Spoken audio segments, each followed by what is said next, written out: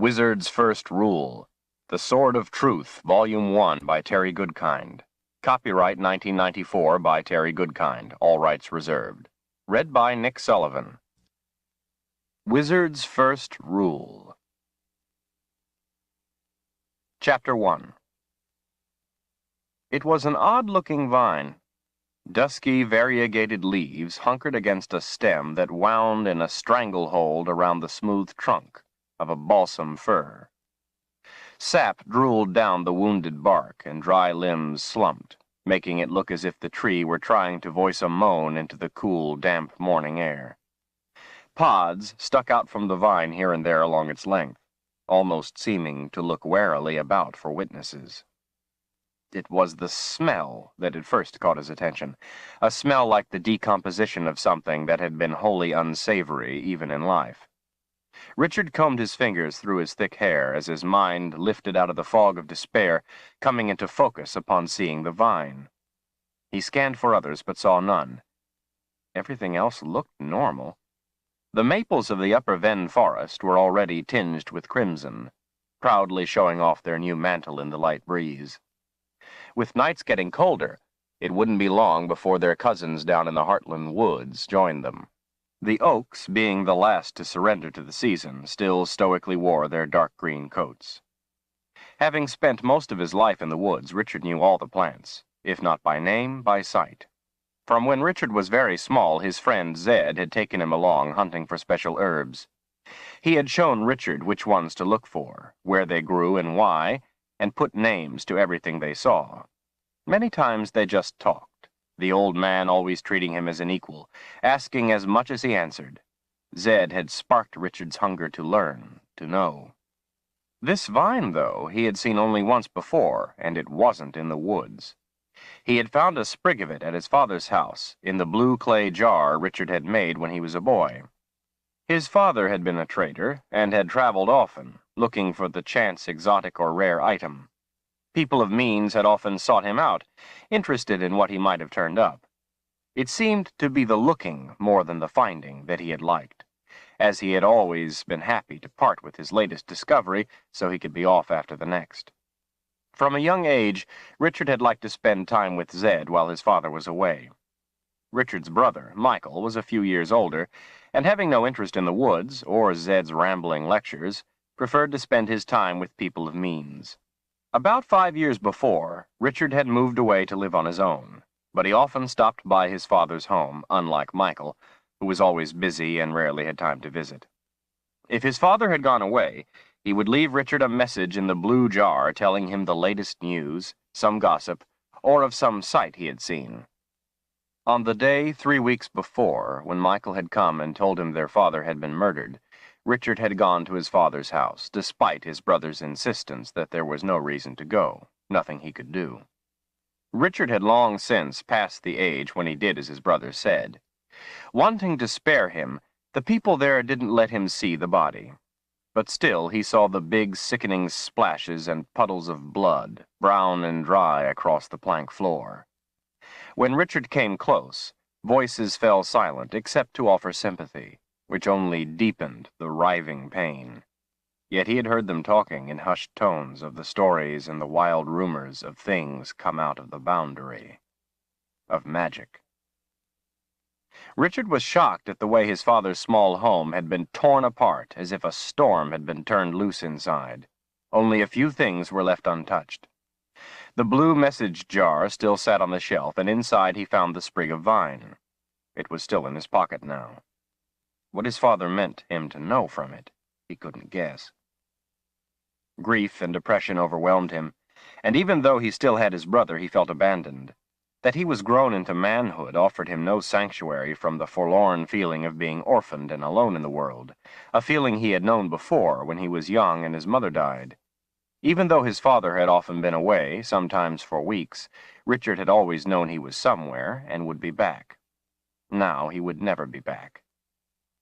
Michael wouldn't let him have anything to do with the search for the killer. He said he had the best trackers in the army looking, and he wanted Richard to stay out of it for his own good. So Richard simply didn't show the vine to Michael, and went off alone every day searching for the vine.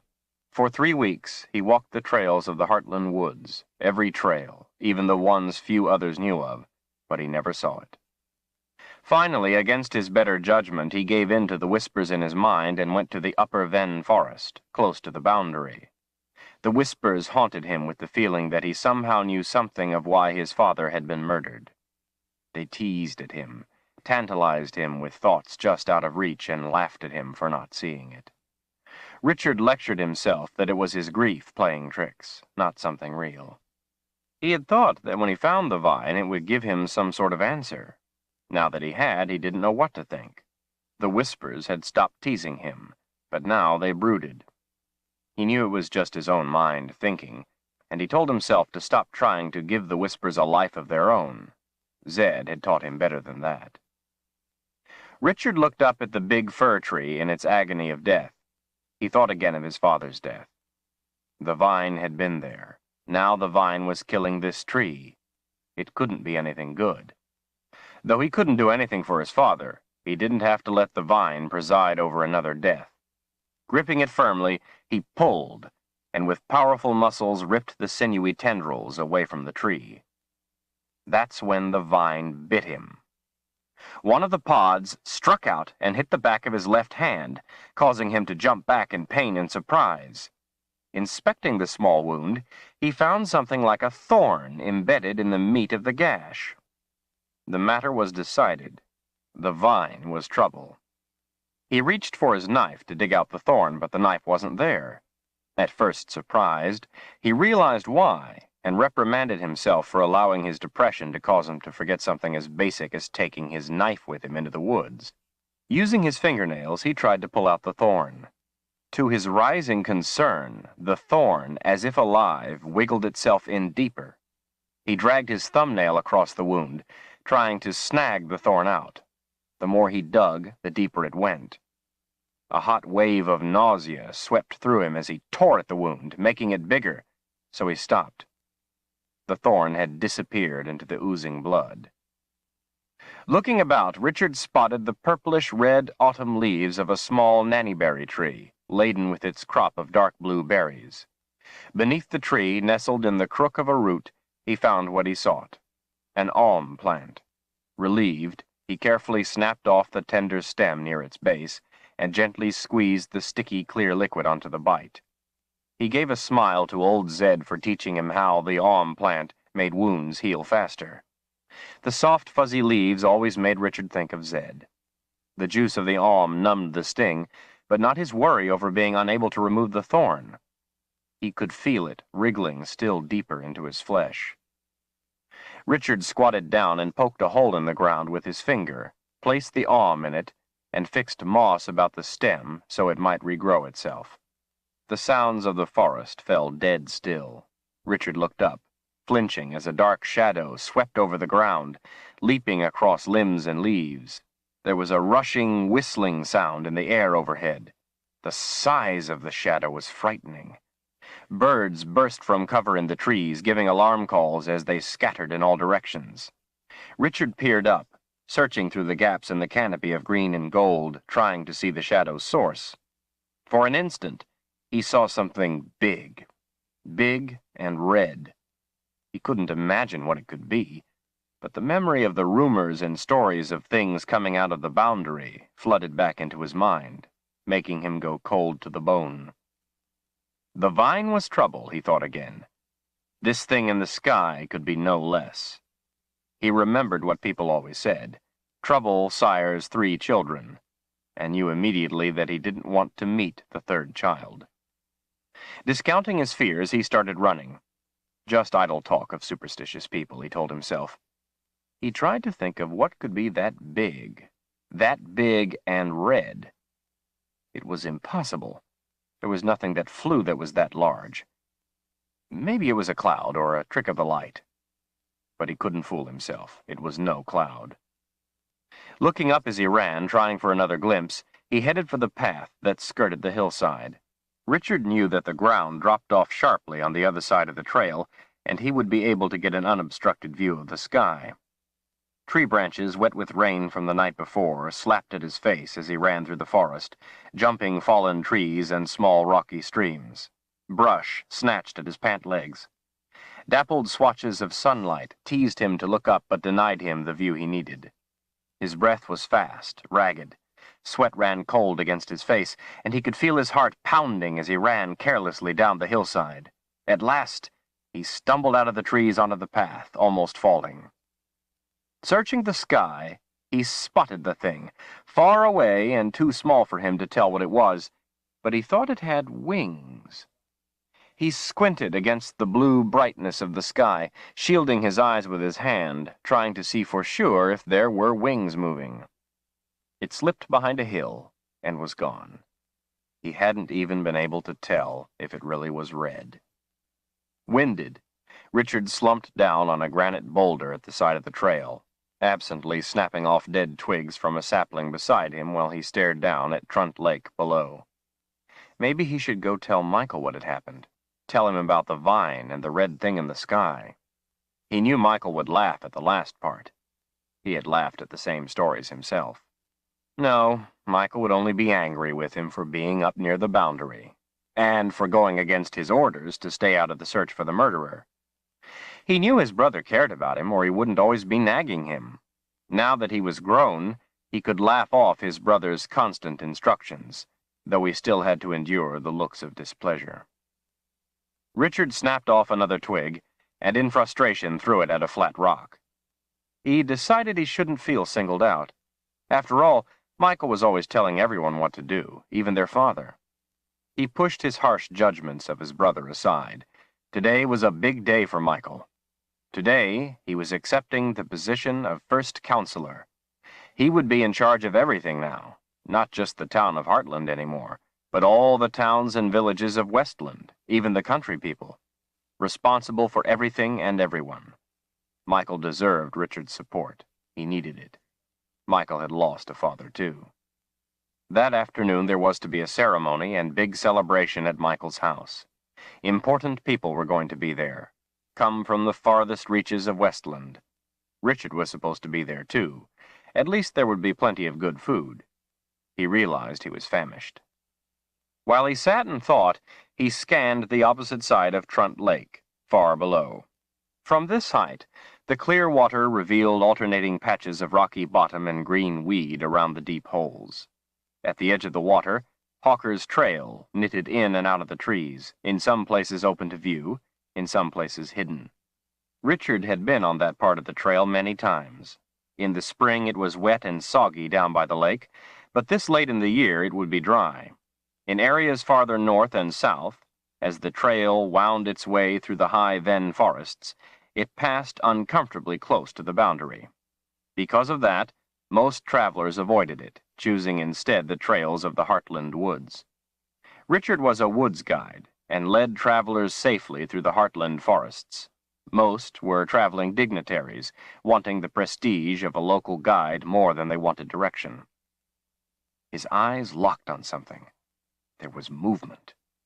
Unsure what it had been, he stared hard at the spot on the far side of the lake.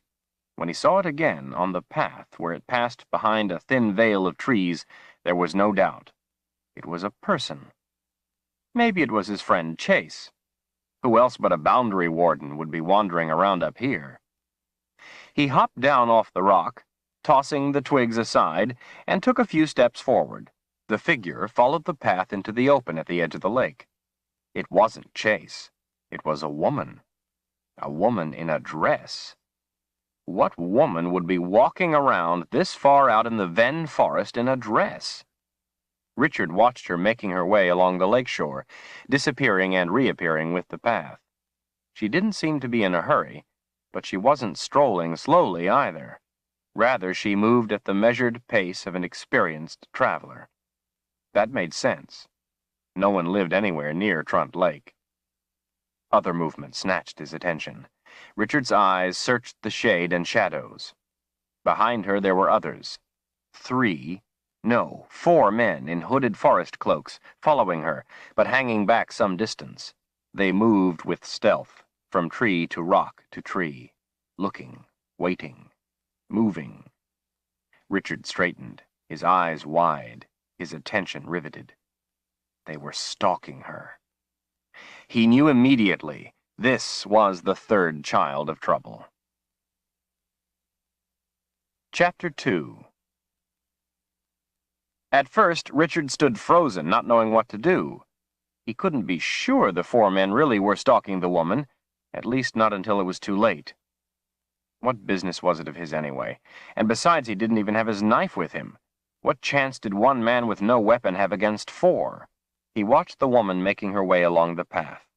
He watched the men follow. What chance did the woman have? He crouched, muscles tight and hard. His heart raced as he tried to think of what he could do. The morning sun was hot on his face, his breathing rapid with fear. Richard knew there was a small cutoff from Hawker's trail somewhere ahead of the woman. Hurriedly, he tried to remember exactly where. The main fork to her left continued around the lake and up the hill to his left, to where he stood and watched. If she stayed on the main trail, he could wait for her, then tell her about the men. Then what? Besides, that was too long. The men would be on her before then. An idea began to take shape. He sprang up and started running down the trail. If he could reach her before the men caught her, and before the cutoff, he could take her up the right fork. That trail led up out of the trees onto open ledges away from the boundary and toward the town of Heartland, toward help. If they were quick, he could hide their tracks. The men wouldn't know that the two of them had taken the side trail. They would think she was still on the main trail, at least for a while, long enough to fool them and lead her to safety. Still winded from the earlier run, Richard panted in labored breaths, running down the trail as fast as he could go. The path had quickly turned back in to the trees, so at least he didn't have to worry about the men being able to see him. Shafts of sunlight flashed by as he raced along. Old pine trees lined the path, leaving a soft mat of needles to cushion his footfalls. After a time, driving himself headlong down the path, he started looking for the side trail. He couldn't be sure how far he had gone. The forest offered no view for a fix, and he didn't remember exactly where the cutoff was. It was small and would be easy to miss. With every bend bringing new hope that this would be the place he found the cutoff, he pushed himself on. He tried to think of what he would say to the woman when he finally reached her. His mind raced as fast as his legs. She might think he was with her pursuers, or be frightened by him, or not believe him. He wouldn't have much time to convince her to go with him, that he wanted to help. Coming over the top of a small rise, he looked anew for the fork, but didn't see it and kept running. Now his breath came in ragged gasps. He knew that if he didn't reach the split before she did, they would be trapped, and their only options would be to outrun the men or to fight. He was too winded for either. That thought drove him on harder. Sweat ran down his back, making his shirt stick to his skin. The coolness of the morning had turned to choking heat, though he knew it was only his exertion that made it seem that way. The forest passed in a blur to each side as he ran. Just before a sharp bend to the right, he came at last to the cutoff, almost missing it. He made a quick search for tracks to see if she had been there and taken the small path. There were none. Relief washed over him. He dropped to his knees and sat back on his heels in exhaustion, trying to catch his breath. The first part had worked. He had beaten her here. Now he had to make her believe him before it was too late. Holding his right hand over a painful stitch in his side and still trying to catch his breath, he started to worry that he was going to look silly. What if it was just a girl and her brothers playing a game? He would be the fool. Everyone but him would have a good laugh. He looked down at the bite on the back of his hand. It was red and throbbed painfully. He remembered the thing in the sky. He thought about the way she had been walking with a sense of purpose, not like a child at play. It was a woman, not a girl. He remembered the cold fear he had felt when he saw the four men. 4 men warily shadowing a woman. The third strange thing to happen this morning. The third child of trouble. No, he shook his head. This was no game. He knew what he had seen. It was no game. They were stalking her. Richard came partway to his feet. Waves of heat rolled from his body. Bent over at the waist with his hands braced on his knees, he took a few deep breaths before straightening to his full height. His eyes fell on the young woman as she came around the bend in front of him. His breath caught for an instant. Her brown hair was full, lush, and long, complementing the contours of her body. She was tall, almost as tall as he, and about the same age. The dress she wore was like none he had ever seen, almost white, cut square at the neck, interrupted only by a small tan leather waist pouch. The weave of the fabric was fine and smooth, almost glistening, and bore none of the lace or frills he was used to seeing, no prints or colors to distract from the way it caressed her form. The dress was elegant in its simplicity. She halted, and long, graceful folds regally trailing her gathered about her legs. Richard approached, and stopped 3 strides away so as not to appear a threat. She stood straight and still, her arms at her side. Her eyebrows had the graceful arch of a raptor's wings in flight. Her green eyes came unafraid to his. The connection was so intense that it threatened to drain his sense of self. He felt that he had always known her, that she had always been a part of him, that her needs were his needs. She held him with her gaze as surely as a grip of iron would, searching his eyes as if searching his soul, seeking an answer to something. "I am here to help you," he said in his mind. He meant it more than any thought he had ever had. The intensity of her gaze relaxed, loosening its hold on him. In her eyes he saw something that attracted him more than anything else: intelligence. He saw it flaring there, burning in her, and through it all he felt an overriding sense of her integrity. Richard felt safe. A warning flashed in his mind, making him remember why he was there, that time was dear. "I was up there," he pointed toward the hill he had been on, "and I saw you." She looked where he pointed. He looked too, and realized he was pointing at a tangle of tree limbs. They couldn't see the hill because the trees blocked the view. He dropped his arm dumbly, trying to ignore the miscue. Her eyes returned to his, waiting. Richard started over, keeping his voice low. "I was up there on a hill above the lake. I saw you walking on the path by the shore. There are some men following you." She betrayed no emotion, but continued to hold his gaze. "How many?" He thought her question strange, but answered it. 4. The color drained from her face. She turned her head, surveying the woods behind her, scanning the shadows briefly, then looked back to him once more, her green eyes searching his. "Do you choose to help me?" Except for her color, her exquisite features gave no hint as to her emotions. Before his mind could form a thought, he heard himself say, "Yes." Her countenance softened. "What would you have us do?" "There's a small trail that turns off here. If we take it, and then stay on this one, we can be away." "And if they don't? If they follow our trail?" "I'll hide our tracks." He was shaking his head, trying to reassure her. "They won't follow. Look, there's no time." "If they do?" She cut him off. "Then what is your plan?" He studied her face a moment. "Are they very dangerous?" She stiffened. "Very." The way she spoke the word made him have to force himself to breathe again. For an instant, he saw a look of blind terror pass across her eyes. Richard ran his fingers through his hair. "Well, the small trail is narrow and sheer. They won't be able to surround us." "Do you have a weapon?" He answered by shaking his head no, too angry with himself for forgetting his knife to voice it aloud. She nodded. "Let's be quick, then." They didn't talk once the decision had been made, not wanting to give away their location. Richard hurriedly concealed their tracks and motioned her to go first, so he would be between her and the men. She didn't hesitate. The folds of her dress flowed behind as she moved quickly at his direction.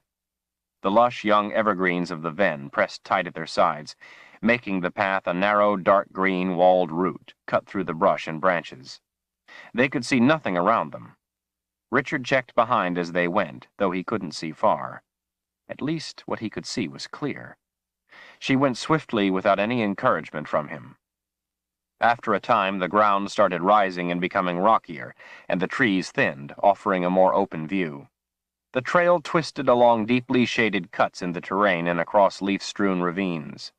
Dry leaves scattered at their passing. Pines and spruce gave way to hardwood trees, mostly white birch, and as the limbs swayed overhead, little patches of sunlight danced on the forest floor. The birch's white trunks with black spots made it look as if hundreds of eyes were watching the two pass. Other than the raucous racket of some ravens, it was a very quiet, peaceful place. At the base of a granite wall that the path followed, he motioned to her, putting a finger over his lips, letting her know they had to step carefully to avoid making sounds that would echo their location. Whenever a raven cawed, he could hear it reverberate through the hills. Richard knew this place. The shape of the rock wall could carry a sound for miles. He pointed to the moss-covered round rocks littering the flat forest floor. He showed her that he meant for the two of them to step on the rocks to avoid snapping sticks hidden under the leaf litter. He moved some leaves to show her sticks hidden there and pretended to break them, then cupped his hand to his ear. She nodded her understanding, lifted her skirts with one hand, and began to step up on the rocks. He touched her arm to make her look back again and mimed slipping and falling to let her know she had to be careful because the moss was slippery. She smiled and nodded again before hurrying on. Seeing her smile was unexpected, and it warmed him, softening the edge of his fear. Richard allowed himself a small dose of confidence about their escape as he stepped from one mossy rock to another. As the path climbed steadily upward, the trees thinned more. The rock, taking over from the soil, offered trees infrequent opportunity to put down roots. Soon the only trees grew in crevices and were gnarled, twisted, and small, wanting to offer no purchase to the wind that could pull them from their meager anchoring. They slipped quietly out of the trees and onto the ledges. The path wasn't always clearly marked, and there were many false trails. She often had to turn to him, and he directed her by pointing or with a nod of his head. Richard wondered what her name was, but his fear of the four men kept him from talking. Even though the trail was steep and hard, he didn't have to slow on her account. She was a strong climber and quick. He saw that she wore good boots of soft leather, the kind of boots worn by one used to traveling. It had been well over an hour since they had come out of the trees, climbing steadily upward into the sun. They were heading east on the ledges before the trail cut back to the west later. The men, if they had followed, would have to look into the sun to see them. Richard kept them crouched as low as possible and checked over his shoulder often as they climbed, scanning for any sign of the men. When he had seen them by Trunt Lake, they were staying well hidden, but it was too open out here for them to hide. He saw nothing and started to feel better. They weren't being followed. The men were nowhere to be seen, and were probably miles down Hawker's trail by now. The farther from the boundary and the closer to town they got, the better he felt. His plan had worked. Seeing no sign that they were being followed, Richard wished they could stop for a rest, as his hand was throbbing, but she gave no sign that she needed or wanted a break. She kept pushing on as if the men were right on their heels. Richard remembered the look on her face when he had asked if they were dangerous, and quickly rejected any thought of stopping. As morning wore on, the day became warm for this late in the year. The sky was a bright, clear blue, with only a few white, wispy clouds drifting by.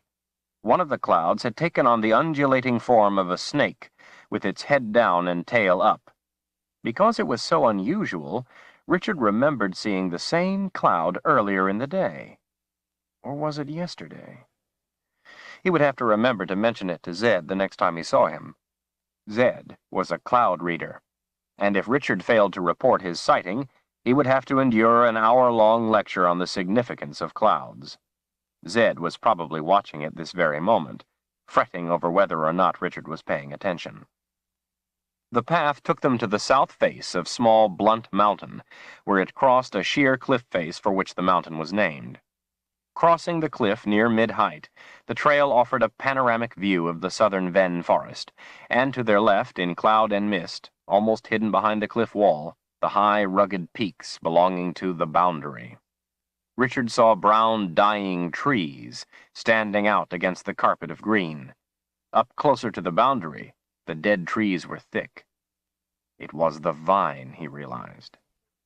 The two of them advanced quickly across the cliff trail. They were so clearly in the open, with no chance to hide, that anyone could spot them easily. But across the cliff, the trail would begin to head down into the Heartland woods, and then into town. Even if the men did figure out their mistake and follow, Richard and the woman had a safe lead. As it neared the far side of the cliff face, the path started to broaden from its treacherous, narrow width to a space wide enough for two to walk side by side. Richard trailed his right hand along the rock wall for reassurance, while looking over the side to the boulder field several 100 feet below. He turned and checked behind. Still clear. As he turned back, she froze in mid-stride, the folds of her dress swirling around her legs. In the trail ahead, that only a moment earlier had been empty, stood two of the men. Richard was bigger than most men. These men were much bigger than he. Their dark green hooded cloaks shaded their faces, but couldn't conceal their heavily muscled bulk. Richard's mind raced, trying to conceive of how the men could have gotten ahead of them. Richard and the woman spun, prepared to run. From the rock above, two ropes dropped down, and the other two men plummeted to the path, landing on their feet with heavy thuds. They blocked any retreat. They were as big as the first two. Buckles and leather straps beneath their cloaks held an arsenal of weapons that glinted in the sunlight. Richard wheeled back to the first two. They calmly pushed their hoods back. Each had thick blonde hair and a thick neck. Their faces were rugged, handsome. "You may pass, boy. Our business is with the girl." The man's voice was deep, almost friendly. Nonetheless, the threat was as sharp as a blade. He removed his leather gloves and tucked them in his belt as he spoke, not bothering to look at Richard. He obviously didn't consider Richard an obstacle. He appeared to be the one in charge, as the other three waited silently while he spoke. Richard had never been in a situation like this before. He had always managed to avoid trouble. He never allowed himself to lose his temper, and could usually turn scowls to smiles with his easy manner. If talk didn't work, he was quick enough and strong enough to stop threats before anyone was hurt, and if need be, he would simply walk away. He knew these men weren't interested in talking, and they clearly weren't afraid of him. He wished he could walk away now. Richard glanced to her green eyes and saw the visage of a proud woman beseeching his help. He leaned closer and kept his voice low but firm. "I won't leave you." Relief washed over her face. She gave a slight nod as she settled her hand lightly on his forearm. "Keep between them. Don't let them all come at me at once," she whispered. "And be sure you aren't touching me when they come." Her hand tightened on his arm, and her eyes held his, waiting for confirmation that he understood her instructions. He didn't understand her reasons, but gave a small nod of agreement. "May the good spirits be with us," she said. She let her hands drop to her sides, turning to the two behind them, her face dead calm, devoid of emotion. "Be on your way, boy." The leader's voice was harder. His fierce blue eyes glared. He gritted his teeth. "Last time offered." Richard swallowed hard. He tried to sound sure of himself. "We will both be passing." His heart felt as if it were coming up into his throat. "Not this day," the leader said with finality. He pulled free a wicked-looking curved knife. The man to his side pulled a short sword clear of the scabbard strapped across his back. With a depraved grin, he drew it across the inside of his muscled forearm, staining the blade red. From behind, Richard could hear the ring of steel being drawn. He was paralyzed with fear. This was all happening too fast. They had no chance. None. For a brief moment, no one moved. Richard flinched when the four gave the howling battle cries of men prepared to die in mortal combat. They charged in a frightening rush. The one with the short sword swung it high, coming at Richard. He could hear one of the men behind him grab the woman as the man with the sword raced toward him. And then, just before the man reached him, there was a hard impact to the air, like a clap of thunder with no sound. The violence of it made every joint in his body cry out in sharp pain. Dust lifted around them. spreading outward in a ring. The man with the sword felt the pain of it too, and for an instant his attention was diverted past Richard to the woman. As he came crashing forward, Richard fell back against the wall, and with both feet hit the man square in the chest as hard as he could. It knocked him clear of the path into midair. The man's eyes went wide in surprise as he dropped backward to the rocks below, the sword still held over his head in both hands. To Richard's shock, he saw one of the other two men from behind him falling through space too, his chest ripped and bloody. Before Richard could give it a thought, the leader with the curved knife charged past, intent on the woman. He hammered the heel of his free hand into the center of Richard's chest. The jolt knocked the wind out of him and flung him hard against the wall, smacking his head against the rock. As he fought to remain conscious, his only thought was that he had to stop the man from getting to her. Summoning strength he didn't know he had, Richard snatched the leader by his husky wrist and spun him around. The knife came around in an arc toward him. The blade flashed in the sunlight. There was a savage hunger in the man's blue eyes. Richard had never been so afraid in his life. In that instant, he knew he was about to die. Seemingly from out of nowhere, the last man with a short sword covered in gore smashed into the leader, driving his sword through the other's gut, slamming the wind out of him. The collision was so fierce, it carried both over the side of the cliff. All the way down, the last man howled in a cry of rage that ended only when they met the boulders below. Richard stood stunned, staring over the edge. Reluctantly, he turned to the woman, afraid to look, terrified he would see her gashed open and lifeless. Instead, she was sitting on the ground, leaning against the cliff wall, looking drained but unhurt. Her face had a faraway look. It was all over so fast he couldn't understand what had happened or how. Richard and the woman were alone in the sudden silence. He slumped down beside her on rock warm from the sun. He had a powerful headache from having his head whacked on the wall. Richard could see she was all right, so he didn't ask. He felt too overwhelmed to talk, and could sense the same in her. She noticed blood on the back of her hand and wiped it off on the wall, adding it to the red splatters already there. Richard thought he might throw up. He couldn't believe they were alive. It didn't seem possible. What was the thunder without sound, and the pain he felt when it had happened? He had never felt anything like it before. He shuddered, recalling it. Whatever it was, she had something to do with it, and it had saved his life. Something unearthly had occurred, and he wasn't at all sure he wanted to know what it was. She leaned her head back against the rock, rolling it to the side toward him. "I don't even know your name. I wanted to ask before, but I was afraid to talk." She vaguely indicated the drop-off. "I was so frightened of them, I didn't want them to find us." He thought maybe she was about to cry and looked over at her. She wasn't, but he felt that he might. He nodded his understanding of what she said about the men. "My name is Richard Cypher." Her green eyes studied his as he looked over at her, the light breeze carrying some wisps of hair across her face. She smiled. "There are not many who would have stood with me." He found her voice as attractive as the rest of her. It matched the spark of intelligence in her eyes. It almost took his breath away. "You are a very rare person, Richard Cypher." To his intense displeasure, Richard felt his face flush. She looked away, pulling the strands of hair off her face, and pretended not to notice his blushing. "I am—" She sounded as if she was going to say something she then thought better of. She turned back to him.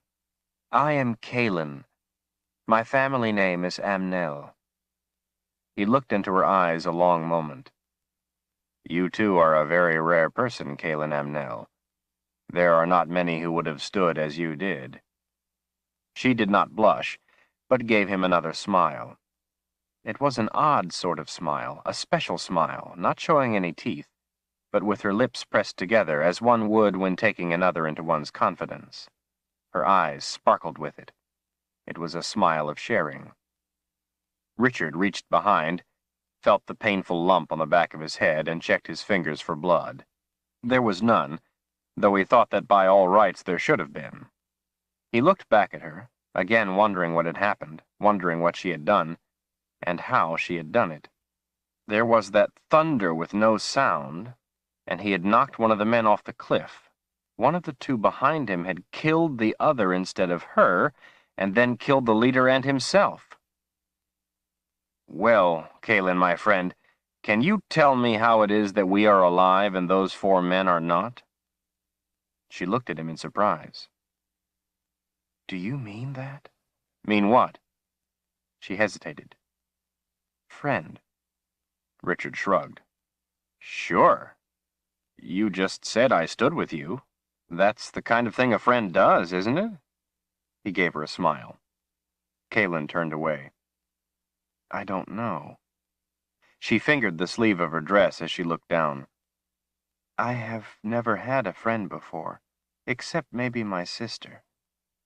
He felt the pain in her voice. "Well, you have one now," he said in his most cheerful tone.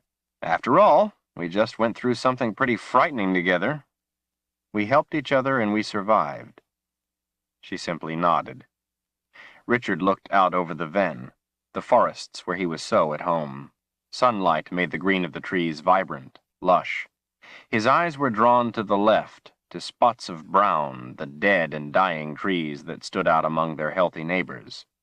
Until that morning, when he found the vine and it bit him, he had had no idea that the vine was up by the boundary, spreading through the woods.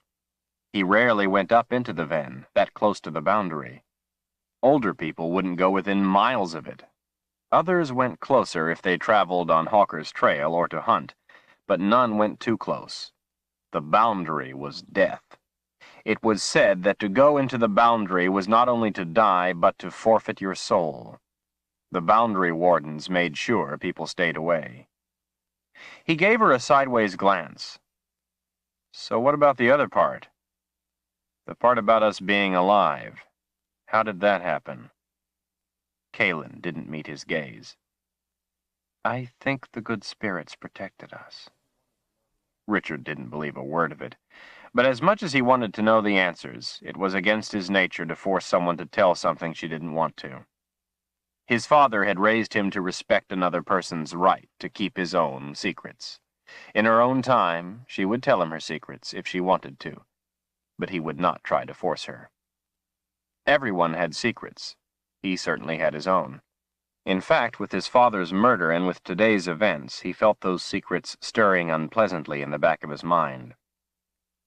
"Kalin," he said, trying to make his voice sound reassuring, "being a friend means you don't have to tell me anything you don't want to, and I'll still be your friend." She didn't look at him, but nodded her agreement. Richard got to his feet. His head hurt, his hand hurt, and now he realized his chest hurt where the man had hit him. To top it off, he remembered he was hungry. Michael! He had forgotten about his brother's party. He looked at the sun and knew he was going to be late. He hoped he wouldn't miss Michael's speech. He would take Kalin, tell Michael about the men, and get some protection for her. He held out his hand to help her up. She stared at it in surprise. He continued to hold it out for her. She gazed up into his eyes and took the hand. Richard smiled. "Never had a friend give you a hand up before?" She averted her eyes. "No." Richard could tell she felt uncomfortable, so he changed the subject. "When's the last time you had something to eat?" 2 days ago, she said without emotion. His eyebrows went up. "Then you must be even more hungry than I am. I'll take you to my brother." He peered over the edge of the cliff. "We'll have to tell him about the bodies. He'll know what to do." He turned again to her. "Kalin, do you know who those men were?" Her green eyes turned hard.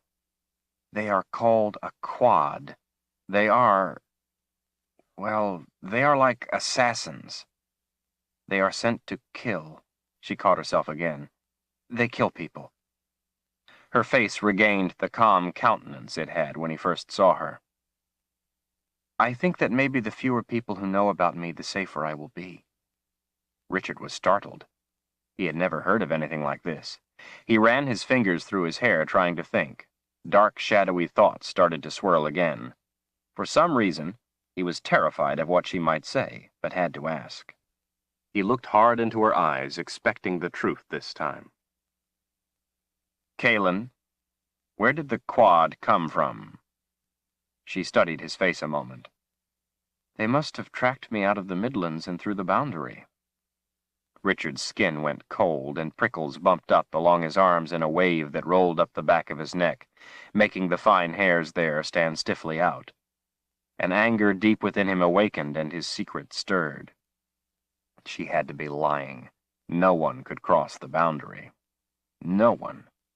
No one could go into or come out of the Midlands. The boundary had sealed it away since before he was born. The Midlands was a land of magic. Chapter 3. Michael's house was a massive structure of white stone, set back quite a distance from the road.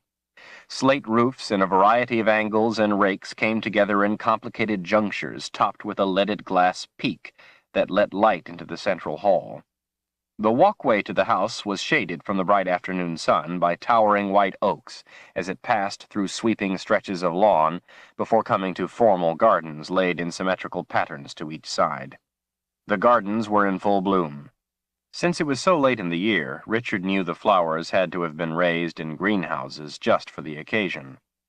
People in fine clothes strolled the lawns and gardens, making Richard feel suddenly out of place. He knew he must look a mess in his dirty, sweat-stained forest garb, but he hadn't wanted to waste the time going out of his way to his house to get cleaned up. Besides, he was in a dark mood, and didn't much care how he looked. He had more important things on his mind. Kalen, on the other hand, didn't look so out of place. The unusual but striking dress she wore belied the fact that she, too, had just walked out of the woods. Considering how much blood there had been up on Blunt Cliff, he was surprised that she didn't have any on her. She had somehow managed to stay clear while the men killed each other. When she had seen how upset he had become, when she had told him she had come through the boundary from the Midlands, she had fallen silent on the subject. Richard needed time to think about it, and hadn't pressed. Instead, she asked him about Westland, what the people were like, and where he lived. He told her about his house in the woods, how he liked living away from town, and that he was a guide for travelers through the Heartland woods on their way to or from the town itself. "Does your house have a fireplace?" she had asked. "It does." "Do you use it?" "Yes, I cook on it all the time," he had told her. "Why?" She had merely shrugged as she looked off to the countryside. "I just miss sitting in front of a fire, that's all." As unsettling as the day's events had been, on top of his grief, it felt good to have someone to talk to, even if she did dance around her secrets. "Invitation, sir?" someone called in a deep voice from the shade beside the entry. Invitation? Richard spun around to see who had addressed him and was met by a mischievous grin. Richard broke into a grin of his own. It was his friend, Chase. He clasped hands with the boundary warden in a warm greeting. Chase was a big man, clean-shaven with a head of light brown hair that showed no sign of receding, but instead gave way to age by going gray at the sides. Heavy brows shaded intense brown eyes that stole slowly about, even as he talked, and saw everything. This habit often gave people the impression, a seriously mistaken impression, that he wasn't paying attention. Despite his size, Richard knew him to be frighteningly quick when there was need. Chase wore a brace of knives to one side of his belt and a six-bladed battle mace to the other. The hilt of a short sword stood above his right shoulder, and a crossbow with a full complement of barbed, steel-tipped bolts hung from a leather strap on his left. Richard lifted an eyebrow. "Looks like you plan on getting your share of the food." The grin left Chase's face. "Not here as a guest." His gaze settled on Kalen. Richard felt the awkwardness. He took Kalen's arm and drew her forward. She came easily, unafraid. "Chase, this is my friend, Kalen." He gave her a smile. "This is Del Brandstone. Everyone calls him Chase. He's an old friend of mine. We're safe with him." He turned back to Chase. "You can trust her, too." She looked at the big man and gave him a smile and nod of acknowledgement. Chase nodded once to her, the matter settled, Richard's word being all the reassurance he needed. His eyes scanned the crowd, lingering on various people, checking their interest in the three of them. He pulled them both away from the sunlit openness of the steps and into the shade off to the side. "Your brother called in all the boundary wardens." He paused, taking another look around. "To be his personal guards." "What? That doesn't make any sense." Richard was incredulous. "He has the Home Guard and the Army. What does he need a few boundary wardens for?" Chase rested his left hand on one of the knife handles. "What indeed?" His face gave no hint of emotion. It rarely did. "Could be he just wants us around for effect. People are afraid of the wardens. You've been away to the woods since your father was killed, not that I'm saying I wouldn't do the same if I were you. All I'm saying is you haven't been around. Strange things have been going on, Richard. People coming and going in the night. Michael calls them concerned citizens. He's been talking some nonsense about plots against the government. He has the wardens all over the grounds." Richard looked around, but didn't see any. He knew that didn't mean anything. If a boundary warden didn't want to be seen, he could be standing on your foot and you wouldn't be able to find him. Chase drummed his fingers on a knife handle as he watched Richard's eyes scan about. "My boys are out there, take my word." "Well, how do you know Michael isn't right? What with the father of the new first counselor being murdered and all?" Chase gave his finest look of disgust. "I know every little slime in Westland. There's no plot. Might be a bit of fun to be had if there were, but I think I'm just part of the decoration. Michael said I should stay visible." His expression sharpened. "And about your father's murder, well, George Cypher and I go way back. Way back to before when you were born. Back to before the boundary. He was a good man. I was proud to call him friend." Anger heated in his eyes. "I've twisted a few fingers." He shifted his weight, taking another look around before bringing his fierce expression back to Richard. "Twisted hard. Hard enough to cause their owners to spit out their own mother's name if it had been the right one. No one knows a thing. And believe me, if they did, they would have been happy to have shortened our conversation. First time I've ever chased anyone and not been able to get even a whiff." He folded his arms, and his grin came back as he eyed Richard up and down. "Speaking of slime, what have you been about? You look like one of my customers." Richard glanced to Kalen, and then back to Chase. "We were up in the high ven." Richard lowered his voice. "We were attacked by 4 men. Chase raised an eyebrow. "Anyone I would know?" Richard shook his head. Chase frowned. "So where did these 4 fellows go after they jumped you?" "You know the trail across Blunt Cliff?" "Of course." "They're on the rocks at the bottom. We're going to have a talk." Chase unfolded his arms and stared at the two of them. "I'll have a look." His eyebrows knitted together. "How do you manage it?" Richard exchanged a quick glance with Kalen and looked back to the boundary warden. "I think the good spirits protected us." Chase shot them each a suspicious glare. "That so? Well, better not to tell Michael about this right now. I don't think he believes in good spirits." He studied both their faces hard. "And if you think there's a need, you two come stay at my place. You'll be safe enough there." Richard thought about all of Chase's children and knew he didn't want to endanger them, but he didn't want to argue the point either, so he just nodded. "We better get in there. Michael is sure to be missing me." "One more thing," Chase said. "Zed wants to see you. He's in a big fret about something, says it's real important." Richard looked up over his shoulder and saw the strange, snake-like cloud. "I think I need to see him, too." He turned and started to leave. "Richard," Chase said with a look that would have withered anyone else. "Tell me what you were doing in the high ven." Richard didn't shy away. "Same as you." trying to get a whiff. Chase's hard face softened, and a hint of his smile came back. "Get one?" Richard nodded as he held up his red, sore left hand. "And it bites." The two turned and melted into the crowd entering the house, moving through the entry, across white marble floors to the elegant central meeting hall. Marble walls and columns glowed with a cold, eerie cast where the sunlight streaming in from above touched them. Richard had always preferred the warmth of wood, but Michael had maintained that anyone could go out and make what they wanted from wood. But if you wanted marble, you had to hire a lot of people who lived in wood houses to do the work for you. Richard remembered a time before their mother died when he and Michael played in the dirt, building houses and forts with sticks. Michael had helped him then. He wanted so much for Michael to help him now. People Richard recognized greeted him, getting only a wooden smile or a quick handshake. Since Kaylin was from a strange land, Richard was a little surprised to see how comfortable she was around all the important people. It had already occurred to him that she, too, must be someone important. Gangs of assassins didn't hunt down unimportant people. Richard found it difficult to smile at everyone. If the rumors about things coming out of the boundary were true, then all of Westland was in danger.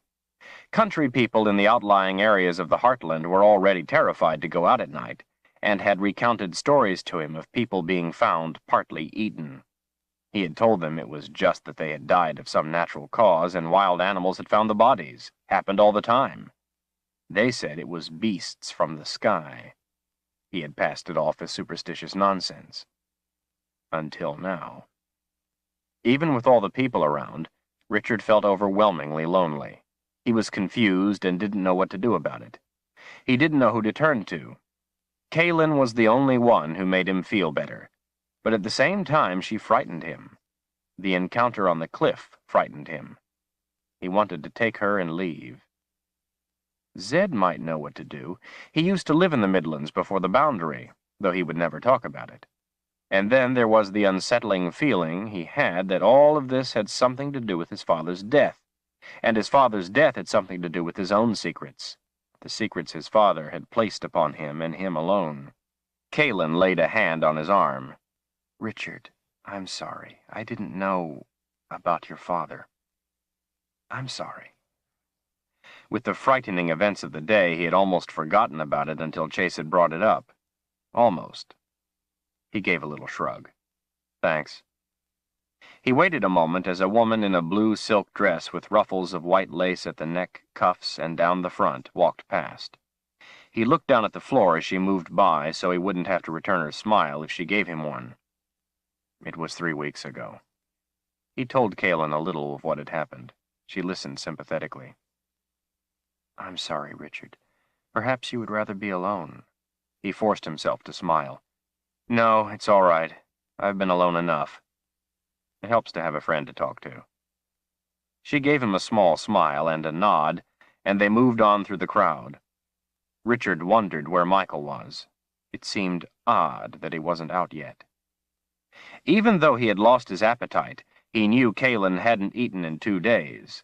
With all the tempting food around, he decided she must have remarkable self-control. The delicious smells were starting to change his mind about his appetite. He leaned closer to her. "Hungry?" "Very." He guided her over to a long table with food piled in tiers. There were large steaming platters of sausages and meats, boiled potatoes, dried fish of several kinds, grilled fish, chicken, turkey, mounds of raw vegetables sliced into strips, big tureens of cabbage and sausage soup, onion soup, and spice soup, platters of breads, cheeses, fruits, pies, and cakes, and casks of wine and ale. Servants were constantly coming and going to keep the platters full. Kaylin scrutinized them. "Some of the serving girls have long hair. That is allowed?" Richard looked around, a little bewildered. "Yes. Anyone can have any kind of hair they want. Look." He held his arm close to his chest and pointed as he leaned toward her. "Those women over there are counselors. Some have short hair, some have long. Whatever you want." He looked at her out of the corner of his eye. "Do people tell you to cut your hair?" She lifted an eyebrow to him. "No. No one has ever asked me to cut my hair. It is simply that where I come from, the length of a woman's hair has a certain social significance. Does that mean you are someone of considerable standing? He took the edge off the question with a playful smile. Seeing as how you have such long, beautiful hair, I mean. She gave him back a small smile devoid of joy. Some think so. I could only expect that after this morning the thought had entered your mind. We all can be only what we are, nothing more or less. Well, if I ask anything a friend shouldn't, just kick me. Her smile brightened into the same tight-lipped one she had given him before, the smile of sharing. It made him grin. He turned to the food and found one of his favorites, small ribs with a spice sauce, put a few on a small white plate, and handed it to her. Try these first. They're my most treasured. Kalen held the dish at arm's length, eyeing it suspiciously. What creature's meat is this? It's pork, he said, a little surprised. You know, from a pig. Try it. It's the best thing here, I promise. She relaxed, brought the plate close, and ate the meat. He ate a half-dozen himself, savoring every bite. He put some sausages on their plates. Here, have some of these, too. Her suspicion flared anew. What are they made of? Pork and beef, some spices. I don't know what kinds. Why? There are some kinds of things you don't eat? Some kinds, she said non-committally before eating a sausage. May I have some spice soup, please? He ladled the soup into a fine white bowl with a gold rim and traded it for her plate. She took the bowl in both hands and tried it. A smile came to her face.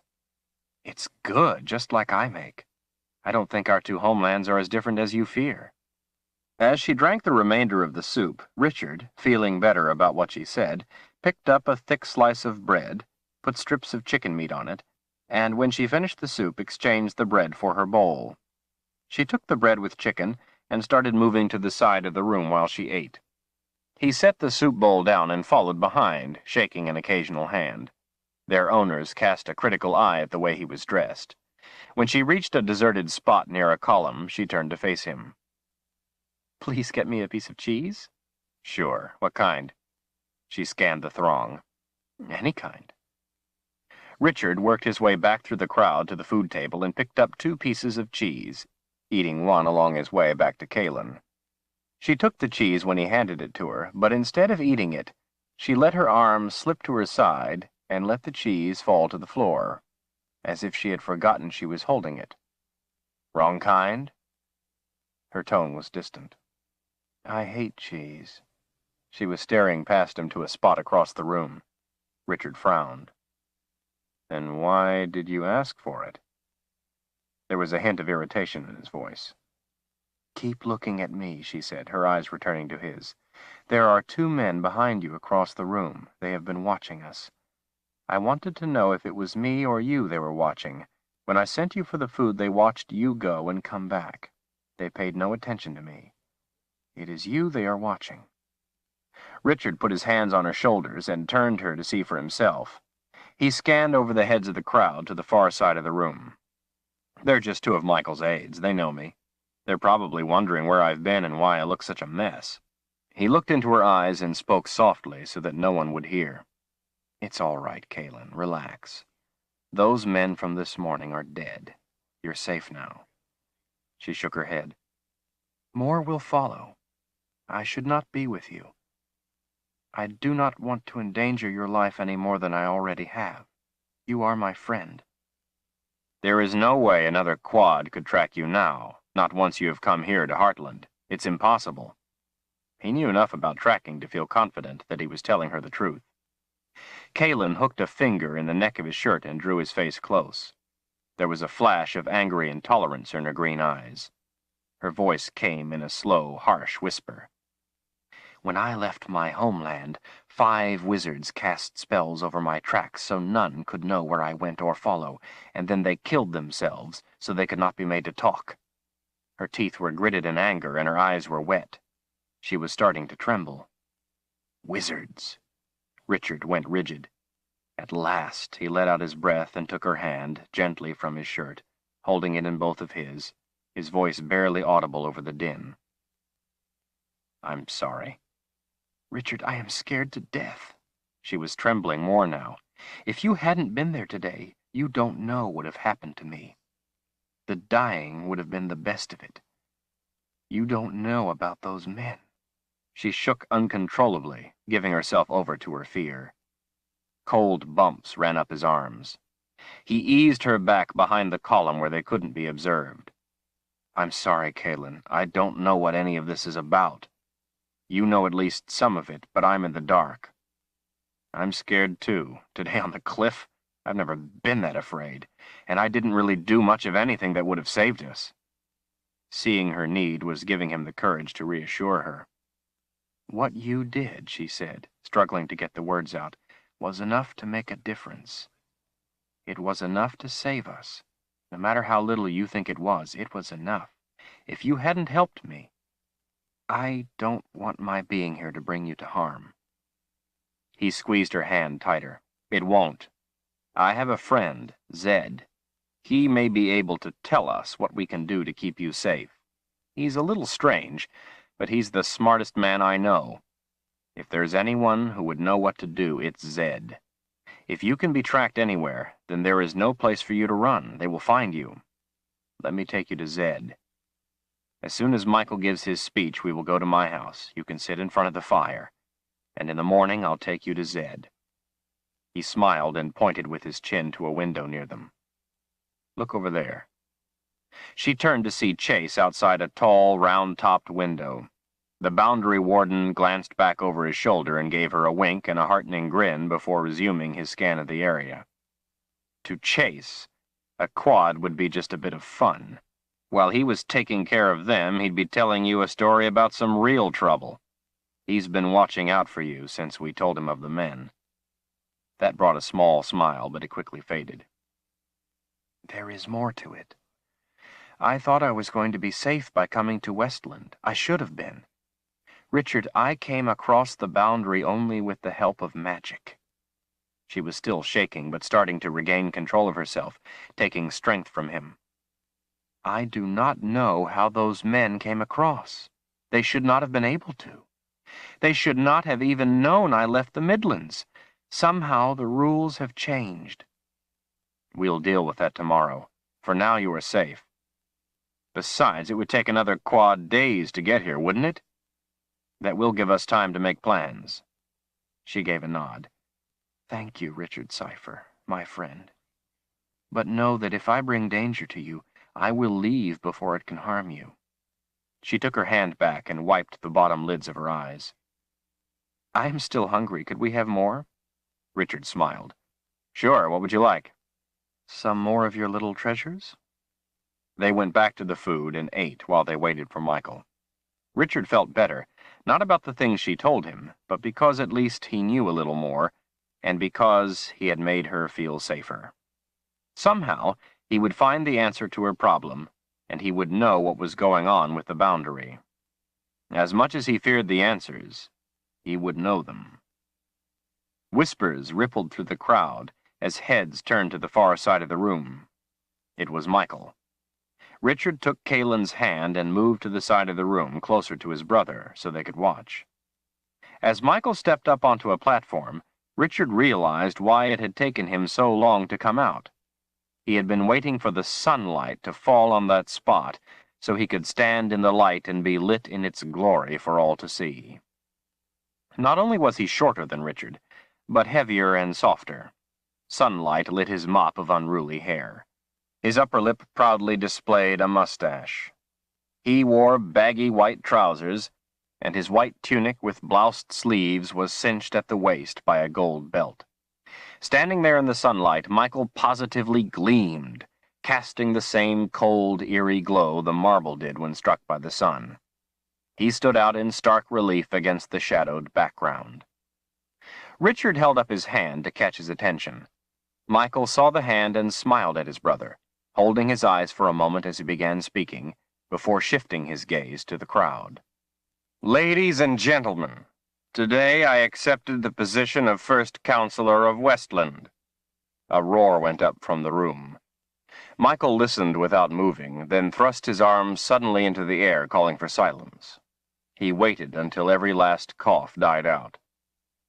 The counselors from all of Westland selected me to lead us in these times of challenge because I have the courage and vision to take us into a new era. Too long we have lived looking to the past and not to the future. Too long we have chased old ghosts and been blind to new callings. Too long we have listened to those who would seek to drag us into war and ignored those who would guide us on a path to peace. The crowd went wild. Richard was dumbfounded.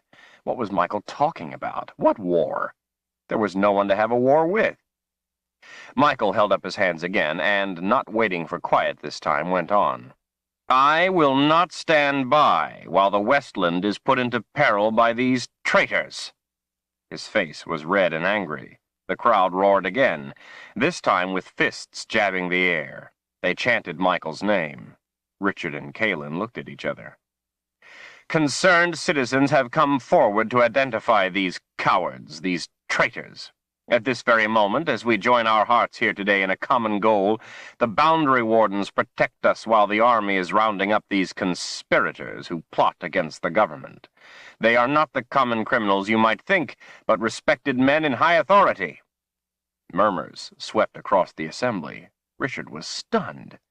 Could it be true? A conspiracy? His brother hadn't gotten where he was by not knowing what was going on. Men in high authority. That would certainly explain why Chase didn't know anything about it.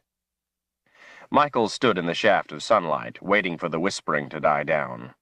When he began again, his voice was low and warm. But that is past history. Today, we look to our new course. One reason I was chosen as first counselor is because, being a Heartlander, I have lived my life in the shadow of the boundary. A shadow that has shaded all our lives. But that is looking to the past. The light of a new day always chases the shadows of the night away, and shows us that the shape of our fears is only the ghost of our own minds. We must look forward to a day when the boundary will no longer be there, for nothing lasts forever, does it? And when that day comes, we must be ready to extend a hand of friendship and not a sword, as some would have us do. That only leads to the futility of war and needless dying. Should we be wasting our resources preparing to do battle with a people we have been long separated from, a people who were the ancestors to many of us here? Should we be ready to do violence to our brothers and sisters simply because we don't know them? What a waste. Our resources should be spent eliminating the real suffering around us. When the time comes, maybe not in our lifetime, but it will come, we should be ready to welcome our long-separated brothers and sisters. We must not join only the two lands, but all three. For someday, just as the boundary between Westland and the Midlands will fade away, so too will the second boundary between the Midlands and Dahara, and all three lands shall be one. We can look to a day when we can share the joy of reunion, if we have the heart. And that joy will spread from here, today, in Heartland. This is why I have moved to stop those who would plunge us into war with our brothers and sisters, merely because someday the boundaries will fade away. This does not mean we don't need the army, for we can never know what real threats lie in our path to peace, but we know there is no need to invent them. Michael swept his hand out over the crowd. We, in this room, are the future. It is your responsibility as counselors of Westland to carry the word throughout the country. Take our message of peace to the good people. They will see the truth in your hearts. Please help me. I want our children and our grandchildren to be the beneficiaries of what we lay down here today. I want us to set a course for peace to carry us into the future, so when the time comes, future generations will benefit and thank us. Michael stood with his head bowed, and both his fists held tightly to his chest. The sunlight glowed about him. The audience was so moved that they stood in absolute silence. Richard saw men in tears and women weeping openly. All eyes were on Michael, who stood still as stone. Richard was stunned. He had never heard his brother speak with such conviction or eloquence. It all seemed to make such sense. After all, here he stood with a woman from across the boundary, from the Midlands, and she was already his friend. But then, 4 others had tried to kill him. No, not exactly, he thought. They wanted to kill her. He was just in the way. They had offered to let him go, and it was his decision to stand and fight. He had always been fearful of those from across the boundary, but now he was friends with one, just as Michael said. He was starting to see his brother in a new light. People had been moved by Michael's words in a way Richard had never witnessed. Michael was pleading for peace and friendship with other peoples. What could be wrong with that? Why did he feel so uneasy? "And now to the other part," Michael continued, "to the real suffering around us. While we have worried about the boundaries that have not harmed a single one of us, many of our families, friends, and neighbors have suffered and died. Tragic and needless deaths in accidents with fire." Yes, that is what I said. Fire. People mumbled in confusion. Michael was starting to lose his bond with the crowd. He seemed to expect it. He looked from face to face, letting the confusion build. And then dramatically he thrust his hand out, his finger pointing at Richard. "There!" he screamed. Everyone turned as one. Hundreds of eyes looked at Richard. "There stands my beloved brother." Richard tried to shrink. "My beloved brother who shares with me," he pounded a fist to his chest, "the tragedy of losing our own mother to fire. Fire took our mother from us when we were young, and left us to grow up alone without her love and care, without her guidance. It was not some imagined enemy from across a boundary that took her, but an enemy of fire. She couldn't be there to comfort us when we hurt, when we cried in the night, and the thing that wounds the most is that it didn't have to be." Tears, glistening in the sunlight, ran down Michael's cheeks.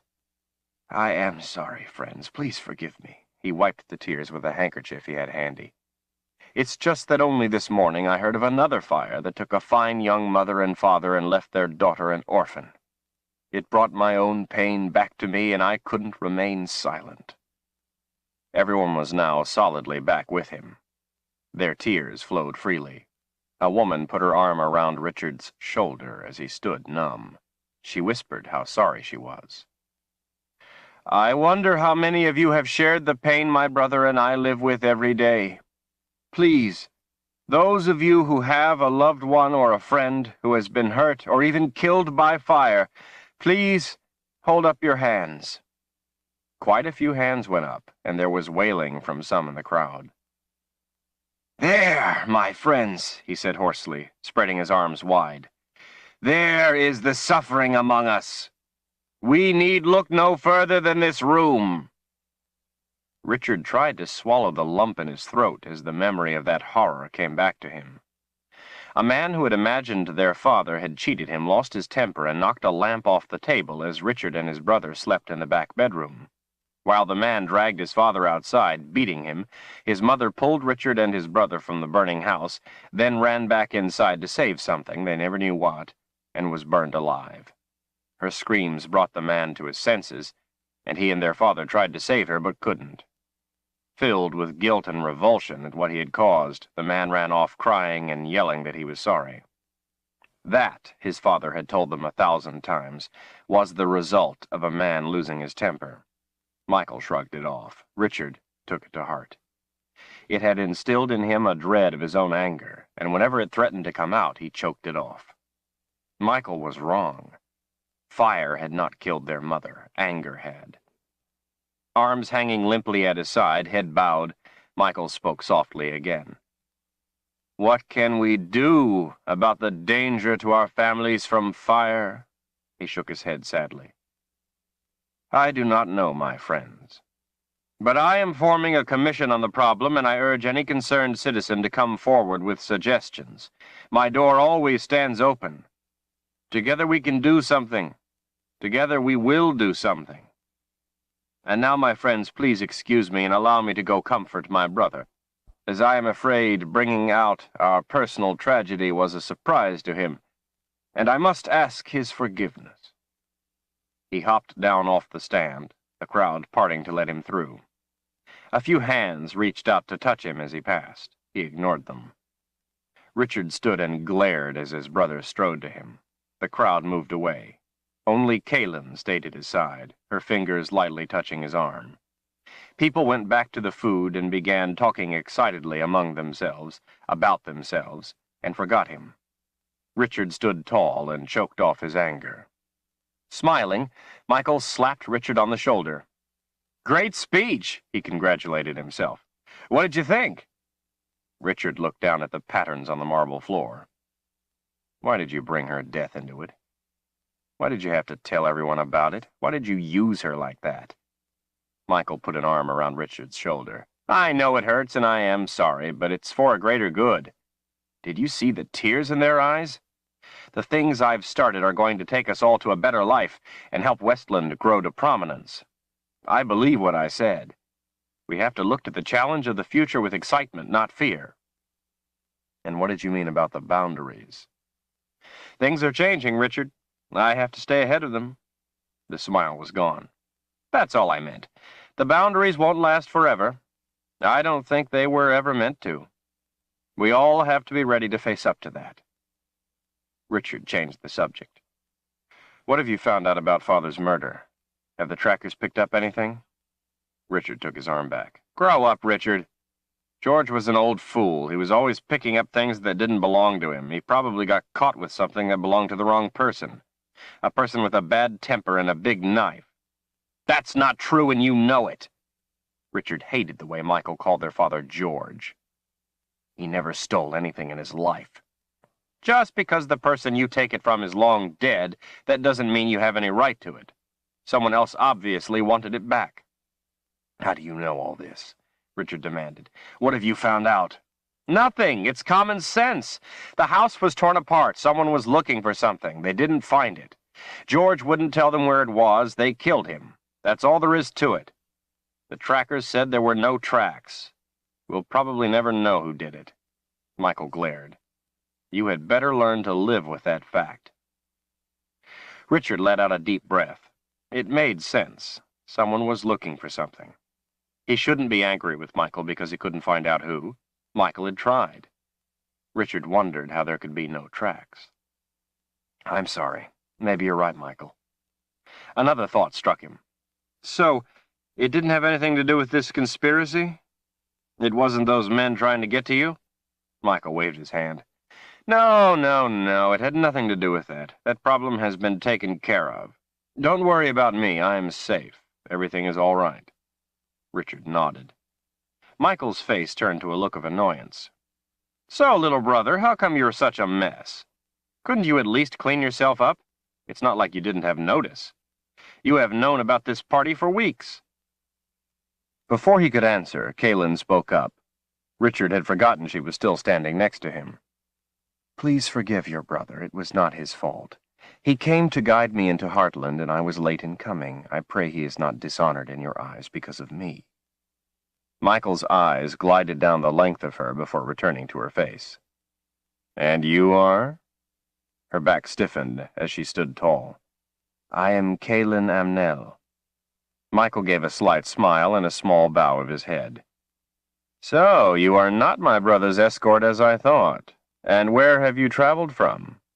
"It is a small place far away. I am sure you would not know of it." Michael didn't challenge the answer, but turned to his brother instead. "You will stay the night?" "No, I have to go see Zed. He's been looking for me." Michael's smile melted. "You should keep better friends. No good can come of spending your time with that contrary old man." He turned back to Kaylin. "You, my dear, will be my guest tonight." "I have other arrangements," she said warily. Michael reached around her with both arms, cupped both hands to her bottom, and pulled the lower half of her body hard against him, his leg pressed between her thighs. "Change them." His smile was as cold as winter night. "Remove your hands." Her voice was hard and dangerous. Each stared into the other's eyes. Richard was dumbfounded. He couldn't believe what his brother was doing. "Michael, stop it!" They both ignored him and continued to confront one another, faces close, eyes locked together. Richard stood next to them, feeling helpless. He could sense that both wanted him to stay out of it. His body tensed, muscles hard, readying to disregard the feeling. "You feel good," Michael whispered. "I think I could fall in love with you." Kaylin's breathing was slow and restrained. "You do not know the half of it." Her voice was even and controlled. "Now remove your hands." When he did not, she slowly placed the fingernail of her first finger on his chest, just below the hollow at the base of his neck. As they glared at each other, she slowly, ever so slowly, began to drag her fingernail downward, ripping his flesh open. Blood ran down skin in rivulets. For a brief moment, Michael didn't move, but then his eyes could not disguise the pain. He flung open his arms and staggered back a step. Without looking back, Kaylin stormed out of the house. Richard gave his brother an angry glare he could not suppress and followed her out. Chapter 4. Richard ran down the walkway to catch up with her. Kaylin's dress and long hair flowed behind as she marched along in the late afternoon sunlight. When she reached a tree, she stopped and waited. For the second time that day, she wiped blood off her hand. As he touched her shoulder, she turned, her calm face showing no emotion. "Kaylin, I'm sorry."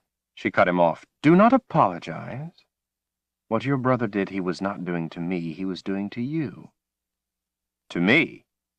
What do you mean?" "Your brother is jealous of you." Her face softened. "He is not stupid, Richard.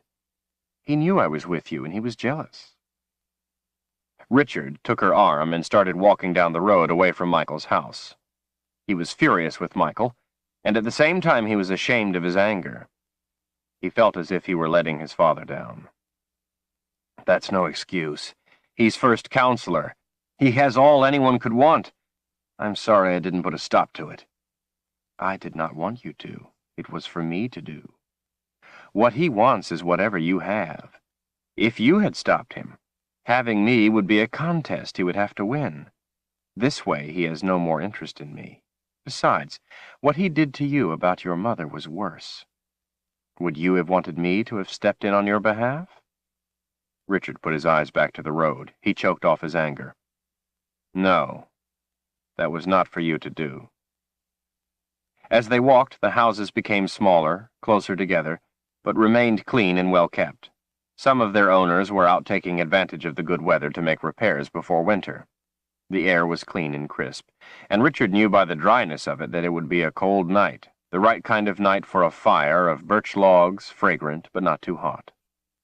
The white-fenced yards gave way to larger garden plots in front of small cottages set farther back from the road. As he walked, Richard plucked an oak leaf from a branch hanging close to the road. "You seem to know a lot about people. You're very perceptive. I mean about why they do what they do." She shrugged. "I guess." He tore little pieces off the leaf. "Is that why they hunt you?" She looked over as they walked, and when his eyes came to her, she answered, "They hunt me because they fear truth. One reason I trust you is because you do not." He smiled at the compliment. He liked the answer, even though he wasn't sure what it meant. "You aren't about to kick me, are you?" A grin came to her face. "You are getting close."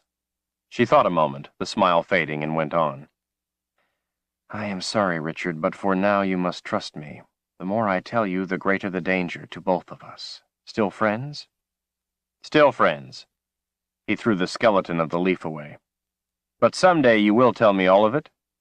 She nodded. "If I can, I promise I will." "Good," he said cheerfully. "After all, I am a seeker of truth." Kaylin jerked to a halt, grabbed his shirt sleeve, and spun him to face her wide eyes. "Why did you say that?" she demanded.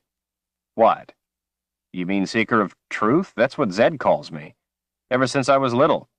He says I always insist on knowing the truth of things, so he calls me seeker of truth." He was surprised by her agitation. His eyes narrowed. Why? She started walking again. Never mind. Somehow, he seemed to have broached a sensitive subject. His need to know the answers started to shoulder its way around in his mind. They hunted her because they feared truth, he thought, and she became upset when he said he was a seeker of truth. Maybe she had become upset, he decided, because it made her fear for him, too. Can you at least tell me who they are? Those who hunt you? She continued to watch the road as she walked next to him. He didn't know if she was going to answer him, but at last she did. They are the followers of a very wicked man. His name is Darken Rawl. Please do not ask me any more for now. I do not wish to think of him. Darken Rawl. So, now he knew the name. The late afternoon sun was behind the hills of the Heartland woods, allowing the air to cool as they passed through gently rolling hills of hardwood forest. They didn't talk. He didn't care to talk anyway, as his hand was hurting and he was feeling a little dizzy.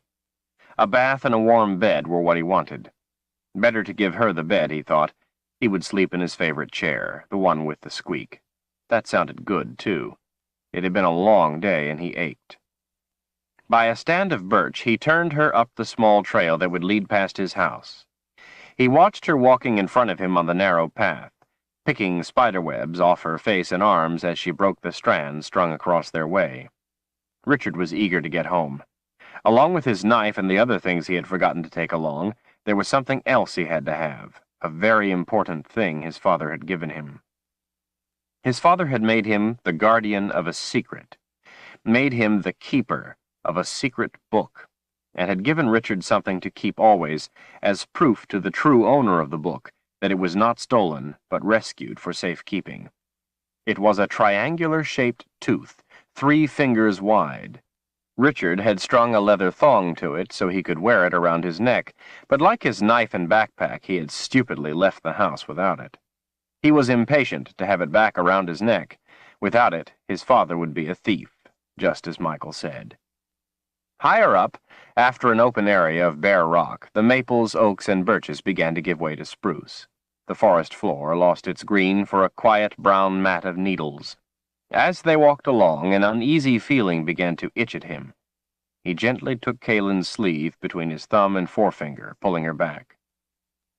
"Let me go first," he said quietly. She looked at him and obeyed without question. For the next half hour he slowed the pace, studying the ground and inspecting every branch close to the trail. Richard stopped at the base of the last ridge before his house and squatted them down beside a patch of ferns. "What's wrong?" she asked. He shook his head. "Maybe nothing," he whispered, "but someone has been up the trail this afternoon."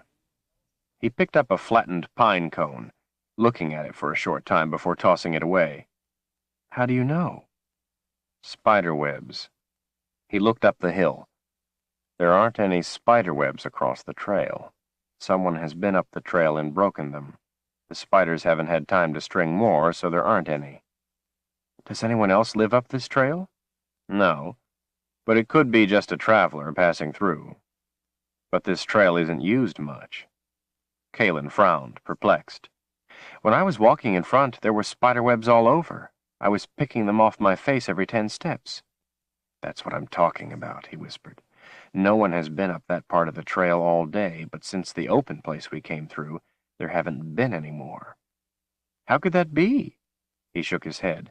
"I don't know.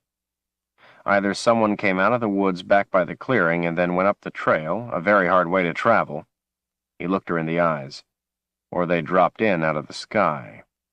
My house is over this hill. Let's keep our eyes sharp." Richard carefully led the two of them up the rise, both scanning the woods as they went. He wanted to run in the other direction, take them away from there, but he couldn't. He wasn't running away without the tooth his father had given him for safekeeping. At the top of the rise, they crouched behind a big pine and looked down on his house. Windows were broken, and the door, which he always locked, stood open. His possessions were scattered about on the ground. Richard stood. "It's been ransacked, just like my father's house." She grabbed a fistful of his shirt and hauled him back down. "Richard," she whispered angrily, "your father may have come home just like this. Maybe he went in just like you are about to do, and they were waiting for him." She was right, of course. He ran his fingers through his hair, thinking. He looked back toward the house. Its back sat hard up against the woods, with its door facing the clearing. Since it was the only door, anyone inside would expect him to come running in that way.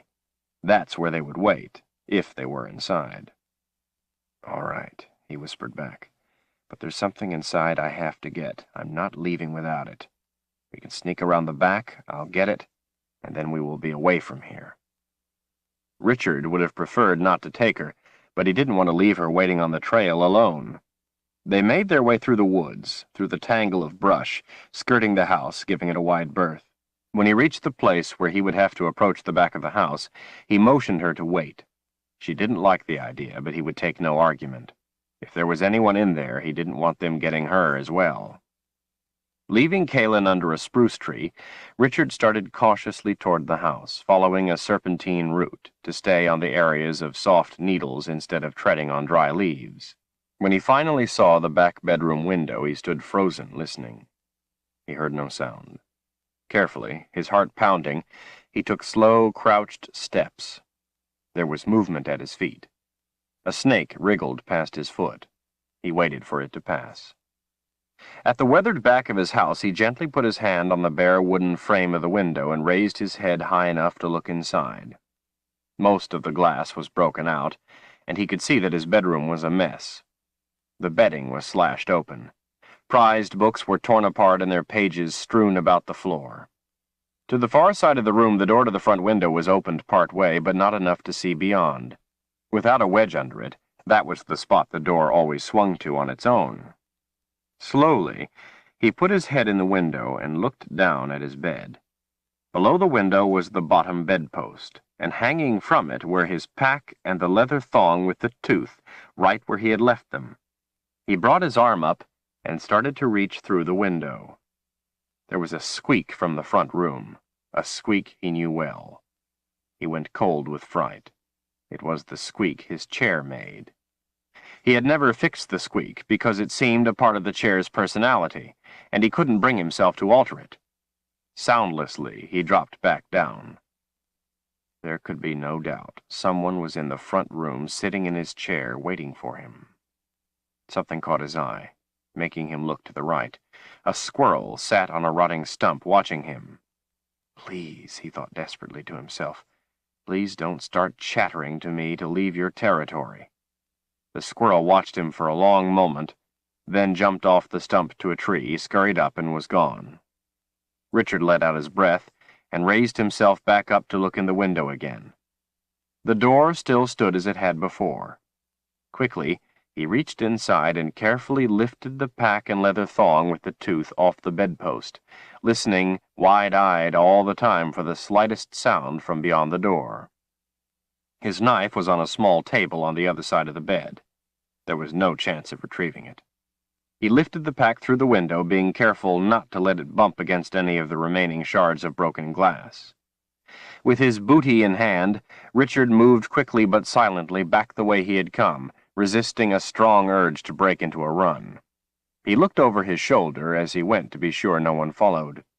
He put his head through the loop of leather and tucked the tooth into his shirt. He never let anyone see the tooth. It was only for the keeper of the secret book to see. Kalin waited where he had left her. When she saw him, she sprang to her feet. He crossed his lips with his finger to let her know to keep silent. Slinging the pack over his left shoulder, he put his other hand gently on her back to move her along. Not wanting to go back the way they had come, he guided her through the woods to where the trail continued above his house.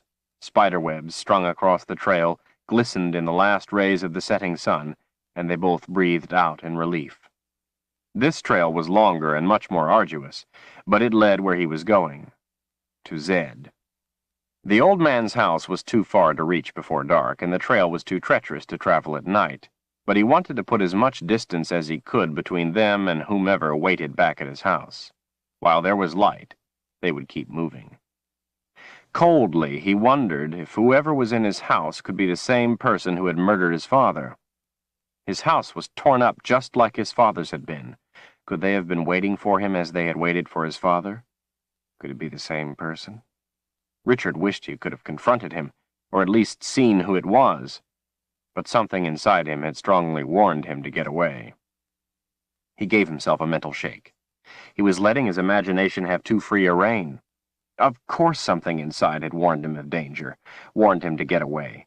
He had already gotten away with his life when he shouldn't have once this day. It was foolish to trust in luck once. Twice was arrogance of the worst kind. It was best to walk away.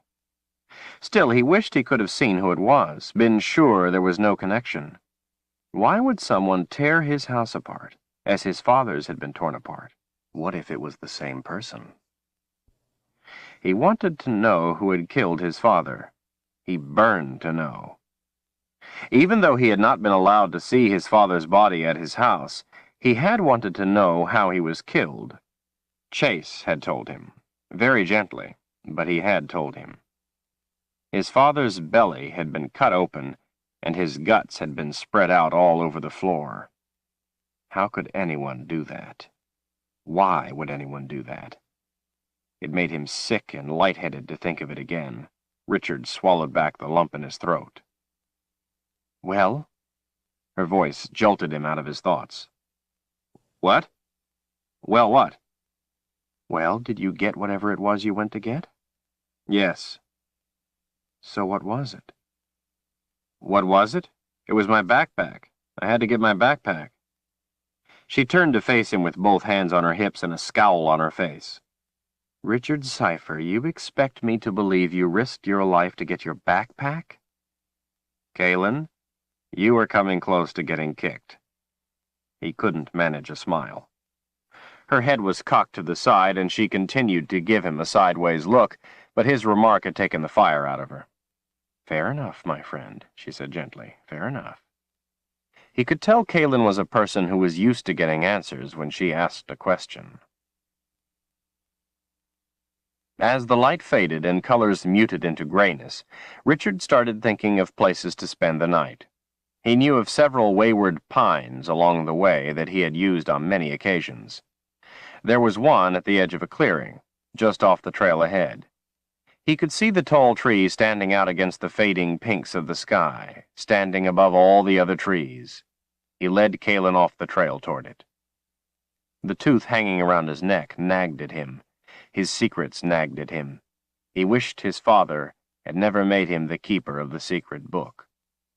A thought that had occurred to him back at his house but he had ignored forced itself to the front of his mind. The books at his house looked like they had been torn apart in a rage. Maybe because none was the right book. What if it was the secret book they were looking for?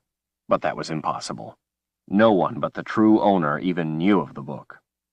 And his father, and himself, and the thing the tooth came from. The thought was too far-fetched to consider, but he decided he wouldn't. He tried very hard not to. Fear, from what had happened on Blunt Cliff, and from what had been waiting for him at his house, seemed to have sapped his strength. His feet felt almost too heavy to lift as he trudged across the mossy ground. Just before he went through the brush into the clearing, he stopped to swat a fly that was biting his neck. Kaylin grabbed his wrist in mid-swat. Her other hand clamped over his mouth. He went rigid. Looking into his eyes, she shook her head, then released his wrist, putting the hand behind his head while continuing to keep her other hand over his mouth. By the expression on her face, he knew she was terrified he would make a sound. She slowly lowered him to the ground, and by his cooperation he let her know he would obey. Her eyes held him as hard as her hands. Continuing to watch his eyes, she put her face so close to his he could feel the warmth of her breath on his cheek. "Listen to me." Her whisper was so low he had to concentrate to hear her. "Do exactly as I say." The expression on her face made him afraid to blink. "Do not move. No matter what happens, do not move, or we are dead." She waited. He gave a small nod. Let the flies bite, or we are dead. She waited again. He gave another small nod.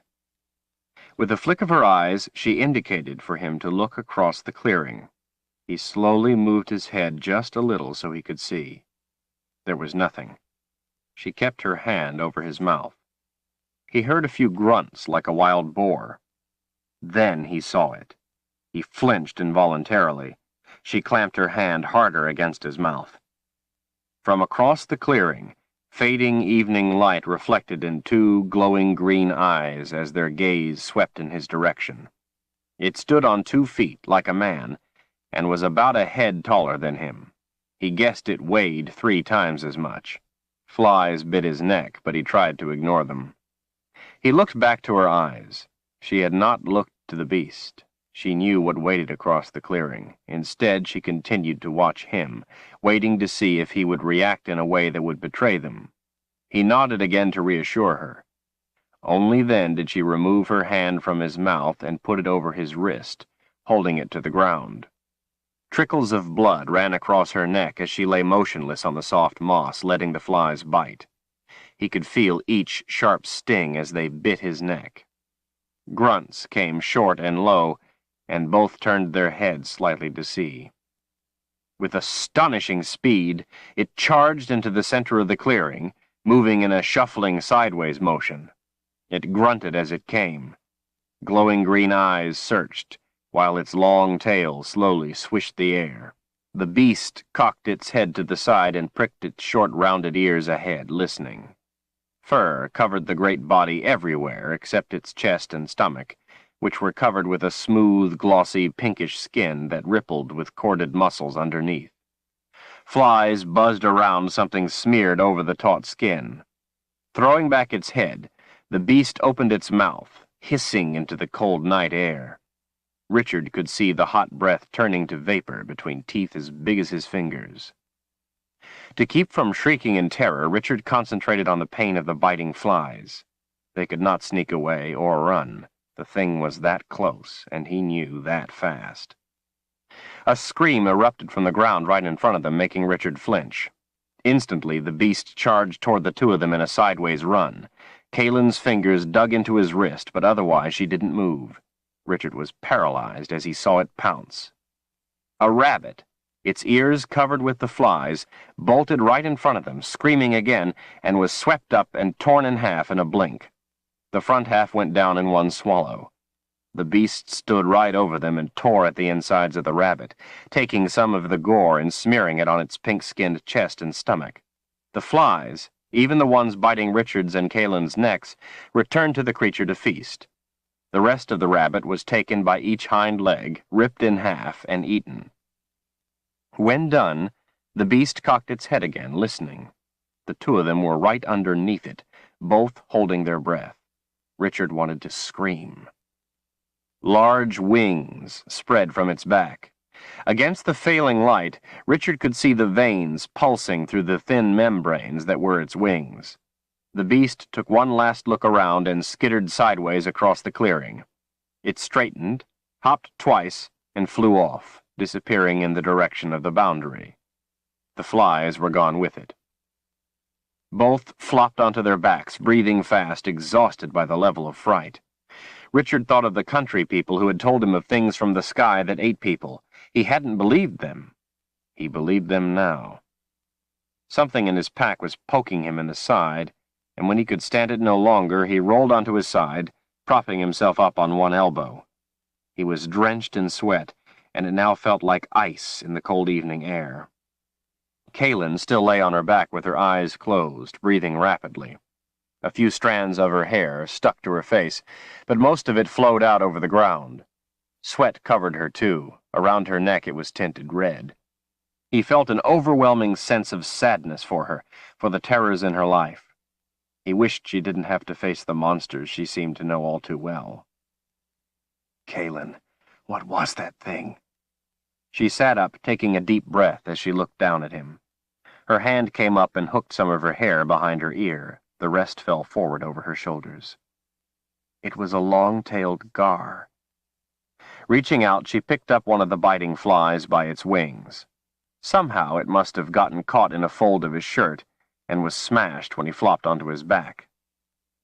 This is a blood fly. Gars use them to hunt. The flies flush out the quarry, the gar grabs it. They smear some on themselves for the flies. We are very lucky. She held the blood fly right in front of his nose to make her point. Long-tailed gars are stupid. If it had been a short-tailed gar, we would be dead right now. Short-tailed gars are bigger and a lot smarter. She paused to make sure she had his full attention. They count their flies. He was frightened, exhausted, confused, and in pain. He wanted this nightmare to end. With a moan of frustration, he sagged back down onto his back, not caring any more about whatever it was that was poking him. Kalen, I'm your friend.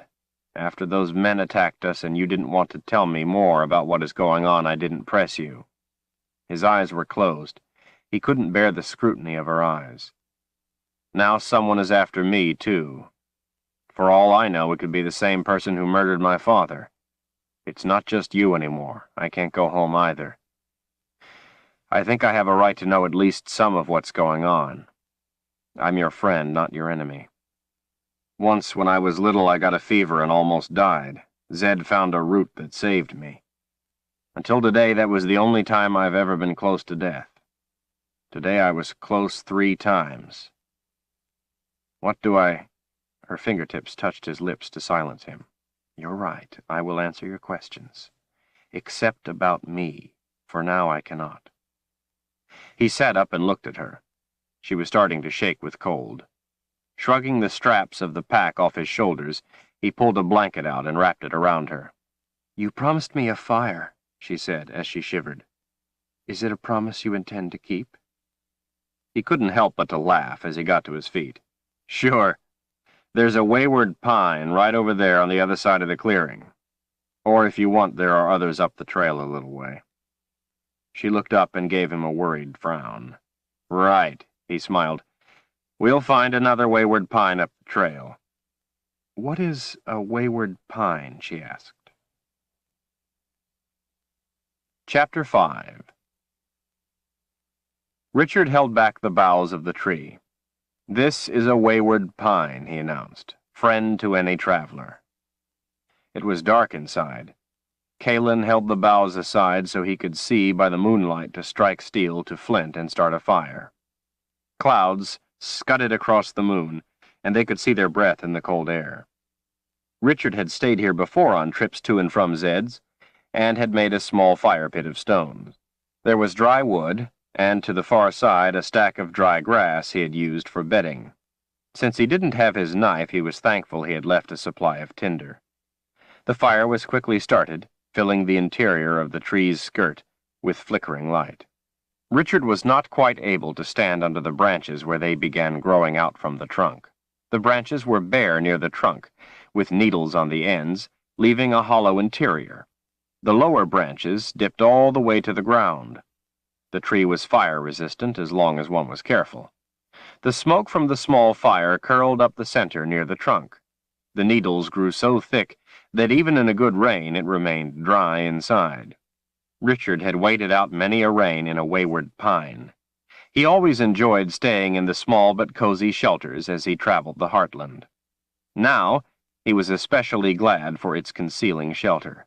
Before their encounter with the long-tailed gar, there had been plants and animals in the forest he had strong respect for, but there had been nothing in the woods he feared. Kalen sat herself down cross-legged in front of the fire. She was still shivering, and kept the blanket over her head formed into a hood, and held tightly up around her chin. I never heard of wayward pines before. I am not used to staying in the woods when I travel, but they look like a wonderful place to sleep. She looked even more tired than he. When was the last time you slept? 2 days ago, I think. It has all become a blur. Richard was surprised she could keep her eyes open. When they were running from the quad, he had barely been able to keep up with her. It was her fear that pushed her on, he knew. Why so long? It would be very unwise, she said, to go to sleep in the boundary. Kalen watched the fire, spellbound in its warm embrace, the light from it fluttering on her face. She loosened the blanket from around her chin and let it hang so she could put her hands out to warm them closer to the fire. A chill ran through him when he wondered what was in the boundary and what would happen if he went to sleep there. "Hungry?" She nodded her head. Richard dug around in his pack, retrieving a pot, and went outside to fill it in a pool of water at a small brook they had passed a short distance back. Sounds of the night filled air so cold it felt as if it might break if he wasn't careful. Once again, he cursed himself for leaving home without his forest cloak, among other things. The memory of what had been waiting for him at his house made him shiver all the more. Every bug that looped past made him recoil in fear it was a bloodfly, and several times he froze in mid-step, only to exhale in relief when he saw it was only a snowy tree cricket, or a moth, or a lacewing. Shadows melted and materialized as clouds passed in front of the moon. He didn't want to, but he looked up anyway. Stars winked off and back on as soft, gauze-like clouds moved silently across the sky. All except one, which did not move. He came back in, cold to the bone, and put the pot of water on the fire, balancing it on 3 stones. Richard started to sit across from her, but then changed his mind and sat next to her, telling himself it was because he was so cold. When she heard his teeth chattering, she put half the blanket around his shoulders, letting her half slip from her head down to her shoulders as well. The blanket, heated by her body, felt good around him, and he sat quietly, letting the warmth soak in. "I've never seen anything like a gar. The Midlands must be a dreadful place." "There are many dangers in the Midlands." A wistful smile came over her face. "There are also many fantastic and magical things. It is a beautiful, wondrous place. But the gar are not from the Midlands. They are from Dahara." He stared in astonishment. "Dahara? From across the second boundary?" Dahara. Until his brother's speech today, he had never heard the name spoken in anything other than the cautious whispers of older people, or in a curse. Kalen continued to watch the fire. "Richard." She paused as if afraid to tell him the rest. "There is no longer a second boundary. The boundary between the Midlands and Dahara is down, since the spring." That shock made him feel as if the shadowy Dahara had just taken a frightening giant leap closer. He struggled to make sense of the things he was learning. "Maybe my brother is more of a prophet than he knows." "Maybe," she said noncommittally. "Although it would be hard to make a living as a prophet by predicting events that had already taken place." He gave her a sidelong glance.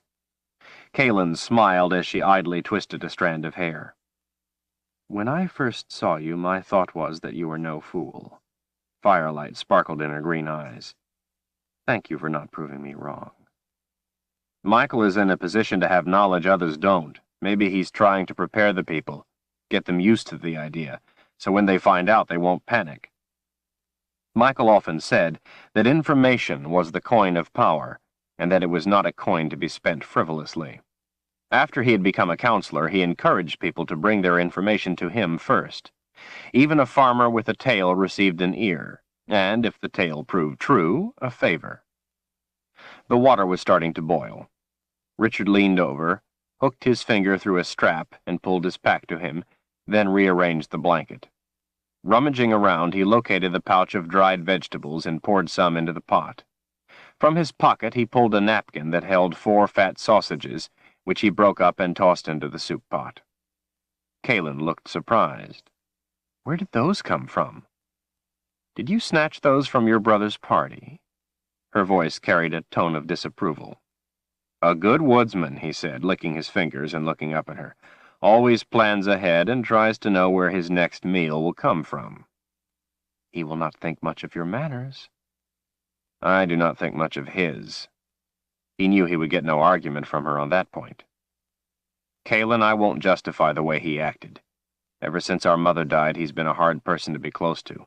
But I know he cares about people. You have to, if you want to be a good counselor. It must be a lot of pressure." "I certainly wouldn't want the responsibility." But that's all he ever wanted, to be someone important. And now that he's first counselor, he has what he's always wanted.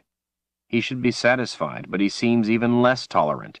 He's always busy and always snapping orders. He is always in a bad mood lately. Maybe when he got what he wanted, it wasn't what he thought it would be. I wish he could be more like he used to be. She grinned. At least you had the good sense to pick the best of the sausages. That eased the tension. They both laughed. Kalen, I don't understand. About the boundary, I mean. I don't even know what the boundary is, except it's meant to keep the land separated so there will be peace. And of course everyone knows that whoever goes into the boundary will not come out alive. Chase and the boundary wardens patrol to make sure people stay away for their own good. Young people here are not taught the histories of the three lands? No. I always thought it odd myself because I wanted to know, but no one would ever tell me much. People think I'm strange because I want to know, and I ask questions. Older people seem suspicious when I ask and tell me it was too long ago to remember or give me some other excuse. Both my father and Zed told me they used to live in the Midlands before the boundary. Before it went up, they came to Westland. They met here before I was born.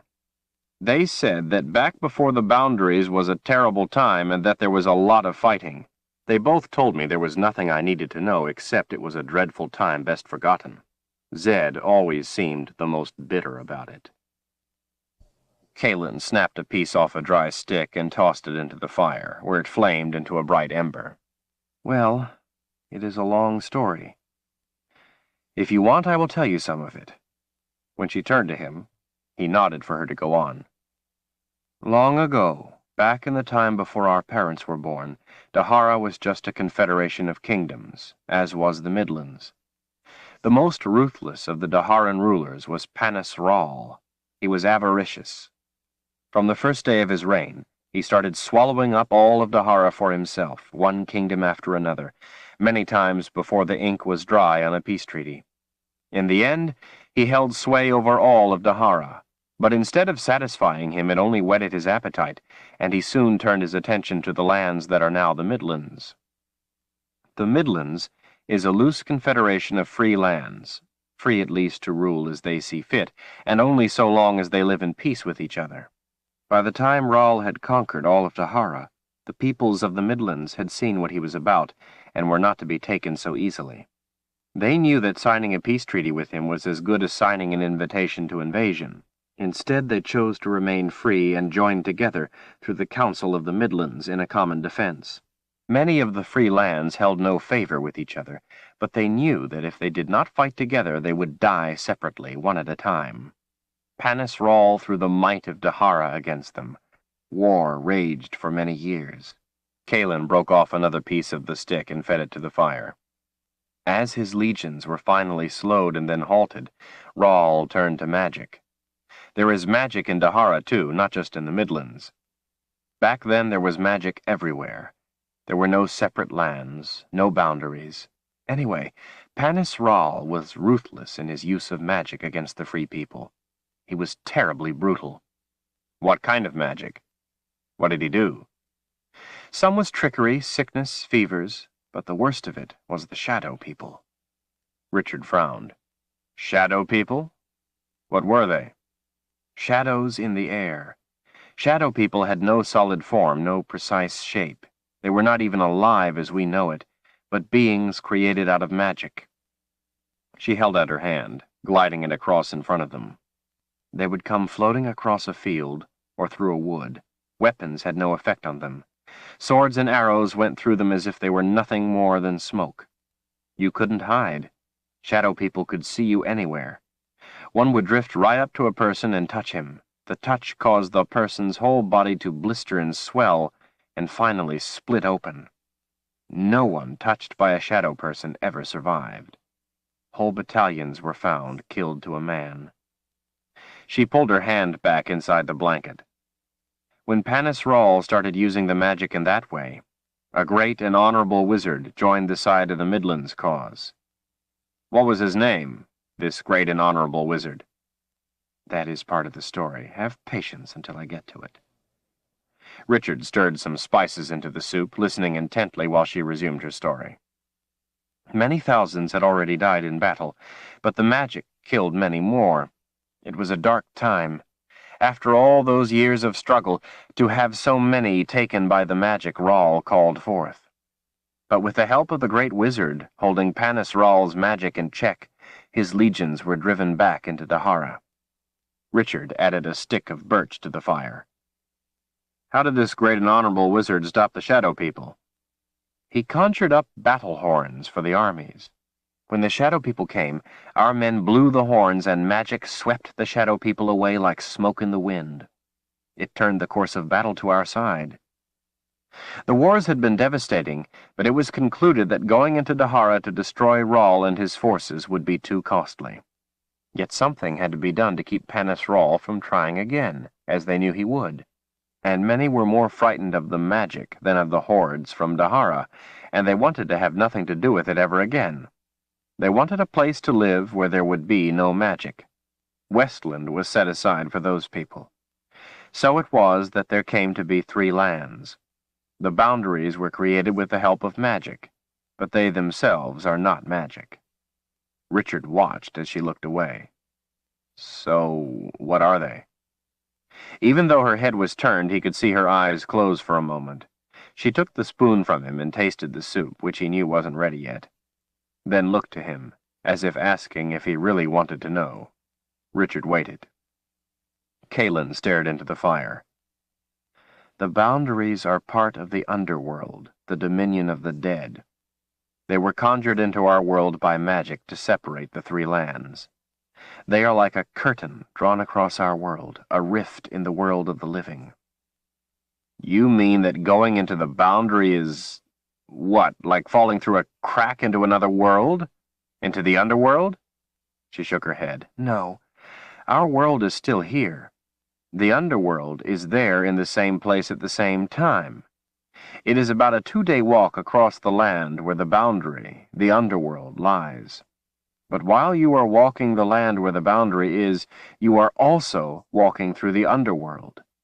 It is a wasteland. Any life that touches the underworld or is touched by it is touching death. That is why no one can cross the boundary. If you enter it, you enter the land of the dead. No one can return from the dead. Then how did you? She swallowed as she watched the fire. With magic. The boundary was brought here with magic, so the wizards reasoned they could get me safely through with the aid and protection of magic. It was frightfully difficult for them to cast the spells. They were dealing in things they didn't fully understand, dangerous things, and they weren't the ones who conjured the boundary into this world, so they weren't sure it would work. None of us knew what to expect. Her voice was weak, distant. Even though I came through, I fear I will never be able to entirely leave it. Richard sat spellbound. He was horrified to think that she had faced that she had gone through a part of the underworld, the world of the dead, even with the aid of magic. It was unimaginable. Her frightened eyes came to his, eyes that had seen things no one else had ever seen. "Tell me what you saw there," he whispered. Her skin was ashen as she looked back into the fire. A birch twig popped, making her flinch. Her lower lip began to quiver, and her eyes filled with tears that reflected the flickering flames, but she was not seeing the fire. "At first," she said in a distant tone, "it was like walking into the sheets of cold fire you see at night in the northern sky." Her chest began heaving. "Inside it is beyond darkness." Her eyes were wide, wet. A small moan escaped with her breath. "There is someone with me." She turned to him, confused, seeming not to know where she was. It panicked him to see the pain in her eyes. Pain he brought there with his question. She put her hand over her mouth as tears rolled down her cheeks. Her eyes closed as she gave a low, mournful cry. Bumps ran up Richard's arms. "My mother," she sobbed. "I haven't seen her in so many years. And my dead sister, Denis. I'm so alone and afraid." As she cried, she started gasping for air. Somehow he was losing her to the powerful specters of what she had seen in the underworld, as if they were pulling her back to drown her. Frantic, Richard put his hands on her shoulders and twisted her to face him. "Kaylin, look at me! Look at me!" "Denis," she gasped, her chest heaving as she tried to break free of him. "Kaylin!" "I'm so alone and afraid." "Kaylin, I'm here with you. Look at me." She continued to cry convulsively, choking for air. Her eyes opened, but they didn't focus on him. They were looking into another place. "You're not alone. I'm here with you. I won't leave you." "I'm so alone," she wailed. He shook her, trying to make her listen. Her skin was white and dead cold. She struggled to breathe. "I'm right here. You're not alone." Desperate, he shook her again, but it wasn't helping. He was losing her. Struggling to control his rising panic, Richard did the only thing he could think of. When he had been confronted with fear in the past, he had learned to control it. There was strength in control. He did that now. Maybe he could give her some of his strength. Closing his eyes, he shut his fear away, blocked off the panic, and sought the calm within himself. He let his mind focus on the strength within himself. In the quiet of his mind, he blocked off his fears and confusion and centered his thoughts on the strength of that peace. He would not let the underworld have her. He spoke her name in a calm voice. "Let me help you.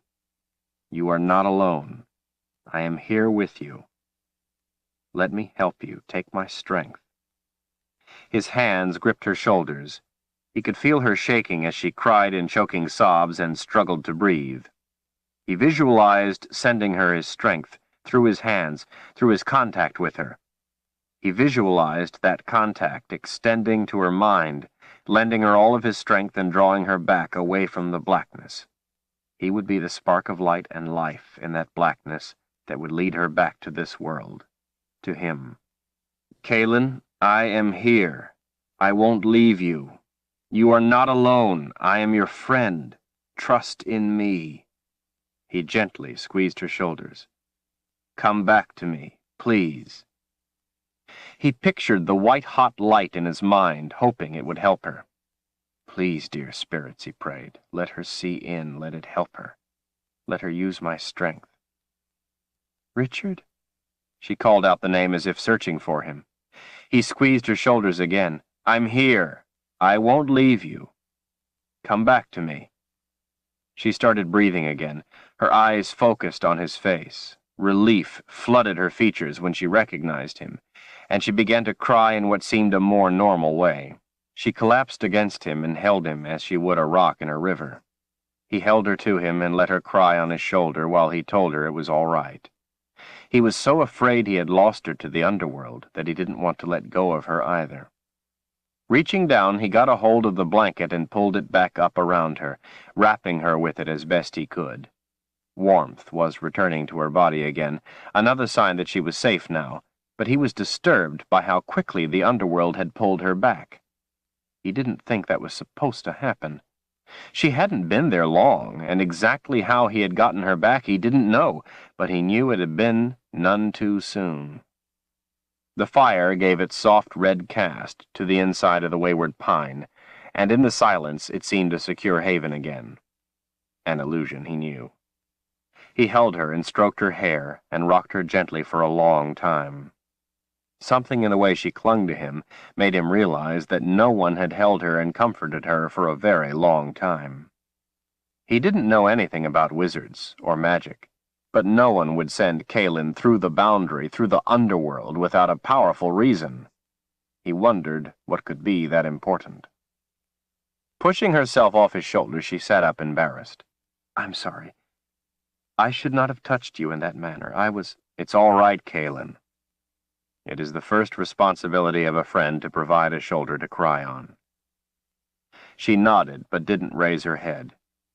Richard felt her eyes on him as he took the soup off the fire to let it cool a little. He put another piece of wood into the flames, sending sparks swirling up with the smoke. "How do you do that?" she asked in a soft voice. "Do what?" "How do you ask questions that fill my mind with pictures and make me answer even when I have no intention to?" He shrugged, a little self-conscious. Zed asks me that too. I guess it's just something I was born with. Sometimes I think it's a curse. He turned from the fire to face her again. I'm sorry, Kaylin, for asking you what you saw there. It was a thoughtless thing to do. Sometimes my common sense doesn't keep up with my curiosity. I'm sorry I brought you pain. You being pulled back into the underworld, though, that shouldn't have happened, should it? No, it shouldn't. It was almost as if when I thought back to what I had seen, someone was waiting to pull me back. I fear if you hadn't been here, I might have been lost there. In the darkness, I saw a light. Something you did brought me back. Richard picked up the spoon while he thought. Maybe just that you weren't alone. Kaylin gave a weak shrug. Maybe.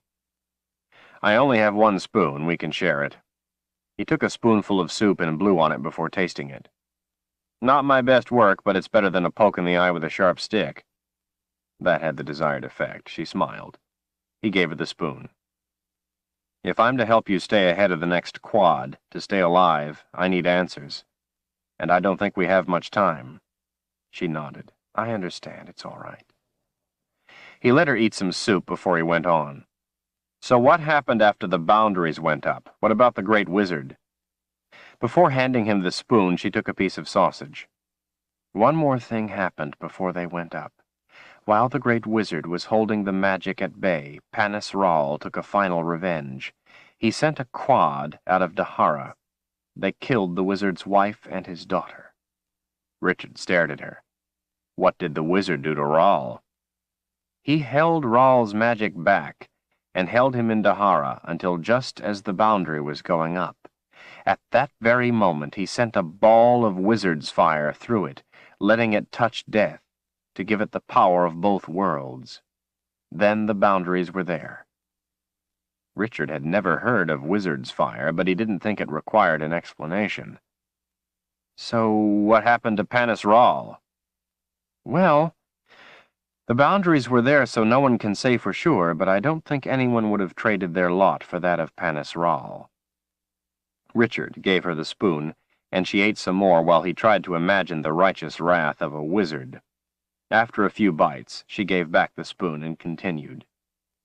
At first everything was fine, but then the Council of the Midlands started taking actions the Great Wizard said were corrupt. Something to do with the magic.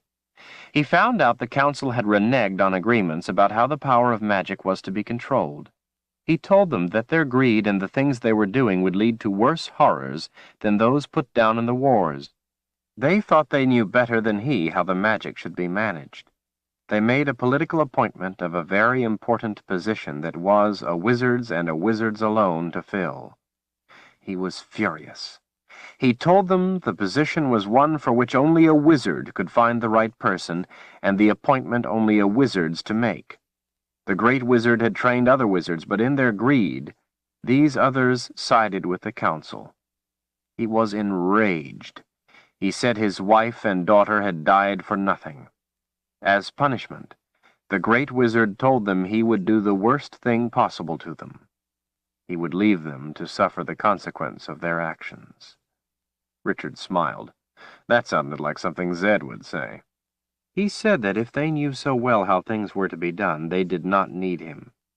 He refused to help them further and vanished. But as he left, he cast a wizard's web. What's that, a wizard's web? It is a spell a wizard casts. As he left, he cast a wizard's web over everyone, making them forget his name, even what he looked like. So that is why no one knows what his name is or who he is. Kaylin tossed a stick in the fire, staring off into her thoughts. He went back to eating soup while he waited for her to go on with the story. After a few minutes, she did. At the beginning of last winter, the movement started. He backed the spoonful of soup away from his mouth as he looked up. What movement? The Darken Ral movement. It seemed to spring up out of nowhere. All of a sudden, crowds of people in the bigger cities were chanting his name, calling him Father Ral, calling him the greatest man of peace that ever lived. The strange thing is, he is the son of Panis Ral from Dahara, on the other side of the boundary. So how did anyone even know anything about him? She paused. allowing him to ponder the significance of this. Anyway, then the Gars started coming over the boundary. They killed a lot of people before everyone learned to stay inside at night. But how did they get across the boundary? It was weakening, only no one knew it. As it weakened, it faded from the top first, so the Gars could fly over. In the spring, it faded completely away. Then the People's Peace Army, Darken Ral's army, marched right into the bigger cities. Instead of fighting him, crowds of Midlanders threw flowers at them wherever they went. People who didn't throw flowers were hung. Richard stared wide-eyed. The army killed them? She looked at him hard. No, the flower throwers did. Said they were a threat to peace, so they killed them. The People's Peace Army never had to lift a finger. The movement said that proved Darken Ral only wanted peace, since his army didn't kill the dissenters. After a time, the army stepped in and stopped the killing. Instead, the dissenters were sent to the schools of enlightenment to learn about the greatness of Father Ral, about what a man of peace he is. And did they learn at these schools of enlightenment how great Darken Ral is? No one is as fanatical as a convert. Most just sit around all day chanting his name. So the Midlands didn't fight back. Darken Ral went before the council and asked them to join him in an alliance of peace. Those who did were held up as champions of harmony. Those who did not were held up as traitors, and publicly executed on the spot by Darken Ral himself. How did... She held up her hand and closed her eyes. Darken Ral has a curved knife he keeps at his belt. He takes great pleasure in using it. Please, Richard, do not ask me to tell you what he did to those men. My stomach cannot bear its recounting. I was going to ask how the wizards reacted to all this. Oh. Well, it started to open their eyes. Ral then outlawed the use of all magic and declared anyone using it an insurrectionist. You must understand that in the Midlands, magic is a part of many people, many creatures. It would be like saying you are a criminal for having 2 arms and 2 legs, and must have them cut them off. Then he outlawed fire. His eyes came up from the soup. Fire? Why? Darken Ral does not explain his orders, but wizards use fire. Even so, he does not fear wizards. He has more power than his father ever did, more than any wizard. His followers give all kinds of reasons, the main one being that it was used against Darken Ral's father, so fire is a sign of disrespect to the House of Ral. That's why you wanted to sit in front of a fire. She nodded. To have a fire in the wrong place in the Midlands without the approval of Darken Ral or his followers is to invite death. She pushed at the dirt with a stick. Maybe in Westland, too. Your brother seems close to outlawing fire. Maybe... He cut her off. Our mother was burned to death in a fire. His tone was a hot warning. That's why Michael is concerned about fire. That's the only reason. And he never said anything about outlawing it, only that he wanted to do something so others wouldn't be hurt like she was. There's nothing wrong with wanting people not to be hurt. She looked up at him from under her eyebrows. He didn't seem to care about hurting you. Richard let his anger die as he took a deep breath. I know it seemed that way, but you don't understand him. That's just his way. I know it isn't his intention to hurt me. Richard pulled his knees up and folded his arms across them. After our mother died, Michael spent more and more time with his friends. He would make friends with anyone he thought was important. Some of them were pompous and arrogant. Father didn't like some of Michael's friends and told him so. They would argue about it. One time, Father came home with a vase that had these little figures sculpted around the top, like they were dancing on the rim. He was proud of it. He said it was old and he thought he could get a gold piece for it. Michael said he could get more. They argued, and finally Father let Michael take the vase to sell. Michael came back and threw 4 gold pieces on the table. My father just stared at them for the longest time. Then he said in a real quiet voice that the vase wasn't worth 4 gold pieces and wanted to know what Michael had told the people. Michael said he told them what they wanted to hear. Father reached out to pick up the 4 coins, and Michael slapped his hand over them. He picked up 3 and said only 1 was for his father, because 1 was all he expected to get.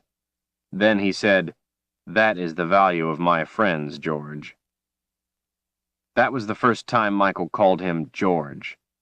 My father never let him sell anything for him again. But do you know what Michael did with the money? The next time my father left on a trip, he paid off most of the family debts. He didn't even buy anything for himself. Sometimes Michael is crude in the way he does things, like today when he told everyone about our mother and pointed at me, but I know that he has everyone's best interests at heart. He doesn't want anyone hurt by fire, that's all. He just doesn't want anyone to go through what we did. He is only trying to do what is best for everyone. Kaylin didn't look up. She pushed at the dirt a moment more and then tossed the stick in the fire. "I'm sorry, Richard. I shouldn't be so suspicious. I know how much it hurts to lose your mother. I'm sure you're right." Finally, she looked up. "Forgive me?" Richard smiled and gave her a nod. "Of course. I guess if I had been through all you have, I would be quick to think the worst, too. I'm sorry I jumped on you. If you will forgive my tone, I'll let you finish the soup." She nodded her agreement with a smile as he handed her the last of the soup. He wanted to hear the rest of the story, but he waited and watched her eat for a while before he asked, "So, have the Daharan forces conquered all of the Midlands?" "The Midlands is a big place. The People's Peace Army occupies only a few of the larger cities. People in many areas ignore the alliance. Rahl does not really care. He considers it a petty problem. His attention has been diverted to something else. The wizards found out his real goal was the magic the Great Wizard had warned the Council about, the magic they had mishandled for their own avarice. With the magic Darken Rahl seeks, he will be master of all without having to fight anyone. 5 of the wizards realized they had been wrong, that the Great Wizard was right after all. They sought to gain redemption in his eyes and save the Midlands and Westland from what will happen if Darken Rahl gains the magic he seeks. So they searched for the Great Wizard, but Rahl hunts him also. You said 5 wizards. How many are there?" "There were 7, the Great Wizard and his 6 students. The old one has vanished. One of the others sold his services to a queen, a very dishonorable thing for a wizard to do." She paused, considering that a moment. "And as I told you before, the 5 others are dead. Before they died, they had the whole of the Midlands searched, but the Great One was not to be found. He is not in the Midlands." "So they believed him to be in Westland?" Kaylin dropped the spoon in the empty pot. "Yes, he is here." "And they thought this Great Wizard could stop Darken Rahl, even though they could not?" Something was wrong with this story, and Richard wasn't sure he wanted to know what was coming next. "No," she said after a pause. "He does not have the power to go against Darken Rahl either. What they wanted, what we need to save and keep us all from what will be, is for the Great Wizard to make the appointment only he can make." By the care with which she was choosing her words, he knew she was dancing around secrets he was not to ask about, so he didn't, and instead asked, why didn't they come after him themselves and ask him to do it? "Because they feared he would say no, and they did not have the power to force him." 5 wizards did not have the power of this one? She shook her head with a sad smile. They were his students, ones who wanted to be wizards. They were not born wizards, born with the gift. The Great One was born to a father who was a wizard and a mother who was a sorceress. It is in his blood, not just his head. They could never be the wizard he is. They simply did not have the power to make him do what they wanted. She fell silent. And he didn't say anything else. With his silence, he let her know his next question, and that he would have the answer to it. At last, she gave him the answer in a soft whisper. "And so they sent me because I do." The fire crackled and hissed. He could feel the tension in her. and he knew she had gone as far with that answer as she would on the subject, so he remained still to let her feel safe.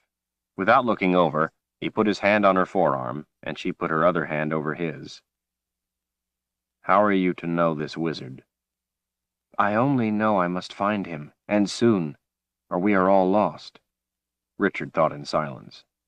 "Zed will help us," he said at last. "He's a cloud reader. Finding lost people is what a cloud reader does." Kalen gave him a suspicious look. "That sounds like magic. There is not supposed to be any magic in Westland." "He says it's not, that anyone can learn. He's always trying to teach me. He mocks me whenever I say it looks like it will rain. His eyes get real big and he says, 'Magic. You must have magic, my boy, to read the clouds and know the future so.'" Kalen laughed. It was a good sound to hear. He didn't want to press her further, even though the weave of her story had many loose threads. There was much she wasn't telling him. At least he knew more than he did before. The important thing was to find the wizard and then get away. Another quad would be coming for her. They would have to go west, while the wizard did whatever it was he had to do.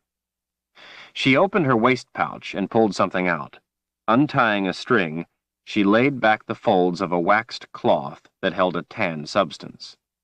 Dipping her finger in it, she turned to him. "This will help the fly bites heal. Turn your head." The ointment soothed the sting. He recognized the fragrances of some of the plants and herbs it was made from. Zed had taught him to make a similar ointment, but with alum that would take pain from flesh wounds. When finished with him, she put some on herself. He held out his sore red hand. "Here, put some on this, too." "Richard, what have you done?"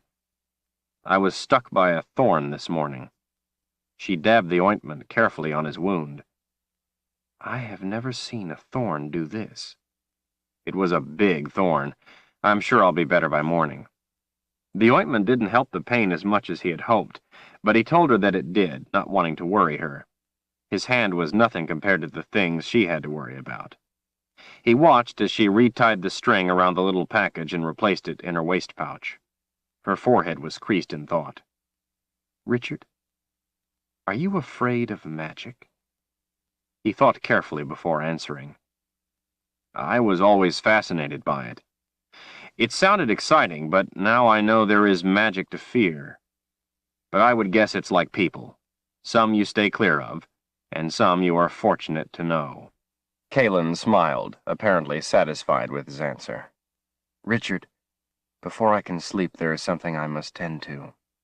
It is a creature of magic. If you would not be afraid, I will let you see it. The opportunity is a rare one. Few have ever seen it, and few ever will. But you must promise me you will leave and take a walk when I ask, and not ask me any more questions when you return. I am very tired and must sleep." Richard smiled at the honor. "Promise." Opening her waist pouch once more, Kalen withdrew a small round bottle with a stopper. Blue and silver lines spiraled around the fat part. There was light inside. Her green eyes came to his. "The creature is a night wisp. Her name is Shar. A night wisp cannot be seen in the day, only at night. Shar is part of the magic that helped me cross the boundary. She was my guide. Without her, I would have been lost." Kalen's eyes filled with tears, but her voice remained steady and calm. "Tonight she dies. She can live no longer away from her home place and the others of her kind, and she does not have the strength to cross the boundary again. Shar has sacrificed her life to help me because if Darken Rahl succeeds, all her kind, among others, will perish." Pulling the stopper free, Kalen placed the little bottle in the flat of her palm and held it out between them. A tiny flare of light lifted clear of the bottle, floating up into the cool, dim air of the wayward pine, giving everything a silvery cast. The light softened as the wisp came to a stop in the air between them, hovering. Richard was astonished. His mouth hung open as he watched, transfixed. "Good evening, Richard Cypher," it said in a tiny little voice. "Good evening to you, Shar." His own voice was not much more than a whisper. "Thank you for helping Kalen today. In so doing, you are also helping my kind. If you ever need the help of the night wisps, say my name and they will help you, for no enemy may know it." "Thank you, Shar. But the Midlands are the last place I would want to go. I'll help Kalen find the wizard, but then I must take us west and get us safely away from those who would kill us." The night wisp seemed to turn in the air for a time, considering. The silvery light felt warm and safe on his face. "If that is what you wish, then you must do so," Shar said. Richard felt relieved. The tiny point of light spun in the air before them again. Shar spun to a stop. "But know this, Darken Ral hunts you both. He will not rest. He will not stop. If you run, he will find you, there is no doubt of that. You have no defense against him. He will kill you both soon." Richard's mouth was so dry he could hardly swallow. At least the gar would have been quick, he thought, and then it would be over. "Shar, isn't there a way for us to escape?" The light spun again, making flashes on his face and the branches of the wayward pine.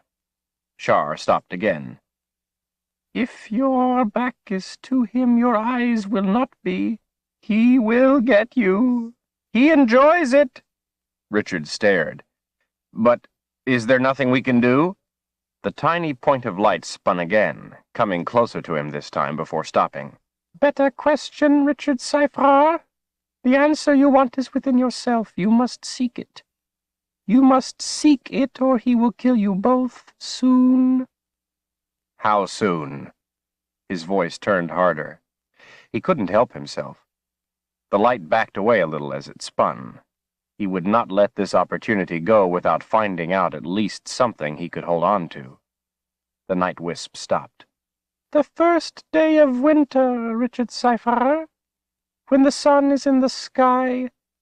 If Darken Ral does not kill you before then, and if he is not stopped, then on the first day of winter, when the sun is in the sky, my kind will all die. You both will die. He will enjoy it." Richard tried to decide the best way to question a spinning point of light. "Shar, Kalen is trying to save the others of your kind. I am trying to help her. You are giving your life to help her. If we fail, everyone dies. You just said so. Please, is there anything you can tell me to help us against Darken Ral?" The light spun and went in a little circle around the inside of the wayward pine, bringing light to the areas it went near. It stopped again in front of him. "Already told you the answer. It is in you. Seek it or die. Sorry, Richard Cypher. Want to help, don't know the answer. Just that it is in you. Sorry. Sorry." Richard nodded, running his fingers through his hair. He didn't know who was more frustrated, Shar or himself. Glancing over, he saw Kalen sitting calmly, watching the night wisp. Shar spun and waited. "All right. Can you tell me why he's trying to kill me? Is it because I helped Kalen, or is there another reason?" Shar came close. "Other reasons? Secrets?" "What?" Richard jumped to his feet. The night wisp followed him up. "Don't know why. Sorry. Just that he will." "What's the wizard's name?" "Good question, Richard Cypher. Sorry. Don't know." Richard sat back down and put his face in his hands. Shar spun, throwing off shafts of light, and flew in slow circles around his head. Somehow, he knew she was trying to comfort him, and that she was near her end. She was dying, and she was trying to comfort him. He tried to swallow back the lump in his throat so he could talk. "Shar, thank you for helping Kalen. My life, as short as it seems it will be, has already been made longer because she saved me from doing something foolish today. My life is also better for knowing her. Thank you for helping bring my friend safely through the boundary." His vision turned watery. The night wisp floated to him and touched against his forehead. Her voice seemed to be as much in his head as in his ears. "I am sorry, Richard Cypher. I do not know the answers that would save you. If I did, please believe I would give them eagerly. But I know the good in you. I believe in you. I do know that you have within you what you must to succeed. There will be times when you doubt yourself. Do not give up. Remember then that I believe in you, that I know you can accomplish what you must. You are a rare person, Richard Cypher. Believe in yourself and protect Kaelin. He realized his eyes were closed. Tears were running down freely, and the lump in his throat kept catching his breath. There are no guards about. Please let me be alone with Kaelin now. My time comes. Richard nodded. Goodbye, Shar. It has been my deep honor to have known you. He left without looking at either of them. After he was gone, the night wisp floated to Kaelin and addressed her properly. Mother Confessor, my time passes soon. Why have you not told him what you are? Kaelin's shoulders were slumped, and her hands nested in her lap as she stared into the fire. Shar, I cannot, not yet. Confessor Kaelin, that is not fair. Richard Cypher is your friend. Tears began rolling down her face. Don't you see? That is why I cannot tell him. If I tell him, he will no longer be my friend, will no longer care for me. You cannot know what it is like to be a confessor, to have everyone fear you. He looks into my eyes, Shar. Not many have ever dared that. No one could ever look into me the way he does. His eyes make me feel safe. He makes my heart smile. Others might tell him before you do, Confessor Kaelin. That would be worse. She looked up at the night wisp, her eyes wet. I will tell him before that happens. You play a dangerous game, Confessor Kaelin, Shar warned. He could fall in love with you first, then your telling would hurt him unforgivably. I won't let that happen. You will choose him? No! The night wisp spun back at the sound of Kaelin's shriek, then slowly came back by her face. Confessor Kaelin, you are the last of your kind. Darken Ral has killed all the others, even your sister Denis. You are the Mother Confessor. You must choose a mate. I could not do that to someone I cared for. No confessor would. She sobbed. Sorry, Mother Confessor. It is for you to choose. Kaelin pulled her legs up, wrapped her arms around them, and rested her forehead against her knees. Her shoulders heaved as she cried, her thick hair cascading down to encircle her. Shar flew slowly around her head, throwing off shafts of silvery light, comforting her companion. She continued to circle until Kaelin's weeping slowed and finally stopped. When it did, Shar returned to hover in front of her. Hard to be Mother Confessor. Sorry. Hard, Kaelin agreed. Much on your shoulders.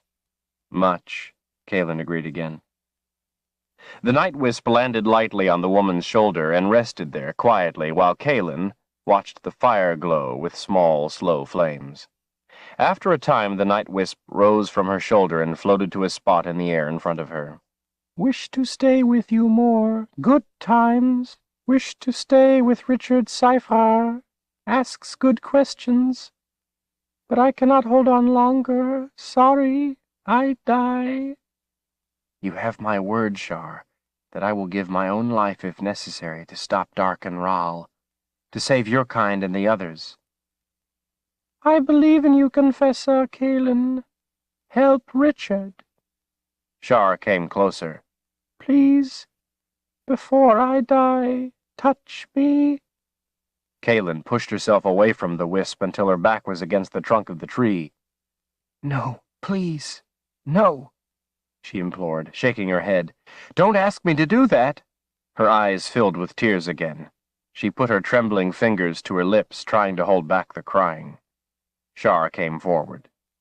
Please, Mother Confessor, I feel such pain of aloneness away from the others. I will never share their company again. It hurts so. I pass now. Please use your power. Touch me and let me drink in the sweet agony. Let me die with the taste of love. I have forfeited my life to help you. I have asked nothing else of you. Please. Shar's light was growing dimmer, fainter. Kaelin, crying, held her left hand over her mouth. At last, she reached out with her right hand until her trembling fingers touched the wisp. All about there was thunder, but no sound. The violent impact to the air jolted the wayward pine, causing a rain of dead needles, some flaring when they touched the fire. Shar's dim silvery color changed to a pink glow, growing in intensity. Shar's voice was faint. Thank you, Kaelin. Goodbye, my love. The spark of light and life faded and was gone. After the thunder without sound, Richard waited for a time before he returned to her. Kaelin sat with her arms around her legs and her chin resting on her knees as she stared into the fire. "Shar?" he asked. "She is gone," came the answer in a distant voice. He nodded, and taking her arm, led her to the mat of dry grass and laid her down. She went without resistance or comment. He put the blanket over her and piled on some of the dry grass to help her keep warm through the night, then burrowed himself into it next to her. Kaelin turned on her side, away from him, and pushed her shoulders back against him the way a child would put its back to a parent when peril approached. He sensed it, too. Something was coming for them. Something deadly. Already she was asleep. He knew he should feel cold, but he didn't. His hand throbbed. He felt warm. Richard lay there, thinking about the thunder without sound. He wondered what she would do to make the great wizard do what she wanted. The idea frightened him. Before he could worry more, he, too, was asleep. Chapter 6. By noon the next day, Richard knew the bite of the vine was bringing on a fever. He had no appetite. At times he was unbearably hot, sweat making his clothes stick to his skin, then he would shiver with chills. His head pounded in a way that made him sick to his stomach. There was nothing he could do about it except seek Zed's help, and since they were nearly there, he decided not to tell Kaelin. Dreams had troubled his sleep, whether from the fever or the things he had learned he didn't know. What Shar had told him was the most disturbing. Seek the answer or die.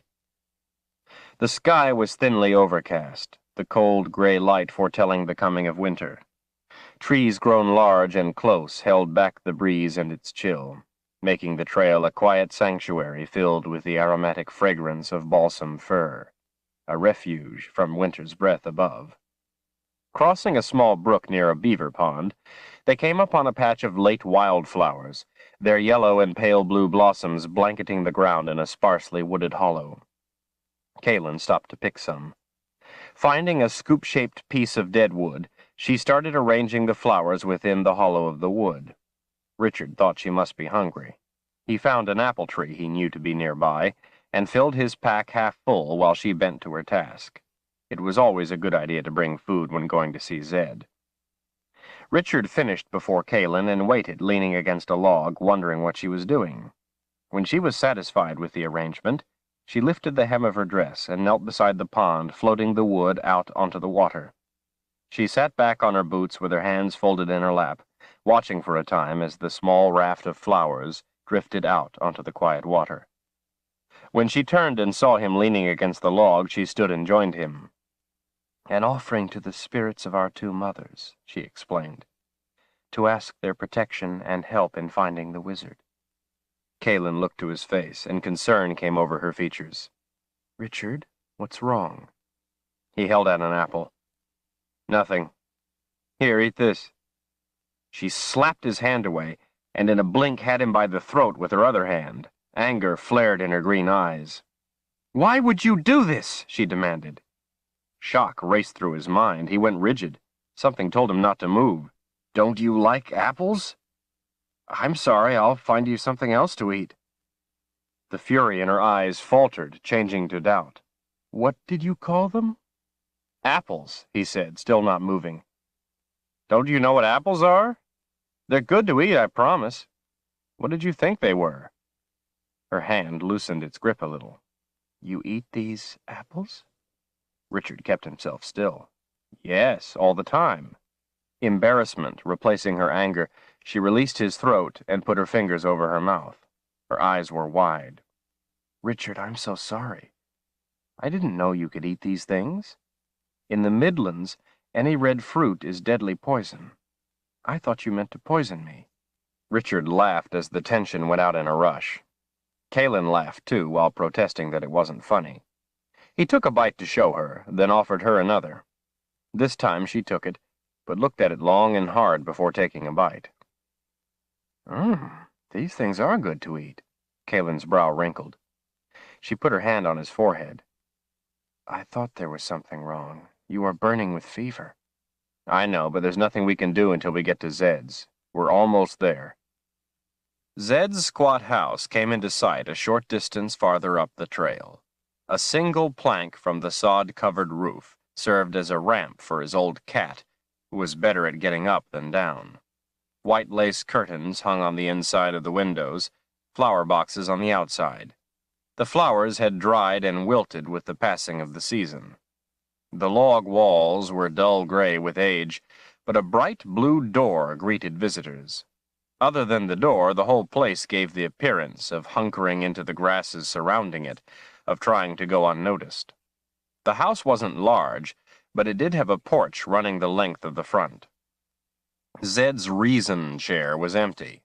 The reason chair was where Zed sat and thought until he figured out the reason for whatever it was that had snagged his curiosity.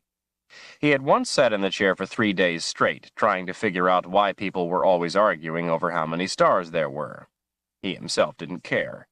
He thought the question trivial, and he only wondered why people spent so much time debating the subject. At last he had stood and pronounced that it was because anyone could express his profound conviction on the subject without fear of being proven wrong, as it was impossible to know the answer. Such fools simply didn't have to worry about contradiction when proclaiming expertise. Having settled the matter, Zed then went in the house and ate in earnest for 3 solid hours. Richard called out but received no answer. He smiled at Kaelin. I bet I know where he is. Out back on his cloud rock, studying the latest batch of clouds. Cloud rock? Kaelin asked. It's his favorite place to stand and watch clouds. Don't ask me why. Ever since I've known him, whenever he sees an interesting cloud, he runs out back to watch it while standing on that rock. Richard had grown up with the rock, and didn't think the behavior peculiar. It was just part of the old man. The two of them walked through the tall, wild grasses that surrounded the house, and up a rise to the top of a small barren hill where the cloud rock sat.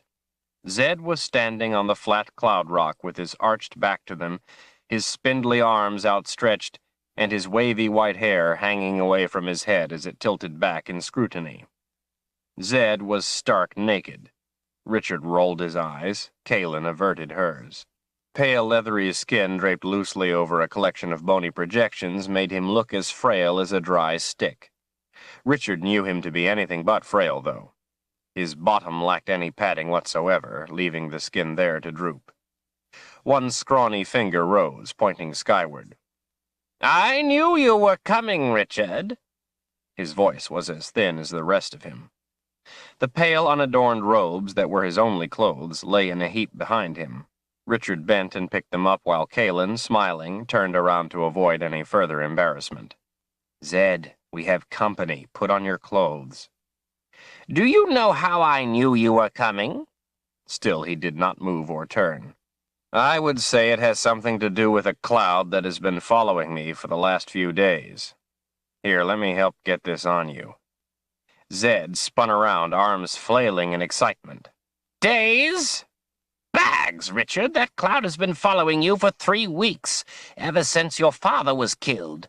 I haven't seen you since George's death. Where have you been? I've been looking all over for you.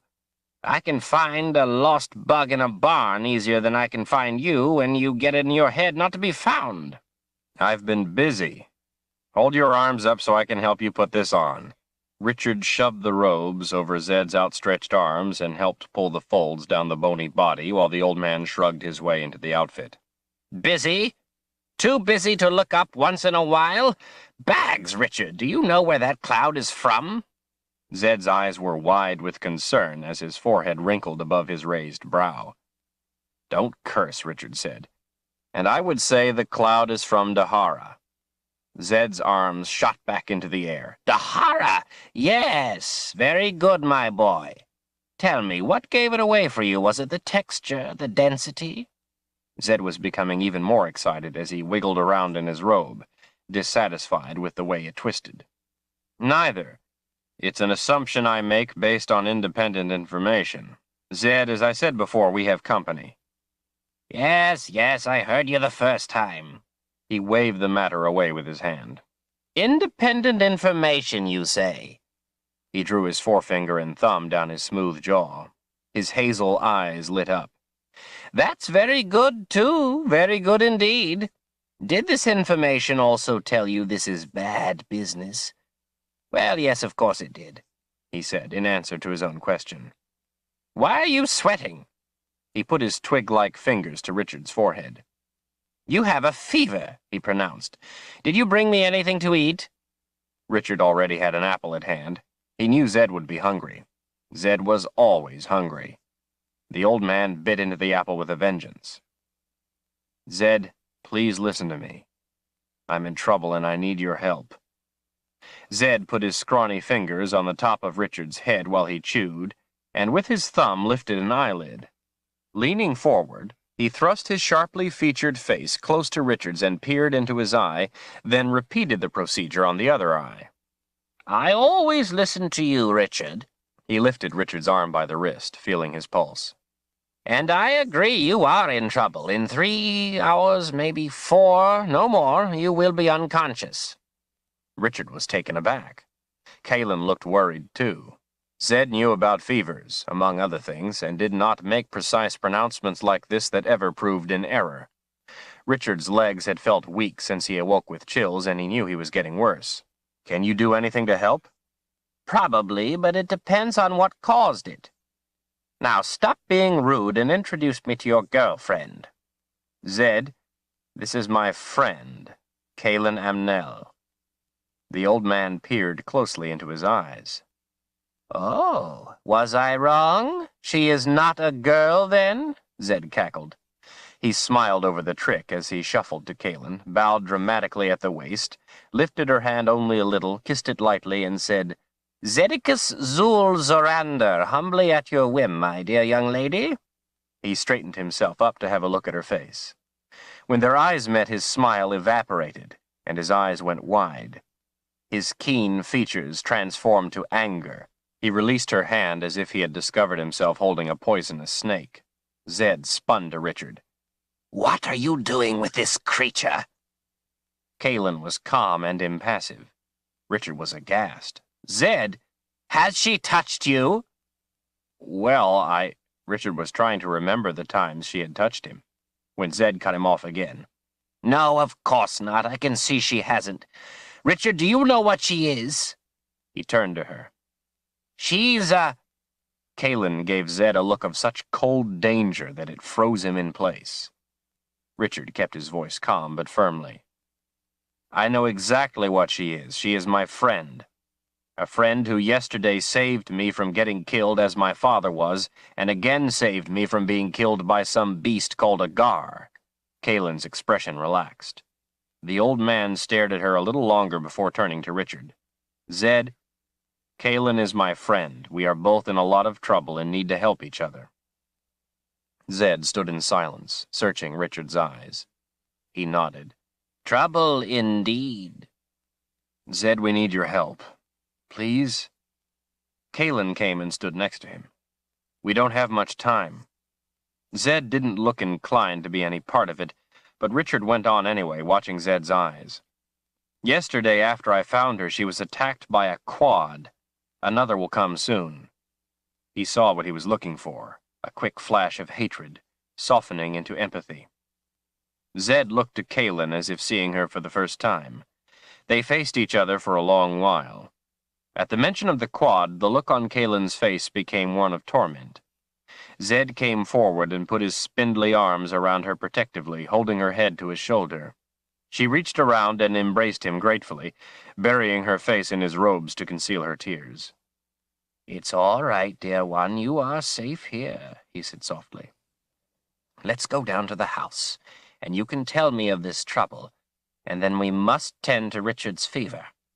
She nodded against his shoulder. Kalin parted from him. Zedekis Zulzarander. I have never heard such a name. He smiled proudly, his thin lips pushing back his cheeks into deep wrinkles. I'm sure you haven't, dear one. I'm sure you haven't. By the way, can you cook? He put his arm around her shoulder, holding her tight as he started walking her down the hill. I'm hungry and haven't had a suitably cooked meal in years. He glanced back. Come along, Richard, while you still can.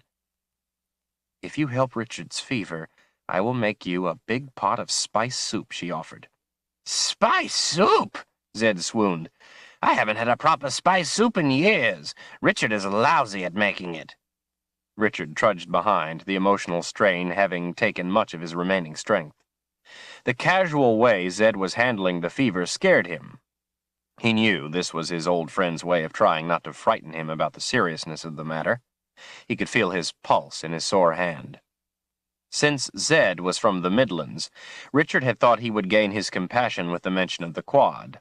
Richard was relieved, if somewhat surprised, at how the two of them were suddenly so amiable. He reached up as he walked, touching the tooth for reassurance. He was, however, quite disturbed by what he now knew. Near a back corner of the house sat a table where Zed liked to take his meals in good weather. It afforded him the opportunity to keep an eye to the clouds while he ate. Zed sat them down together on a bench while he went inside and brought out carrots, berries, cheese, and apple juice, putting them on the wooden tabletop worn smooth with years of use, then sat himself on the bench opposite them. He gave Richard a mug of something brown and thick that smelled of almonds and told him to drink it slowly. His eyes came to Richard. Tell me of the trouble. Richard related how he was bitten by a vine, and told Zed about seeing the thing in the sky, seeing Kalin at Trunt Lake, and being followed by the 4 men. He told the whole story with every detail he could remember. He knew Zed liked to have every detail, no matter how unimportant. Occasionally, Richard stopped to take a sip from the mug. Kalin ate some carrots and berries and drank the apple juice, but she pushed away the plate with the cheese. She nodded or offered help when he couldn't remember a particular point. The only thing he left out was the story Kalin had told him of the history of the 3 lands and about Dark and Rall taking over the Midlands. He thought it better that she tell it in her own words. At the end, Zed made him go back to the beginning, wanting to know what Richard had been doing in the High Ven in the first place. When I went to my father's house after the murder, I looked in the message jar. It was about the only thing not broken. Inside was a piece of vine. For the last 3 weeks I've been looking for the vine, trying to find out what my father's last message meant. And when I found it, well, that's the thing that bit me. He was glad to be finished. His tongue felt thick. Zed bit off a chunk of carrot while thinking. What did the vine look like? It was... Wait, I still have it in my pocket. He took out the sprig and plunked it down on the table. Bags, Zed whispered. That's a snake vine. Richard felt a shock of icy cold sweep through him. He knew the name from the secret book. He hoped against hope it did not mean what he feared it did. Zed sat back. Well, the good part is now I know the root to use to cure the fever. The bad part is I have to find it. Zed asked Kalin to tell her part, but to make it short, as there were things he must do and not much time. Richard thought about the story she had told in the Wayward Pine the night before, and wondered how she could possibly make it shorter.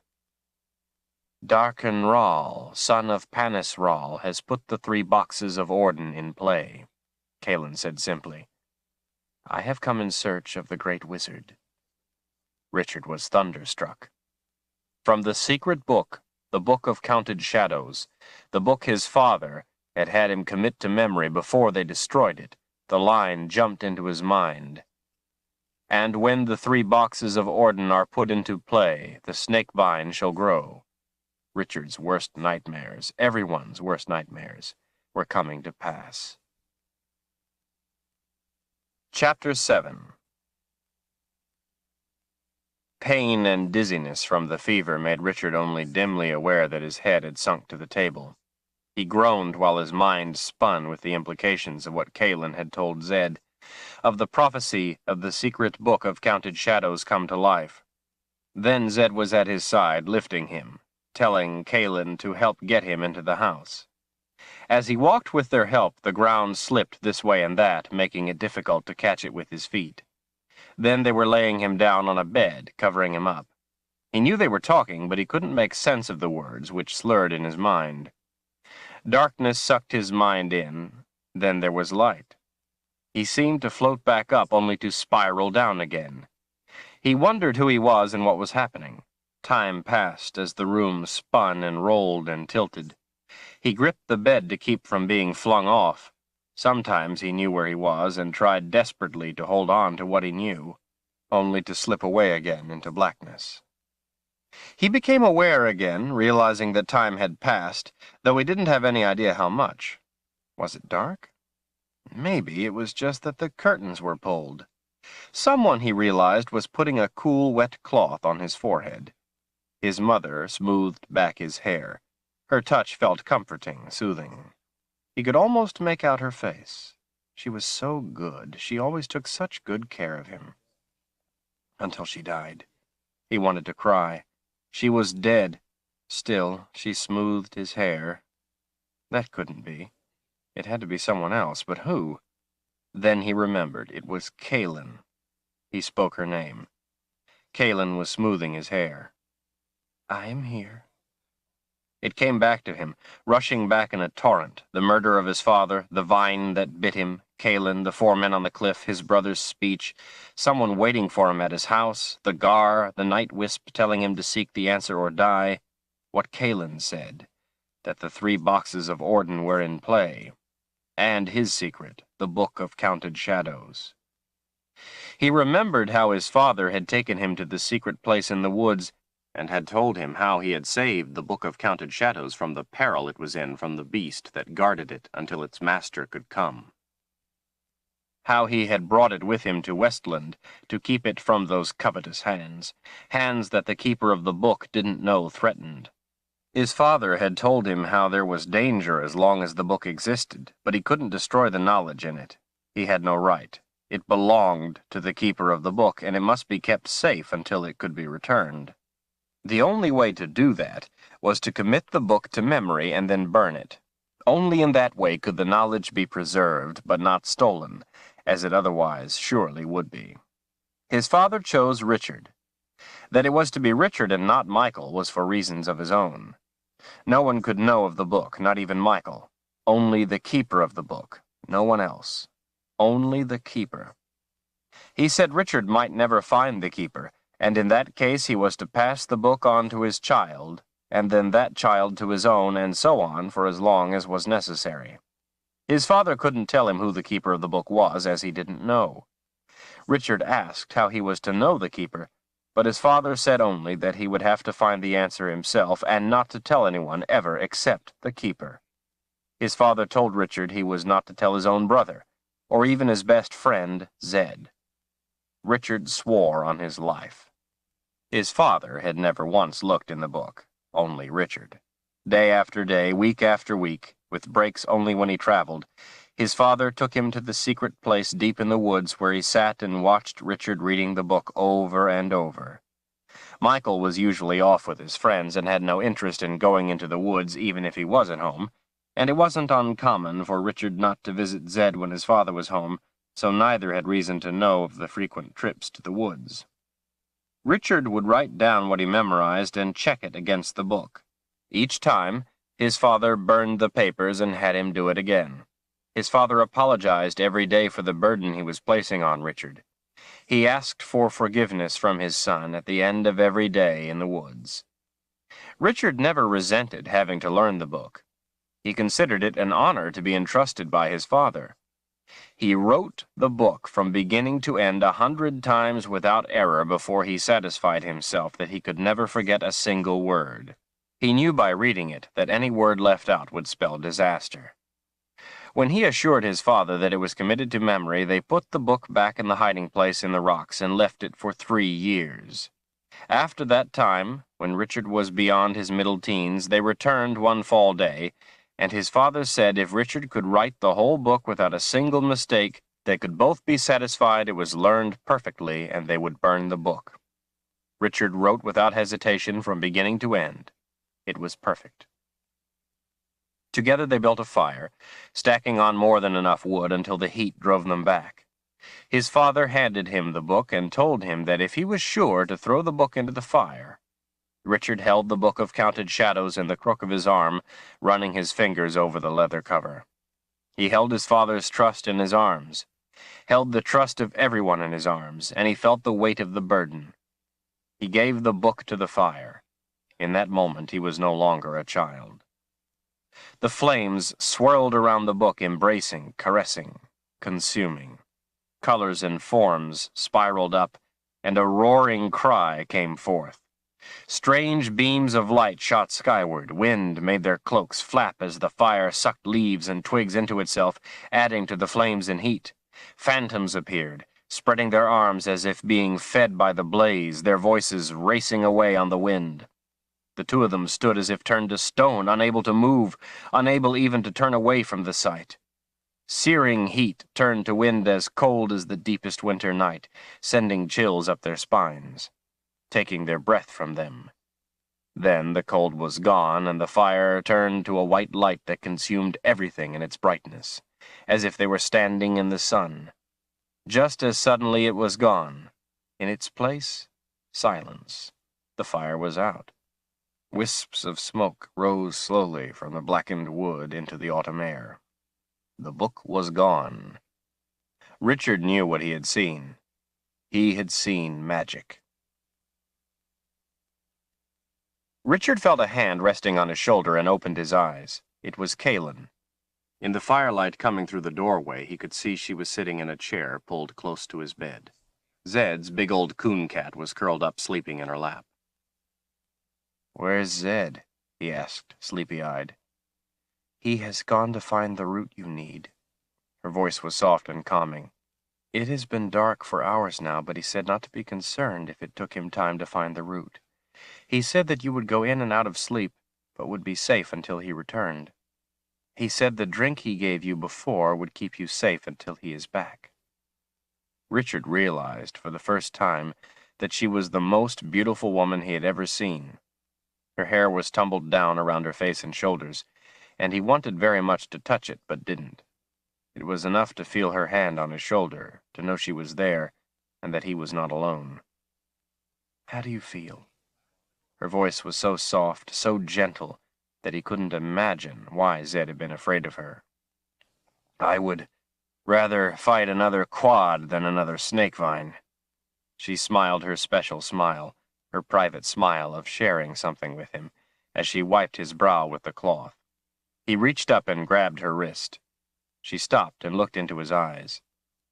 "Kaylin, Zed is my friend of many years. He is like a second father to me. Promise me you won't do anything to hurt him." I could not bear it. She looked at him reassuringly. "I like him too, very much. He is a good man, just as you said. I have no desire to hurt him, only to seek his help in finding the wizard." He gripped her wrist tighter. "Promise me." "Richard, everything will be fine. He will help us." He remembered the fingers on his throat, and the look in her eyes when she thought he was trying to poison her with an apple. "Promise me." "I have already made promises to others, some of whom have given their lives. I have responsibilities to the lives of others, many others." "Promise me." She put her other hand on the side of his face. "I am sorry, Richard, I cannot." He released her wrist, turned, and closed his eyes as she took her hand from his face. He thought about the book, all that it meant, and realized he was making a selfish request. Would he trick her to save Zed, only to have him die with them? Would he doom all the others to death or slavery just to see his friend live a couple more months? Could he condemn her to death too, for nothing? He felt ashamed at his own stupidity. He had no right to ask her to make such a promise. It would be wrong for her to do so. He was glad she had not lied to him, but he knew that just because Zed had asked about the trouble they were in did not mean he would help with anything to do from across the boundary. "Kaelin, this fever is making me foolish. Please forgive me. I have never met another with your courage.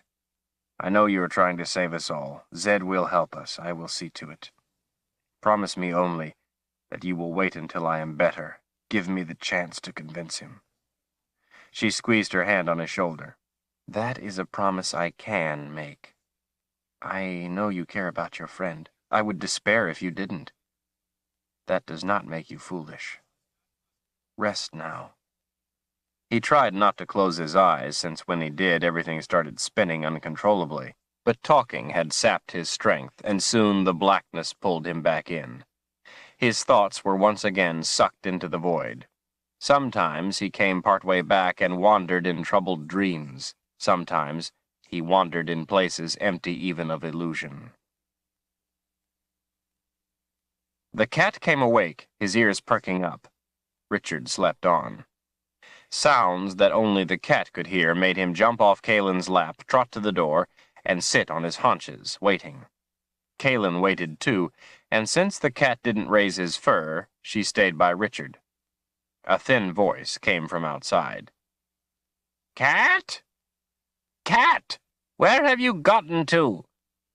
Well, you can just stay out here then." The door squeaked open. "There you are!" The cat ran out the doorway. "Suit yourself," Zed called after him. "How is Richard?" he called to her.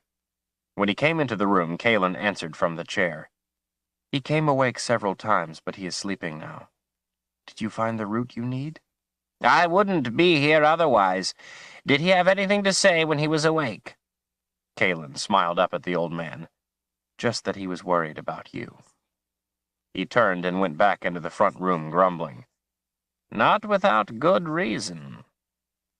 Sitting at the table, he peeled the roots, cut them into thin wafers, put the wafers into a pot with some water, and then hung the pot on the crane over the fire.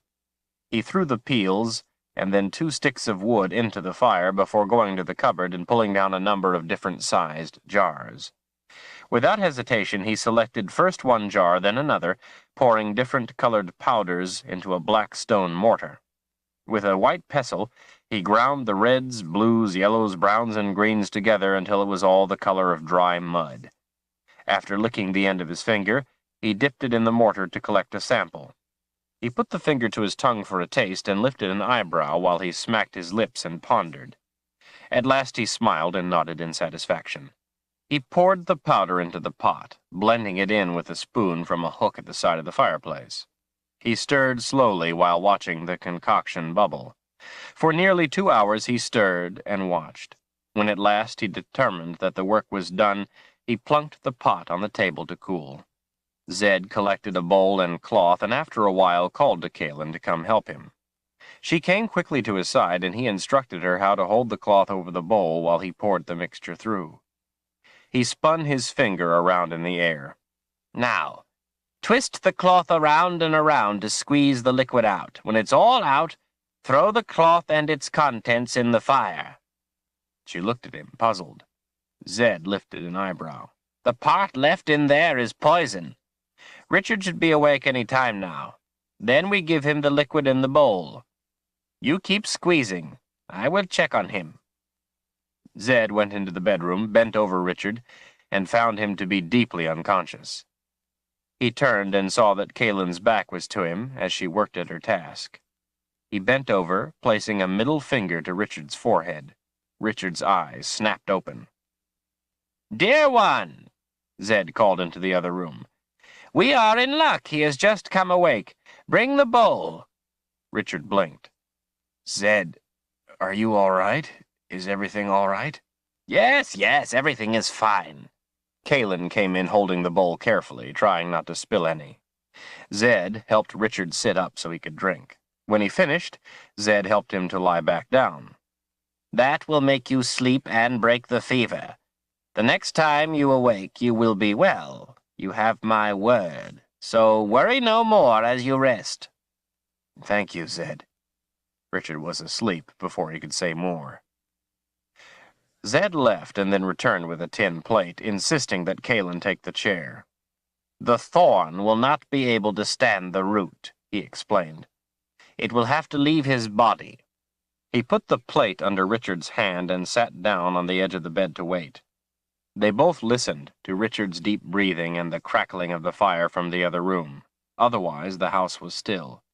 It was Zed who broke the silence first. "It is dangerous for a confessor to travel alone, dear one. Where is your wizard?" She looked up at him with tired eyes. "My wizard sold his services to a queen." Zed gave a disapproving scowl. "He abandoned his responsibilities to the confessors? What is his name?" "Giller." "Giller." He repeated the name with a sour expression, then leaned toward her a bit. "So why did another not come with you?" She gave him a hard look. "Because they are all dead at their own hands. Before they died, they all gathered and cast a web to see me safely through the boundary with the guidance of a night wisp." Zed stood at this news. Sadness and concern etched his face as he rubbed his chin. "You knew the wizards?" she asked. Yes, yes. I lived in the Midlands a long time." "And the Great One? You know him also?" Zed smiled, rearranged his robes, and seated himself again. "You are persistent, dear one. Yes, I knew the old wizard once, but even if you could find him, I don't think he would have anything to do with this business. He would not be inclined to help the Midlands." Kalen leaned forward, taking his hand in hers. Her voice was soft but intense. "Zed, there are many people who disapprove of the High Council of the Midlands and its greed. They wish it were not so, but they are just common people who have no say. They only wish to live their lives in peace. Darken Rahl has taken the food that was stored for the coming winter and given it to the army. They waste it, or let it rot, or sell it back to the people they stole it from. Already there is hunger. This winter there will be death. Fire has been outlawed. People are cold. Rahl says it is all the great wizard's fault for not coming forward to be put on trial as an enemy of the people. He says the wizard has brought this on them, that he is to blame. He doesn't explain how this could be, but many believe it anyway. Many believe everything Rahl says, even though what they see with their own eyes should be enough to tell them otherwise. The wizards were under constant threat, and forbidden by edict from using magic. They knew that sooner or later they would be used against the people. They may have made mistakes in the past and disappointed their teacher, but the most important thing they were taught was to be protectors of the people and in no way to bring them harm. As their most loving act for the people, they gave their lives to stop Darken Rahl. I think their teacher would have been proud. But this is not about just the Midlands. The boundary between Dahara and the Midlands is down. The boundary between the Midlands and Westland is failing, and soon it too will be down. The people of Westland will be taken by the very thing they fear most, magic. Terrible, frightening magic like none they have ever imagined. Zed showed no emotion, offered no objection or opinion, only listened. He continued to allow her to hold his hands. All I have said, the great wizard could have an argument for, but the fact that Darken Rahl has put the 3 boxes of Orden into play is something altogether different. If he succeeds, then on the first day of winter it will be too late for anyone. That includes the wizard. Rahl already searches for him. It is personal vengeance he seeks. Many have died because they could not offer his name. When Rahl opens the correct box, though, he will have unchallenged power over all living things, and then the wizard will be his. He can hide in Westland all he wants, but come the first day of winter his hiding is over. Darken Rahl will have him. There was bitterness in her expression. Zed, Darken Rahl has used quads to kill all the other confessors. I found my sister after they were finished with her. She died in my arms. With all the others dead, that leaves only me. The wizards knew their teacher did not want to help, so they sent me as the last hope. If he is too foolish to see that in helping us he helps himself, then I must use my power against him to make him help."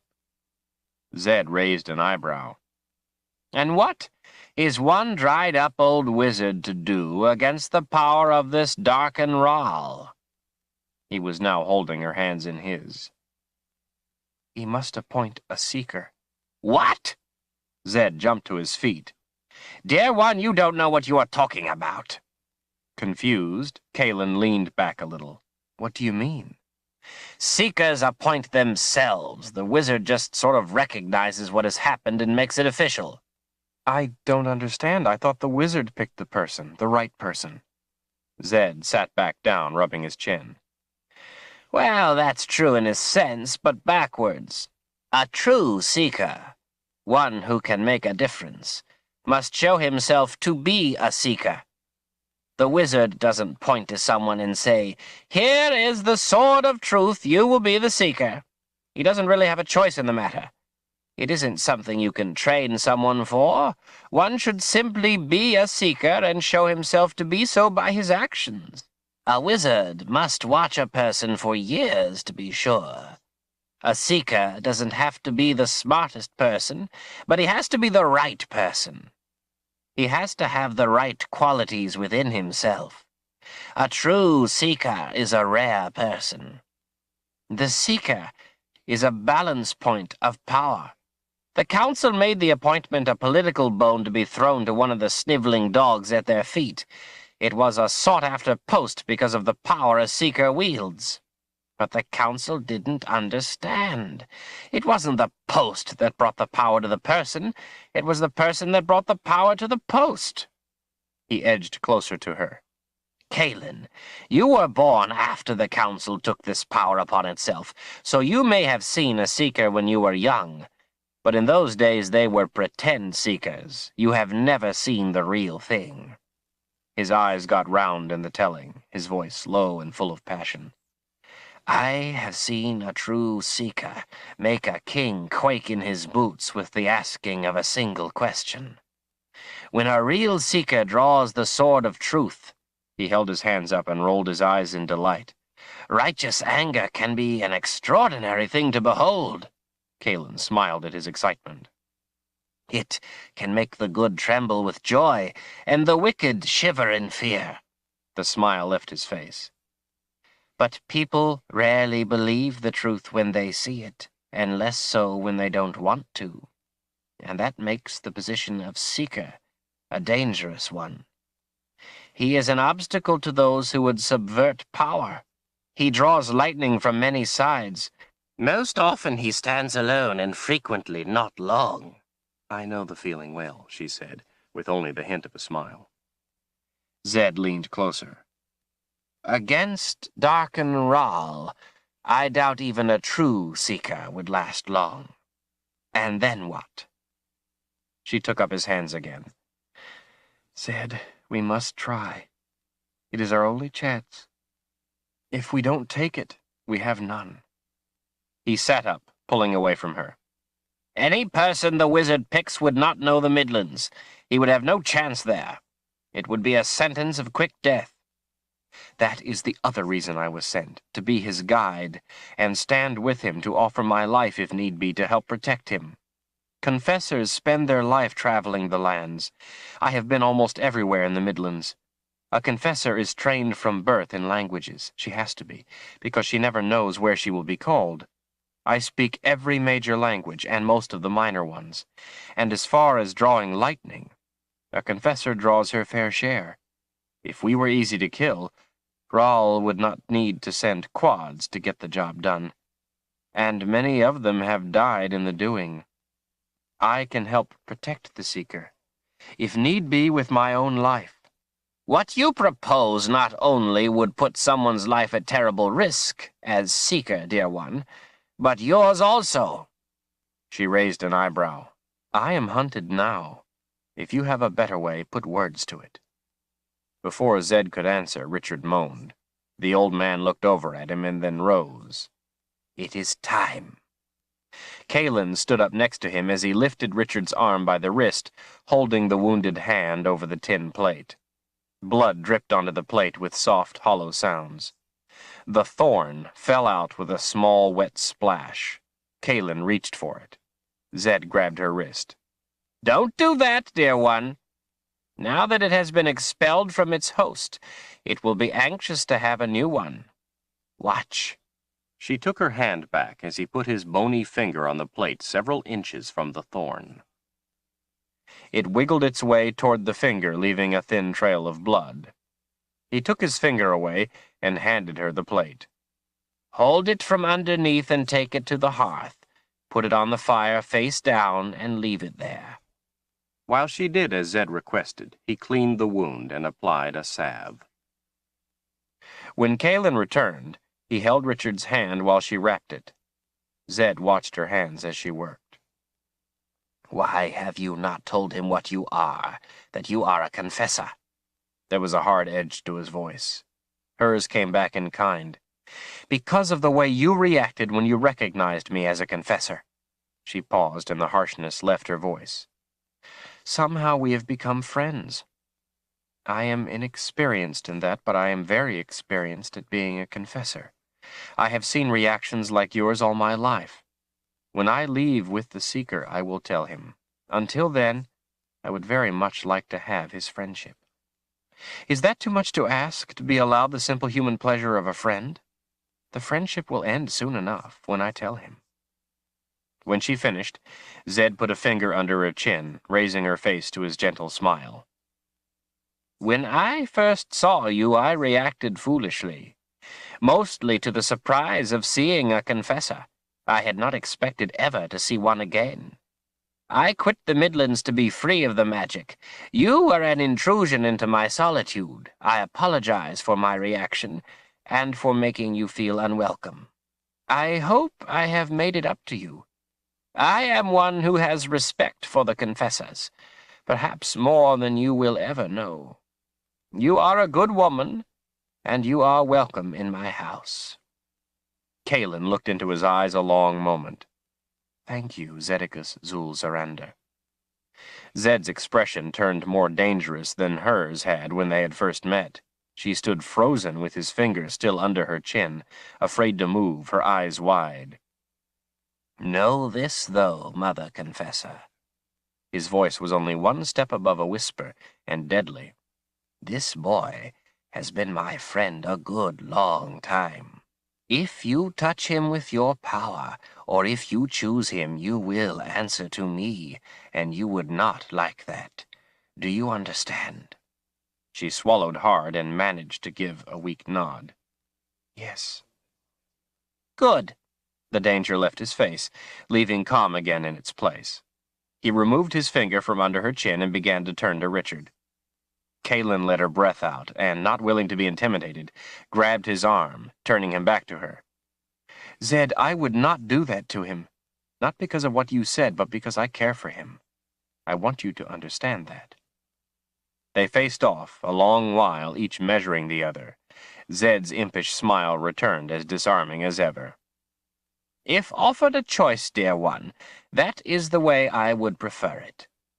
She relaxed, satisfied at having made her point, and gave him a quick hug that was returned earnestly. "There is one thing you have left unspoken. You have not asked for my help in finding the wizard." "No, and for now I won't. Richard fears what I would do if you were to say no. I promised I would not ask until he has a chance to ask you first. I gave him my word." Zed put a bony finger to his chin. "How interesting." He laid his hand on her shoulder conspiratorially and changed the subject. "You know, dear one, you might make a good seeker yourself." "Me? A woman can be seeker?" He lifted an eyebrow. "Of course, some of the best seekers have been women." "I already have an impossible job," she frowned. "I don't need two." Zed chuckled, his eyes sparkling. "Perhaps you are right. Now it's very late, dear one. Go to my bed in the next room and get yourself some needed sleep. I will sit with Richard." "No."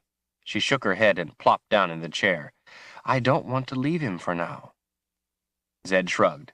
"As you wish." He walked behind her and patted her shoulder reassuringly. As you wish. He gently reached up and put a middle finger to each of her temples, rubbing in little circles.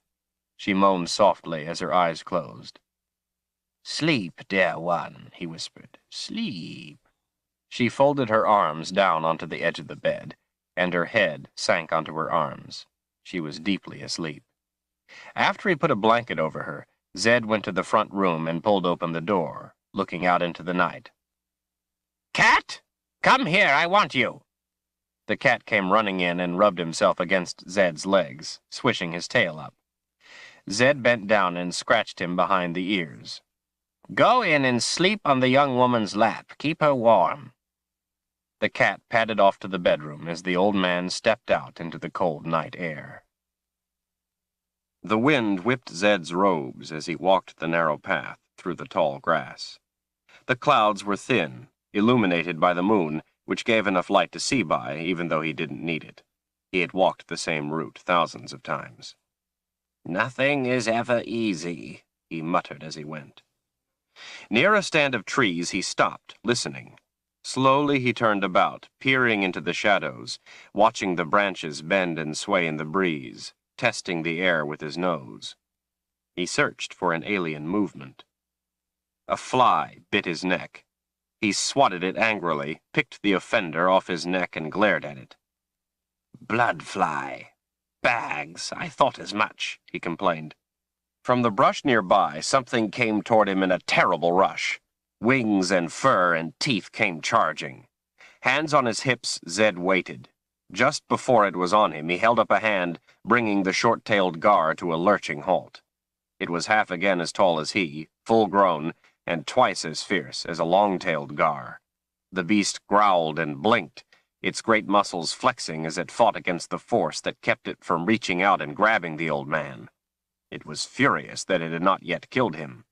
Zed reached up and with a crooked finger beckoned it to lean closer.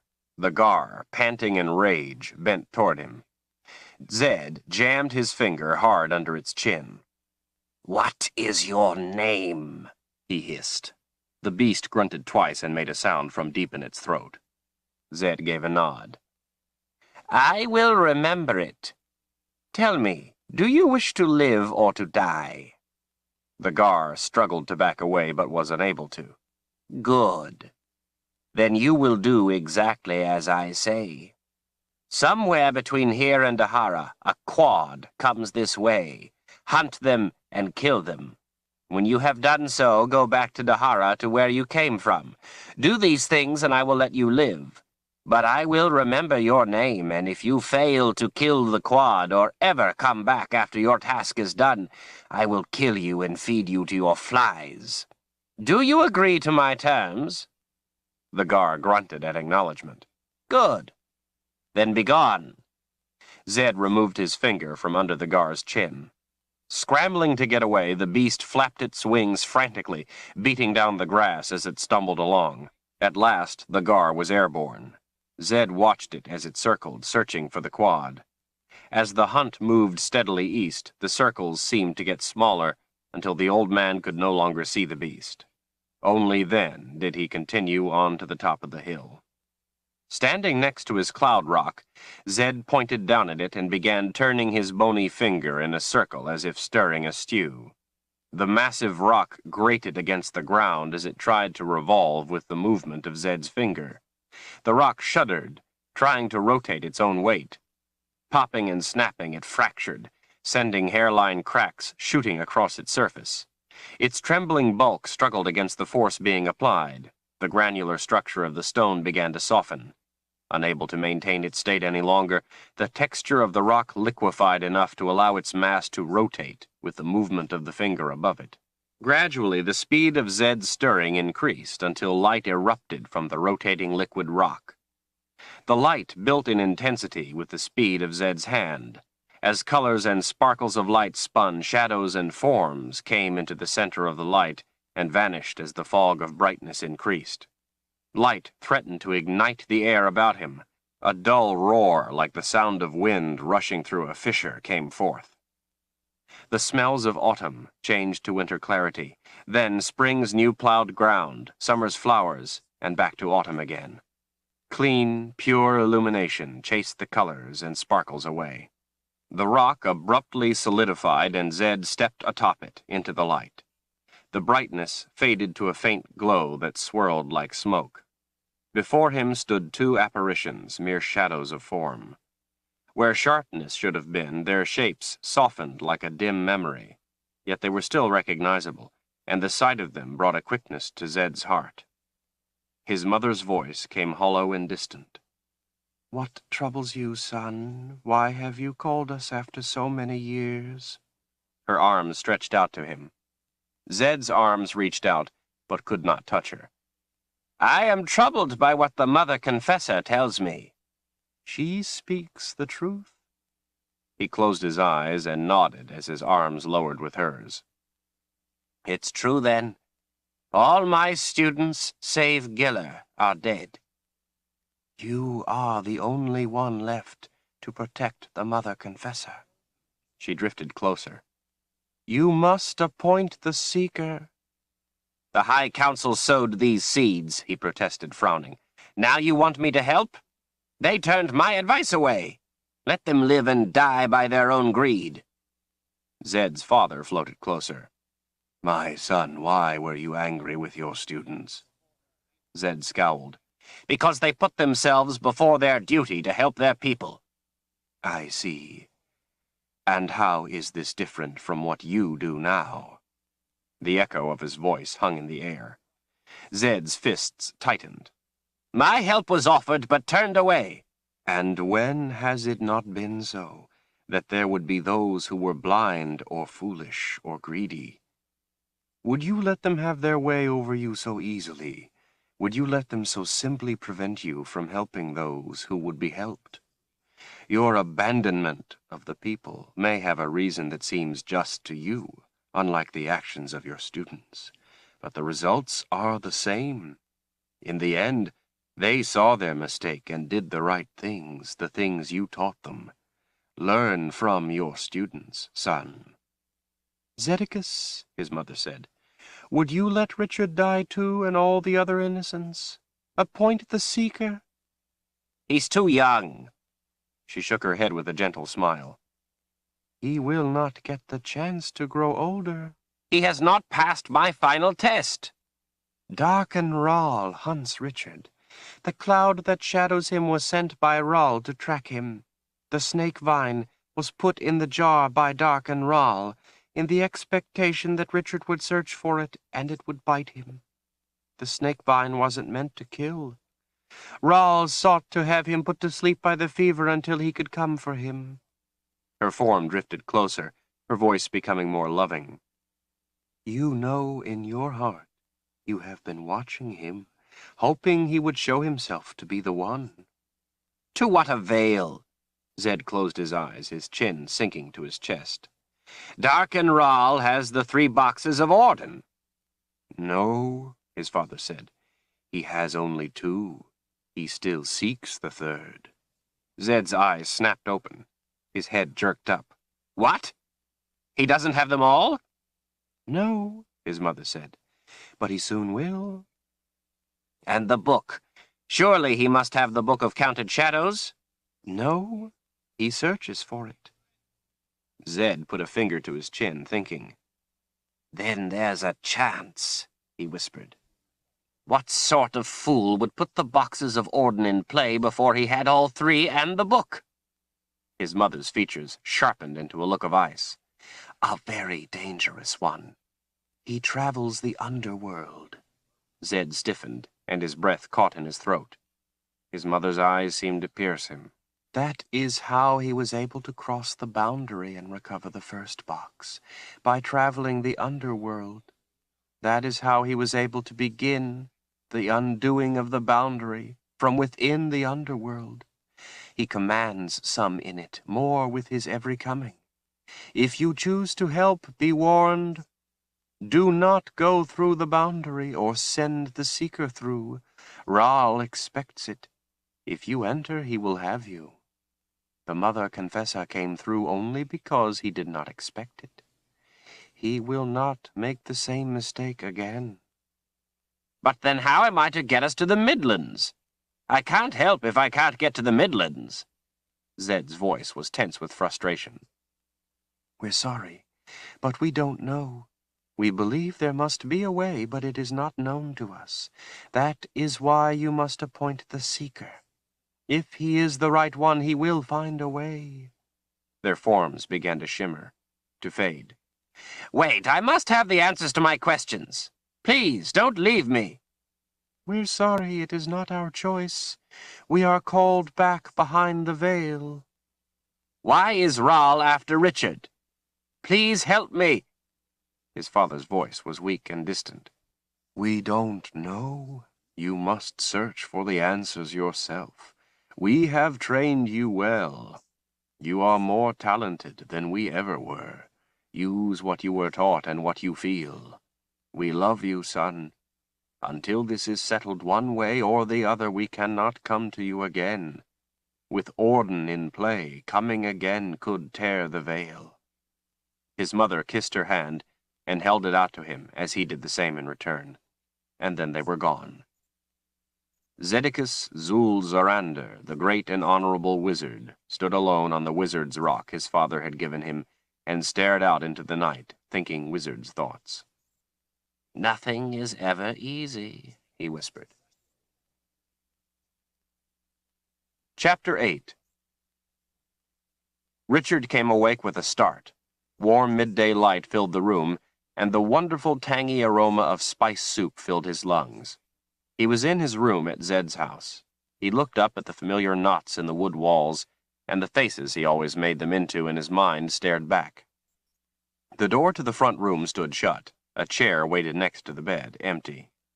He sat up, pushing the covers down, and saw that he still wore his dirty clothes. He felt for the tooth under his shirt and sighed in relief when he found it still there, safe. A short stick held the window open a few inches, letting in fresh air and the sound of Kalen's laughter. Zed must be telling stories, he thought. Richard looked at his left hand. It was wrapped, but no longer sore when he flexed his fingers. His head didn't hurt any more either. In fact, he felt wonderful. Hungry, but wonderful. He amended that to dirty and filthy clothes and hungry, but wonderful. A tub of bathwater, soap, and clean towels sat in the center of the small room. A clean outfit of his forest garb was folded and stacked neatly on the chair. The bathwater looked deliciously inviting. He dipped his hand in and found the water warm. Zed must have known when he would wake. Knowing Zed as well as he did, that didn't surprise him. Richard undressed and slipped into the welcoming water. The soap smelled almost as good to him as the soup. He liked to stay in the tub for a good long soak, but he felt too wide awake for soaking and was eager to be outside with the other two. Unwrapping the hand, he was surprised to find how much it had healed overnight. When he came out, Kalen and Zed were sitting at the table waiting for him. Kalen's dress was freshly washed, he noticed, and she looked bathed, too. Her hair was clean and glistened in the sunlight. Green eyes sparkled up at him. A big bowl of soup waited for him next to her at the table, along with cheese and fresh bread. "I wouldn't have expected to have slept until noon," he said, swinging his leg over the bench. They both laughed. Richard eyed them suspiciously. Kalen straightened her face. "This is the second noon you have slept to, Richard." "Yes," Zed added.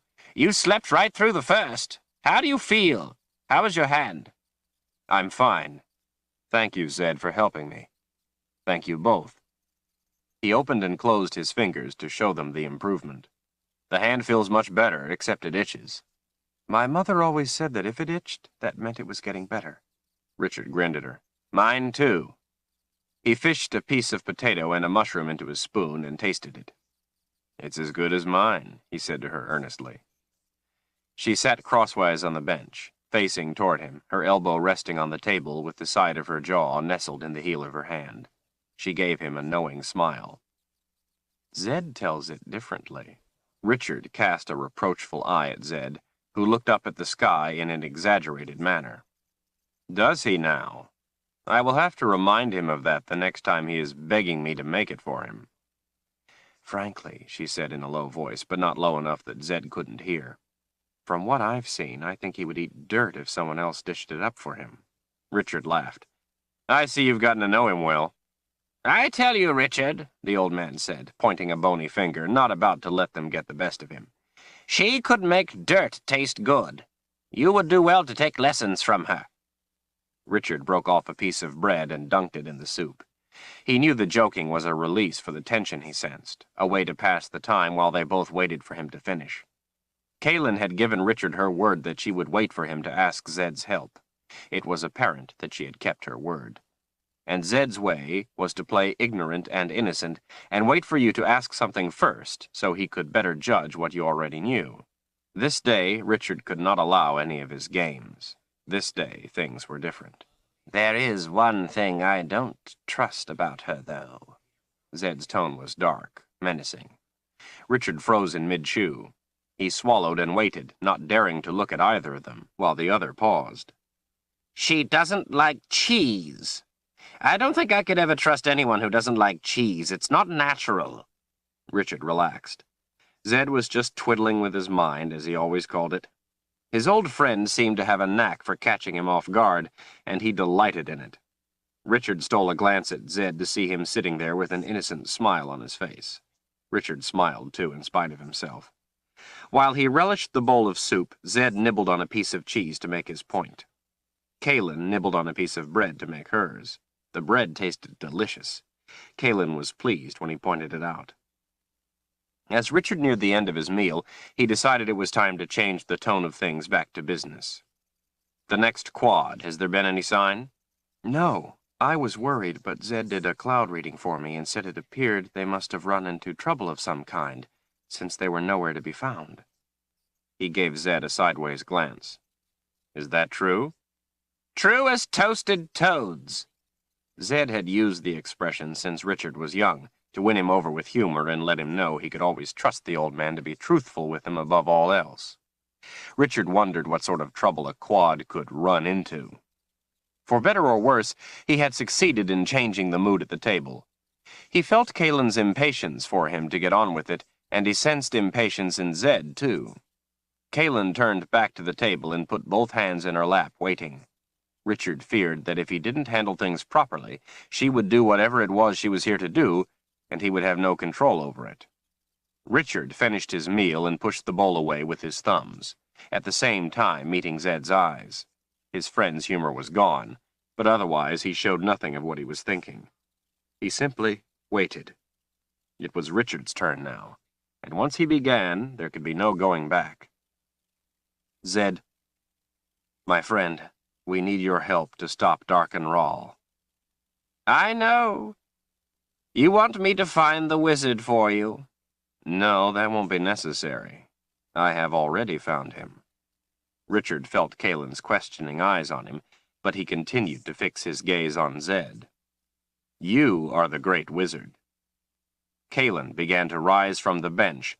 Without taking his eyes from Zed, Richard reached under the table and clutched her forearm, forcing her to sit back down. Still, Zed showed no emotion. His voice came even and soft. And what makes you think this, Richard? Richard took a deep breath, letting it out slowly as he put his hands on the table, intertwining his fingers. He watched his hands as he spoke. When Kaylin first told me about the history of the three lands, she said the council had taken actions that made the death of the wizard's wife and daughter at the hands of a quad stand for nothing. And as punishment, the wizard did the worst thing possible to them. He left them to suffer the consequences of their own actions. That sounded like the very thing you would do, but I couldn't be sure then. I had to find a way to know. When you first saw Kaylin and were angry that she had come here from the Midlands, I told you she had been attacked by a quad. I watched your eyes. They told me I was right. Only someone who had suffered a loss like yours would have had that look in his eyes. And you changed your attitude toward her after I told you, completely. Only someone who had known the terror personally would have that kind of empathy. But still, I didn't trust my instinct. I waited. He looked up at Zed and held the other's gaze while he spoke. Your biggest mistake was when you told Kaylin she was safe here. You would not lie, especially about something like that. And you know what a quad is. How could an old man make it safe here against a quad without magic? He couldn't, but one old wizard could. The next quad is nowhere to be found. You said so yourself. They ran into some trouble. I think they ran into some wizard trouble. You were as good as your word. You always are. Richard's voice turned gentler. I have always known, in 1,000 little ways, that you were more than you claimed to be, that you were a special person. I have always been honored to have you as my friend, and I know that as my friend you would do anything, anything you must, to help me if my life were in danger, just as I would do anything for you. I trust you with my life, and it is now in your hands. Richard hated closing the trap in this fashion, but all their lives were at risk. There could be no games. Zed put his hands on the table and leaned forward. I have never before been this proud of you, Richard. His eyes told that he meant it. You got it all right. He stood and came around the table. When Richard stood, they hugged. I have also never been this sad for you. Zed held Richard in a tight embrace for a moment longer. Sit. I will be right back. I have something for you. Both of you sit and wait a moment. Zed cleared the table. Then, holding the plates in the crook of his arm, he strode to the house. Kaelin looked worried as she watched him go. Richard had thought that she would be happy to have found the wizard, but now she looked more frightened than anything else. Things were going differently from what he had expected. When Zed reappeared, he was carrying something long. Kaelin came to her feet. Richard realized Zed's fist clutched the scabbard of a sword. Kaelin put herself in front of him before he reached the table, grabbing fistfuls of his robes. Don't do this, Zed. Her voice was desperate. It is not my choice. Zed, please, no. Choose someone else, not Richard. Zed cut her off. Kaelin, I warned you about this. I told you, he picks himself. If I choose someone other than the true one, we all die. If you have a better way, put words to it. He swept her aside, came to the side of the table opposite Richard, and slammed the sword down in front of him. Richard jumped. He looked from the sword up into Zed's fierce eyes as the other leaned over the table. This belongs to you, the wizard said. Kaelin turned her back to them. Richard's gaze fell upon the sword. The silver scabbard gleamed with gold flourishes that embellished it in sweeps and waves. Steel crossguards swept out and down aggressively. Finely twisted silver wire covered the grip, and interwoven along the side of the braided silver, gold wire formed the word truth. This, Richard thought, was the sword of a king. It was the finest weapon he had ever seen. Slowly, he rose to his feet. Zed picked up the scabbard by the point and held the hilt of the sword to Richard. Draw it. As if in a trance, Richard closed his fingers around the hilt and pulled the sword free, the blade making a ringing metallic sound that hung in the air. Richard had never heard a sword make a sound quite like it. His hand closed tightly around the grip, and in his palm and on his fingers opposite, he could feel the bumps of the gold wire that spelled out the word truth on each side of the hilt, pressing almost painfully into his flesh. Inexplicably, it felt precisely correct. The weight fit him exactly. He felt as if a part of him was now complete. From deep within, he felt his anger stir, brought to life, searching direction. He was suddenly aware of the tooth against his chest. As his rage rose, he felt an awakening power rushing into him from the sword, the twin to his own anger. His own feelings had always seemed independent, whole. This was like having an image in a mirror come to life. It was a terrifying specter. His anger fed on the force from the sword, and in return the wrath from the sword fed on his anger. Together the twin storms spiraled through him. He felt like a helpless bystander being dragged along. It was a frightening and at the same time seductive sensation that bordered on violation. Fearful perceptions of his own anger twisted with tantalizing promise. The bewitching emotions rushed headlong through him, seizing his anger, soaring with it. Richard struggled to control the rage. He was on the brink of panic, on the brink of abandon. Zedicus Zul Zorander threw his head back and spread his arms. To the sky he called out, Fair warning to those living and those dead. The Seeker is named. Thunder from the blue sky shook the ground and rolled off toward the boundary. Kaelin fell to her knees in front of Richard, head bowed, hands held behind her back. I pledge my life in the defense of the Seeker. Zed knelt beside her, his head bowed. I pledge my life in the defense of the Seeker. Richard stood, gripping the sword of truth in his hand, eyes wide in breathless bewilderment. Zed, he whispered. What in the name of everything good is a Seeker? Chapter 9. With the aid of a hand to his knee, Zed rose to his feet, rearranged his robes around his bony body, and held his hand out to Kaelin, who was staring at the ground. Noticing the hand, she took it, coming to her feet as well. Her face bore a distressed expression. Zed considered her for a moment, and she nodded that she was all right. Zed turned to Richard. What is a Seeker? A wise first question in your new capacity, but not one swiftly answered. Richard gazed down at the gleaming sword in his hand, not at all sure he wanted anything to do with it. He slid it back into its scabbard, glad to be free of the feelings it invoked, and held it in both hands before him. Zed, I've never seen this before. Where have you kept it? Zed smiled proudly. In the cabinet, in the house. Richard eyed him skeptically. There's nothing in the cabinet but dishes and pans and your powders. Not that cabinet, he said, lowering his voice as if to thwart anyone who might be listening. In my wizard's cabinet. Richard straightened with a frown. I've never seen any other cabinet.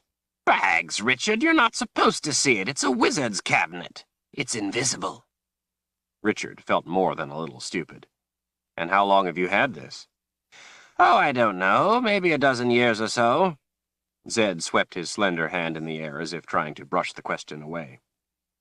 And how did you come to have it? Zed's tone hardened. The naming of the Seeker is a wizard's task. The High Council wrongly took it upon itself to name the person.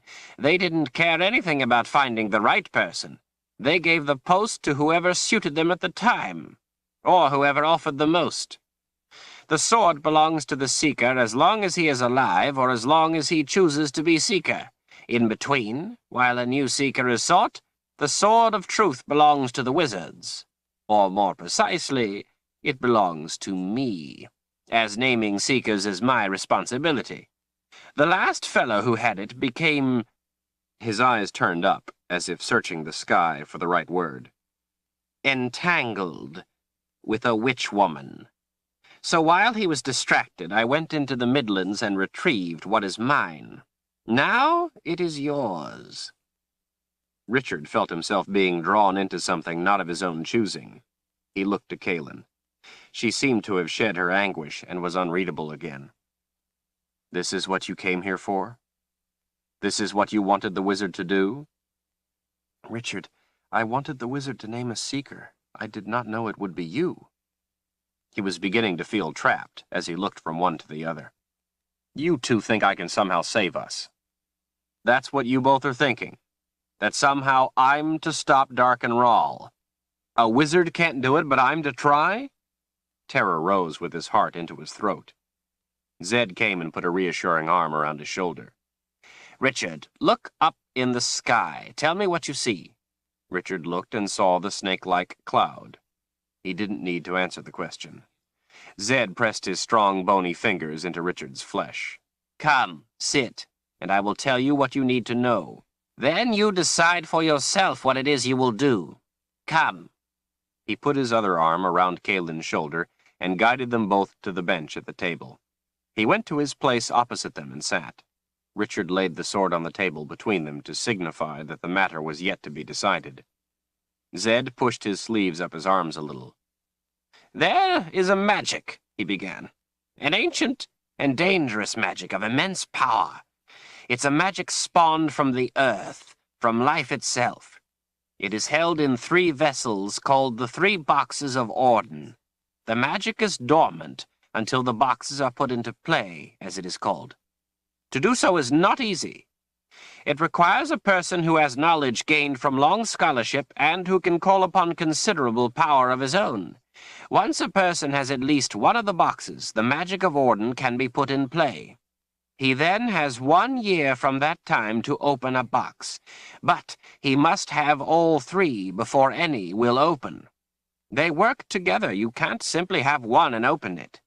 If the person who puts them in play fails to acquire all 3, and to open one within the allotted time, he forfeits his life to the magic.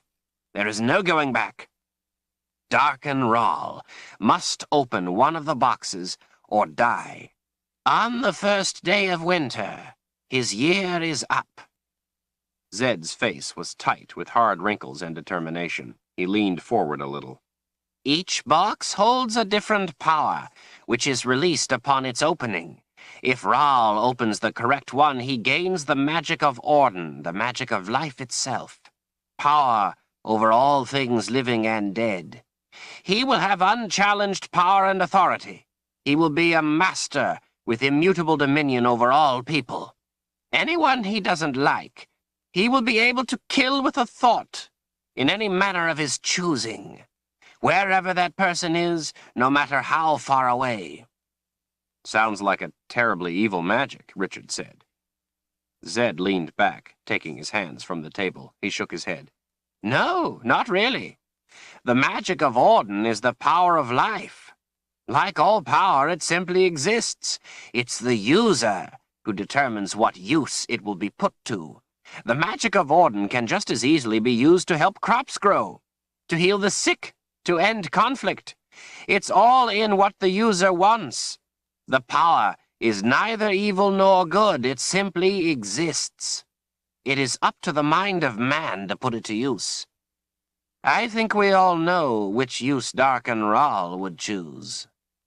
Zed paused, as was his way, to let Richard ponder the meaning of what he had been told. His thin face fixed in resolve as he waited. Kaelin, too, had a look that told him she was determined to have him fully understand the ominous nature of what Zed was saying. Richard, of course, didn't need to ponder it, since he knew it all from the Book of Counted Shadows. The book was explicit. From the book, he knew Zed was barely touching on the full extent of the cataclysm that would sweep the land if Darken Rahl opened the correct box. He knew also what would happen if one of the other boxes was opened, but he couldn't reveal his foreknowledge, and so had to ask anyway. And if he opens one of the others? Zed came forward against the table in a blink. He had expected that this would be the next question. Open the wrong box, and the magic claims him. He's dead. Zed snapped his fingers. Just like that. We are all safe. The threat is removed. He leaned closer, his brow furrowed, and gave Richard a hard look.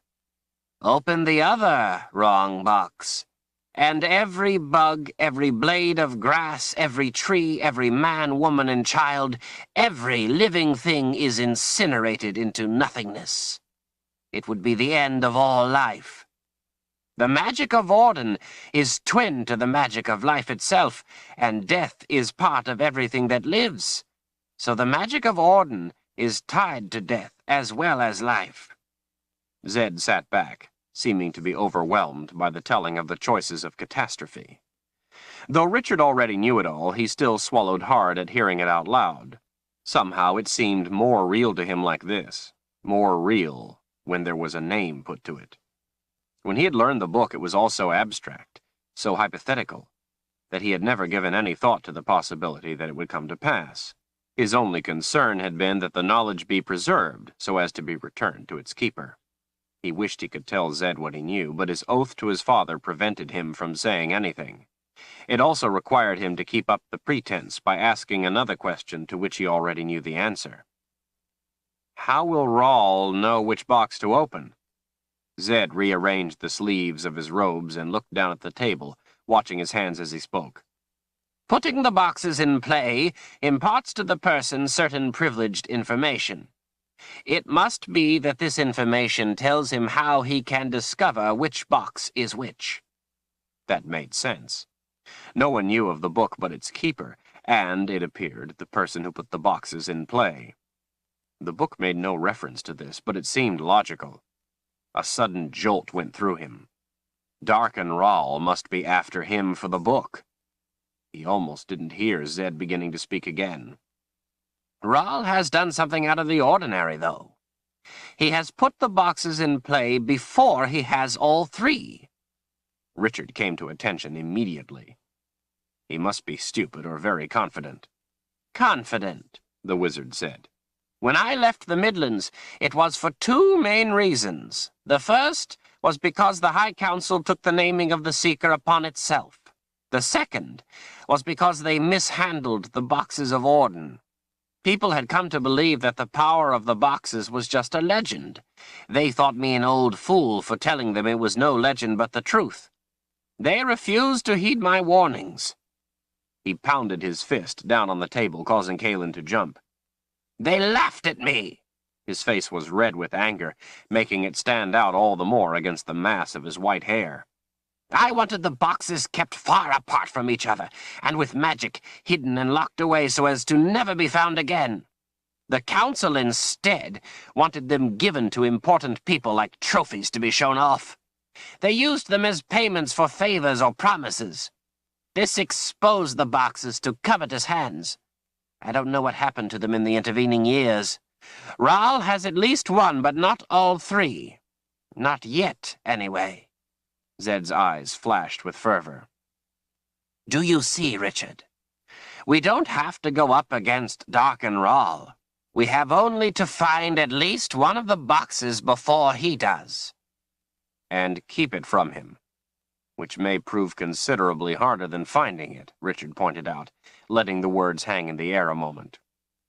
He had a sudden thought. Zed, do you think one of the boxes could be here in Westland? Not likely. Why not?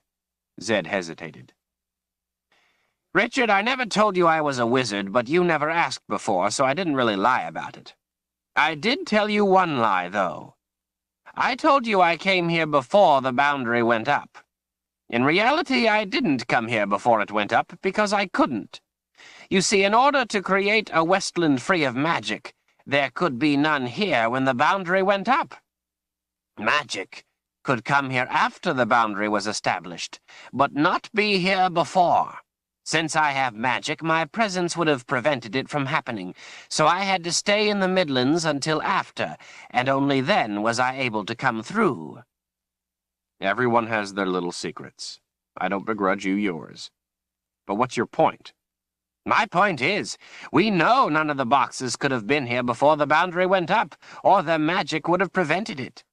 So if they were all in the Midlands before the boundary because of the magic, and I didn't bring one with me, they have to still be in the Midlands. Richard thought about this a while, feeling his spark of hope die. He turned his thoughts back to the matter at hand. You still have not told me what a seeker is, or my part in this. Zed folded his hands together. A seeker is a person who answers to no one but himself. He is a law unto himself. The sword of truth is his to wield as he wishes, and within the limits of his own strength he can hold anyone to answer for anything. Zed held up his hand to forestall Richard's objections and questions. I realize this is vague. The problem with explaining it is that it is like all power. As I told you before, it's how the person uses power that makes it what it is. This is the core of why it is so important to find the right person, a person who will use the power wisely. You see, Richard, a seeker does exactly as the name implies. He seeks. He seeks the answers to things of his own choosing. If he is the right person, he will seek the answers that will help others, not just himself.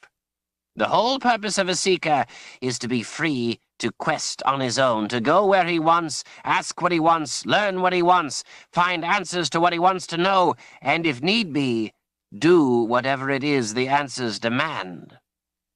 Richard straightened, his voice rising. Are you telling me a seeker is an assassin? I won't lie to you, Richard. There have been times when it has turned out that way.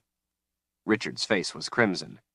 I will not be an assassin, Zed shrugged. As I said, a seeker is whatever he wants. Ideally, a seeker is the standard-bearer of justice. I can't tell you much more because I've never been one. I don't know what goes on in their heads. However, I know the proper kind of person. Zed pushed his sleeves up again while he watched Richard. But I don't pick a seeker, Richard. A true seeker picks himself. I only name them. You have been a seeker for years without knowing it. I have watched you, and that is what you do. You are always seeking the truth. What do you think you were doing in the High Ven? You were seeking the answer to the vine to your father's murder. You could have left that to others more qualified, and as it turned out, perhaps you should have. But that would have been against your nature, the nature of a seeker. They don't leave it to others because they want to know for themselves. When Kaylin told you she was looking for a wizard who was lost since before she was born, you had to know who it was, and you found him. But that's only because... Zed cut him off. It doesn't matter. It's irrelevant. Only one thing matters, that you did it. I saved you with the root I found. Does it matter that it was easy for me to find the root? No. Would you be any more alive if it had been extremely difficult for me to find the root? No. I found the root, you are well. That is all that matters. Same with the seeker. It's of no importance how he finds an answer, only that he does. As I said, there are no rules. Right now there are answers you must find.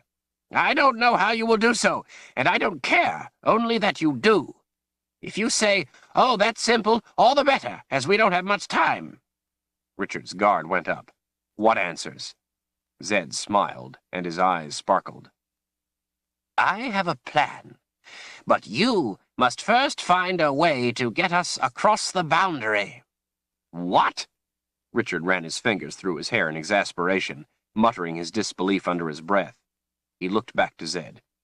You're a wizard! You had something to do with putting the boundary there in the first place. You have just said you have been through it to retrieve the sword. Kaylin has come through the boundary sent by wizards. I know nothing of the boundary. If you expect me to find you the answer, well, here it is. Zed, you are a wizard, send us through the boundary. Zed shook his head. No. I said across the boundary, not through it. I know how to go through it, but we can't do that. Rahl waits for us to do so. If we try to go through, he will kill us. If we are lucky. We must instead go across it without going through it. There is a big difference. Zed, I'm sorry, but it's impossible. I don't know anything about how to get us across. I don't see how it can be done. The boundary is the underworld. If we can't go through it, then we are stuck here. The whole purpose of the boundary is to prevent anyone from doing just what you are asking me to do. Richard felt helpless. They were depending on him, and he didn't have any answers. Zed's voice was kind and gentle. Richard, you are too quick to criticize yourself. What is it you say when I ask how you must solve difficult problems? Richard knew what Zed was talking about, but was reluctant to answer, as he felt answering only pulled him in deeper. Zed lifted an eyebrow, waiting. Richard looked down at the table, picking at the wood with his thumbnail. Think of the solution, not the problem. And right now you are doing it backwards. You are only concentrating on why the problem is impossible. You are not thinking of the solution. Richard knew Zed was right, but there was more to it. Zed, I don't think I'm qualified to be Seeker. I don't know anything about the Midlands. Sometimes it is easier to make a decision if you aren't burdened with the knowledge of history, the wizard said cryptically. Richard let out a deep breath. I don't know the place. I'd be lost there. Kaylin put her hand on his forearm. No, you wouldn't. I know the Midlands better than almost anyone. I know where it is safe and where it is not. I'll be your guide. You will not be lost, I promise you that much. Richard looked away from her green eyes and down at the table. It hurt to think that he might disappoint her, but her faith and Zed's didn't seem justified. He didn't know anything about the Midlands, or the magic, or how to find some boxes, or how to stop Dark and Rahl. He didn't know how to do any of it. And for his first trick, he was supposed to get them across the boundary. Richard, I know you think I'm thrusting this responsibility on you unwisely, but it is not me who chooses you. You are the one who has shown himself to be the Seeker. I have only recognized the fact. I have been a wizard a long time. You don't know what that entails, but you have to trust me when I say that I'm qualified to recognize the one. Zed reached across the table, across the sword, and put his hand on Richard's. His eyes were somber. Darkenral hunts you, personally. The only reason I can fathom for this is that with the insight he has gained from the magic of Orden, he too knows you to be the one, and so searches you out to eliminate the threat. Richard blinked in surprise. Maybe Zed was right. Maybe this was the reason Rahl hunted him. Or maybe not. Zed didn't know about the book. He felt as if his mind would explode with all the things filling his head, and suddenly he couldn't sit anymore. He stood up and began pacing, thinking. Zed folded his arms across his chest. Kalen leaned an elbow on the table. Both watched in silence as he paced. The wisp had said to seek the answer or die. It didn't say it was necessary to become this seeker. He could find the answers in his own way, as he always had. He hadn't needed the sword to figure out who the wizard was, although it hadn't been that hard. But what was wrong with taking the sword? What could it hurt to have its help? Wouldn't it be foolish to turn down any assistance? Apparently the sword could be put to any use its owner wanted, so why not use it in the way he wanted? He didn't have to become an assassin or anything else. He could use it to help them. That was all. That was all that was needed or wanted, no more. But Richard knew why he didn't want it. He didn't like the way it had felt when he had drawn the sword. It had felt good, and that bothered him. It had stirred his anger in a way that frightened him, made him feel like he had never felt before. The most disconcerting thing was that it felt right. He didn't want to feel right about anger, didn't want to lose his control of it. Anger was wrong. That's what his father had taught him. Anger had killed his mother. He kept his anger behind a locked door he didn't want opened. No, he would do this in his own way, without the sword. He didn't need it. Didn't need the worry of it. Richard turned to Zed, who still sat with his arms folded across his chest, watching. The sunlight gave Zed's wrinkles deep shadows. The lines and sharp angles of his familiar face seemed somehow different. He looked grim, resolute, somehow more like a wizard. Their eyes met and held each other. Richard was decided. He would tell his friend no. He would help and would stand by them. His life, too, depended on this. But he would not be the seeker. Before he could say so, Zed spoke. Kalen, tell Richard how Darkenral questions people. His voice was quiet, calm. He didn't look at her, instead continuing to hold Richard's eyes. Her voice was barely audible.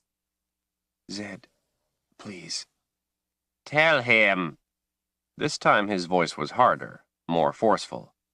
Tell him what he does with the curved knife he keeps at his belt. Richard looked away from Zed's eyes to her pale face. After a moment she held out her hand and looked up at him with sad green eyes, beckoning him to come to her. He stood a moment, wary, then came and took her hand. She pulled him down toward her. He sat, straddling the bench, facing her, waiting for what it was she was bidden to say, fearing it. Kalen shifted toward him, hooking some hair behind an ear, and looked down at his right hand as she held it in both of hers, stroking the back of it with her thumbs. Her fingers were gentle, soft, and warm against his palm. The size of her hands made his seem awkwardly large. She spoke quietly and didn't look up. Darkenral is a practitioner of an ancient form of magic called anthropomancy.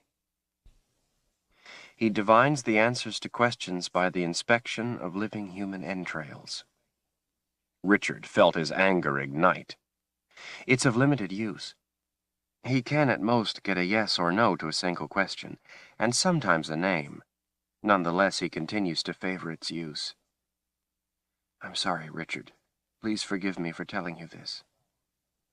Memories of his father's kindness, his laughter, his love, his friendship, their time together with the secret book, and 1,000 other brief glimpses tore through him in a flood of anguish. The scenes and sounds converged into dim shadows and hollow echoes in Richard's mind and melted away. In its place, memories of the bloodstains on the floor, the white faces of the people there, images of his father's pain and terror, and the things Chase had told him flashed vividly in snatches through his mind. He didn't try to stop them, but instead pulled them onward, hungering for them. He washed himself in the detail of it all, felt the twisting torment. Pain flared up from a pit deep inside him. Invoked heedlessly, it came screaming forth. In his mind, he added the shadowed figure of Dark and Rahl, hands dripping crimson blood standing over his father's body, holding the red, glinting blade. He held the vision before him, twisting it, inspecting it, drinking it into his soul. The picture was complete now. He had his answers. He knew how it had been, how his father had died. Until now, that was all he had ever sought, answers. In his whole life, he had never gone beyond that simple quest. In one white-hot instant, that changed.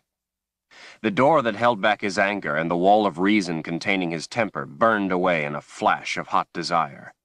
A lifetime of rational thinking evaporated before his searing fury. Lucidity became dross in a cauldron of molten need.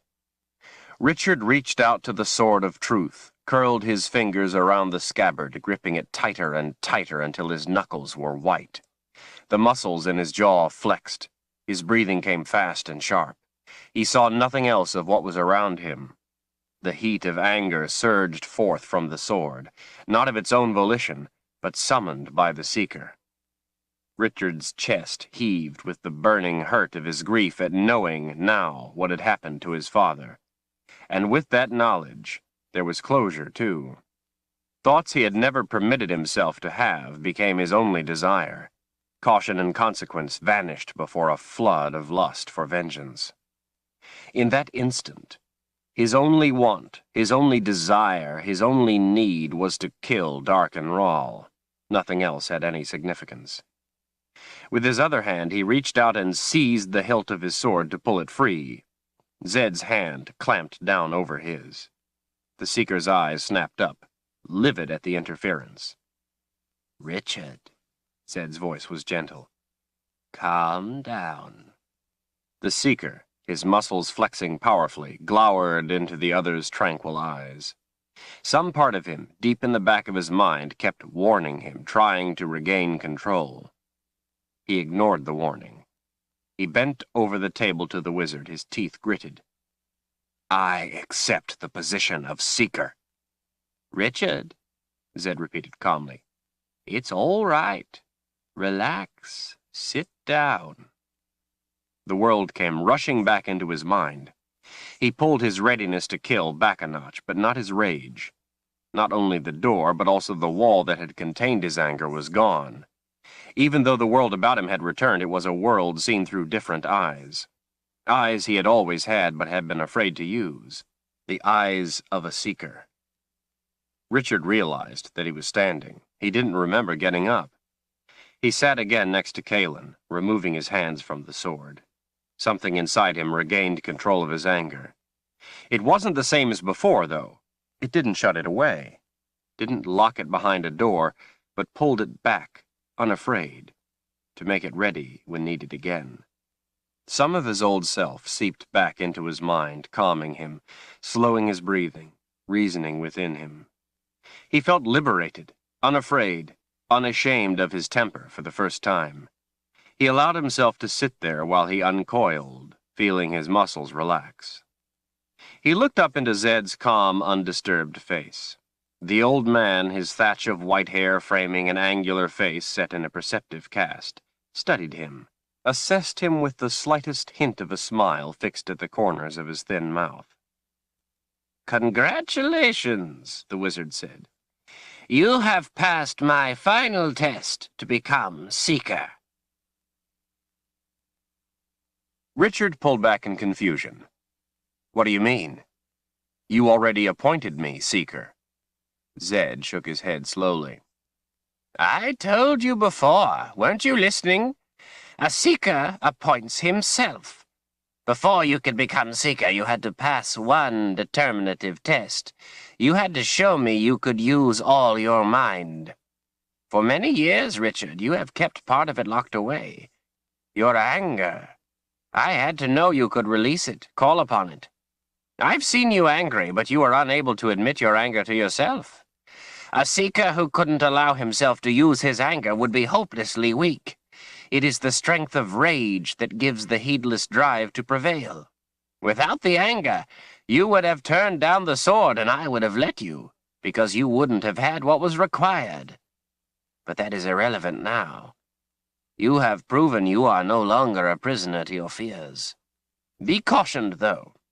As important as it is to be able to use your rage, it is equally important to be able to restrain it.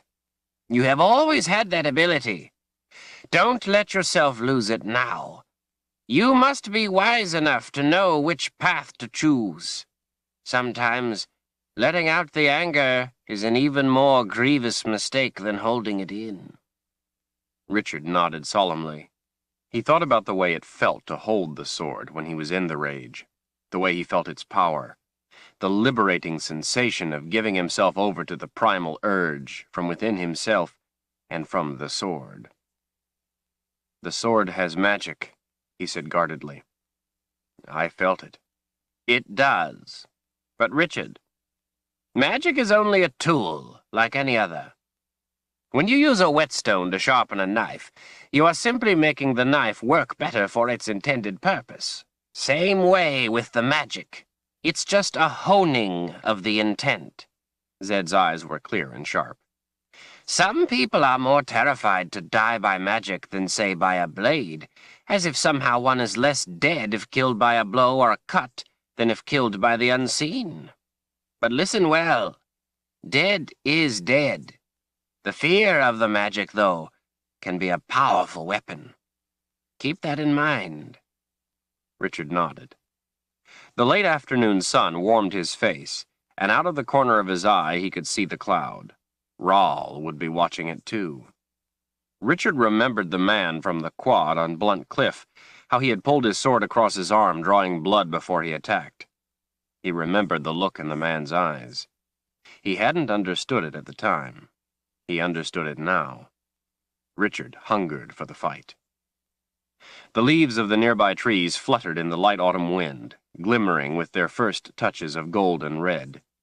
Winter was coming. The first day of winter would soon be here. He thought about how he would get them across the boundary.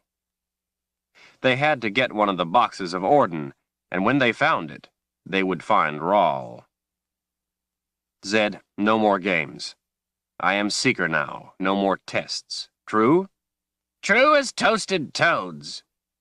Then we are wasting our time. I am sure Rahl is not wasting his. He turned to Kaelin. I hold you to your pledge to be my guide when we reach the Midlands. She smiled at his impatience and nodded. Richard turned to Zed. Show me how the magic works, wizard. Chapter 10. Zed's impish smile spread across his face. He handed Richard the baldric. The finely tooled leather was old and supple. The gold and silver buckle matched the scabbard. It was adjusted too small, its last user having been smaller than Richard. Zed helped readjust it, as Richard strapped it across his right shoulder and fit the sword of truth to it. Zed led them to the edge of the grass, amid long shadows stretching from the nearby trees, to where two small rock maples grew, one as thick as Richard's wrist, the other as thin as Kaelin's. He turned to Richard. Draw the sword. The unique, ringing, metallic sound filled the late afternoon air as the sword came free. Zed leaned closer. Now, I will show you the most important thing about the sword. But to do so, I need you to briefly abdicate your post as Seeker and allow me to name Kalen Seeker. Kalen gave Zed a suspicious glare. I don't want to be Seeker. Just for the purpose of demonstration, dear one. He motioned for Richard to give her the sword. She hesitated before taking it in both hands. The weight was uncomfortable, and she allowed the point to lower until it rested on the grassy ground. Zed waved his hands over her head with a flourish. Kalen Amnel, I name you Seeker. She continued to give him the same suspicious stare. Zed put his finger under her chin, tilting her head up. His eyes had a fierce intensity. He put his face close to hers, speaking in a low voice. When I left the Midlands with this sword, Darkenral used his magic to place the larger of these two trees here to mark me, to be able to come for me at a time of his choosing so he could kill me. The same Darkenral who had Denis killed. Her countenance became darker. The same Darkenral who hunts you to kill you like he killed your sister. Hate flared in her eyes. Her teeth clenched, making the muscles in her strong jawline stand out. The sword of truth rose from the ground. Zed stepped behind her. This tree is his. You must stop him. The blade flashed through the autumn air with speed and power Richard could scarcely believe. The arc of its sweep went through the larger tree with a loud crack, like 1,000 twigs snapping at once. Splinters flew everywhere. The tree seemed to hang in the air a moment, then dropped down next to the ragged stump before toppling over with a crash. Richard knew it would have taken him at least 10 blows with a good axe to have felled the maple. Zed slipped the sword from Kalen's hands as she sank to her knees and rocked back on her heels, putting her hands over her face with a moan. Instantly, Richard crouched at her side, steadying her. Kalen, what's wrong? I'm all right. She laid a hand on his shoulder as he helped her to her feet. Her face was pale as she forced a small smile. But I resigned my post as Seeker. Richard spun to the wizard. Zed, what is this nonsense? Darkenral didn't put that tree there. I've seen you water and care for those 2 trees. If you held a knife to my throat, I'd say you planted them there as a memorial to your wife and daughter. Zed gave only a small smile. Very good, Richard. Here is your sword. You are Seeker again. Now, my boy, you cut down the little tree, and then I will explain. Annoyed, Richard took the sword in both hands, feeling the anger surge through him. He gave a mighty swing at the remaining tree. The tip of the blade whistled as it sliced through the air. Just before the blade hit the tree, it simply stopped, as if the very air about it had become too thick to allow it to pass. Richard stepped back in surprise. He looked at the sword and then tried again. Same thing. The tree was untouched. He glared over at Zed, who stood with his arms folded and a smirk on his face. Richard slid the sword back into its scabbard. All right, what's going on? Zed lifted his eyebrows with an innocent expression. Did you see how easily Kalen cut through the bigger tree? Richard frowned. Zed smiled. It could just as well have been iron. The blade would have cut through it the same. But you are stronger than she, and you couldn't even scratch the smaller tree. Yes, Zed, I noticed. Zed's brow wrinkled in mock bewilderment. And why do you think that is? Richard's irritation melted. This was the way Zed often taught lessons, by making him come up with the answer on his own. I would say it has something to do with intent. She thought the tree was evil, I didn't. Zed held up a bony finger. Very good, my boy. Kalen knitted her fingers together. Zed, I don't understand. I destroyed the tree, but it wasn't evil. It was innocent. That, dear one, is the point of the demonstration. Reality isn't relevant. Perception is everything. If you think it is the enemy, you can destroy it, whether true or not. The magic interprets only your perception. It won't allow you to harm someone you think innocent, but it will destroy whoever you perceive to be the enemy, within limits. Only what you believe and not the truth of your thoughts is the determining factor. Richard was a little overwhelmed.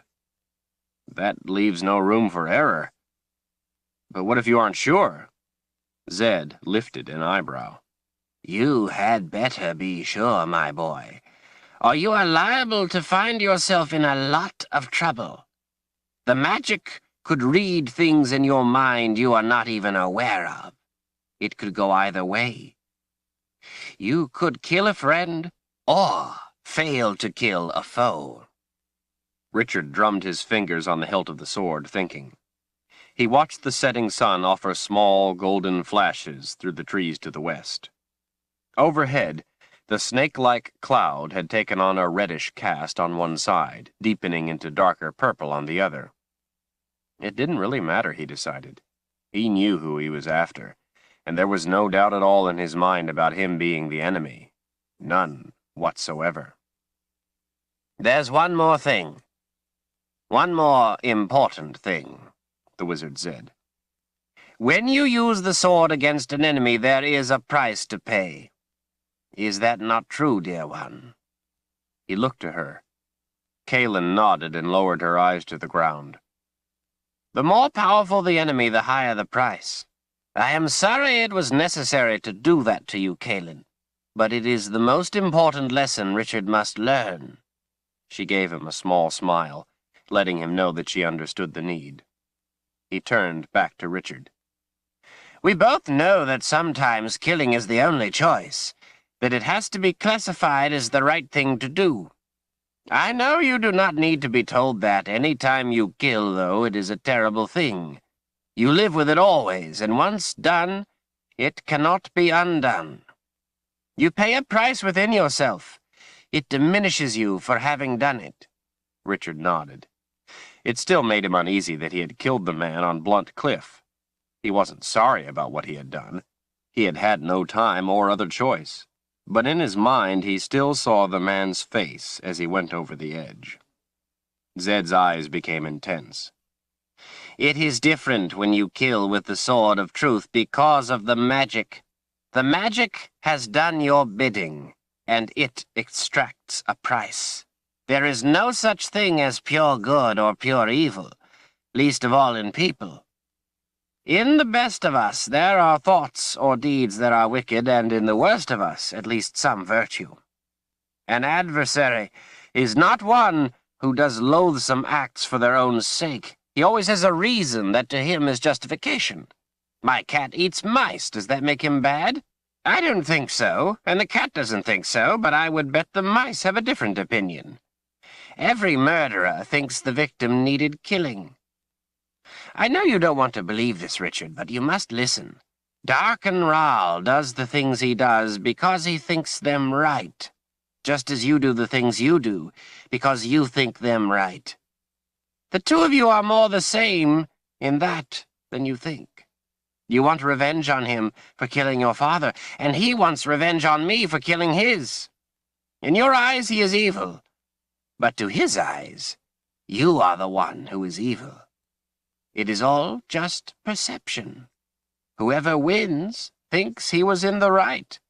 The loser will always believe himself wronged. It is the same as with the magic of Orden. The power is simply there. One use wins over the other.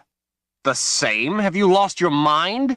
How could you think we are the same in any way? He craves power. He would chance destroying the world to get it.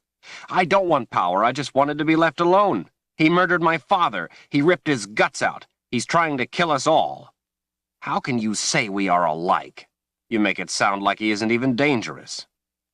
Haven't you been paying attention to what I had just been teaching you? I said you are the same in that you both think you are right. And that makes him more dangerous than you can imagine, because in every other way you are different. Darkenral savors bleeding the life from people. He hungers for their pain. Your sense of right has bounds. His has none. His is twisted into an all-consuming lust to torture all opposition into submission. And he considers any who don't rush to bow before him as opposition. His conscience was clear when he used his bare hands to calmly extract your father's guts while he was still breathing. He found pleasure in the doing because his distorted sense of right gives him license. That is how he is very different from you. That is how dangerous he is. He pointed back at Kaelin. Weren't you paying attention? Didn't you see what she was able to do with the sword? And how did she do what you could not, Perception, Richard said in a much quieter voice. She was able to do it because she thought she was right. Zed thrust a finger in the air. Aha! Perception is what makes the threat even more dangerous. The wizard's finger came down and jabbed Richard's chest with each word. Just like the sword. Richard hooked a thumb under the baldric and let out a deep breath. He felt as if he were standing in quicksand, but he had lived with Zed too long to dismiss the things he said simply because they were hard to fathom. He longed for simplicity, though. You mean that it's not only what he does that makes him dangerous, but also what he feels justified in doing? Zed shrugged. Let me put it another way. Who would you be more afraid of? A 200-pound man who wants to steal a loaf of bread from you and knows he is doing wrong? Or a 100-pound woman who believes wrongly but believes with all her heart that you stole her baby? Richard folded his arms across his chest. I would run from the woman. She wouldn't give up. She wouldn't listen to reason. She would be capable of anything. Zed's eyes were fierce. So is Darkenral. Because he thinks he is right. He is that much more dangerous. Richard returned the fierce expression. I am in the right. Zed's expression softened. The mice think they are in the right too, but my cat eats them just the same. I am trying to teach you something, Richard. I don't want you to get caught in his claws. Richard unfolded his arms and sighed. I don't like it, but I understand. As I have heard you say, nothing is ever easy. While all of this is interesting, it isn't going to frighten me away from doing what it is I must, what I believe to be right. So what is this business about a price to using the sword of truth? Zed held a thin finger to Richard's chest. The payment is that you suffer the pain of seeing in yourself all your own evil, all your own shortcomings, all the things we don't like to see in ourselves or admit are there. And you see the good in the one you have killed. Suffer the guilt for having done so. Zed shook his head sadly. Please believe me, Richard, the pain comes not only from yourself, but more importantly from the magic, a very powerful magic, a very powerful pain. Do not underestimate it. It is real, and it punishes your body as well as your soul. You saw it in Kaelin, and that was from killing a tree. If it had been a man, it would have been profound. This is why anger is so important. Rage is the only armor you have against the pain. It gives a measure of protection. The stronger the enemy, the stronger the pain, but the stronger the rage, the stronger the shield. It makes you care less about the truth of what you have done. In some cases, enough to not feel the pain. This is why I said the terrible things I did to Kaelin, things that hurt and filled her with rage. It was to protect her when she used the sword. You see why I wouldn't have allowed you to take the sword if you weren't able to use your anger. You would be naked before the magic. It would tear you apart. Richard was a little frightened by this, by the look in Kaelin's eyes after she had used the sword, but it didn't dissuade him. He glanced up at the mountains of the boundary. They stood out, pale pink in the light of the setting sun. Behind them, from the east, darkness was coming. Darkness coming for them. He had to find a way across the boundary into that darkness. The sword would help him. That was what mattered. There was much at stake. There was a cost to everything in life. He would pay this one. His old friend placed his hands on Richard's shoulders and looked hard into his eyes. Zed's features were set in grim warning. Now, I have to tell you something you are not going to like. His fingers tightened, almost painfully. You cannot use the sword of truth on Darkenral. What? Zed gave him a shake.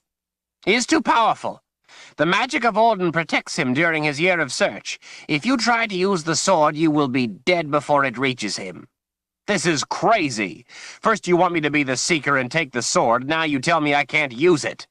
Richard was furious. He felt cheated. Just against Ral. It won't work against him. Richard, I didn't make the magic. I only know how it works. Darkenral knows how it works, too. He may try to make you use the sword against him. He knows it will kill you. If you give in to the rage and use the sword against him, he will win. You will be dead, and he will have the boxes. Kalen's brow wrinkled in frustration. Zed, I agree with Richard. This makes it impossible. If he cannot use his most important weapon, then Zed cut her off. No! This! He rapped Richard on the head with his knuckles.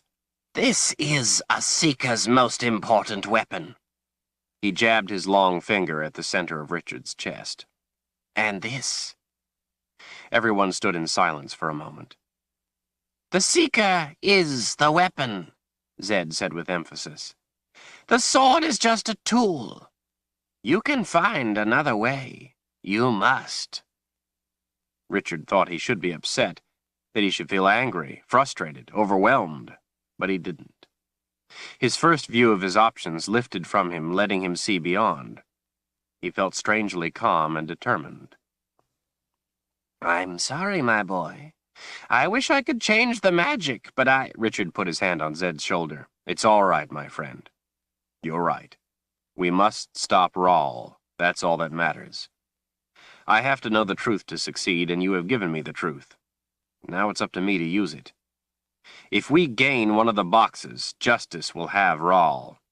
I don't need to see it. I need only know it is done. I said I wouldn't be an assassin, and so I shall not be. The sword will be invaluable, I'm sure, but as you said, it's only a tool, and that's the purpose I will put it to. The magic of the sword isn't an end in itself. I can't allow myself to make that mistake, or I will be only a pretend Seeker. In the gathering gloom, Zed patted Richard affectionately on the shoulder. You have gotten it all right, my boy. All of it. He broke into a broad grin. I have chosen the Seeker well. I am proud of myself. Richard and Kalen laughed at Zed's self-congratulation. Kalen's smile faded. Zed, I cut down the tree you planted in memory of your wife. That bothers me. I'm deeply sorry for doing it. Don't be, dear one. Her memory has aided us. She has helped show the Seeker the truth. There could be no more fitting tribute to her. Richard didn't hear them talking. Already he was looking to the east, to the massive wall of mountains, trying to think of solutions. Cross the boundary, he thought. Cross the boundary without going through it. How? What if it was impossible? What if there was no way across the boundary? Would they be stuck here while Darkenral searched for the boxes? Were they to die without a chance? He wished there were more time and fewer limitations. Richard reprimanded himself for wasting time wishing. If only he knew it could be done, then he could find out how. Something in the back of his mind nagged at him, insisting that it could be done, insisting he knew the truth of it. There was a way, there had to be. If he only knew that it was possible. All around them, the night was coming alive with sounds. Frogs called from the ponds and streams, night birds from the trees, and insects from the grass. From the distant hills came the cry of wolves, mournful and plaintive against the dark wall of mountains. Somehow they had to cross those mountains, cross the unknown. The mountains were like the boundary, he thought. You couldn't go through them, but you could cross them. You had only to find a pass. A pass. Was it possible? Could there be one? Then it struck him like a bolt of lightning. The book. Richard spun on his heels, excited. To his surprise, Zed and Kalen were both standing quietly, watching him, as if waiting for a pronouncement. Zed, have you ever helped anyone other than yourself go through the boundary? Like who? Anyone, yes or no? No, no one. Can anyone other than a wizard send a person through the boundary? Zed shook his head emphatically. None but a wizard, and Dark and Ral, of course. Richard frowned at him. Our lives depend on this, Zed. Swear. You have never, ever sent anyone other than yourself through the boundary. True? True as a boiling bog full of toasted toads. Why? What have you thought of? Do you have a way? Richard ignored the question, too deep in his own stream of thought to answer, and instead turned back to the mountains. It was true. There was a pass across the boundary. His father had found it and used it. That was the only way the Book of Counted Shadows could have been in Westland. He couldn't have brought it with him when he moved here, before the boundary, and he couldn't have found it in Westland. The book had magic. The boundary wouldn't have worked if magic had been here then. Magic could only be brought into Westland after the boundary was up. His father had found a pass, gone into the Midlands, and brought the book back. Richard was shocked and excited at the same time. His father had done it. He had gone across the boundary. Richard was elated. Now he knew there was a way across. It could be done. He still had to find the pass, but that didn't matter for now. There was a pass. That was what mattered. Richard turned back to the other two. We will go have supper. I put a stew on just before you awoke, and there is fresh bread, Kalen offered. Bags! Zed threw his scarecrow arms up into the air. It's about time someone remembered supper. Richard gave a little smile in the dark. After we've eaten, we'll make preparations, decide what we need to take, what we can carry, get our provisions together, and pack tonight. We'll need to get a good night's sleep. We leave at first light. He turned and headed for the house. The faint glow of the fire coming from the windows offered warmth and light. Zed held up an arm. Where are we headed, my boy? The Midlands, Richard called back over his shoulder. Zed was halfway through his second bowl of stew before he could bring himself to stop eating long enough to talk. So, what have you figured out? Is there truly a way to cross the boundary? There is. Are you sure? How can it be? How can we cross without going through? Richard smiled as he stirred his stew. You don't have to get wet to cross a river. The lamplight flickered on their faces as Kalen and Zed frowned in puzzlement. Kalen turned and threw a small piece of meat to the cat who was sitting on his haunches, waiting for any handout. Zed ate another slab of bread before he was able to ask his next question. And how do you know there is a way across? There is. That's all that matters. Zed had an innocent look on his face. Richard. He ate 2 more spoonfuls of stew. We are your friends. There are no secrets among us. You can tell us. Richard looked from one big pair of eyes to the other and laughed out loud. I've had strangers tell me more of themselves. Zed and Kalen both backed away a little at the rebuff and looked at each other, but neither dared repeat the question. They talked on as they ate, of what they had at hand to take with them, how much they could do to prepare in such a short time, and what their priorities should be. They listed everything they could think of, each offering items to be taken. There was much to do in little time. Richard asked Kalen if she traveled the Midlands often. She said that was almost all she ever did. And you wear that dress when you travel? I do. She hesitated. People recognize me by it. I don't stay in the woods. Wherever I go, I am always provided with food and a place to stay, and anything else I might require. Richard wondered why. He didn't press, but he knew the dress she wore was more than something she bought in a shop. "Well, with the three of us being hunted, I don't think we want people to recognize you. I think we need to stay away from people as much as possible, keep to the woods when we can." She and Zed both nodded their agreement. "We will need to find you some traveling clothes, forest garb, but there is nothing here that will fit you." "We'll have to find something on the way. I have a hooded cloak here. It will keep you warm for now." "Good," she said, smiling. "I am tired of being cold, and I can tell you a dress is not right for the woods." Kaelin finished before the men and put her half-full bowl on the floor for the cat. The cat seemed to have the same appetite as Zed and was eating out of the bowl before she could set it down. They discussed each item they would take, and planned how they would do without the others. There was no telling how long they would be gone, but Westland was a big place and the Midlands bigger. Richard wished they could go to his house, since he often went on long treks and had the right kinds of provisions, but it was too big a risk. He would rather find the things they needed elsewhere, or go without, than go back to what waited there. He didn't know yet where they were going to cross the boundary, but he wasn't worried.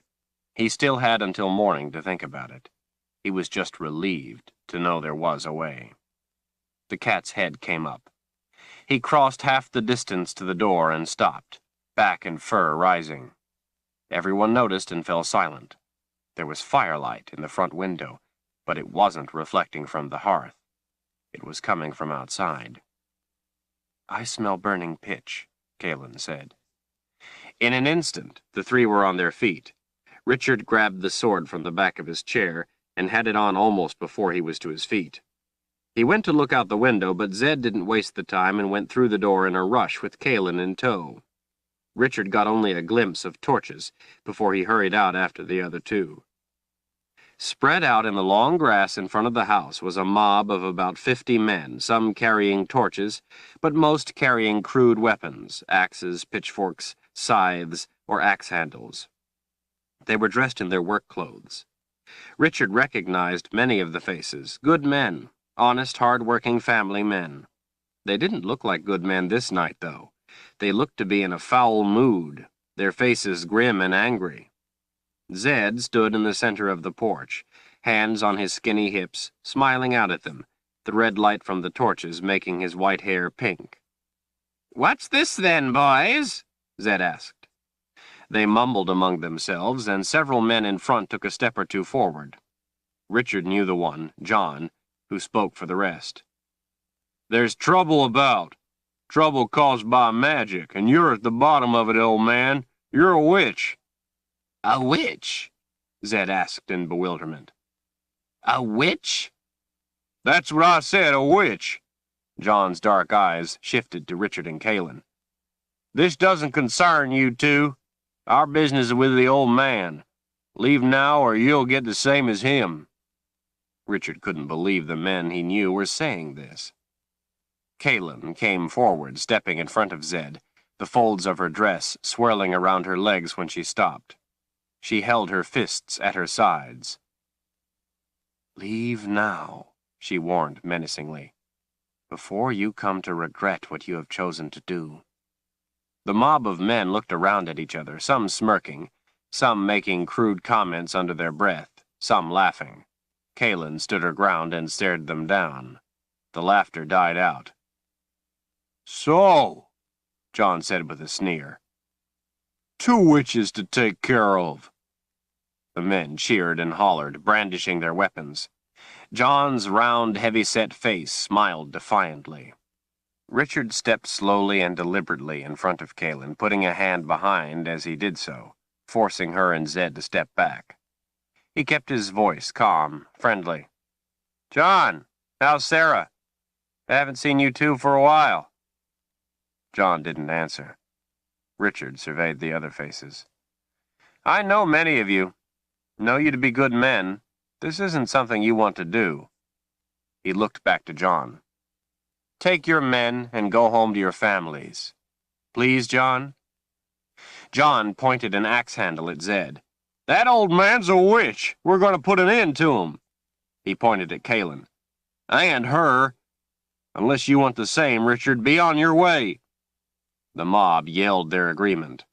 The torches sizzled and popped as they burned, and the air smelled of burning pitch and sweat. When they realized that Richard wasn't leaving, the rabble started to push forward. The sword was free in a blink. The men took a step back as the metallic ringing filled the night air. John stood in red-faced anger. The ringing died out, and the only sound was from the burning torches. Grumbling broke out about Richard being in with the witches. John charged, swinging the axe handle at Richard as he came. The sword flashed through the air, splintering John's weapon with a loud crack. Only 2 ragged inches of the axe handle were left above his fist. The severed piece of wood spun off into the darkness, landing somewhere with a hollow thud. John stood frozen, 1 foot on the ground, 1 on the porch, and the point of the sword of truth pressed to the underside of his ample chin. The polished blade glinted in the torchlight.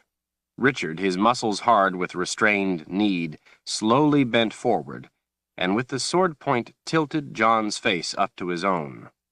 In a voice barely more than a whisper, but so deadly cold it made John stop breathing, he said, "Another step, John, and your head follows." John didn't move, didn't breathe. "Back away," Richard hissed. The man did as he was ordered, but when back with his fellows, regained his nerve. "You can't stop us, Richard. We're here to save our families." "From what?" Richard yelled. He pointed the sword at one of the other men. "Frank, when your wife was sick, wasn't it Zed who brought her a potion that made her well?" He pointed the sword to another. "And Bill, didn't you come and ask Zed about the rains, when they would come so you fellas could harvest your crops?" He whipped the sword's point back to his attacker. "And John, when your little girl was lost in the woods, was it not Zed who read the clouds all night, and then went out himself and found her and brought her back safe to you and Sarah?"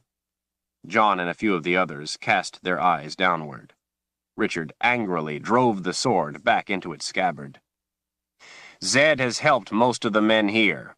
He has helped heal your fevers, find lost loved ones, and freely shared anything he has with you." From the back, someone yelled out, "Only a witch could do all those things." "He has done nothing to harm a single one of you." Richard paced back and forth across the porch, facing the men down. "He has never harmed one of you. He's helped most of you. Why would you want to harm a friend?" There was some confused grumbling for a few minutes before they regained their conviction. "Most of the things he's done are magic," John shouted. "A witch's magic.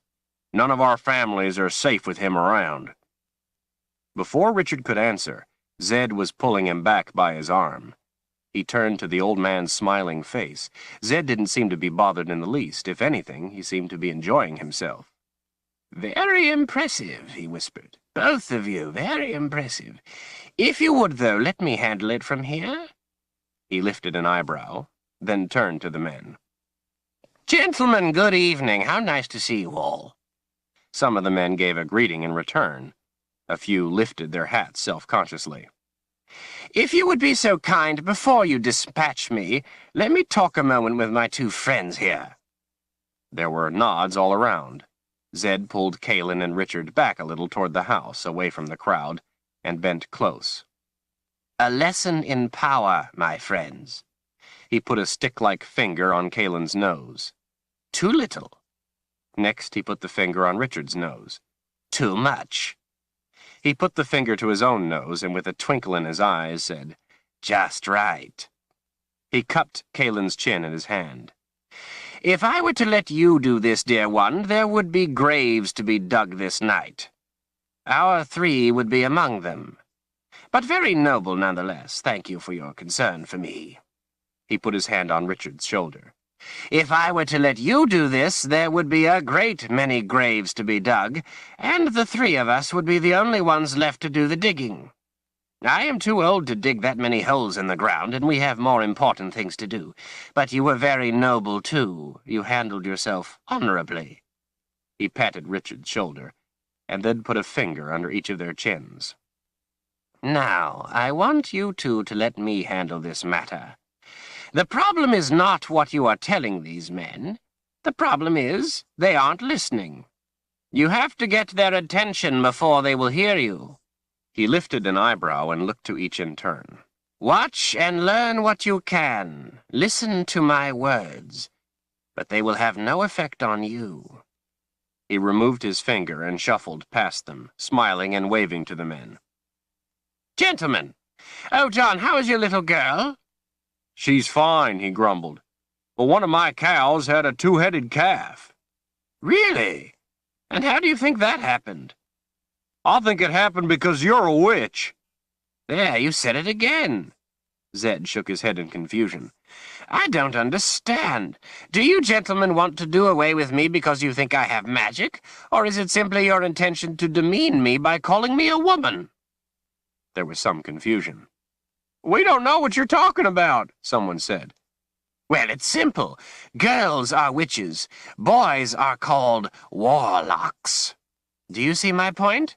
If you call me a witch, you seem to be calling me a girl. If what you mean is that you think me a warlock, well, that is an altogether different insult. So which is it, girl or warlock? There was more confused discussion. Then John spoke up angry. We mean to say you're a warlock, and we intend to have your hide for it. My, Zed said, tapping his lower lip thoughtfully with the tip of his finger. Why, I had no idea you men were so brave.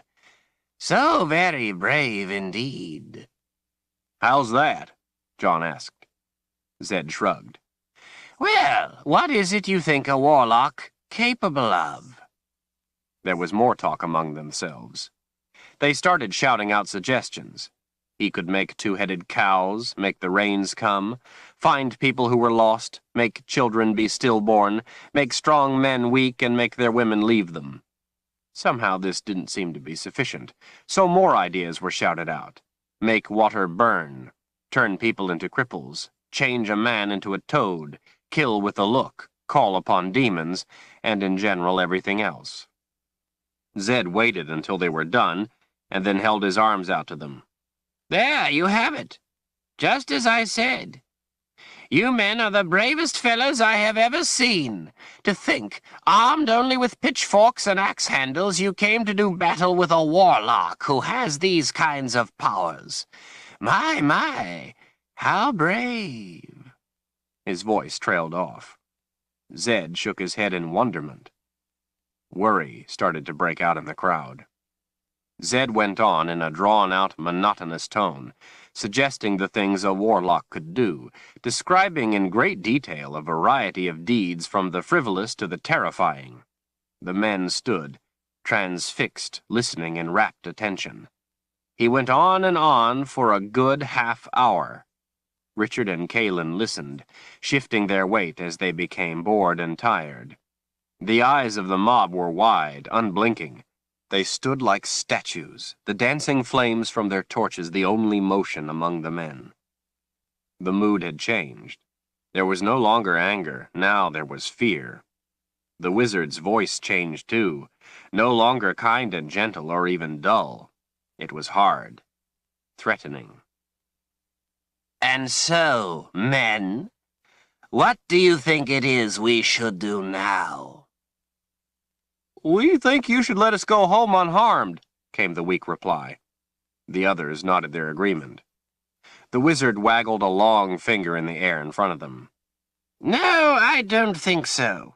You see, you men came here to kill me. My life is the most precious thing I have, and you intended to take it from me. I can't let that go unpunished. Quaking and fear swept through the crowd. Zed stepped to the edge of the porch. The men took a step back. As punishment for trying to take my life, I take from you not your life, but that which is most precious, most dear, most valuable. With a flourish, he swept his hand dramatically over their heads. They gasped. There! It is done, he declared. Richard and Kalin, who had been leaning against the house, stood up straight. For a moment, no one moved. Then a fellow in the midst of the mob thrust his hand into his pocket and felt around. My gold, it's gone! Zed rolled his eyes. No, no, no. I said the most precious, the most dear, that which you pride above all else. Everyone stood a moment, confused. Then a few eyebrows went up in alarm.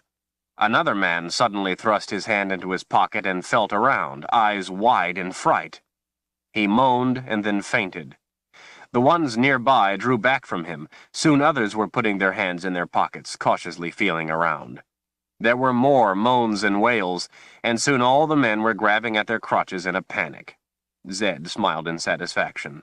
Pandemonium broke out among the mob. Men were jumping up and down, crying, grabbing at themselves, running around in little circles, asking for help, falling on the ground and sobbing. Now, you men get out of here! Leave! Zed yelled.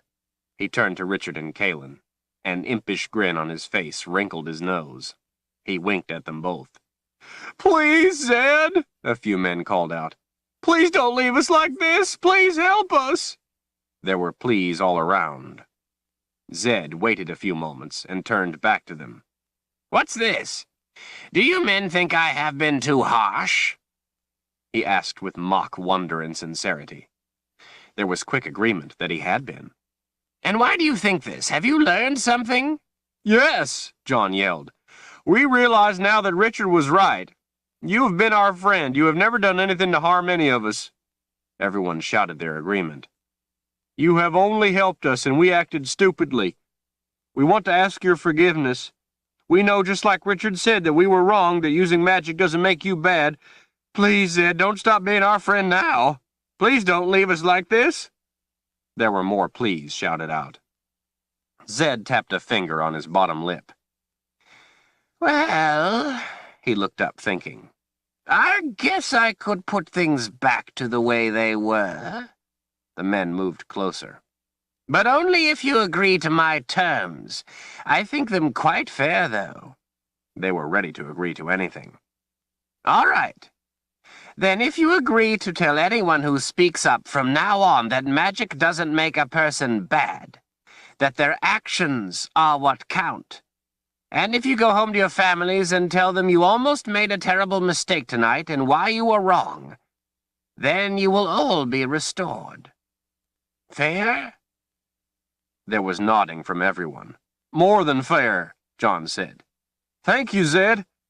The men turned and began to leave quickly. Zed stood and watched.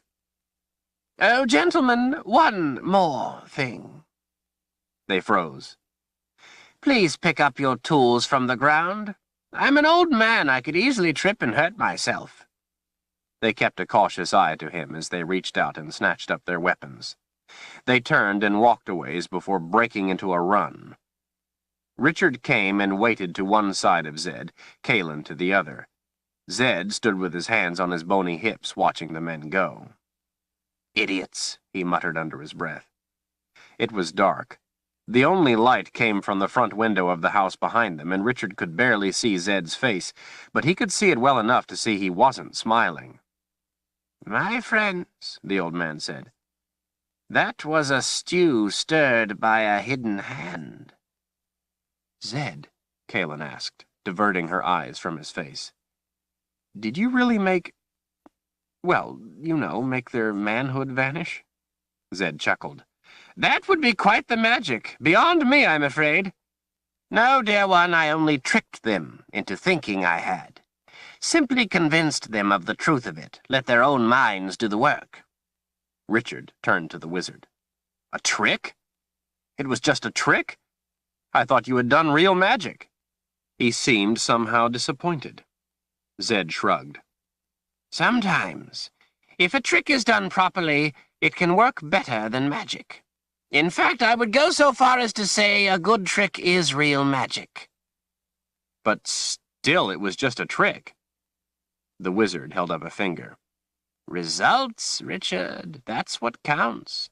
Your way, those men would have all lost their heads." Richard grinned. "Zed, I think some of them would have preferred that over what you did to them." Zed chuckled. "So, is that what you wanted us to watch and learn? That a trick can work as well as magic?" "Yes, but also something more important. As I said, this was a stew stirred by a hidden hand, the hand of Darken Ral. But he has made a mistake tonight. It is a mistake to use insufficient force to finish the job. In so doing, you give your enemy a second chance. That is the lesson I want you to learn. Learn it well. You may not get a second chance when your time comes. Richard frowned. I wonder why he did it then. Zed shrugged. I don't know. Maybe because he doesn't have enough power in this land yet. But then, it also was a mistake to try, because it only served to warn us. They started toward the door. There was a lot of work to do before they could sleep. Richard began going through the list in his head, but was distracted by an odd feeling. Suddenly, realization washed over him like cold water. Richard inhaled in a gasp. He spun around, eyes wide, and grabbed a fistful of Zed's robes. We have to get out of here, right now. What? Zed. Darken Ral isn't stupid. He wants us to feel safe, to feel confident. He knew we were smart enough to beat those men one way or another. In fact, he wanted us to. So we would sit around congratulating ourselves while he comes for us himself.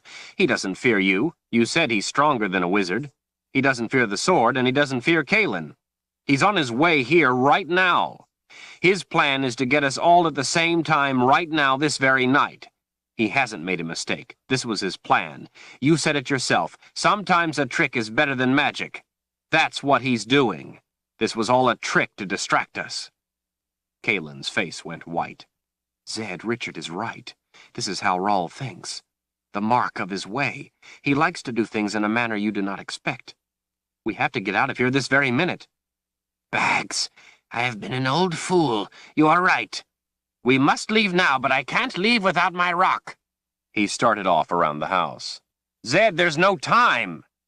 The old man was already running up the hill, robes and hair flying off into the darkness. Kalen followed Richard into the house. They had been lulled into laziness. He couldn't believe how foolish he had been to underestimate Ral. Snatching up his pack from the corner by the hearth, he ran into his room, checking under his shirt for the tooth. Finding it safe, he came back with his forest cloak. Richard threw it around Kalen's shoulders and took a quick glance around to see if there was anything else he could grab. But there was no time to think, nothing worth their lives, so he took her by the arm and headed for the door. Outside in the grass in front of the house, Zed was already back, breathing hard. What about the rock? Richard asked. There was no way Zed could lift it, much less carry it. In my pocket, the wizard said with a smile. Richard couldn't spare the time to wonder at this. The cat was suddenly there, somehow aware of their urgency, rubbing up against their legs. Zed picked it up. Can't leave you here, cat. There's trouble coming. Zed lifted the flap of Richard's pack and tucked the cat inside. Richard had an uneasy feeling.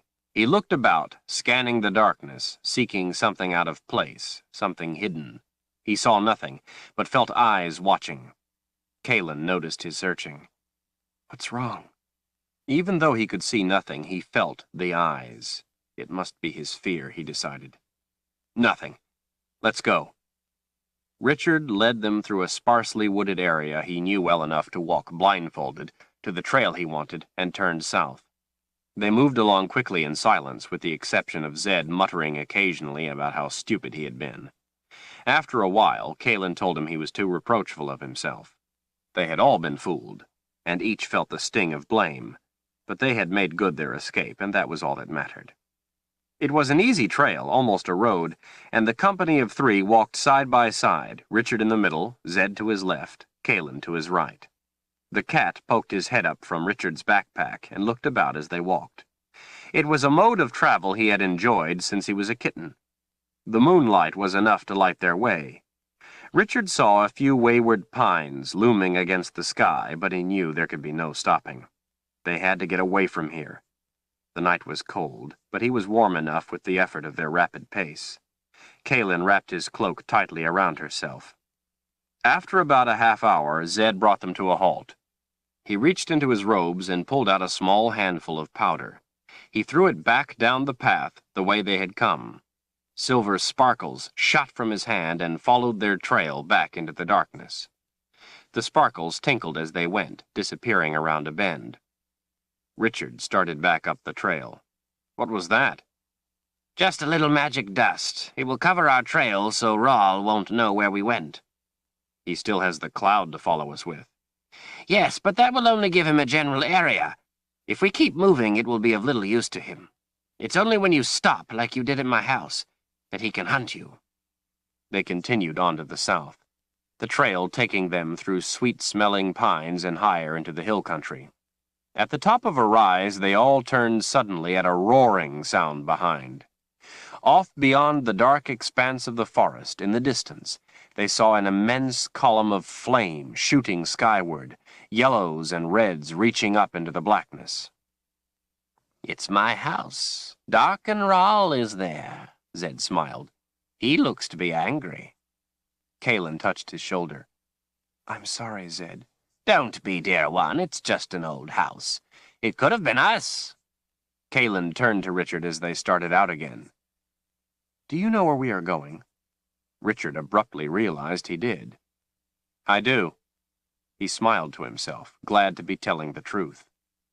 The three figures fled into the dark shadows of the trail into the night.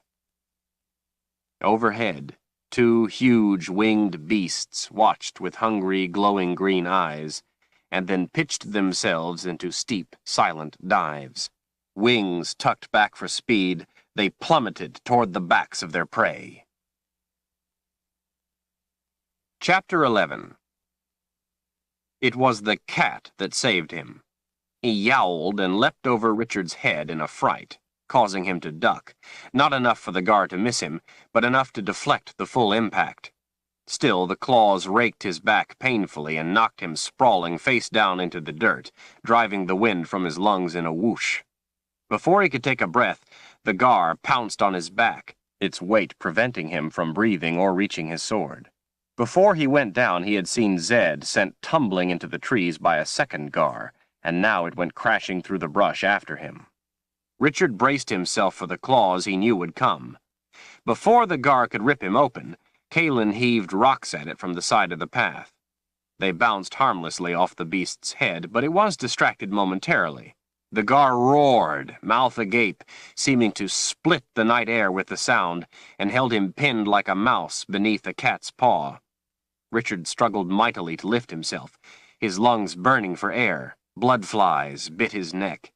He reached behind, pulling out handfuls of fur, trying to get the great arm off his back. By its size, he knew it had to be a short-tailed gar. It was much bigger than the long-tailed gar he had seen before. The sword was under him, digging painfully into his abdomen. He couldn't get to it. He felt as if the veins in his neck would burst. Richard was beginning to black out. The sounds of yelling and roars from the gar were growing fainter as he struggled. Kalen got too close in her flurry of rock-throwing. The gar reached out with frightening quickness and snatched her by the hair.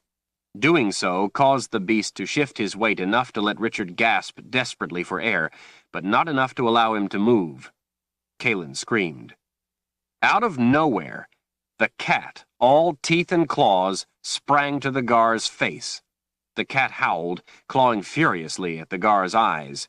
With one arm holding Kalen, it lifted the other to swipe at the cat.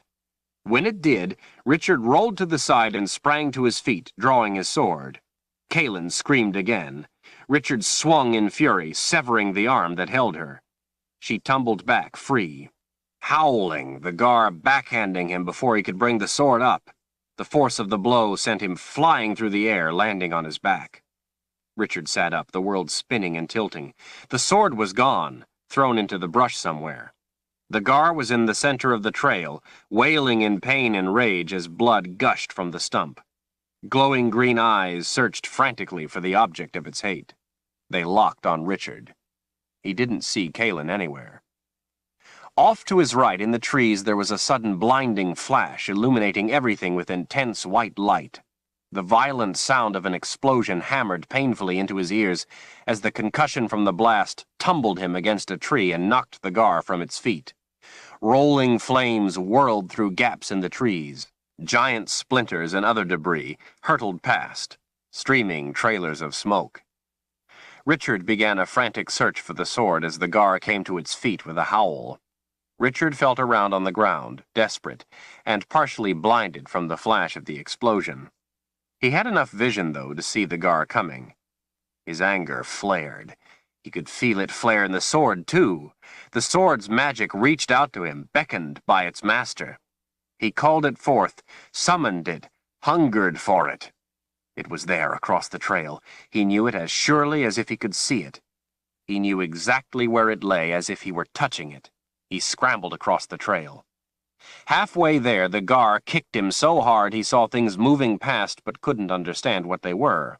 All he knew for sure was that every breath caused intense pain in his left side. He didn't know where the trail was or where he was in relation to it. Blood flies were bumping into his face. He couldn't get his bearings, but he did know where the Sword of Truth was. He dove for it. For an instant, his fingers touched it. For an instant, he thought he saw Zed. Then the Gar had him. It picked him up by his right arm and wrapped its repulsive warm wings around him, hugging him close, his feet dangling in midair. He cried out from the sharp pain in his left ribs. Glowing green eyes burned into his, and the giant mouth snapped, showing him his fate. The immense maw split open for him, its fetid breath on his face, its black throat waiting. Wet fangs glistened in the moonlight. With all his strength, Richard kicked his boot into the stump of the Gar's arm. It threw its head back, howled in pain, and dropped him. Zed emerged at the edge of the trees a dozen yards behind the Gar. Richard, on his knees, grabbed the sword. Zed threw his hands out, fingers extended. Fire, wizard's fire, shot from his fingers and came shrieking through the air. The fire grew and tumbled, illuminating everything it passed, becoming a blue and yellow ball of liquid flame that wailed and expanded as it came, a thing alive.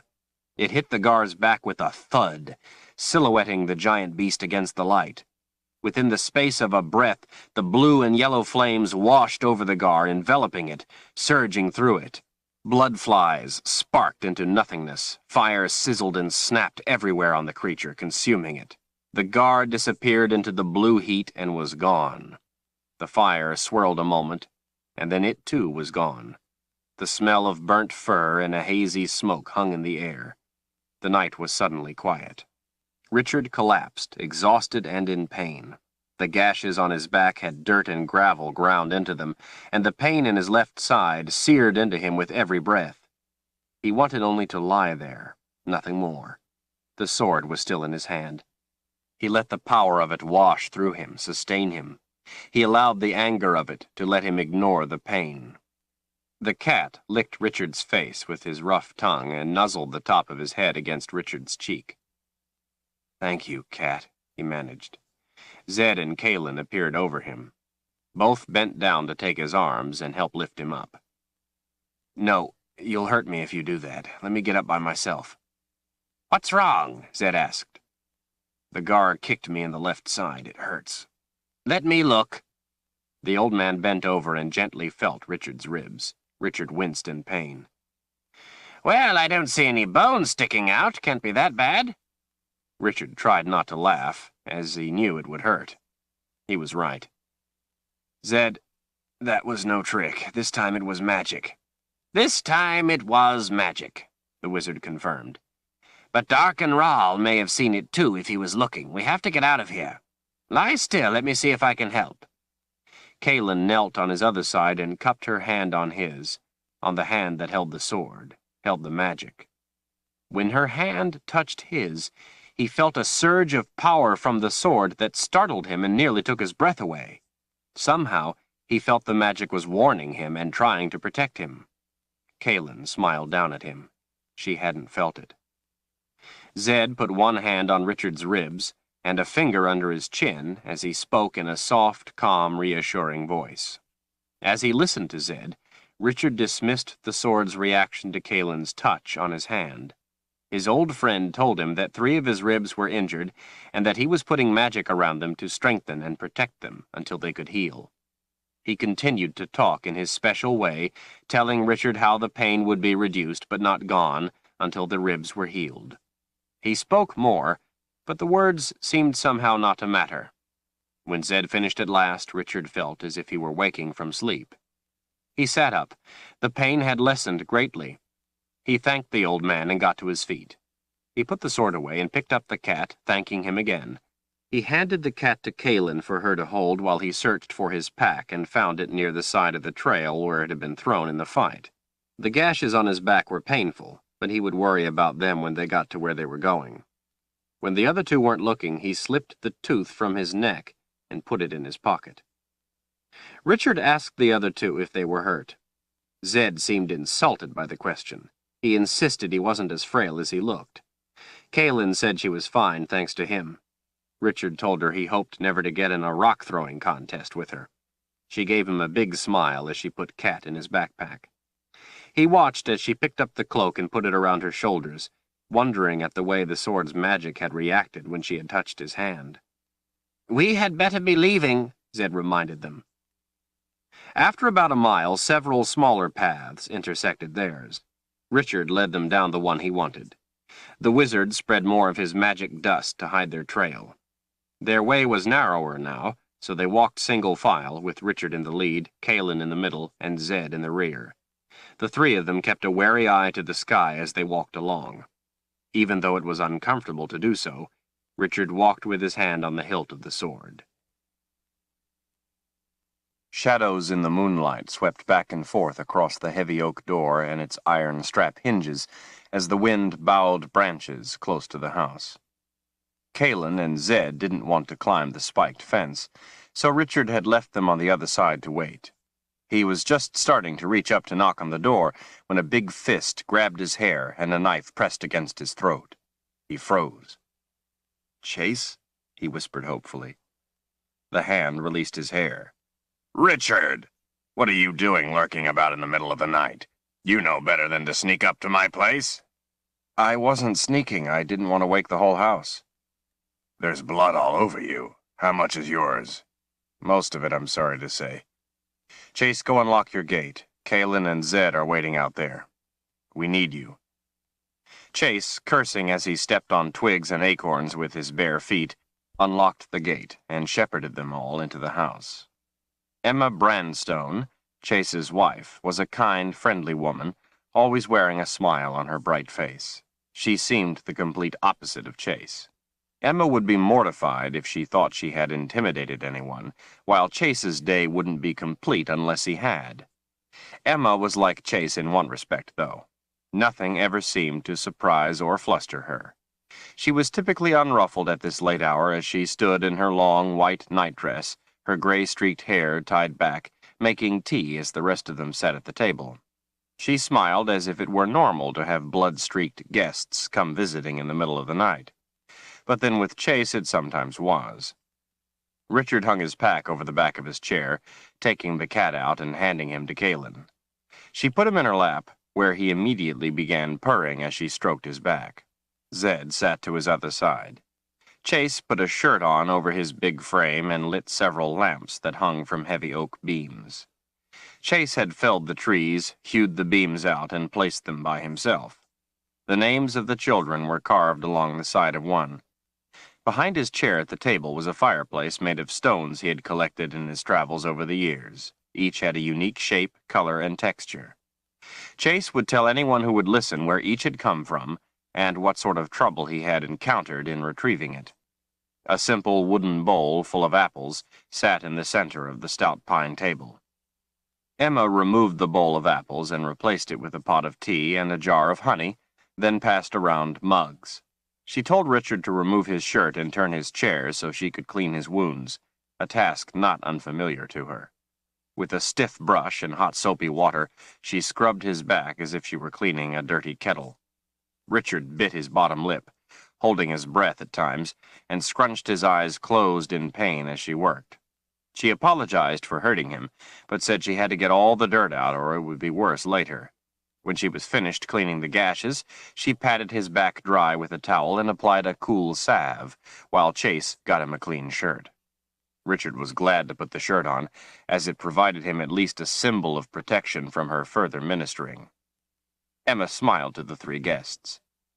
"Would anyone like something to eat?" Zed lifted a hand. Well, I wouldn't mind... Richard and Kalen both shot him a withering glare. He shrank back into his chair. No, nothing for us, thank you. Emma stood behind Chase, combing her fingers affectionately through his hair. He sat in undisguised agony, barely able to tolerate her public display of sentiment. At last he leaned forward, using the excuse of pouring tea to put a stop to it. With a frown, Chase pushed the honey across the table. Richard, for as long as I've known you, you've had a talent for sidestepping trouble. But lately, you seem to be losing your footing. Before Richard could answer, Lee, one of their daughters, appeared in the doorway, rubbing her sleepy eyes with her fists. Chase scowled at her. She pouted back. Chase sighed. You've got to be the ugliest child I've ever seen. Her pout turned to a beaming grin. Lee ran over to him, threw her arms around his leg, put her head on his knee, and hugged it tight. He mussed her hair. Back to bed with you, little one. Wait, Zed spoke up. Lee, come here. She went around the table. My old cat has been complaining that he has no children to play with. Lee stole a peek toward Kalen's lap. Do you know of any children he could visit? The girl's eyes widened. Said he could stay here. He would have fun with us. Really? Well then, he will stay here for a visit. All right, Lee, Emma said. Off to bed with you. Richard looked up. Emma, could you do me a favor?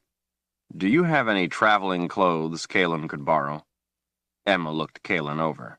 Well, her shoulders are too big for my clothes, and her legs are too long, but the older girls have things I think would work nicely.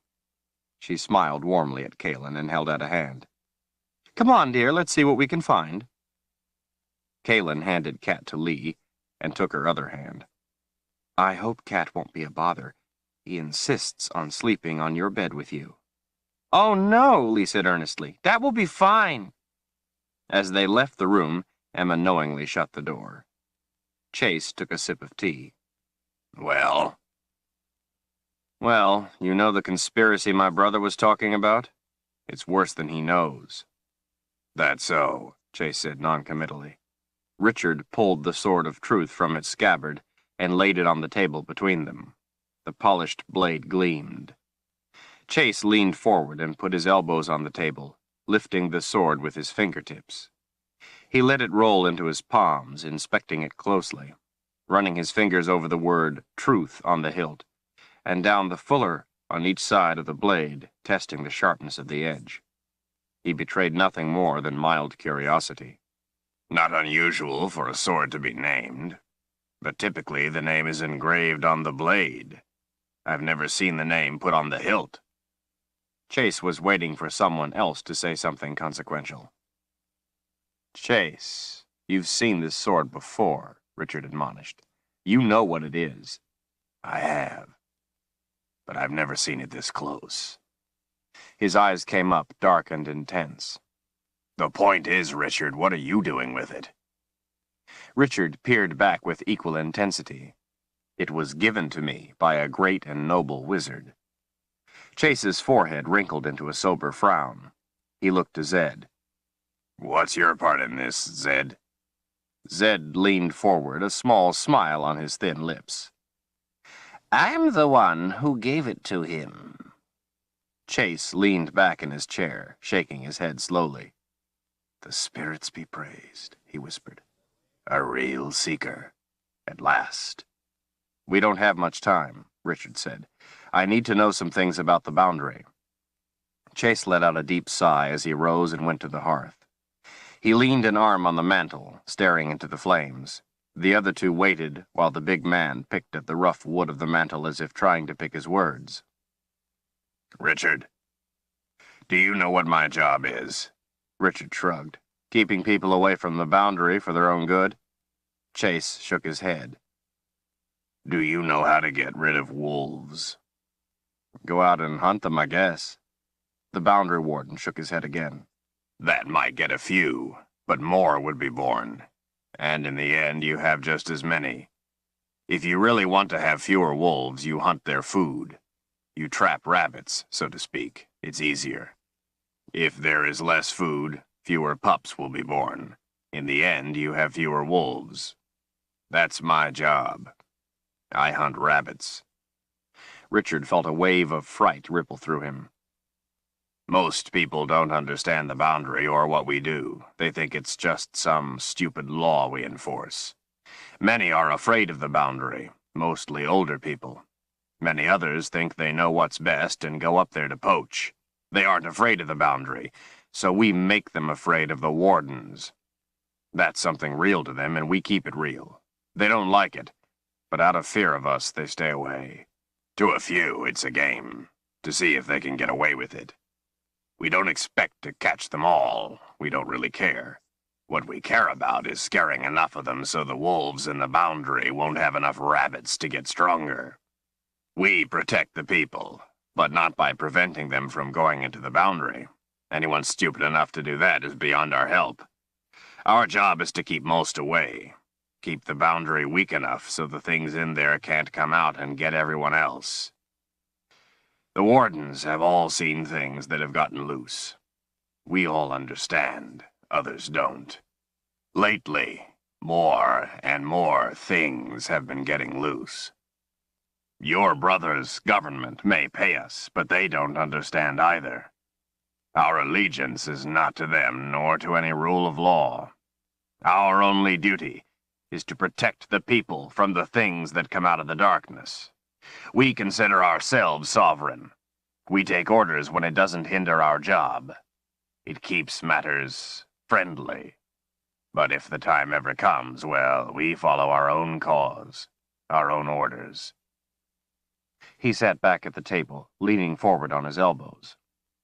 Ultimately, there is only one whose orders we will follow, because our cause is a part of his larger cause. That one is the true Seeker. He picked up the sword in his big hands and held it out to Richard, looking him in the eyes. I pledge my life and loyalty to the Seeker. Richard sat back, moved. Thank you, Chase. He looked to the wizard a moment, then back to the boundary warden. Now we'll tell you what's been going on, and then I'll tell you what I want. Richard and Zed both shared in the telling of all that had happened.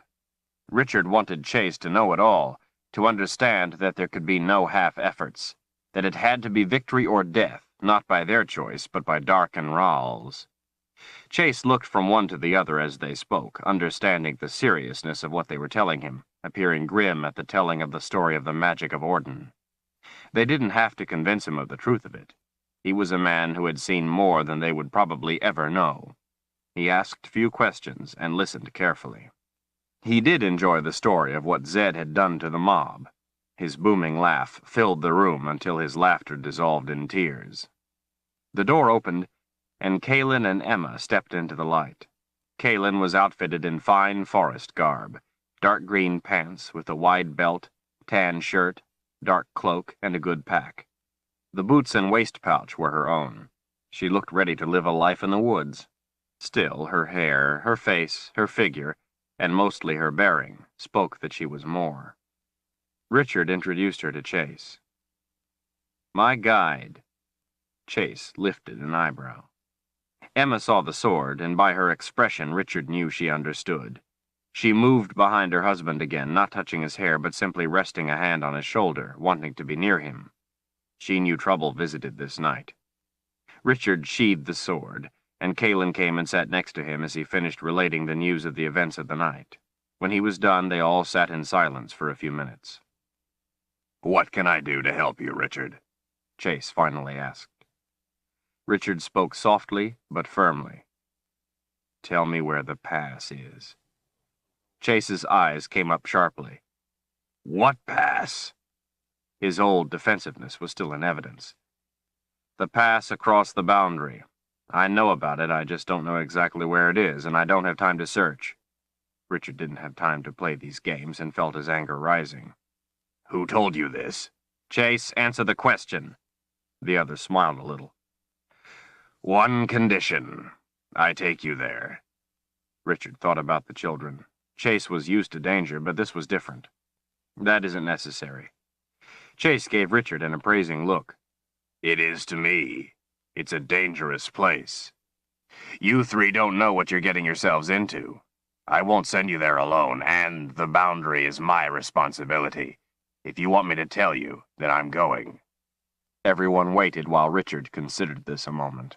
Chase didn't bluff, and time was dear. Richard had no choice. Chase, we would be honored to have you with us. Good. He slapped his hand on the table. The pass is called the King's Port. It's in a foul place called South Haven. 4, maybe 5 days' ride on horseback, if we take Hawker's Trail. Since you're in a hurry, that's the way you'll want to be going. It will be light in a few hours. The 3 of you need to get some sleep. Emma and I will get the provisions together. Chapter 12. It seemed that he had just fallen asleep when Emma woke him and led them down to breakfast. The sun wasn't up yet, nor was anyone else in the house, but roosters were already crowing at the lightening of the new day. The aromas of cooking made him instantly hungry. Emma, smiling, but not as brightly as the night before, dished out a big breakfast and said Chase had already eaten and was loading the horses. Richard had always thought Kaylin looked alluring in her unusual dress. He decided her new outfit didn't lessen her appeal in the least. While Kaylin and Emma talked about the children, and Zed gushed compliments about the food, Richard's mind fretted on what lay ahead. The light dimmed a little as Chase's form filled the doorway. Kaylin gave a start when she saw him. He was wearing a chainmail shirt over a tan leather tunic, heavy black pants, boots, and cloak. Black gauntlets were tucked behind a wide black belt with a large silver buckle emblazoned with the emblem of the boundary wardens. Strapped everywhere were enough armaments to outfit a small army. On an ordinary man, the effect would have been silly. On Chase, it was frightening. He was an image of overt threat, deadly with every weapon he carried. Chase had 2 basic expressions he wore most of the time. The first, a look of feigned, ignorant disinterest. The second, one that made him seem as if he was about to participate in a slaughter. He wore the second this day. On their way out, Emma handed Zed a bundle. "Fried chicken," she said. He gave her a big grin and kissed her forehead. Kaylin gave her a hug and promised to see that the clothes were returned. Richard bent and gave Emma a warm embrace. "Be careful," she whispered in his ear. She gave her husband a kiss on the cheek that he accepted graciously. Chase handed Kaylin a sheathed, long knife, telling her to wear it at all times. Richard asked if he could borrow a knife, too, as he had left his home. Chase's fingers deftly found the strap he wanted among the tangle, freed it, and handed a knife to Richard. Kaylin eyed all the weaponry. "Do you think you will need all those?" He gave her a crooked smile. If I didn't take them, I know I would. The small company, Chase leading, followed by Zed, then Kaylin, with Richard bringing up the rear, settled into a comfortable pace through the Heartland woods. It was a bright autumn morning with a chill to the air. A hawk wheeled in the sky over their heads, a sign of warning at the beginning of a journey. Richard thought to himself that the sign was totally unnecessary. By mid-morning they had left the Heartland Valley and passed into the upper Ven Forest, joining Hawker's Trail below Trunt Lake, and turned south, with the snake-like cloud in slow pursuit. Richard was glad to be leading it away from Chase's house and children. He was troubled that they had to travel so far to the south to cross the boundary, for time was dear. But Chase had said that if there was another pass, he didn't know about it. Hardwood forests gave way to stands of ancient pines. Passing among them was like traveling through a canyon. The trunks soared to dizzying heights before the limbs branched out, and Richard felt small in the deep shade of the old trees. He had always been at ease traveling. He did it often, and the familiar places they passed made it seem to be just another trek, but this trip was not the same. They were going places he had never been. Dangerous places. Chase was concerned, and had warned them. This alone gave Richard pause, for Chase was not a man to worry over nothing. In fact, Richard had often thought he worried far too little. Richard watched the other 3 as they rode. Chase, a black wraith upon his horse, armed to the teeth, feared by the people he protected as well as the ones he hunted, but somehow not by children. The wisp of a wizard stick-like Zed, unassuming, hardly more than a smile, white hair, and simple robes, content to carry nothing more than a bundle of fried chicken, but wielder of wizard's fire, and who knew what else. And Kalin, courageous, determined, and keeper of some secret power, sent to threaten a wizard into naming the seeker. The three of them were his friends, yet each in their own way made him uneasy. He wondered who was more dangerous. They followed him unquestioningly, yet led him at the same time. The three of them all sworn to protect the seeker with their lives, and yet none of the small company, singly or together, was a match for Dark and Rahl. The whole of their task seemed hopeless.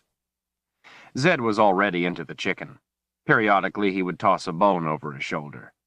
After a while he thought to offer a piece to the others. Chase declined as he kept up a continual scan of their surroundings, paying particular attention to the left side of the trail, to the boundary. The other two accepted. The chicken had lasted longer than Richard thought it would. When the trail widened, he brought his horse up with Kalin's and rode next to her. She took off her cloak as the day warmed and smiled over to him with the special smile she never gave anyone else. Richard had a thought. "Zed, is there anything a wizard can do about that cloud?" The old man squinted up at it, then peered back at Richard. "That idea has already come into my head. I think there might be, but I want to wait a while longer, until we are farther away from Chase's family. I don't want to lead a search to them." In the late afternoon they came upon an old couple, woods people whom Chase knew. The four brought their horses to a halt while the boundary warden spoke with the couple. He sat relaxed on his mount, leather creaking, as he listened to them repeat rumors that they had heard about things coming out of the boundary. Richard now knew them to be more than rumors. Chase treated the couple with respect, as he did most people. Nevertheless, they were clearly afraid of him. He told them he was looking into the matter, and advised them to stay inside at night. They rode until long after dark before making camp for the night in a stand of pine, and were on their way the next morning as the sky lightened behind the mountains of the boundary. Richard and Kalin both yawned as they rode. The forest thinned, with open patches of meadow, bright and green and smelling sweet in the sunshine as they traveled through the hill country on their journey south, the road taking them temporarily farther from the mountains of the boundary. Occasionally they passed small farms, their owners making themselves scarce when they saw Chase. The land became less familiar to Richard, who rarely traveled this far south. He kept a sharp lookout, making note of the landmarks they passed. After they ate a cold lunch in the warm sun, the road began angling steadily closer to the mountains, until in the late afternoon they were so close to the boundary that they began encountering the gray skeletons of trees killed by the snakevine. Even the sun did little to brighten the dense woods. Chase's demeanor became distant, harder, as he observed everything carefully. Several times he dismounted, walking his horse as he studied the ground, reading tracks. They crossed a stream that flowed out of the mountains, the water churning sluggish, cold, and muddy. Chase stopped and sat, watching off into the shadows. The rest of them waited, looking at one another and toward the boundary. Richard recognized the dead smell of the vine drifting in the air. The boundary warden led them a little farther, then got off his horse and squatted, studying the ground. When he rose, he handed the reins of his horse to Zed. He turned to them and said simply, "Wait." They watched him disappear into the trees as they sat quietly. Kalin's big horse shivered flies off its hide as it nibbled grass. Chase returned, pulling his black gauntlets on, and took the reins from Zed. "I want you three to keep going. Don't wait for me and don't stop. Keep to the road." "What is it? What did you find?" Richard asked. Chase turned back and gave him a dark look. "The wolves have been feeding. I'm going to bury what's left, and then I'm going cross-country between the boundary and you three. I need to check into something. Remember what I said. Don't stop. Don't run your horses, but keep up a good pace, and keep your eyes sharp. If you think I'm gone too long, don't you dare to think to come back looking for me. I know what I'm doing, and you would never find me. I'll be back with you when I can. Keep going until then and stay on the road." He mounted, turned his horse, and urged it into a run, its hooves kicking up clumps of sod.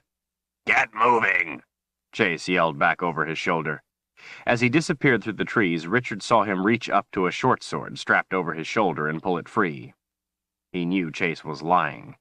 He wasn't going to bury anything.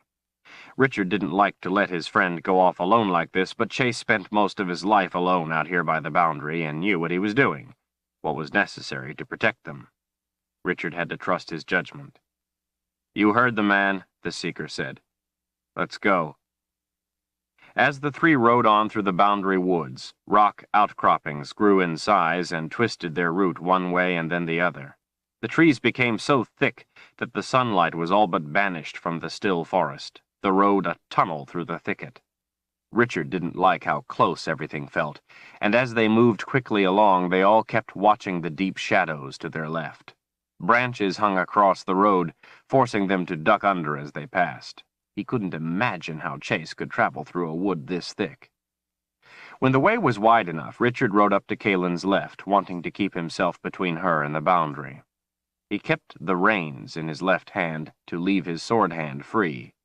Her cloak was wrapped close around her, but he saw she kept a hand near her knife. Off to their left, in the distance, came howling, something like a wolf pack, only it wasn't wolves. It was something from the boundary. The three jerked their heads toward the sound. The horses were terrified and wanted to run. They had to keep reining in, but at the same time let them have enough freedom to trot. Richard understood the way the horses felt. He felt the urge to let them go, but Chase had said explicitly not to let them run. He must have had a reason, so they held back. When the howling was punctuated with blood-curdling shrieks that made the hair on his neck stand on end, it became more difficult to force himself to prevent the horses from running. The shrieks were wild cries, cries of the need to kill, demanding, desperate. The three rode at a trot for almost an hour, but the sounds seemed to follow them. There was nothing they could do but continue, listening as they went to the beasts from the boundary. Unable to stand it any longer, Richard pulled his horse to a halt and faced the woods. Chase was out there alone with the beasts. He couldn't bear any longer to let his friend face it alone. He had to help. Zed turned. "We have to keep moving, Richard." "He may be in trouble. We can't let him do this alone." "It's his job. Let him do it." "Right now, his job isn't to be a boundary warden. It's to get us to the pass." The wizard rode back and spoke softly. "That's the job he's doing, Richard. He's sworn to protect you with his life. That is what he is doing. Seeing to it you get to the pass. You have to get it through your head. What you are doing is more important than one man's life. Chase knows that. That's why he said not to come back for him." Richard was incredulous. "You expect me to let a friend get himself killed if I can help prevent it?" The sounds of howling were getting closer. "I expect you not to let him die for nothing." Richard stared at his old friend. "But maybe we can make the difference." "And maybe not." The horses stamped about skittishly. "Zed is right," Kalen said. "Going after Chase is not the brave thing to do. Going on when you want to help is." Richard knew they were right, but loathed admitting it. He looked angrily toward Kalen. "You may be in his position one day. Then, what would you have me do?" She looked at him evenly. "I would have you go on." He glared at her, not knowing what to say. The shrieks from the woods were closer. Her face showed no emotion. "Richard, Chase does this all the time. He will be all right," Zed offered reassuringly. "I wouldn't be surprised if he was having a good time. Later on, he will have a good tale to tell. You know Chase. Some of the tale might even be true." Richard was angry at the two of them and at himself. He kicked his horse out ahead, taking the lead, not wanting to talk anymore. They left him to his thoughts, let his horse trot ahead. It made him angry that Kalen would think he could leave her like this. She was no boundary warden. He didn't like it that saving them might mean letting them get killed. It didn't make any sense. At least he didn't want it to make any sense. He tried to ignore the shrieks and howls off in the woods. After a time, the cries fell farther behind. The woods seemed devoid of life, no birds or rabbits or even mice, only the twisted trees and bramble and shadows. He listened carefully to make sure he heard the other two following. He didn't want to turn and look, didn't want to face them. After a while, he realized the howls had stopped. He wondered if that was a good sign or not. He wanted to tell them he was sorry, that he was just afraid for his friend, but he couldn't. He felt helpless. Chase would be all right, he told himself. He was the head of the boundary wardens, not a fool, and he wouldn't go into anything he couldn't handle. He wondered if there was anything Chase couldn't handle. He wondered if he would be able to tell Emma if something happened to her husband. He was letting his imagination run away with him.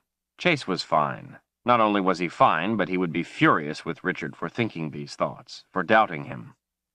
He wondered if Chase would return before nightfall. Should they stop for the night if he didn't? No, Chase had said not to stop. They would have to keep going all night if necessary until he rejoined them. He felt as if the mountains were looming over them, ready to pounce. He didn't think he had ever been this close to the boundary. As concerned as he was about Chase, his anger faded. Richard turned and looked back at Kaylin. She gave him a warm smile, and he returned it, feeling better. He tried to imagine what the woods here had looked like before so many trees died.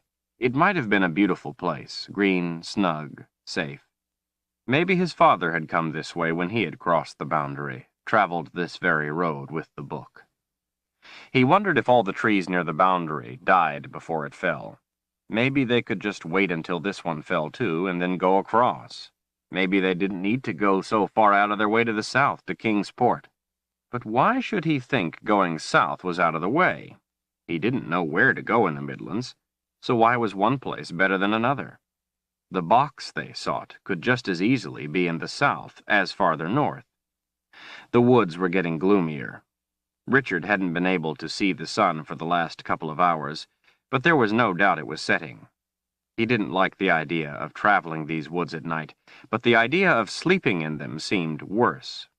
He checked to make sure the other two were staying close. The sound of running water came faintly through the evening stillness, swelling as they rode, and in a short distance they came to a small river with a wooden bridge over it. Just before they crossed, Richard stopped. He didn't like the look of it. Inexplicably, something felt wrong. Being careful couldn't hurt. He led his horse down the bank and peered underneath. The support beams were anchored to iron rings and granite blocks. The pins were missing. Someone tampered with the bridge. It will support the weight of a man, but not a horse. Looks like we're going to have to get wet. Zed scowled. I don't want to get wet. Well, do you have a better idea? Richard asked. Zed drew his finger and thumb down opposite sides of his smooth chin. Yes, he announced.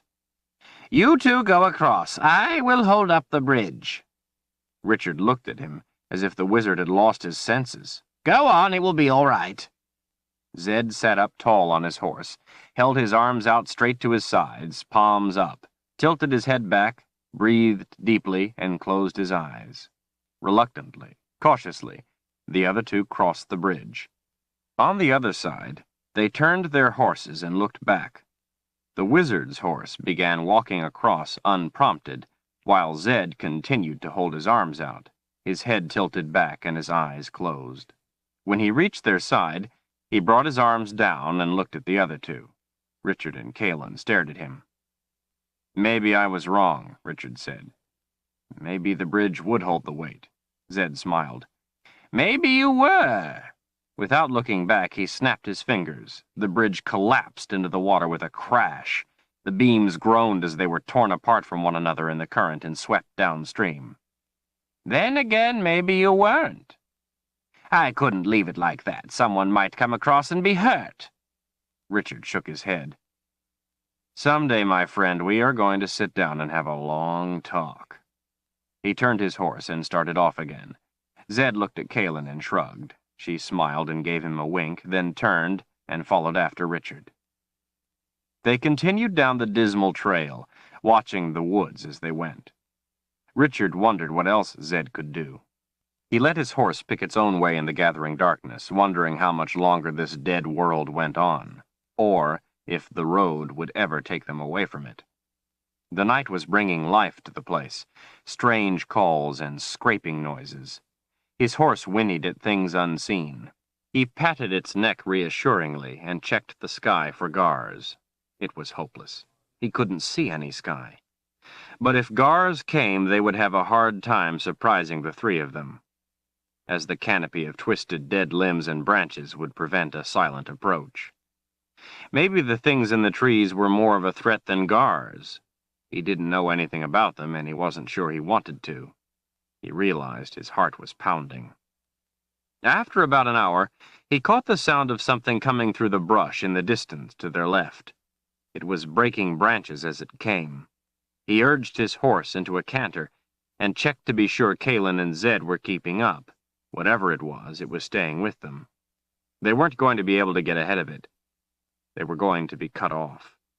Maybe it was Chase, he thought. Then again, maybe it wasn't. Richard pulled the sword of truth free as he leaned forward and pressed his legs around the horse, spurring it into a gallop. His muscles tensed as his horse raced down the road. He didn't know if Zed and Kalen were keeping up with him, and in fact he never gave it a thought. His mind focused on trying to see ahead in the darkness, trying to see anything that might come at him. Anger was slipping its bounds, heat and need coming forth. Jaw set tight, he charged ahead with lethal intent. The sound of his horse's hooves on the road prevented him from hearing the thing in the woods, but he knew it was there, knew it was coming. Then he saw the black form moving against the barely discernible shapes of the trees.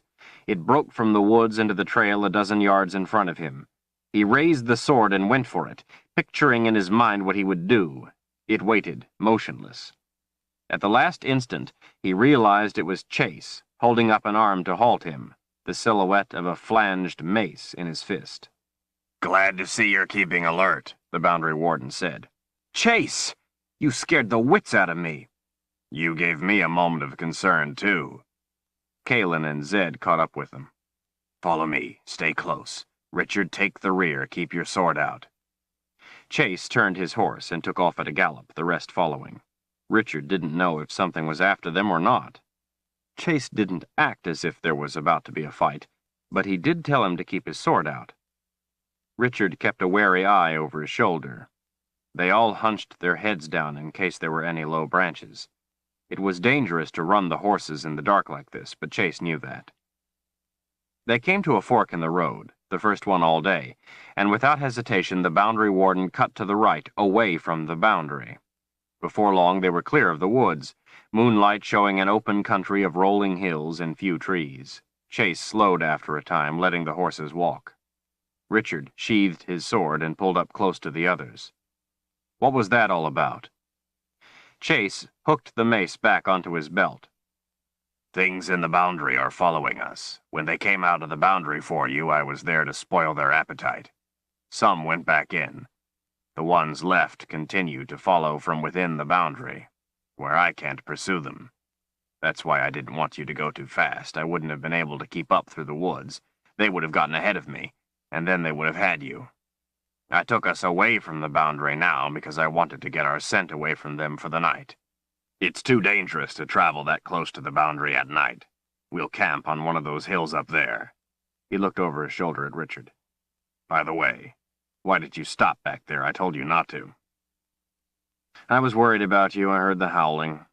I was going to come and help. Zed and Kalen talked me out of it." Richard thought Chase would be angry, but he wasn't. "Thanks, but don't do that again. While you were standing there thinking about it, they almost had you. Zed and Kalen were right. Don't argue with them the next time." Richard felt his ears burning. He knew they were right, but it didn't make him feel any better about not helping a friend. "Chase," Kalen asked, "you said they had gotten someone. Was that true?" His face was cold stone in the moonlight. "Yes. One of my men. I don't know which one." He turned back to the trail and rode on in silence. They set up camp on a high hill to give a clear view of anything that approached. Chase and Zed tended to the horses while Richard and Kalen started the fire, unpacked bread, cheese, and dried fruit, and began cooking a simple stew. She went with him and scouted for firewood among the sparse trees, helping carry it back. He told her the two of them made a good team. She smiled a little smile and turned away. He took her arm and turned her back. "Kaelin, if it had been you, I would have come after you," he said, meaning more than the words he spoke. She studied his eyes. "Please, Richard, don't even say that." She gently pulled her arm away and went back to camp. When the other two, back from tending the horses, came into the firelight, Richard could see that the scabbard strapped over Chase's shoulder was empty, the short sword missing. One of his battle axes and several long knives were gone too. Not that this left him defenseless, far from it. The mace hanging from his belt was covered in blood from one end to the other. His gauntlets were soaked with it, and it was splattered everywhere on him. Without comment, he pulled a knife, pried a 3-inch yellowish tooth from the mace where it was wedged between two of the blades, and threw the tooth over his shoulder into the darkness. After wiping the blood off his hands and face, he sat down in front of the fire with the others. Richard tossed a stick in the fire. "Chase, what were those creatures that were after us? And how could anything go in and out of the boundary?" Chase picked up a loaf of bread and tore off about a third. He met Richard's eyes. "They're called heart-hounds. They're about twice the size of a wolf. Big barrel chests, heads are kind of flat, big snout full of teeth. Fierce. I'm not sure what color they are. They only prowl at night, until today, that is. But it was too dark in those woods to tell, and anyway, I was kind of busy. There were more than I've ever seen together before." "Why are they called heart-hounds?" Chase chewed a piece of bread as he stared back with intense eyes. "That's a matter of some debate. Heart-hounds have big rounded ears, good hearing. Some say they can find a man by hearing the beating of his heart." Richard's eyes widened.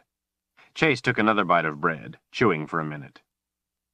"Others say they're called heart-hounds because that's how they kill. They come at your chest. Most predators go for the throat, but not heart-hounds. They go straight for your heart, and they have big enough teeth to get the job done. It's the first thing they eat, too. If there's more than one hound, they'll fight over the heart." Zed dished himself a bowl of stew and handed the ladle to Kaelin. Richard was losing his appetite, but he had to ask, "And what do you think?" Chase shrugged. "Well, I've never sat real quiet in the dark next to the boundary just to find out if they could hear my heart beating." He took another bite of bread, looking down at his chest as he chewed. He pulled the heavy mail away from himself. There were 2 long, ragged rips in the chain. Broken pieces of yellow teeth were jammed into mangled links. The leather tunic behind it was soaked with hound's blood. "The one that did this had the blade of my short sword broken off in his chest, and I was still on my horse at the time." He looked back to Richard and raised an eyebrow. "That answer your question?" Bumps ran up Richard's arms. "What about the way they can go in and out of the boundary?" Chase took the bowl of stew from Kaelin as she handed it to him. "They have something to do with the magic of the boundary. They were created with it. They are the boundary's watchdogs, so to speak. They can go in and out without being claimed by it, but they're tied to it too and can't go far from it. With the boundary weakening, they've been straying farther and farther all the time. That makes traveling Hawker's Trail dangerous, but to go another way would add a good week to the journey to King's Port. The cutoff we took is the only one that veers away from the boundary until we get to South Haven. I knew I had to reach you before you passed it, or we would have had to spend the night back there with them. Tomorrow, in the daylight when it's safer, I'll show you the boundary, how it's weakening." Richard nodded as they all went back to their own thoughts. "They are tan," Kaelin said softly. They all turned to her. She sat staring into the fire. "The heart-hounds are tan with short fur, like that on the back of a deer. They are seen everywhere now in the Midlands, having been released from their bonds when the other boundary failed. Crazed with lack of purpose, now they even come out in the daytime." The 3 men sat motionless, considering her words. Even Zed stopped eating. Great, Richard said under his breath. And what else does the Midlands have that is even worse? He didn't mean it as a question, more as a curse or frustration. The fire crackled, warm on their faces. Caelin's eyes were in a faraway place. Dark and Rahl, she whispered. Chapter 13. Richard sat away from the camp, leaning against a cold rock, his cloak wrapped tightly around himself as he looked out toward the boundary. What little wind there was bore a breath of ice. Chase had given him the first watch. Zed was to have the second, and the warden the third. Caelin had protested when she wasn't given a watch, but in the end went along with Chase's wishes. Moonlight illuminated the open land between where he sat and the boundary. It was an expanse of gentle hills, a few trees and small streams, a pleasant-looking place considering how near it was to the grim boundary woods. Of course, the woods had probably been pleasant at one time, too, before Dark and Rahl had put the boxes in play and started the destruction of the boundary. Chase had said he didn't think the Hardhounds could stray this far, but if he was wrong, Richard intended to see them coming. He ran his hand over the hilt of his sword for reassurance, fingering the word truth on it, tracing its raised letters absently while he scanned the night sky, vowing not to let the Gars take him by surprise again. He was glad he was given the first watch, since he wasn't sleepy. He was fatigued, but not sleepy. Still, he yawned. The mountains that were part of the boundary lay off at the edge of darkness, beyond the tangled mat of woods rising up like the spine of a dark beast too big to hide itself. Richard wondered what manner of things were looking back at him from that black maw. Chase had said the boundary mountains diminished as they went south, and would be all but gone where they were going. Unexpectedly, Caelin, her cloak also wrapped snug about, slipped up silently in the darkness and wedged herself tight against him for warmth. She didn't talk, simply sat close. Stray wisps of her silky hair touched the side of his face. The handle of her knife jabbed into his side, but he didn't say anything for fear that if he did, she would move away. He didn't want her to move. "The others asleep?" he asked quietly, glancing over his shoulder. She nodded. "How can you tell?" he asked with a smile. "Zed sleeps with his eyes open." She smiled back. "All wizards do." "Really? I thought it was just Zed." As he scanned the valley for any movement, he could feel her eyes on him. He looked back at her. "Aren't you sleepy?" She was so close he didn't have to speak in much more than a whisper. She shrugged. The light breeze pulled some of her long hair across her face. She reached up and pulled it back. Her eyes found his. "I wanted to tell you I was sorry." He wished she would lay her head on his shoulder, but she didn't. "About what?" "About what I said to you before, that I wouldn't want you to come after me. I did not want you to think I don't appreciate your friendship. I do. It's just that what we are doing is more important than any one person." He knew she had meant much more than she said, just as he had. He looked into her eyes, felt her breath on his face. "Caelin, do you have someone?" He feared the arrow to his heart, but had to ask. "Someone at home who waits for you, I mean?" "A love?" He held the gaze of her green eyes for a long time. She didn't look away, but her eyes filled with tears. More than anything, he wanted to put his arms around her and kiss her. She reached up, letting the backs of her fingers brush his face gently. She cleared her throat. "It is not that simple, Richard." "Yes, it is. Either you do or you don't." "I have obligations." For a time, it seemed she was going to tell him something, tell him her secret. She looked so beautiful in the moonlight, but it wasn't only the way she looked, it was what was inside her, everything from her intelligence and courage to her wit, and the special smile she gave only to him. He would slay a dragon, if there were such a thing, just to see that smile. He knew he would never want anyone else for as long as he lived. He would rather spend the rest of his life alone than with someone else. There could be no one else. He desperately wanted to hug her close. He ached to taste her soft lips, but he was inexplicably getting the same feeling he had had before he crossed the bridge. It was a strong feeling of warning, stronger than his desire to kiss her. Something told him that if he did, it would be crossing one bridge too many. He remembered how the magic flared when she had touched his hand as he held the sword. He had been right about the bridge, so he didn't put his arms around her. She broke the gaze with a glance to the ground. Chase said the next 2 days are going to be rough. I guess I had better get some sleep. He knew that whatever was going on in her head, he had no say in it. He couldn't force her.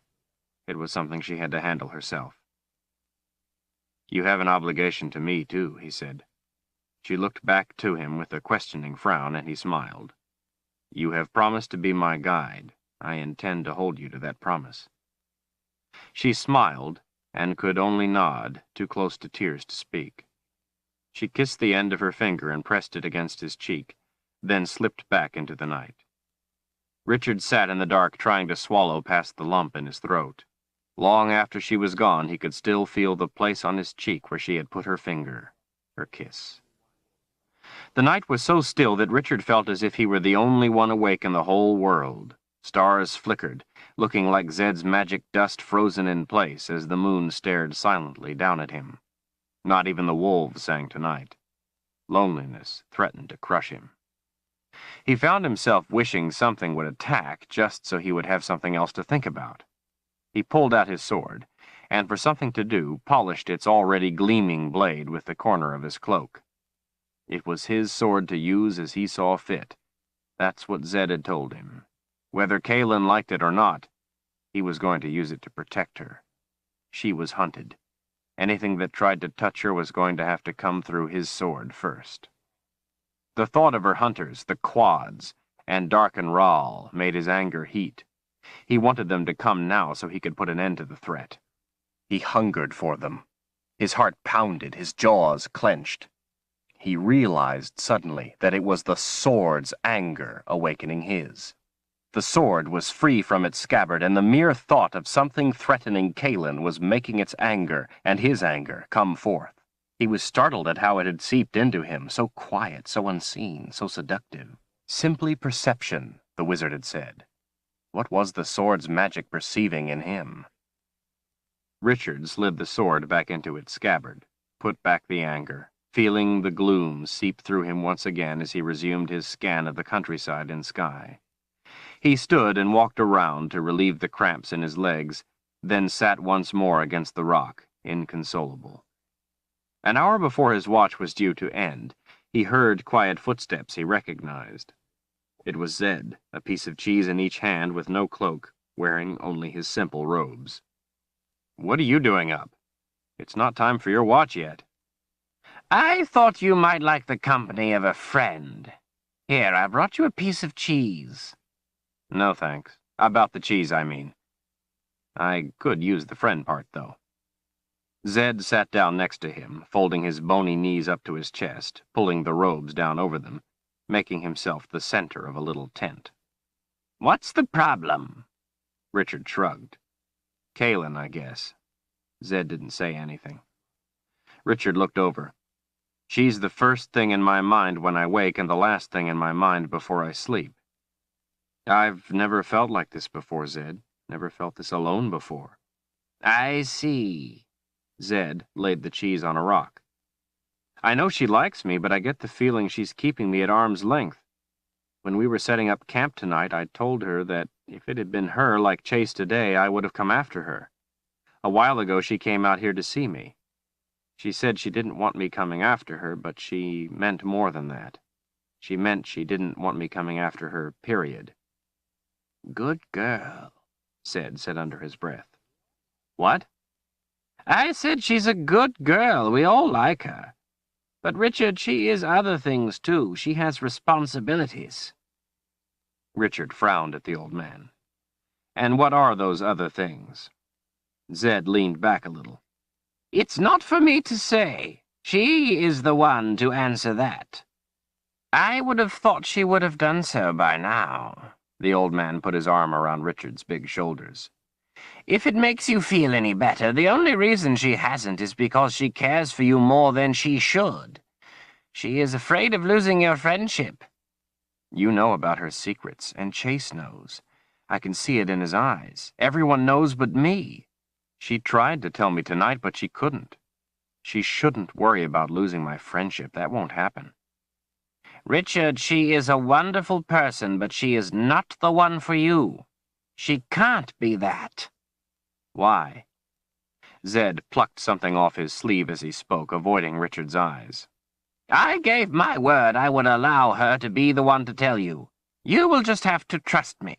She cannot be what you want. Find another girl. The land is awash with them. Why, half of all the people are girls. There are plenty to pick from. Pick another. Richard drew his knees up, folded his arms across them, looking away. All right. Zed looked up in surprise, then smiled and patted his young friend's back. All right, on one condition, Richard added, as he scanned the boundary woods. You answer one question honestly, toasted toads honest. If you can answer yes, then I will do as you ask. One? Only one question? Zed asked cautiously, putting a bony finger to his thin bottom lip. One question. Zed thought about it a minute. Very well, one question. Richard turned his fierce eyes to the old man. Before you married your wife, if someone...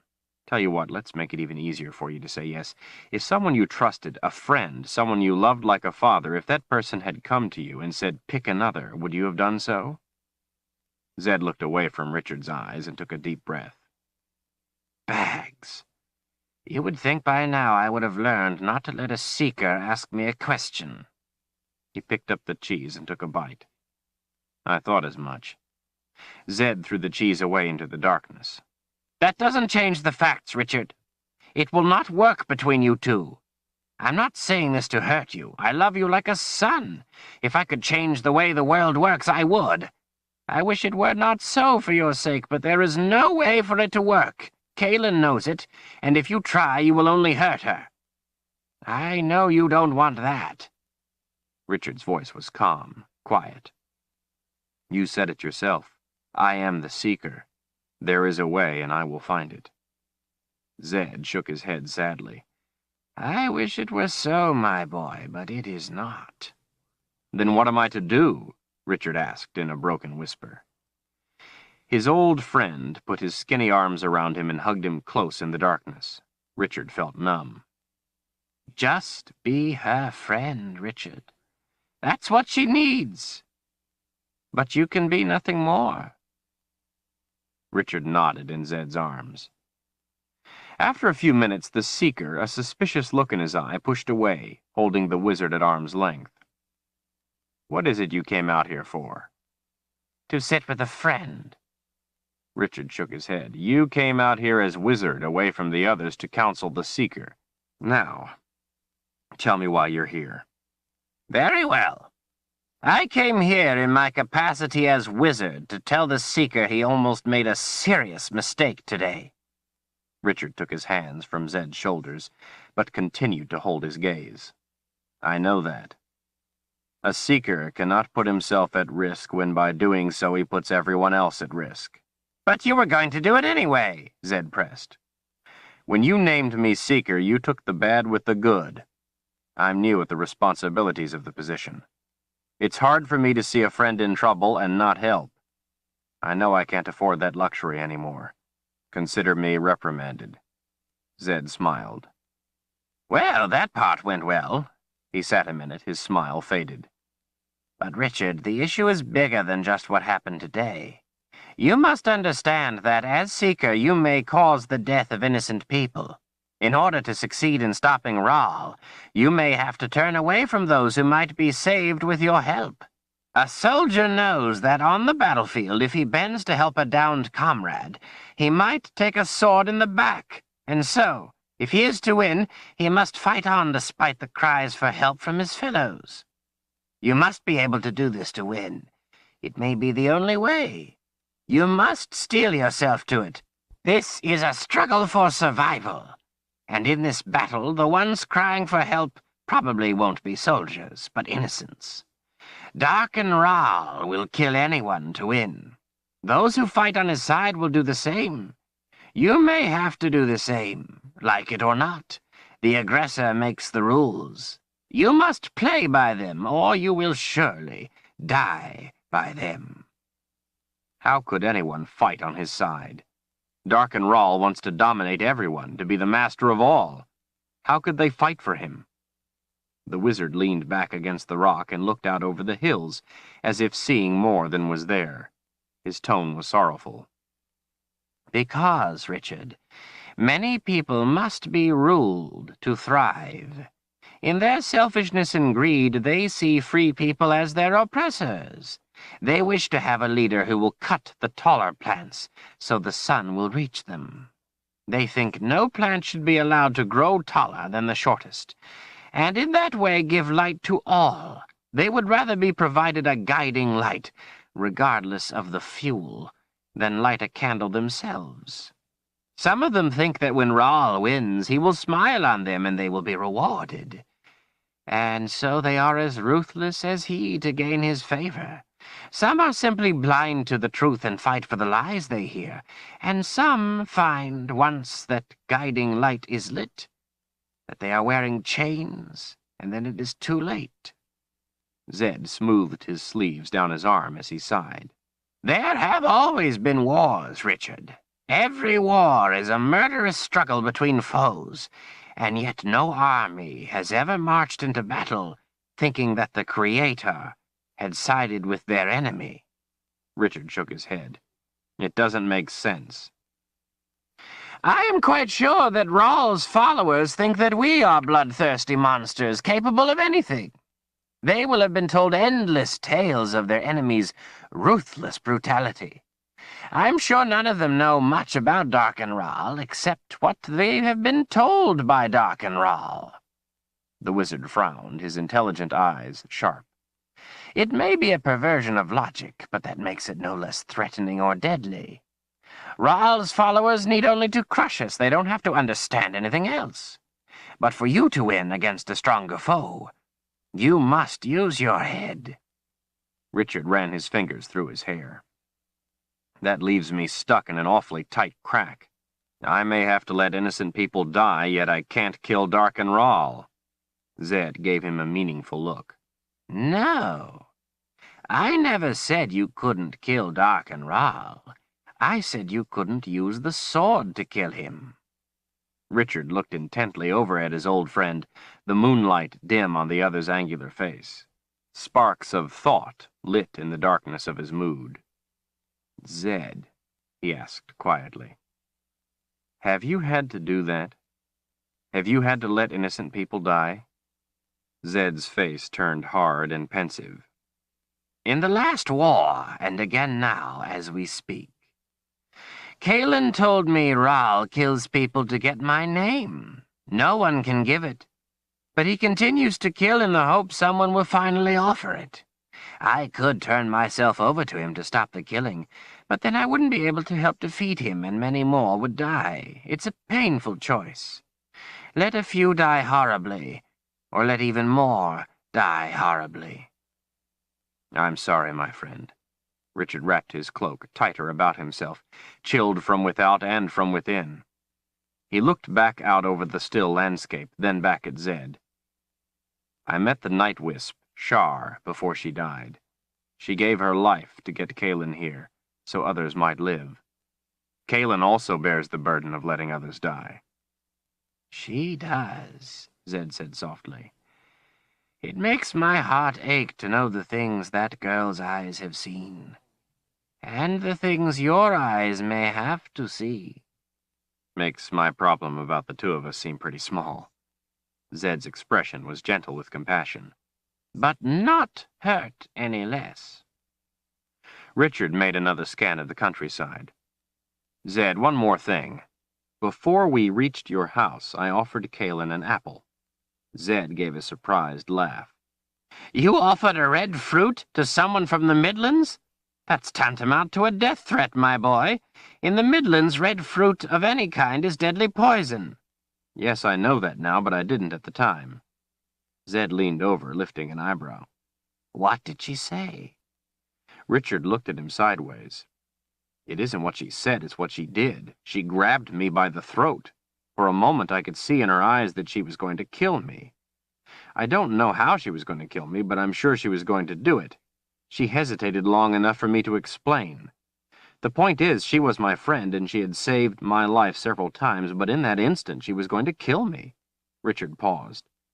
That's part of what you were saying, isn't it? Zed let out a long breath and nodded. It is. Richard, if you suspected I was a traitor, weren't sure, just suspected, and you knew that if it were true, our cause would be lost, would you be able to kill me? If you had no time or way to find the truth, only the strong belief I was a traitor, and only you knew, could you kill me on the spot? Could you come at me, your old friend with lethal intent, with enough violence to see the job done? Zed's stare burned into him. Richard was stunned. I don't know. Well, you had better know that you could, or you have no business going after Rahl. You won't have the resolve to live, to win. You may be called upon to make a life-and-death decision instantly. Kaelin knows this. She knows the consequences if she fails.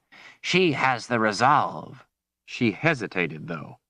From what you're saying, she made a mistake. I could have overpowered her. She should have killed me before I had a chance to. Richard frowned. And she would have been wrong.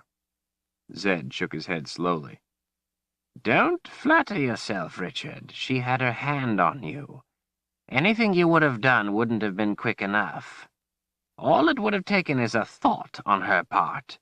She was in control and could afford to give you the chance to explain. She made no mistake. A little shaken, Richard still wasn't ready to concede the issue. But you couldn't be a traitor to us, just as I would never hurt her. I don't see the point. The point is, even though I wouldn't, if I did, you have to be prepared to act.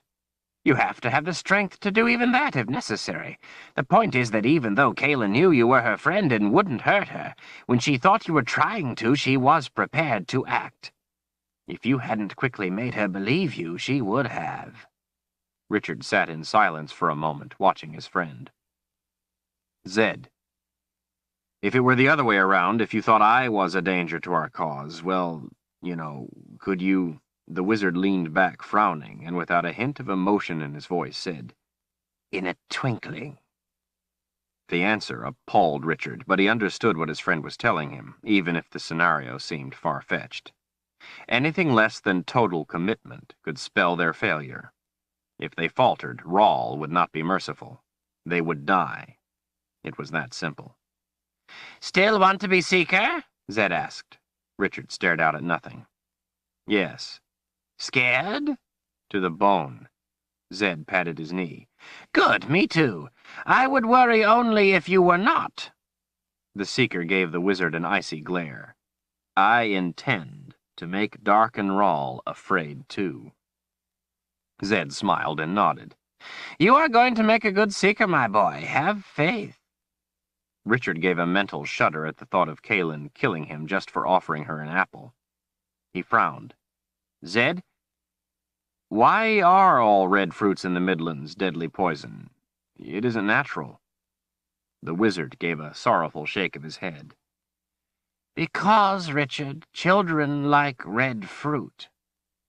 Richard's frown deepened. That doesn't make any sense. Zed looked down, pushing a bony finger at the dirt for a moment. It was about this time of year in the last war the harvests were in. I had found a constructed magic. That's a magic made by wizards of long ago, something like the boxes of Orden. It was a poison magic, specific to color, and only able to cast one spell one time. I wasn't sure how it was used, but I knew it was dangerous. Zed took a deep breath and put his hands in his lap. Anyway, Panis Rahl got his hands on it and figured out how to make it work. He knew children loved fruit and wanted to strike a blow at our hearts. He used the magic to poison all red fruit. It's a little like the poison of the snake vine, slow at first. It took time for us to realize what caused the fever and death. Panis Rahl deliberately chose something he could be sure children, not just the adults, would eat. His voice was barely audible as he looked out into the darkness. "A lot of people died. A lot of children." Richard's eyes were wide. "If you found it, how did he get hold of it?" Zed looked into Richard's eyes with an expression that could have frozen a summer day. "I had a student, a young man I was training. One day I chanced upon him tinkering with something he shouldn't have been. I had an odd doubt about him. I knew something was wrong, but I was very fond of him, and so I didn't act upon my suspicion. Instead, I decided to think on it for the night. The next morning he was gone, and so was the constructed magic I had found. He had been a spy for Panis Ral. If I had acted when I should have and killed him, all those people, all those children, wouldn't have died." Richard swallowed. "Zed, you couldn't have known." He thought that maybe the old man was going to yell or cry or storm off, but instead he only shrugged. "Learn from my mistake, Richard. If you do, then all those lives won't have been lost for nothing. Maybe their story can be a lesson that will help save everyone from what Dark and Ral will do if he wins." Richard rubbed his arms, trying to work a bit of warmth back into them. "Why isn't the red fruit in Westland poison?" "All magic has limits. This had a limit of distance from where it was used. It stretched as far as where the boundary between Westland and the Midlands went up. The boundary couldn't be put up where any of the poison spell was, or Westland would have had magic in it." Richard sat in the dark, cold silence and thought for a time. At last he asked, "Is there any way to get rid of it? To make the red fruit no longer poison?" Zed smiled. Richard thought it was an odd thing to do, but he was glad to see it. "Thinking like a wizard, my boy. Thinking how to undo magic." He frowned in thought as he looked out into the night again. "There might be a way to remove the spell. I would have to study it and see what I could do. If we can defeat Dark and Ral, I intend to put my mind to the task." "Good." Richard tugged his cloak tighter. "Everyone should be able to eat an apple when they want, especially children." He looked over at the old man. "Zed, I promise I will remember your lesson. I won't let you down. I won't let all those people who died be forgotten." Zed smiled and gave Richard's back an affectionate rub. The two friends sat in silence, sharing the stillness of the night and the quiet of each other's understanding, thinking about what they could not know, what was to come. Richard thought about what was needed to be done, about Panis Ral, and about Dark and Ral. He thought about how hopeless everything seemed. Think about the solution, he told himself, not the problem. You are the seeker. "I need you to do something, wizard. I think it is time for us to disappear. Ral has followed us long enough. What can you do about that cloud?" "You know, I think you're right. I only wish I knew how it was hooked to you so I could unhook it. But I can't figure it out, so I will have to do something else." He contemplatively drew his finger and thumb down the sharp sides of his jaw. "Has it rained or been overcast since it first started following you?" Richard thought back, trying to remember every day. Most of the time he had been in a fog over his father's murder. It seemed so long ago. "The night before I found the snake vine, it rained in the ven, but by the time I got there it had cleared off. No rain. I don't remember it being cloudy since my father's murder. At least nothing more than a few high, thin clouds. What does that mean?" "Well, it means I think there is a way to fool the cloud even if I can't unhook it.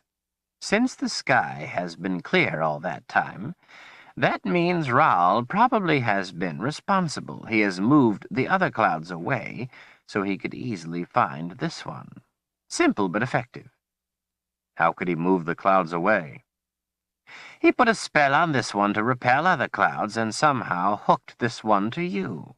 "Then why don't you put a stronger spell on it to attract other clouds? Before he realizes it, it will be lost and he won't be able to find it to try to outdo your magic. If he does use stronger magic to move the clouds away to find this one, He won't know what you have done, and the stronger spell that pushes the clouds away will break the hook. Zed gave him an incredulous look. His eyes blinked. Bags, Richard, you have gotten it exactly right. My boy, I think you would have made an excellent wizard.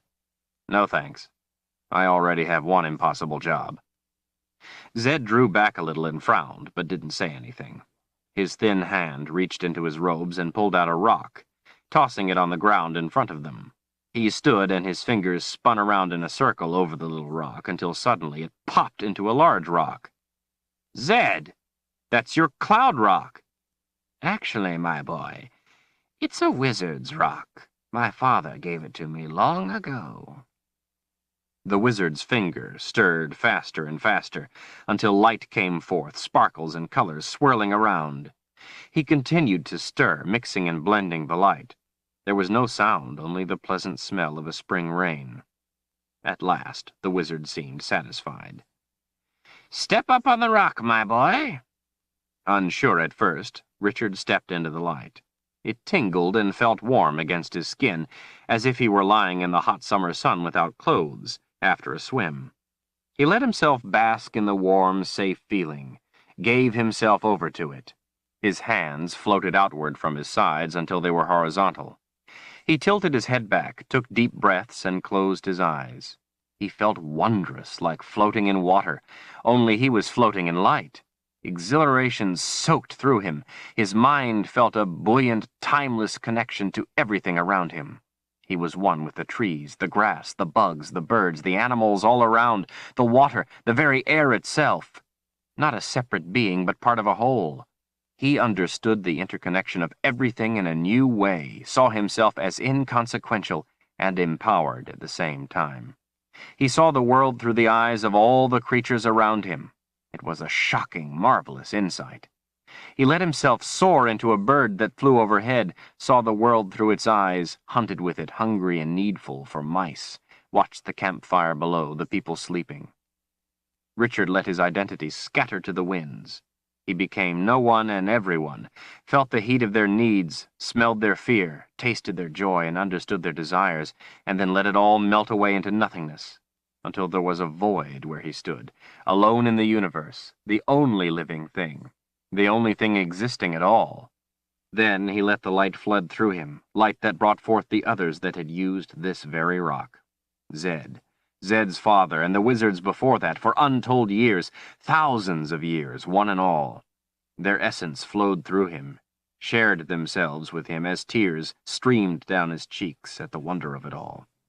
Zed's hands sprang forward, loosing his magic dust. It swirled about Richard, glittering fluidly until he was at the center of its vortex. The sparkles tightened their rotation and gathered at his chest. With a tinkling sound like a crystal chandelier in the wind, the dust climbed away into the sky as if climbing a kite string, taking the sound with it as it went, higher and higher, until it reached the cloud. The cloud took in the magic dust, and was lit from within by roiling colors. All across the horizon lightning flashed, ragged streaks ripping this way and that, called forth, eager, expectant. All at once, the lightning stopped. The illumination in the cloud faded and was gone, and the light from the wizard's rock pulled itself inward until it was extinguished. There was sudden silence. Richard was there again, standing on a simple rock. He looked wide-eyed at Zed's smiling face. "Zed," he whispered, "now I know why you stand on this rock all the time. I've never felt anything like that in my life. I had no idea." Zed smiled knowingly.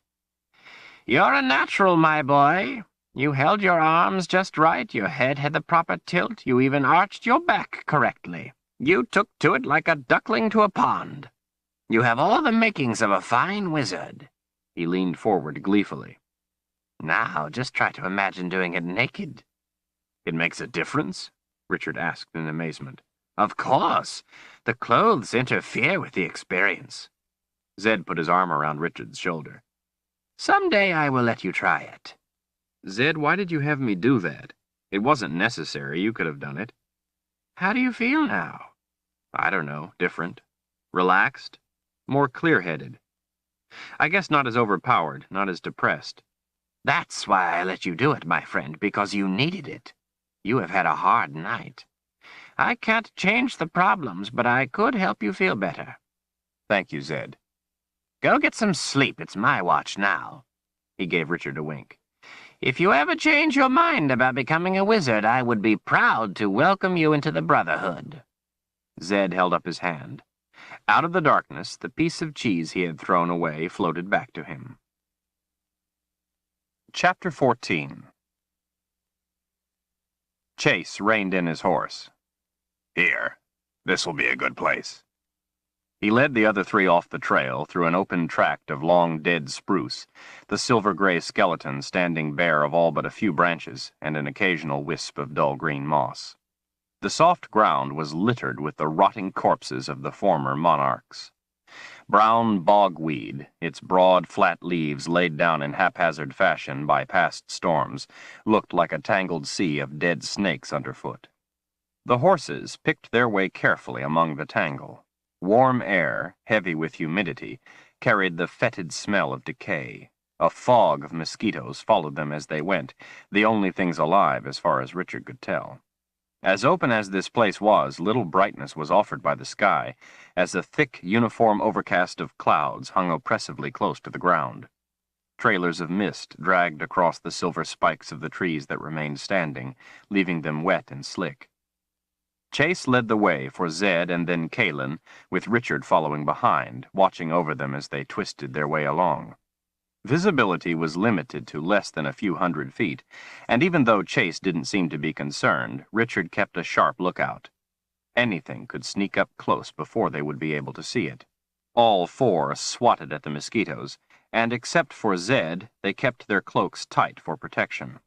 Zed, who shunned wearing a cloak, nibbled on the remnants of lunch, looking about as if on a sightseeing excursion.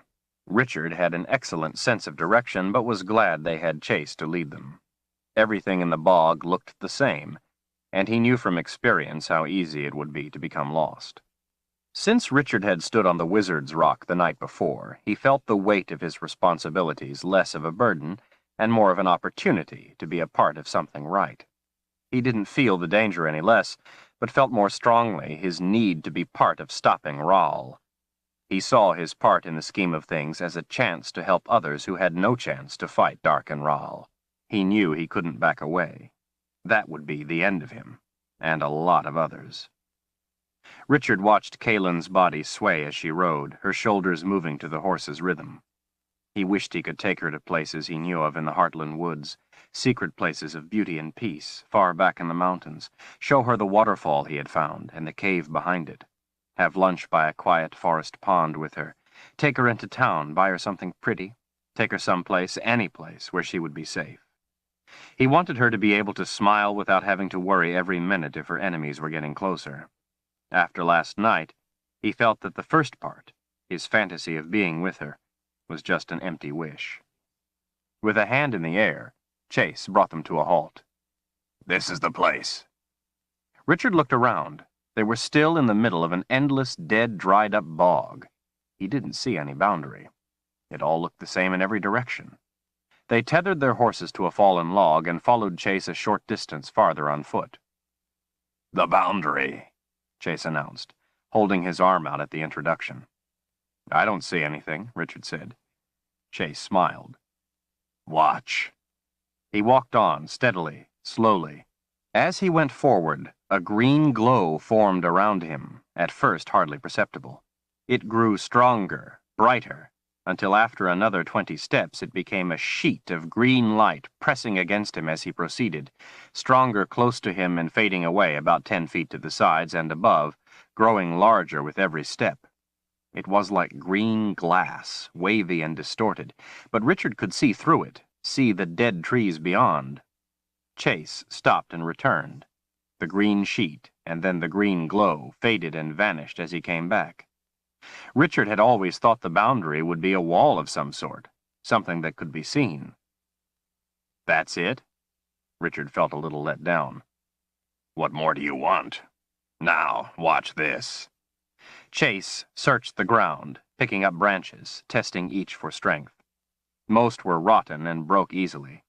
Finally, he found one about a dozen feet long that was strong enough to suit him. He carried it back into the glowing light until he reached the sheet of green. Holding the branch by the thick end, he passed the rest through the wall. 6 feet away, the end of the stick disappeared as he pushed it forward, until he was holding what appeared to be a 6-foot stick instead of a 12-foot branch. Richard was perplexed. He could see beyond the wall, but not the other end of the stick. It didn't seem possible. As soon as Chase had pushed the stick in as far as he dared, it jumped violently. There was no sound. He hauled it back and returned to the others. He held the splintered end of a now 8-foot stick toward them. The end was covered with slaver.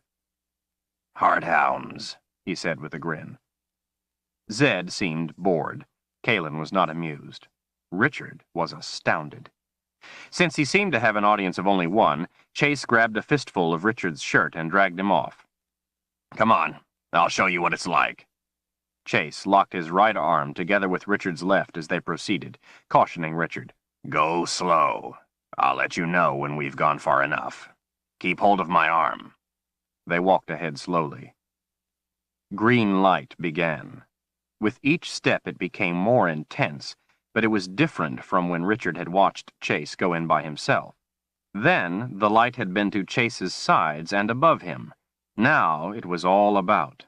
There was a buzzing sound like 1,000 bumblebees.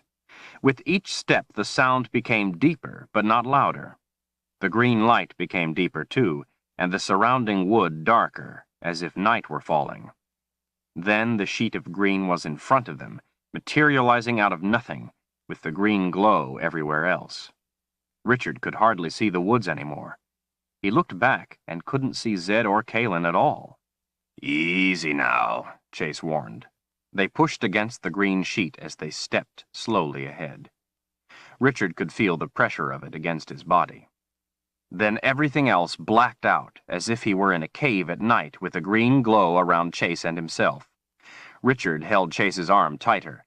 The buzzing felt like it was vibrating his chest. With the next step, the green sheet of the wall changed suddenly. "Far enough," Chase said, his voice echoing. The wall had become darkly transparent, as if Richard were looking into a deep pond in the dark woods. Chase stood still, watching him. There were forms on the other side. Inky black shapes wavered in the gloom on the other side of the wall, specters floating in the deep. The dead in their lair. Something closer and faster moved nearer to them. "The hounds," Chase said. Richard felt an odd sensation of longing. Longing for the blackness. The humming wasn't a sound, he realized. It was voices. Voices that murmured his name. Thousands of distant voices called out to him. The black shapes were gathering, calling to him, holding their arms out to him. He felt a sudden, unexpected stab of loneliness, felt the solitude of his life, of all life. Why did he need the pain when they were waiting to welcome him? Never alone again.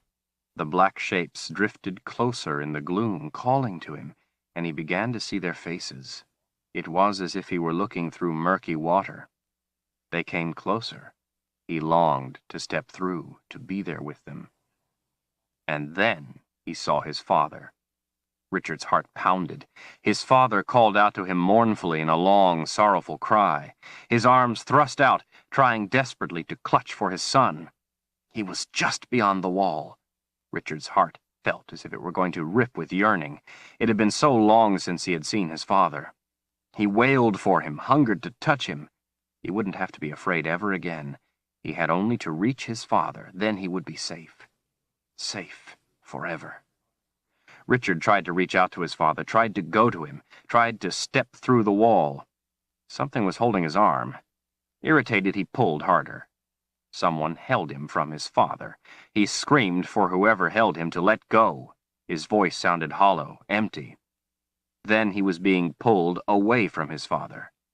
His anger roared to life. Someone was trying to drag him back by his arm. In a rage, he grabbed his sword. A big hand clamped over his with an iron grip. Screaming in unrestrained fury, he struggled mightily to free the sword, but the big hands held tight, dragging him, stumbling, from his father. Richard struggled, but was hauled away. The green wall came up suddenly in place of the darkness as he was pulled back. Chase was dragging him away from it through the green light. The world returned with a sickening jolt. The dry, dead bog returned. Suddenly aware, Richard was appalled at what he had almost done. Chase released his sword hand. Shaking, Richard put it on the big man's shoulder for support, struggling to catch his breath as they stepped out of the green light. Relief washed over him. Chase leaned over a little, searching his eyes. "All right?" Richard nodded, too overwhelmed to speak. The sight of his father had brought back the devastating grief. He had to concentrate just to breathe, to stand. His throat hurt.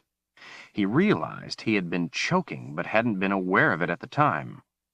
Terror raced through Richard's mind as he realized how close he had come to stepping through the wall to death. He had been totally unprepared for what had happened. If Chase hadn't been there holding on to him, he would be dead now. He had tried to give in to the underworld. He felt as if he didn't know himself. How could he have wanted to give himself over to it? Was he that weak? That frail? Richard's head swirled with pain. He couldn't clear the vision of his father's face from his mind, the way his father longed for him, called to him, so desperate. He ached to be with him. It would have been so easy. The image haunted his mind, refusing to let go. He didn't want to let it go. He wanted to go back. He could feel the pull, even as he resisted. Kaylin was there, waiting for them at the edge of the green light as they emerged. She swept her arm protectively around his waist and tugged him away from Chase. With her other hand, she grabbed hold of his jaw, turning his head, making him look at her. "Richard, listen to me. Think of something else. Concentrate. You have to think of something else. I want you to remember every intersection on every trail in the Heartland. Can you do that for me, please? Do it now. Remember every one for me." He nodded and started to remember the trails. Kaylin turned to Chase in a fury, slapping him across his face as hard as she could. "You bastard!" she screamed. "Why would you do that to him?" Throwing all her weight into it, she slapped him again, her hair tossing across her face. Chase didn't try to stop her. "You did it on purpose! How could you do that?" She swung at him a third time, but this time he grabbed her wrist in mid-swing. "Do you want me to tell you, or do you wish to go on hitting me?" She jerked her hand away, glaring at him, her chest heaving. Some of her hair was stuck sideways across her face. "Going through King's Port is dangerous. It isn't straight through. It twists and turns. Some places it's very narrow, the two walls of the boundary almost touching. One step either way and you're gone. You've been through the boundary, so has Zed. You both understand. You can't see it until you start in, otherwise you don't know where it is. I only know because I've spent my life out here. It's even more dangerous now because it's failing, even easier to walk through it. When you get in the pass, if something started chasing you, Richard could run into the underworld without even knowing what it was."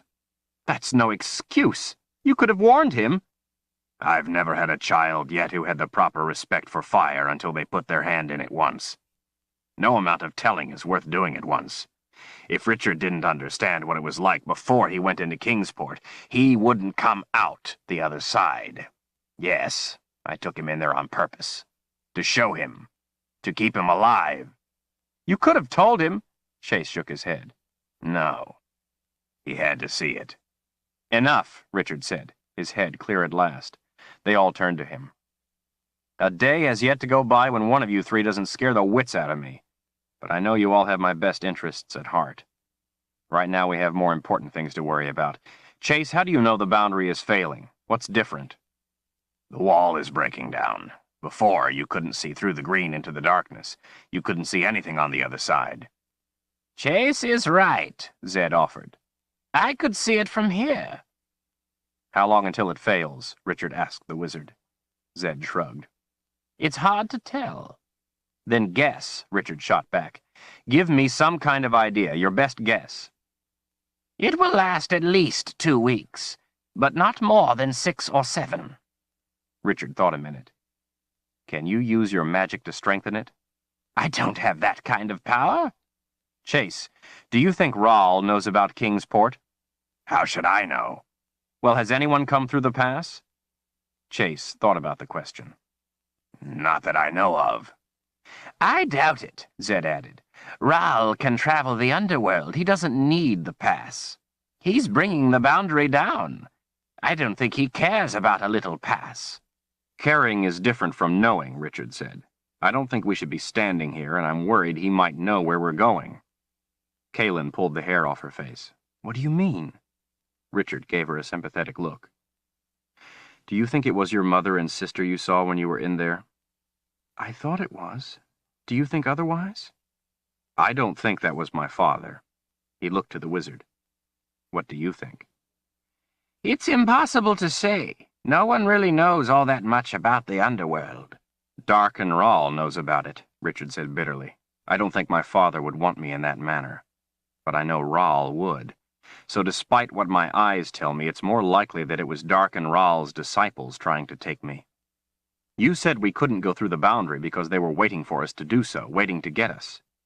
I think that was what I saw, his followers in the underworld. And they know right where I touched the wall. If I'm right, that means Rahl will soon know where we are. I don't want to be here to find out if I'm right. Richard is right, Chase said, and we have to get to Skowl's Swamp before nightfall, before the Hearthounds come out. It's the only safe place between here and Southaven. We'll reach Southaven before tomorrow night, and we'll be safe from the hounds there. The next day we will go see a friend of mine, Addie, the Bone Woman. She lives near the pass. We need her help to get through, but tonight our only chance is the swamp. Richard was about to ask what a Bone Woman was, and why they needed her help to cross the boundary, when a dark, shadowy form suddenly whipped out of the air, striking Chase so hard it threw him across several downed trees. With shocking speed, the black form wrapped around Kaelin's legs, whip-like, pulling her feet from under her. She screamed Richard's name as he dove, grabbing for her. They locked their hands around each other's wrists. Both were dragged across the ground, toward the boundary. Zed's fingers threw fire over their heads. It shrieked past and vanished. Another black appendage struck out at the wizard with lightning speed, knocking the old man through the air. Richard hooked a foot around a branch on a log. Rotten, it tore from the stump. He twisted his body around, trying to dig his heels into the ground. His boots slid across the wet bogweed. He jammed his heels into the earth, but wasn't strong enough to hold the two of them from being dragged across the ground. He needed his hands free. "Put your arms around my waist!" he yelled. Kaelin lunged, throwing her arms around him, holding tight. The sinuous black thing wrapped around her legs, undulated, getting a stronger grip on her. She screamed as it squeezed.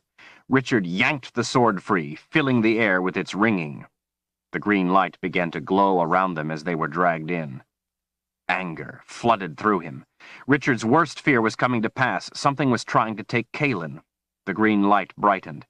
Being hauled across the ground, he couldn't reach the thing that pulled them. Kaelin held him hard by the waist. Her legs were too far away, and the thing that held her legs was farther still. "Kaelin, let go of me!" She was too terrified to do it. She clutched him tightly, desperately, panting in pain. The green sheet came up as they were dragged in. The buzzing was loud in his ears. "Let go!" he yelled again. He tried to pry her hands from his waist.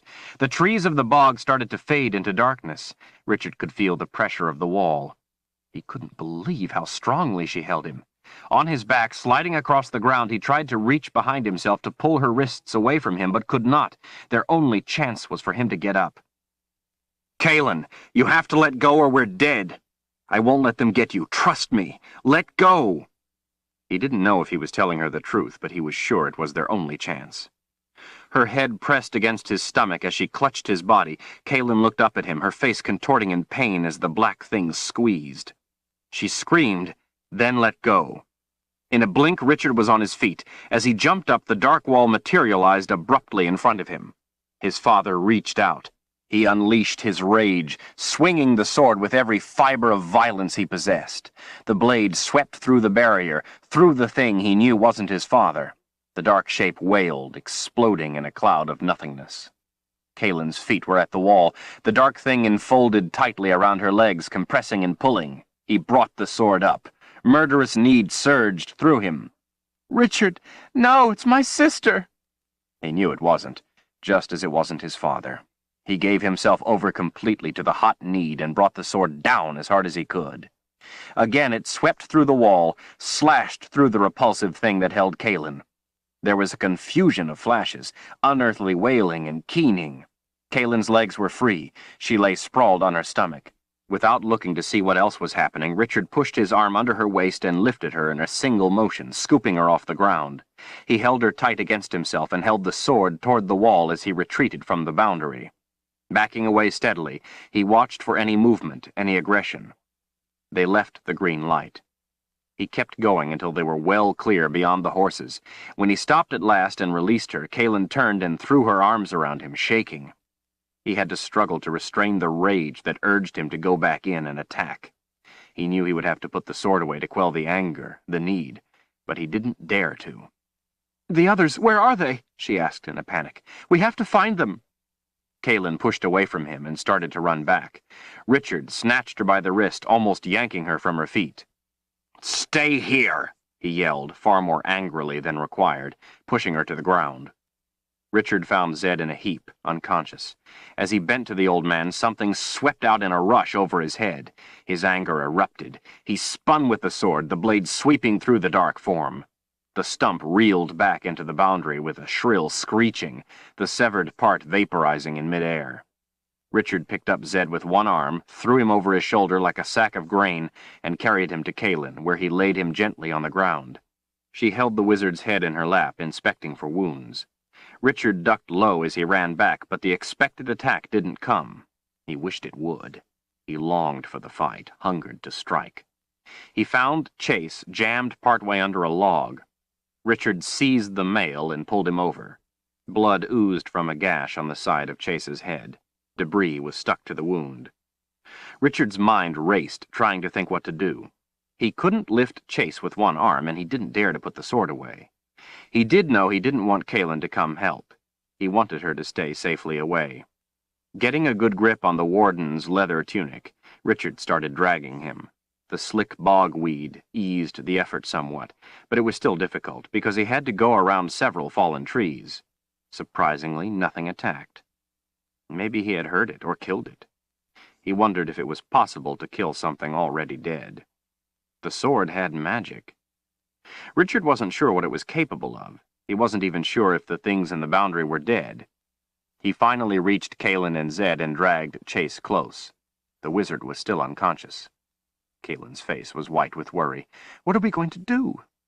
Richard scanned around. "We can't stay here, and we can't leave them. Let's put them over the horses and get out of here. We'll look to their wounds as soon as we're a safe distance away."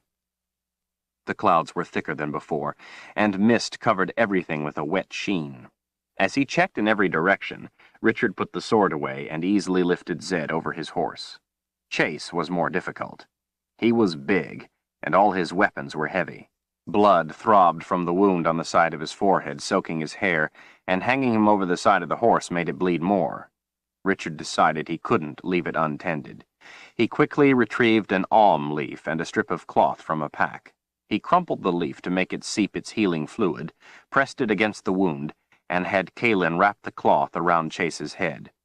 The cloth soaked through almost immediately, but he knew the alm leaf would stop the bleeding in a short time. Richard helped Kalen up onto her horse. He could tell that her legs hurt more than she would admit. He gave her the reins of Zed's horse, mounted up, took Chase's horse, and then carefully got his bearings.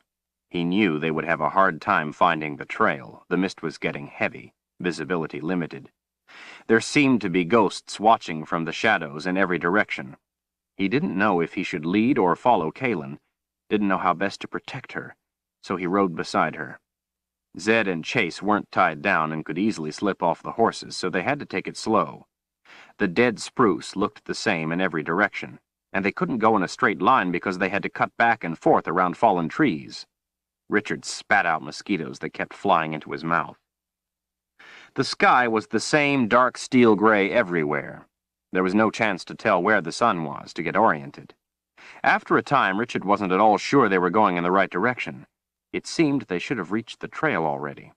He took fixes from landmark trees, and when they reached each one, he would pick a new one farther ahead, hoping they were traveling in a straight line.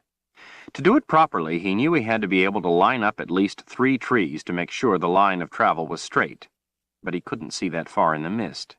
He couldn't be sure he wasn't leading them in circles. Even if he was going in a straight line, he wasn't sure the direction was toward the trail. "Are you sure we're going the right way?" Kaylin asked. "It all looks the same."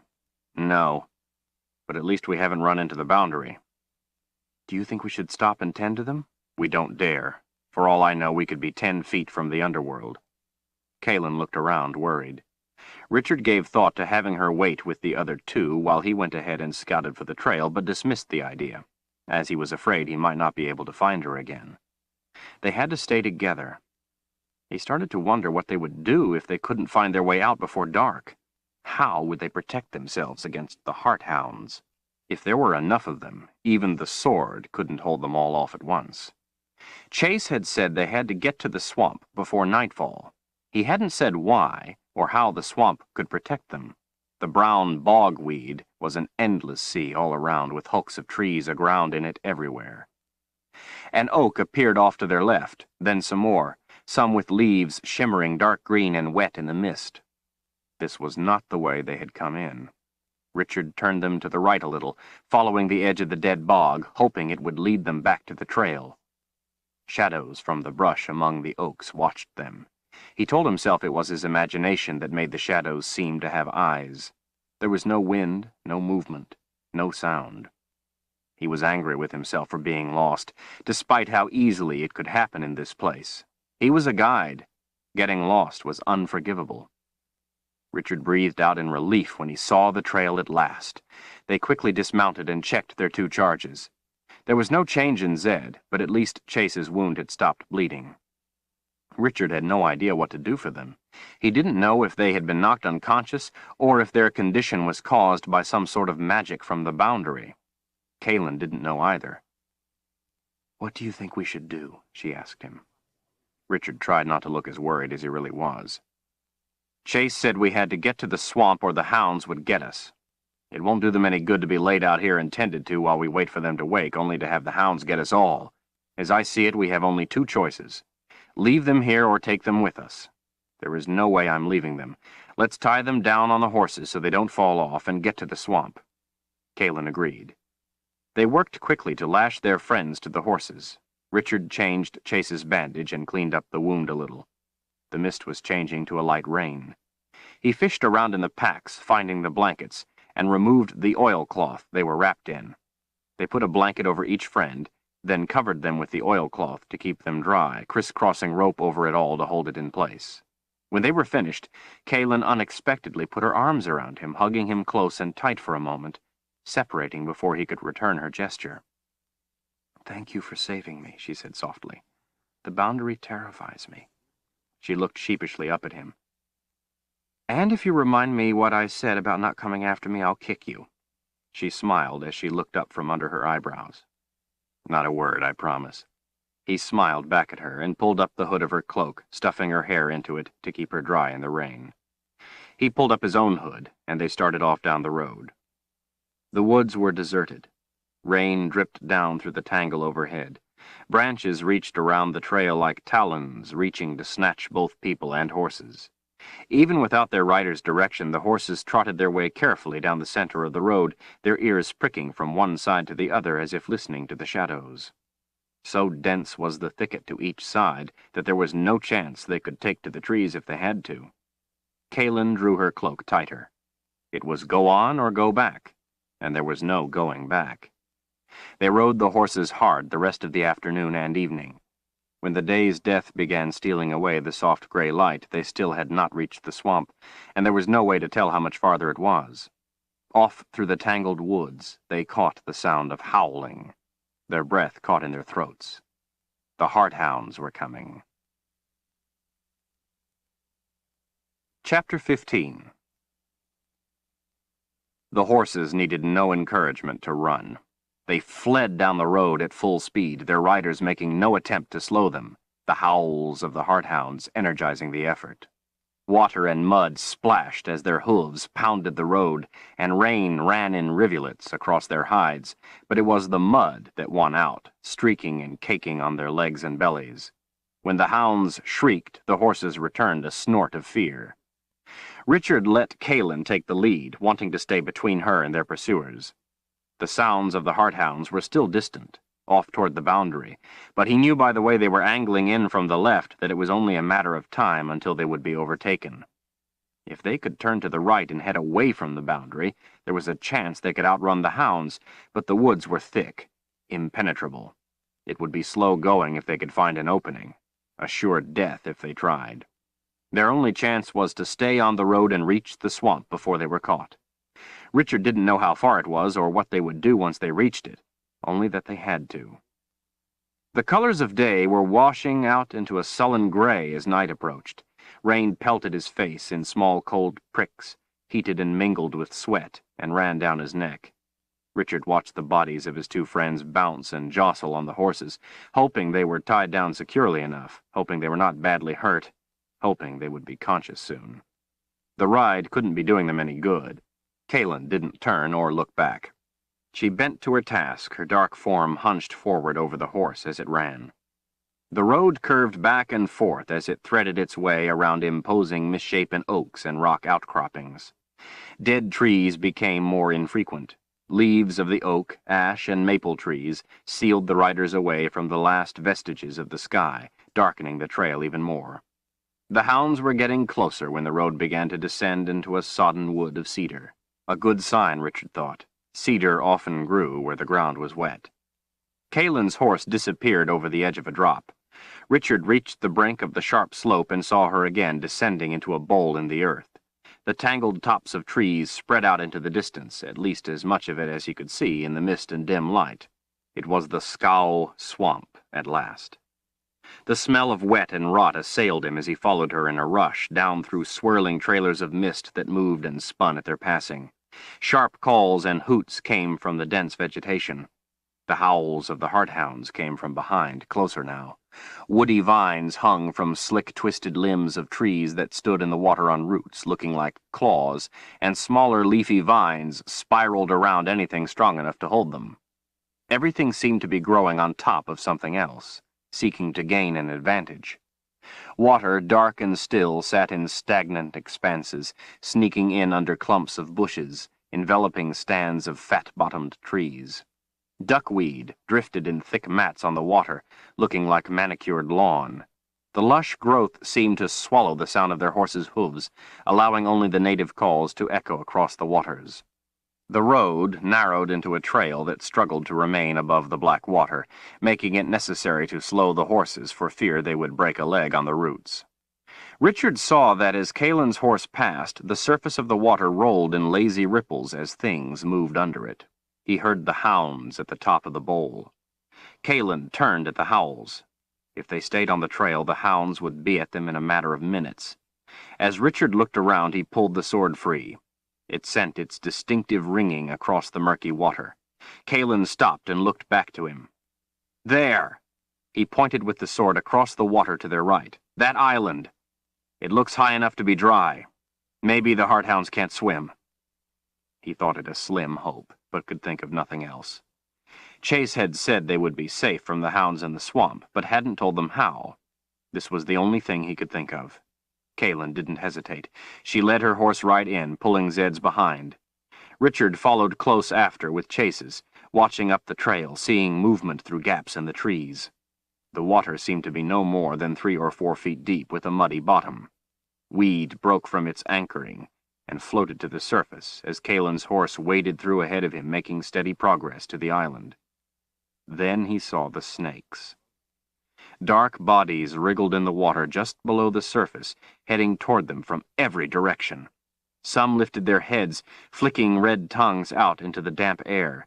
Their dark brown bodies had copper-colored splotches, almost invisible in the gloomy water, and barely disturbed the surface as they swam. Richard had never seen snakes this big. Kaelin was watching the island and hadn't noticed them yet. The dry land was too far away. He knew they weren't going to make it before the snakes reached them. Richard turned and looked behind to see if they could make it back to high ground. Where they had left the trail, the dark shapes of the hardhounds were gathered, snarling and growling. Heads held low, the big black bodies paced back and forth, wanting to enter the water, to reach their prey, but only howling instead. Richard lowered the tip of the sword into the water, letting it drag a small wake behind as he prepared to strike at the first snake that came close enough. Then a surprising thing happened. When the sword dipped into the water, the snakes turned suddenly and squirmed away as fast as they could go. Somehow the magic in the sword frightened them away. He wasn't sure why the magic would function this way, but was glad it did. They worked their way among the large trunks of trees that stood like columns in the mire. Each in turn brushed aside vines and streamers of moss as they passed. When they crossed shallower areas of water, the tip of his sword no longer reached the water. The snakes returned immediately. He leaned lower, the sword's tip dipping back in the water, and the snakes turned once more, wanting nothing to do with them. Richard wondered what would happen when they reached dry land. Would the snakes follow them there? Would the sword's magic work to keep them away out of the water? The snakes might be as much trouble as the hardhounds. Water ran off the underside of Kalen's horse as it climbed up onto the island. There were a few poplar trees at the high point in the center and cedars at the water's edge on the far side of the small hump of dry ground, but mostly it was covered with reed and a smattering of iris. To see what would happen, Richard took the sword from the water before he needed to. The snakes began to come for him. When he left the water, some turned and swam away, some wandered the shoreline, but none followed onto dry land. In near darkness, Richard laid Zed and Chase on the ground beneath the poplars. He pulled a tarp from the packs and strung it between the trees to make a small shelter. Everything was wet, but since there was no wind, the makeshift structure kept most of the rain off them. There was no chance of a fire, for now, since all the wood that could be found was thoroughly soaked. At least the night wasn't cold. Frogs kept up a steady chirping from the wet darkness. Richard placed a pair of fat candles on a piece of wood so they could have some light under their shelter. Together they checked Zed. There didn't seem to be any sign of an injury, but he remained unconscious. Chase's condition was unchanged, too. Kalen stroked Zed's forehead. "It is not a good sign for a wizard's eyes to be closed like this. I don't know what to do for them." Richard shook his head. "Neither do I. We can be glad they don't have a fever. Maybe there's a healer in South Haven. I'll make litters the horses can pull. I think that would be better than having them ride again the way they did today." Kalen retrieved 2 more blankets to keep their friends warm. Then she and Richard sat together by the candles, the water dripping around them. Glowing pairs of yellow eyes waited on the trail in the blackness back through the trees. As the hardhounds paced, the eyes moved back and forth. Occasionally, Richard and Kalen heard yelps of frustration. The 2 of them watched their hunters off across the dark water. Kalen stared at the glowing eyes. "I wonder why they didn't follow us." Richard glanced sideways at her. "I think they're afraid of the snakes." Kalen jumped to her feet, quickly scanning around, her head pushing against the tarp. "Snakes? What snakes? I don't like snakes," she said in a rush. He looked up. "Some kind of big water snakes. They swam off when I put the sword in the water. I don't think we have to worry. They didn't come up on the dry ground when we did. I think it's safe." She looked around cautiously as she pulled her cloak tight and then sat down, closer to him this time. "You could have warned me about them," she said with a frown. "I didn't know myself until I saw them, and the hounds were right behind us. I didn't think we had much choice in the matter, and I didn't want to scare you." She didn't say anything more. Richard got out a sausage and a loaf of hard bread, their last one. He tore the bread in half and cut pieces off the sausage, handing her a few. They each held a tin cup under the rainwater that dripped off the tarp. They ate in silence, watching all around for any sign of threat, listening to the rhythm of the rain. "Richard," she asked at last, "did you see my sister in the Boundary?" "No. Whatever it was that had you didn't look like a person to me, and I would bet that the thing I struck down at first didn't look like my father to you." She shook her head that it didn't. "I think," he said, "they just appear in a form meant to recreate a person you want to see, to beguile you." I think you're right, she sighed, taking a bite of sausage. When she finished chewing, she added, I'm glad. I would hate to think we had to hurt them. He nodded his agreement and looked over.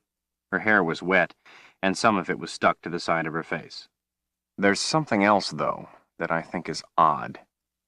When that thing from the boundary, whatever it was, struck out at Chase, it was fast, and it hit him square the first time.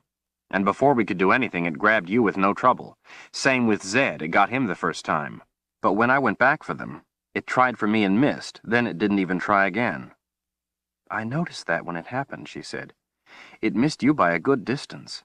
It was as if it didn't know where you were. It knew right where the three of us were, but it couldn't seem to find you. Richard thought a moment. Maybe it was the sword. Kalen shrugged. Whatever it was, I am happy for it. He wasn't at all sure it was the sword. The snakes had been afraid of the sword and swam away from it.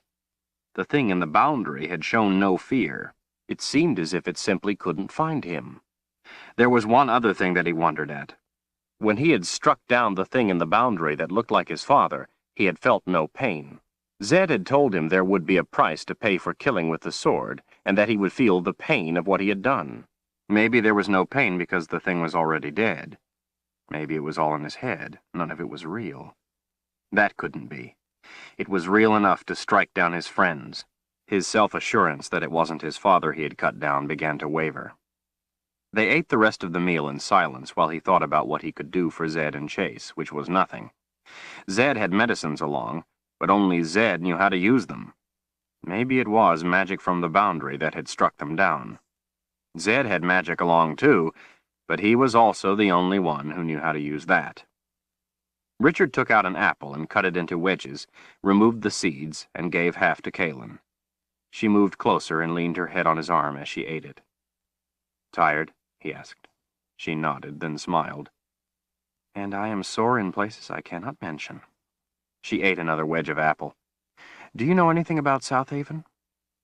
I've heard other guides mention it when they've passed through Heartland. From what they say, it's a place of thieves and misfits. It doesn't sound like the kind of place that would have a healer. Richard didn't answer. What will we do then? I don't know. But they'll get better. They'll be all right. And if not? She pressed. He took the apple away from his mouth and looked at her. Kalen, what are you trying to say? I am saying that we have to be prepared to leave them, to go on. We can't, he answered firmly. We need them both. Remember when Zed gave me the sword? He said he wanted me to get us across the boundary. He said he had a plan. He hasn't told me what that plan is. He looked out over the water at the hounds. We need them, he repeated. She picked at the skin of the apple wedge. What if they were to die tonight? Then what would we do? We would have to go on. Richard knew she was looking up at him, but he didn't look back.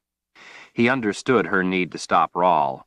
He felt the same hunger, and would let nothing stop them, even if it meant leaving his friends, but it hadn't reached that point yet. He knew she was only trying to reassure herself that he had the necessary conviction, the required determination. She had given up much to her mission, lost much to Rahl, as he had.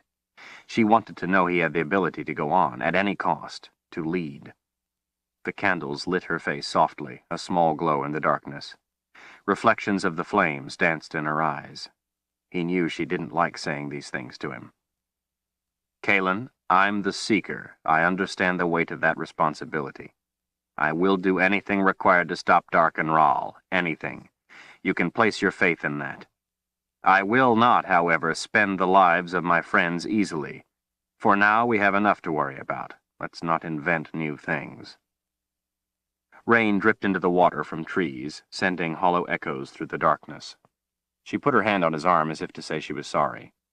He knew she had nothing to be sorry for. She was only trying to face the truth, one possible truth anyway. He wanted to reassure her.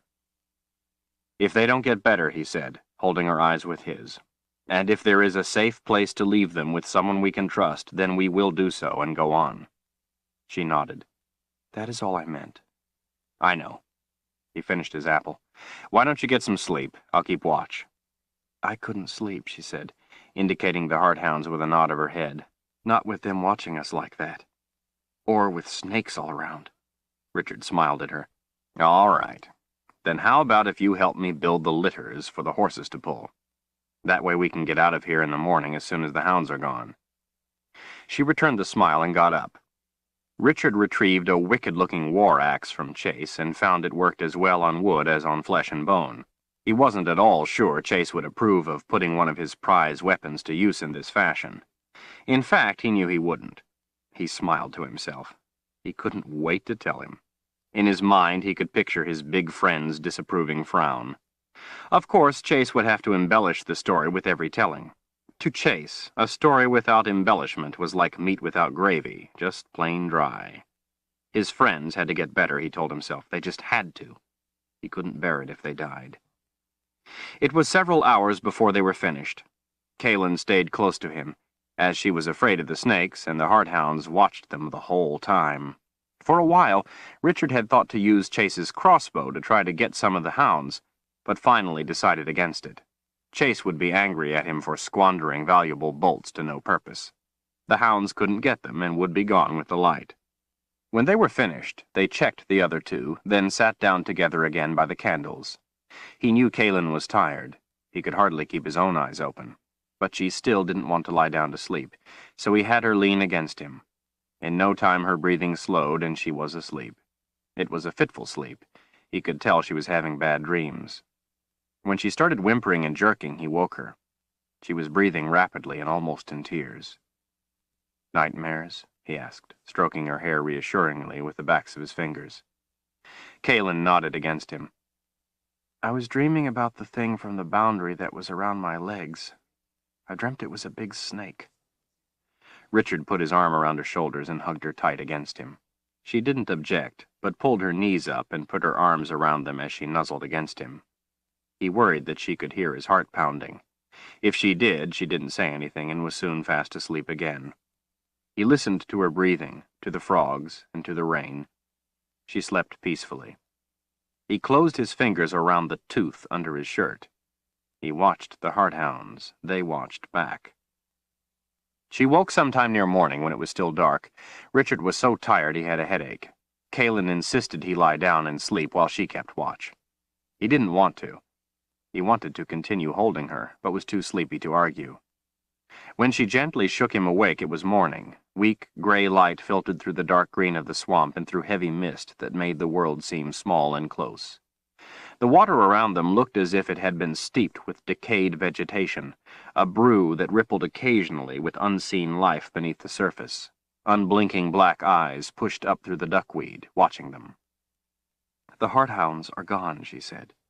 She looked drier than she had last night. "How long?" he asked, rubbing the cramps out of his arms. 20, maybe 30 minutes. When it got light, they suddenly went off in a rush." Kaelin gave him a tin cup of hot tea. Richard gave her a questioning look. She smiled. "I held it over the candle until it was hot." He was surprised at her inventiveness. She gave him a piece of dried fruit and ate some herself. He noticed the war axe leaning against her leg and thought to himself that she knew how to stand watch. It was still raining gently. Strange birds called out sharply in rapid, ragged shrieks from across the swamp, while others answered in the distance. Bugs hovered inches above the water, and occasionally there was an unseen splash. "Any change in Zed or Chase?" he asked. She seemed reluctant to answer. "Zed's breathing is slower." Richard quickly went and checked. Zed seemed hardly alive. His face had a sunken, ashen look. He put an ear to the old man's chest and found his heart to be beating normally, but he was breathing slower, and he felt cold and clammy. "I think we must be safe from the hounds now. We had better get going and see if we can find them some help," he said. Richard knew she was afraid of the snakes. He was too, and told her so, but she didn't let it interfere with what they had to do. She put her trust in what he said, that the snakes wouldn't come near the sword, and crossed the water without hesitation when he told her to go. They had to traverse the water twice, once with Zed and Chase, and a second time to retrieve the parts for the litters, as they could only be used on dry land. They hooked up the poles to the horses, but couldn't use them yet as the tangle of roots on the swamp trail would cause too jolting a ride. They They would have to wait until they were on a better road, once they were clear of the swamp. It was mid-morning before they reached the better road. They stopped long enough to lay their two fallen friends in the litters and cover them with blankets and oilcloth. Richard was pleased to discover that the pole arrangement worked well. It didn't slow them at all, and the mud helped them slide along nicely. He and Kalen ate lunch on their horses, passing food back and forth as they rode next to each other. They stopped only to check on Zed and Chase, and continued on through the rain. Before night came, they reached South Haven. The town was little more than a collection of ramshackle buildings and houses, fit crookedly in among the oaks and beech, almost as if to turn themselves away from the road, from queries, from righteous eyes. None looked ever to have seen paint. Some had tin patches that drummed in the steady rain. Set in the center of the huddle was a supply store, and next to it a two-story building. A clumsily carved sign proclaimed it to be an inn, but offered no name. Yellow lamplight coming from windows downstairs was the only color standing out from the grayness of the day in the building. Heaps of garbage leaned drunkenly against the side of the building, and the house next door tilted in sympathy with the rubbish pile. "Stay close to me," Richard said as they dismounted. "The men here are dangerous." Kalen smiled oddly with one side of her mouth. "I'm used to their kind." Richard wondered what that meant, but didn't ask. Talking trailed off when they went through the door, and all faces turned. The place was about what Richard expected. Oil lamps lit a room filled with a fog of pungent pipe smoke. Tables, all arranged in a haphazard fashion, were rough, some no more than planks on barrels. There were no chairs, only benches. To the left, a door stood closed, probably leading to the kitchen. To the right, in the shadows leading up to the guest rooms, was a stairway minus a handrail. The floor, with a series of paths through the litter, was mottled with dark stains and spills. The men were a rough collection of trappers and travelers and trouble. Many had unkempt beards. Most were big. The place smelled of ale and smoke and sweat. Kalen stood tall and proud next to him. She was a person not easily intimidated. Richard reasoned that perhaps she should be. She stuck out among the riffraff like a gold ring on a beggar. Her bearing made the room even more of an embarrassment. When she pushed back the hood of her cloak, grins broke out all around, revealing a collection of crooked and missing teeth. The hungry looks in the men's eyes didn't fit the smiles. Richard wished Chase were awake. With a sinking feeling, he realized there was going to be trouble. A stout man walked over and halted. He wore a shirt with no sleeves, and an apron that looked like it could never have been white. The top of his shiny, shaved head reflected the lamplight, and the curly black hair on his thick arms seemed in competition with his beard. He wiped his hands on a filthy rag before flopping it over a shoulder. "Something I can do for you?" the man asked in a dry voice. His tongue rolled a toothpick across his mouth as he waited. With his own tone and eyes, Richard let the man know he would brook no trouble. "There a healer in this town?" The proprietor shifted his glance to Kalen and then back to Richard. "No." Richard noted the way, unlike the other men, the man kept his eyes where they belonged when he looked at Kalen. It told him something important. "Then we would like a room." He lowered his voice. "We have two friends outside who are hurt." Taking the toothpick out of his mouth, the man folded his arms. "I don't need any trouble." "Nor do I," Richard said with deliberate menace. The bald man looked Richard up and down, his eyes snagging for an instant on the sword. With his arms still folded, he appraised Richard's eyes. "How many rooms you want? I'm pretty full." "One will do fine." In the center of the room, a big man stood. From a mass of long, stringy red hair, he looked out with mean eyes that were set too close together. The front of his thick beard was wet with ale. He wore a wolf hide over one shoulder. His hand rested on the handle of a long knife. "Expensive-looking whore you got there, boy," the red-haired man said. "I don't suppose you'd mind if we came up to your room and passed her around some?" Richard locked his glare on the man. He knew this was a challenge that would only be ended with blood. His eyes didn't move. His hand did, slowly, toward the sword. His rage pounded, fully awake even before his fingers reached the hilt. This was the day he was going to have to kill other men. A lot of other men. Richard's grip tightened around the braided wire hilt until his knuckles were white. Kaelin gave a steady pull on the sleeve of his sword arm. She spoke his name in a low tone, raising the inflection at the end the way his mother did when she was warning him to stay out of something. He stole a glance at her. She gave a luscious smile to the red-haired man. "You men have it all wrong," she said in a throaty voice. "You see, this is my day off. I'm the one who hired him for the night." She smacked Richard on the rear, hard. It surprised him so much he froze. She licked her top lip as she looked at the red-haired man. "But if he doesn't give me my money's worth, well, you will be the first I call to fill the breach." She smiled lasciviously. There was a thick moment of silence. Richard resisted mightily his need to pull the sword free. He held his breath as he waited to see which way it was going to go. Kaelin continued to smile at the men in a way that only made his anger deepen. Life and death measured each other in the red-haired man's eyes. No one moved. Then a grin split his face, and he roared with laughter. Everyone else hooted and hollered and laughed. The man sat down, and the men started talking again, ignoring Richard and Kaelin. Richard breathed out in a sigh. The proprietor eased the two of them back a ways. He gave Kaelin a smile of respect. "Thank you, ma'am. I'm glad your head is faster than your friend's hand. This place may not seem much to you, but it's mine, and you just kept it in one piece for me." "You are welcome," Kaelin said. "Do you have a room for us?" The proprietor put the toothpick back in the corner of his mouth.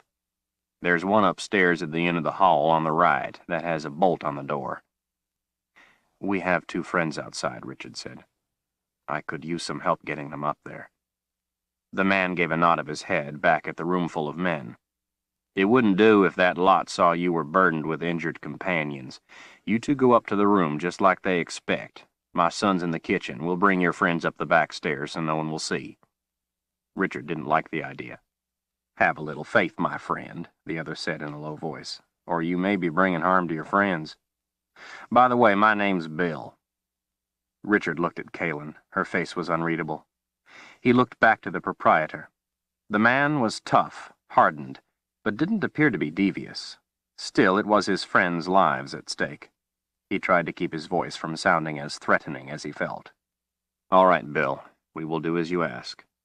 Bill gave a small smile and a nod as he rolled the toothpick across his mouth. Richard and Kaelin went up to the room and waited. The ceiling was lower than was comfortable. The wall next to the single bed was covered with years of spit. In the opposite corner were a 3-legged table and a short bench. A single oil lamp sat glowing weakly on the table. The windowless room was otherwise bare and had a naked feel to it. It smelled rank. Richard paced while Kaelin sat on the bed watching him, looking slightly uncomfortable. Finally, he strode over to her. "I can't believe what you did down there."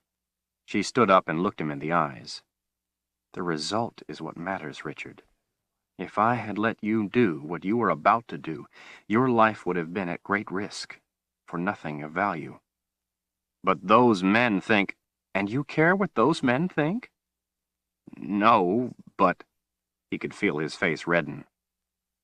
"I am sworn to protect the life of the Seeker with my own. I would do anything required to protect you." She gave him a meaningful look, lifting an eyebrow. "Anything." Frustrated, he tried to think how to put into words how angry he was without making it sound as if he was angry with her. He had been at the brink of lethal commitment. A brink only one wrong word away. Pulling back was agonizingly difficult. He could still feel his blood pounding with the lust for violence. It was difficult to understand the way the anger twisted his own rationality with hot need, much less explain it to her. Looking into her green eyes was making him relax, though, cooling his anger. "Richard, you have to keep your mind where it belongs." "What do you mean?" "Dark and Rahl. That is where your mind belongs. Those men downstairs are of no concern to us. We must only get past them, that's all.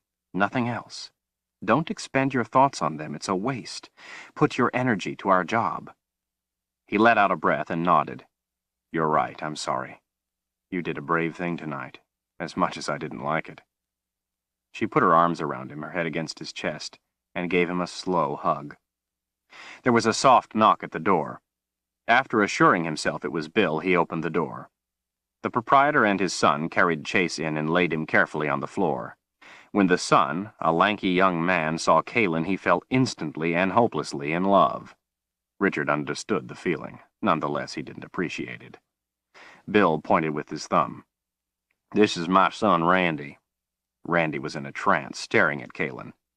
Bill turned to Richard, wiping the rain off the top of his head with the rag he kept over his shoulder. He still had the toothpick in his mouth. "You didn't tell me your friend was Dell Brandstone." Richard's caution flared. "That a problem?" Bill smiled. "Not with me.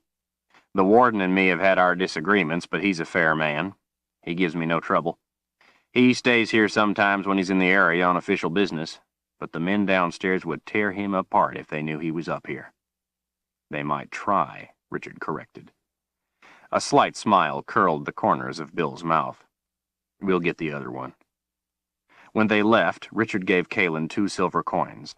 "When they come back, give the boy one of these to take the horses to the stables for us and tend to them.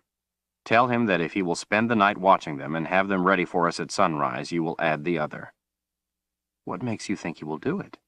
Richard gave a short laugh. "Don't worry, he'll do it if you ask. Just smile." Bill came back, carrying Zed in his husky arms. Randy followed, carrying most of their packs. Bill gently laid the old man on the floor next to Chase. He gave Richard a look from under his curly eyebrows, then turned to his son. "Randy, go get this young lady a basin and a pitcher of water, and a towel. A clean towel. She might like to clean up." Randy backed out of the room, smiling and tripping over his feet as he went. Bill watched him go, then turned to Richard with an intense look. He took the toothpick out of his mouth. "These 2 are in bad shape. I won't ask you what happened to them because a smart fellow wouldn't tell me, and I think you're a smart fellow. We don't have a healer around here, but there's someone who may be able to help, a woman named Addie. They call her the Bone Woman. Most people are afraid of her. That bunch downstairs won't go near her place." Richard remembered Chase saying Addie was his friend. He frowned. "Why?" Bill glanced to Calen and back to Richard, narrowing his eyes. "Because they're superstitious. They think she's bad luck of some sort, and because she lives near the boundary. They say that people she doesn't like have a bad habit of dropping dead. Mind you, I'm not saying it's true. I don't believe it myself. I think it's all made up in their own heads. She's not a healer, but I know of folks she's helped. She may be able to help your friends. At least you better hope she can, because they're not going to last much longer without help." Richard combed his fingers through his hair. "How do we find this Bone Woman?" "Turn left down the trail in front of the stables. It's about a 4-hour ride." "And why are you helping us?" Richard asked. Bill smiled and folded his muscled arms across his chest. "Let's just say I'm helping the warden. He keeps some of my other customers at bay, and the wardens bring me an income from the government with their business, here and from my dry goods store next door. If he makes it, you just be sure to tell him it was me that helped save his life." He chuckled. "That'll vex him good." Richard smiled. He understood Bill's meaning. Chase hated to have anyone help him. Bill did indeed know Chase. "I will be sure to let him know you saved his life." The other looked pleased. "Now, since this Bone Woman lives by herself, way out by the boundary, and I'm to ask for her help, I think it would be a good idea if I took her some things. Can you get together a load of supplies for her?" "Sure. I'm an approved supplier. I get reimbursed from Heartland. Of course, that thieving council takes most of it back in taxes. I can put it in my tally book for the government to pay if this is official business." "It is." Randy came back with the basin, water, and towels. Calen put a silver coin in his hand and asked him about caring for the horses. He looked to his father for approval. Bill nodded. "Just tell me which horse is yours and I'll take extra good care of it," Randy said with a big grin. Calen smiled back. "They are all mine. Take care with each. My life depends on it." Randy got a serious look on his face. "You can count on me." Unable to decide what to do with his hands, he finally jammed them in his pockets. "I won't let anyone near them." He backed toward the door again, and when all but his head was through it, added, "I just want you to know I don't believe a word of what those men downstairs are saying about you, and I told them so." Kaylin smiled in spite of herself. Thank you, but I do not want you to endanger yourself on my account. Please stay away from those men, and do not mention that you talked to me. It will only embolden them. Randy grinned and nodded and left. Bill rolled his eyes and shook his head. He turned to Kaylin with a smile. You wouldn't consider staying here and marrying the boy, would you? It would do him good to have a mate. An odd look of pain and panic flashed across Kaylin's eyes. She sat on the bed looking down at the floor. Just kidding, girl, Bill said apologetically. He turned back to Richard. I'll bring you each a plate of supper, boiled potatoes and meat. Meat? Richard asked suspiciously. Bill chuckled. Don't worry, I wouldn't dare serve those men bad meat. I could lose my head. In a few minutes he returned and set 2 steaming dishes of food on the table. Thank you for your help, Richard said. Bill raised an eyebrow. Don't worry, it will all be in my tally book. I'll bring it to you in the morning to sign. There anyone in Heartland who will recognize your signature? Richard smiled. I think so. My name is Richard Cipher. My brother is first counselor. Bill flinched, suddenly shaken. I'm sorry. Not that your brother is first counselor. I mean that I'm sorry I didn't know. I mean that if I had known, I'd have given you better accommodations. You can stay at my house. It's not much, but it's better than this. I'll take your things over right now. Bill, it's all right.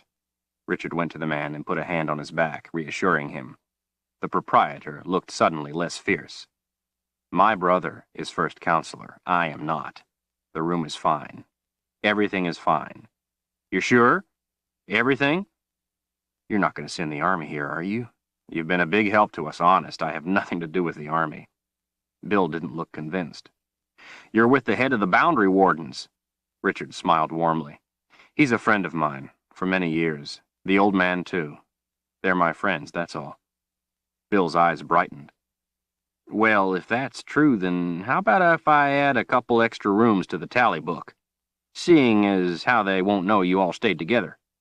Richard kept smiling and patted the man's back. That would be wrong. I won't put my name to it. Breathing out with a sigh, Bill broke into a big grin.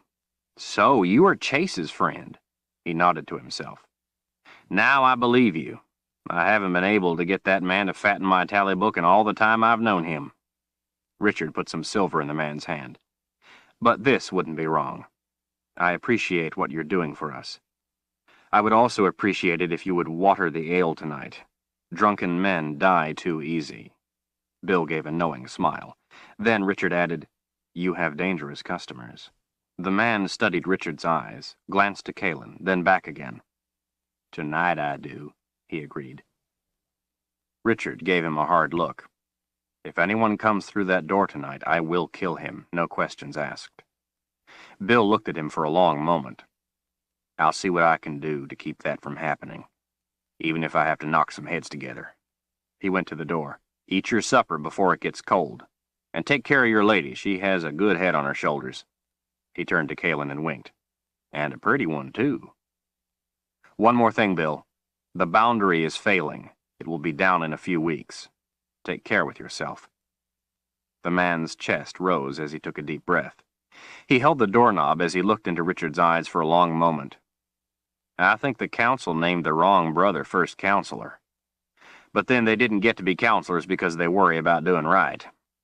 I'll come get you in the morning when the sun is up and it's safe. When he left, Richard and Kaylin sat close on the small bench and ate their meal. Their room was at the back of the building, and the men downstairs were at the front, so it was quieter than Richard thought it would be. All they could hear from the crowd was a muffled hum. The food was better than Richard expected, or maybe it was just that he was famished. The bed looked wonderful to him, too, as he was dead tired. Kaylin noticed. You only had an hour or two of sleep last night. I will stand first watch. If the men downstairs decide to come up here, it will not be until later that they work up the courage. If they come, it would be better if you were rested. Easier to kill people when you're well rested? He was immediately sorry it came out the way it did. He hadn't meant it to sound harsh. He realized he was gripping his fork as if it were a sword. I'm sorry, Richard. I didn't mean it that way. I only meant I don't want you to get hurt. If you are too tired, you will not be able to protect yourself as well. I'm afraid for you. She pushed a potato around the plate with her fork. Her voice was hardly more than a whisper. "I'm so sorry you had to be pulled into this mess. I don't want you to have to kill people. I didn't want you to have to kill those men downstairs. That's the other reason I did what I did. So you would not have to kill them." He looked over at her as she stared down at her plate. It hurt his heart to see the look of pain on her face. He gave her a playful shove with his shoulder. "I wouldn't have missed this journey for anything. Gives me time to be with my friend." She looked at him out of the corner of her eye as he smiled. She smiled back and put her head against the side of his shoulder for a second before eating the potato. Her smile warmed him. "Why did you want me to ask the boy to take care of the horses?" "Results. That's what you said was most important. The poor kid is hopelessly in love with you. Since you were the one who asked, he will guard the horses better than we could ourselves." She looked at him as if she didn't believe him. "You have that effect on men," he assured her. Her smile faded a little, taking on a haunted look. Richard knew he was getting too close to her secrets, so he said nothing else. When they finished eating, she walked to the basin, dipped the end of a towel in the water, and went to Zed. She wiped his face tenderly, then looked over to Richard. "He is the same, no worse. Please, Richard, let me have first watch. Get some sleep?" He nodded, rolled himself into the bed, and was asleep in seconds. Sometime in the early morning, she woke him for his watch. As she went to sleep, he washed his face with the cold water, trying to wake up, then sat on the bench, leaning against the wall, waiting for any sign of trouble. He sucked on a piece of dried fruit, trying to get the bad taste out of his mouth. An hour before sunrise, there was an urgent knock at the door. "Richard?" a muffled voice called. "It's Bill. Unbolt the door. There's trouble."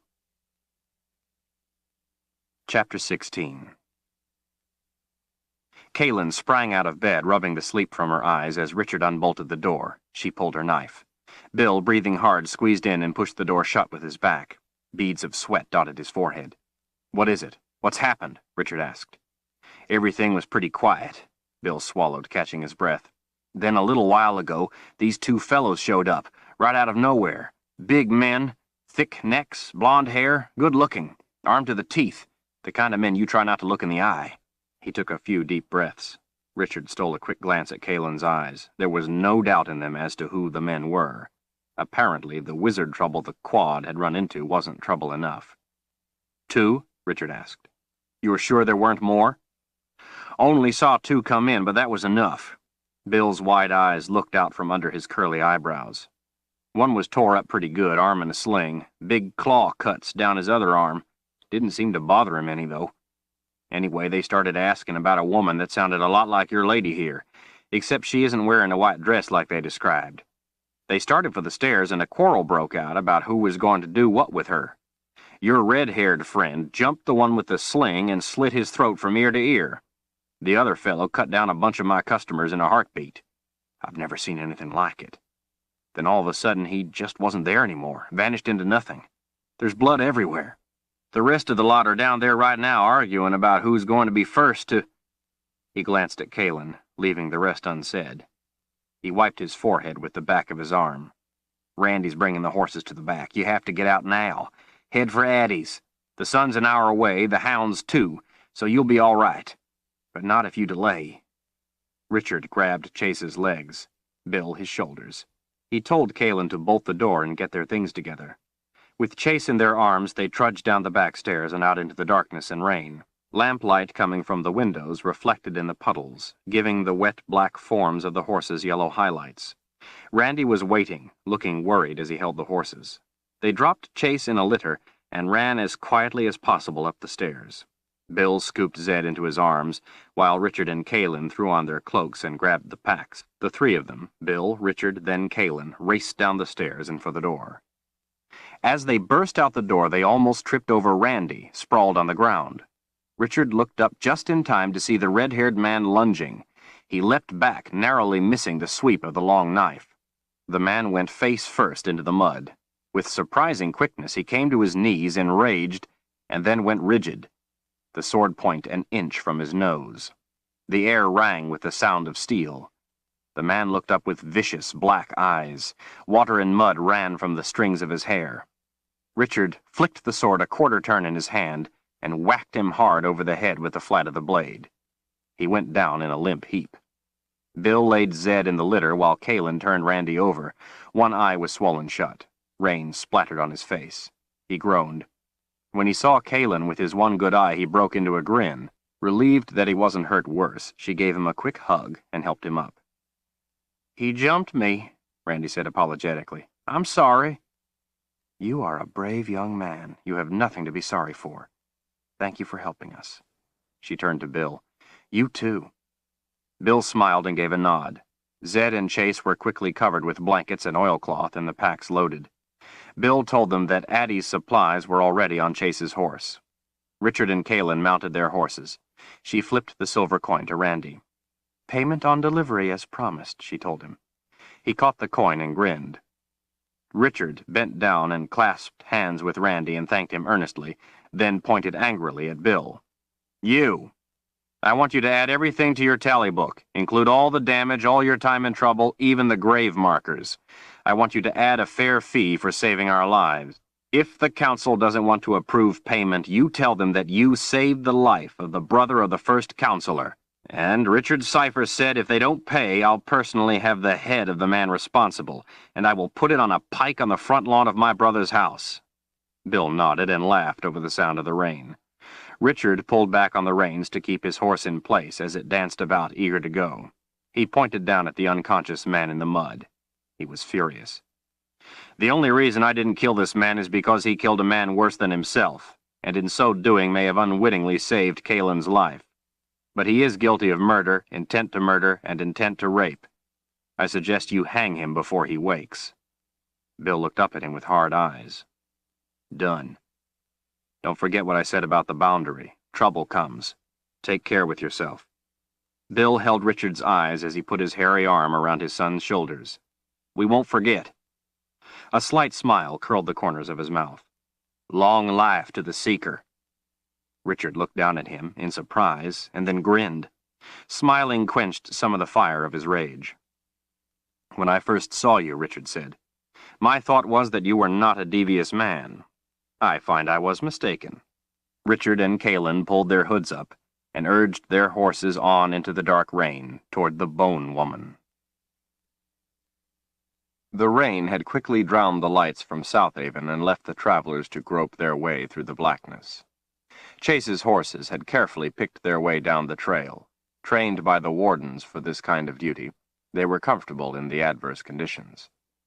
Dawn had struggled interminably at bringing light to the new day. Even after Richard knew the sun was up, the world still hung in half-light between night and day, a ghost of morning. The rain had helped to cool his hot rage.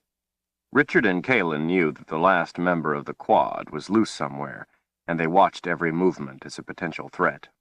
They knew that, sooner or later, he would come at them. The uncertainty of when ate at their concentration. Worry over what Bill had said, that Zed and Chase wouldn't last long, gnawed at his spirit.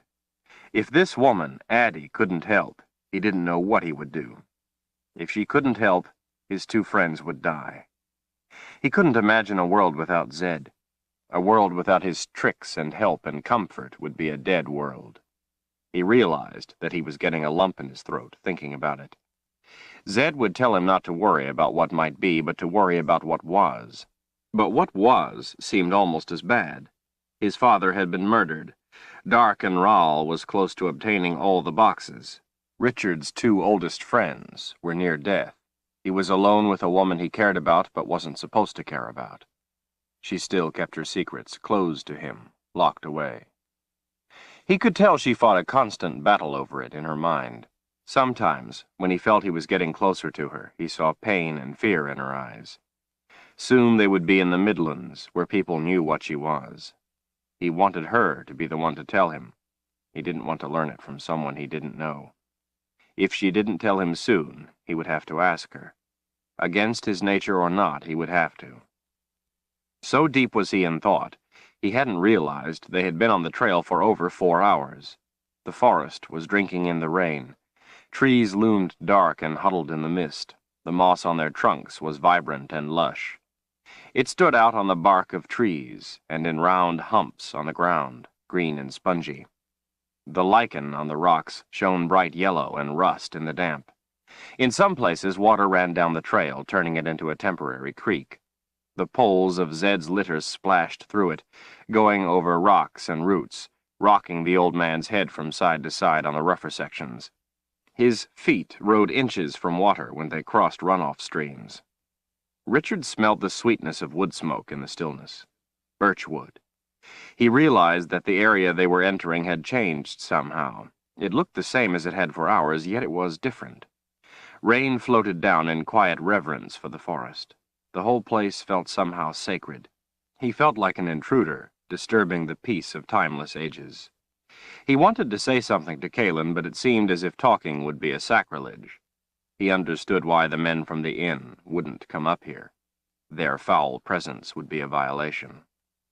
They came to a house that so blended with its surroundings it was almost invisible next to the trail. A wisp of wood smoke curled from its chimney up into the misty air. The logs of the walls were weathered and ancient, matching the color of the surrounding trees, with nothing other than the ground it sat upon disturbed. The house seemed to be growing from the forest floor, with trees towering around it protectively. The roof was covered in a mass of ferns.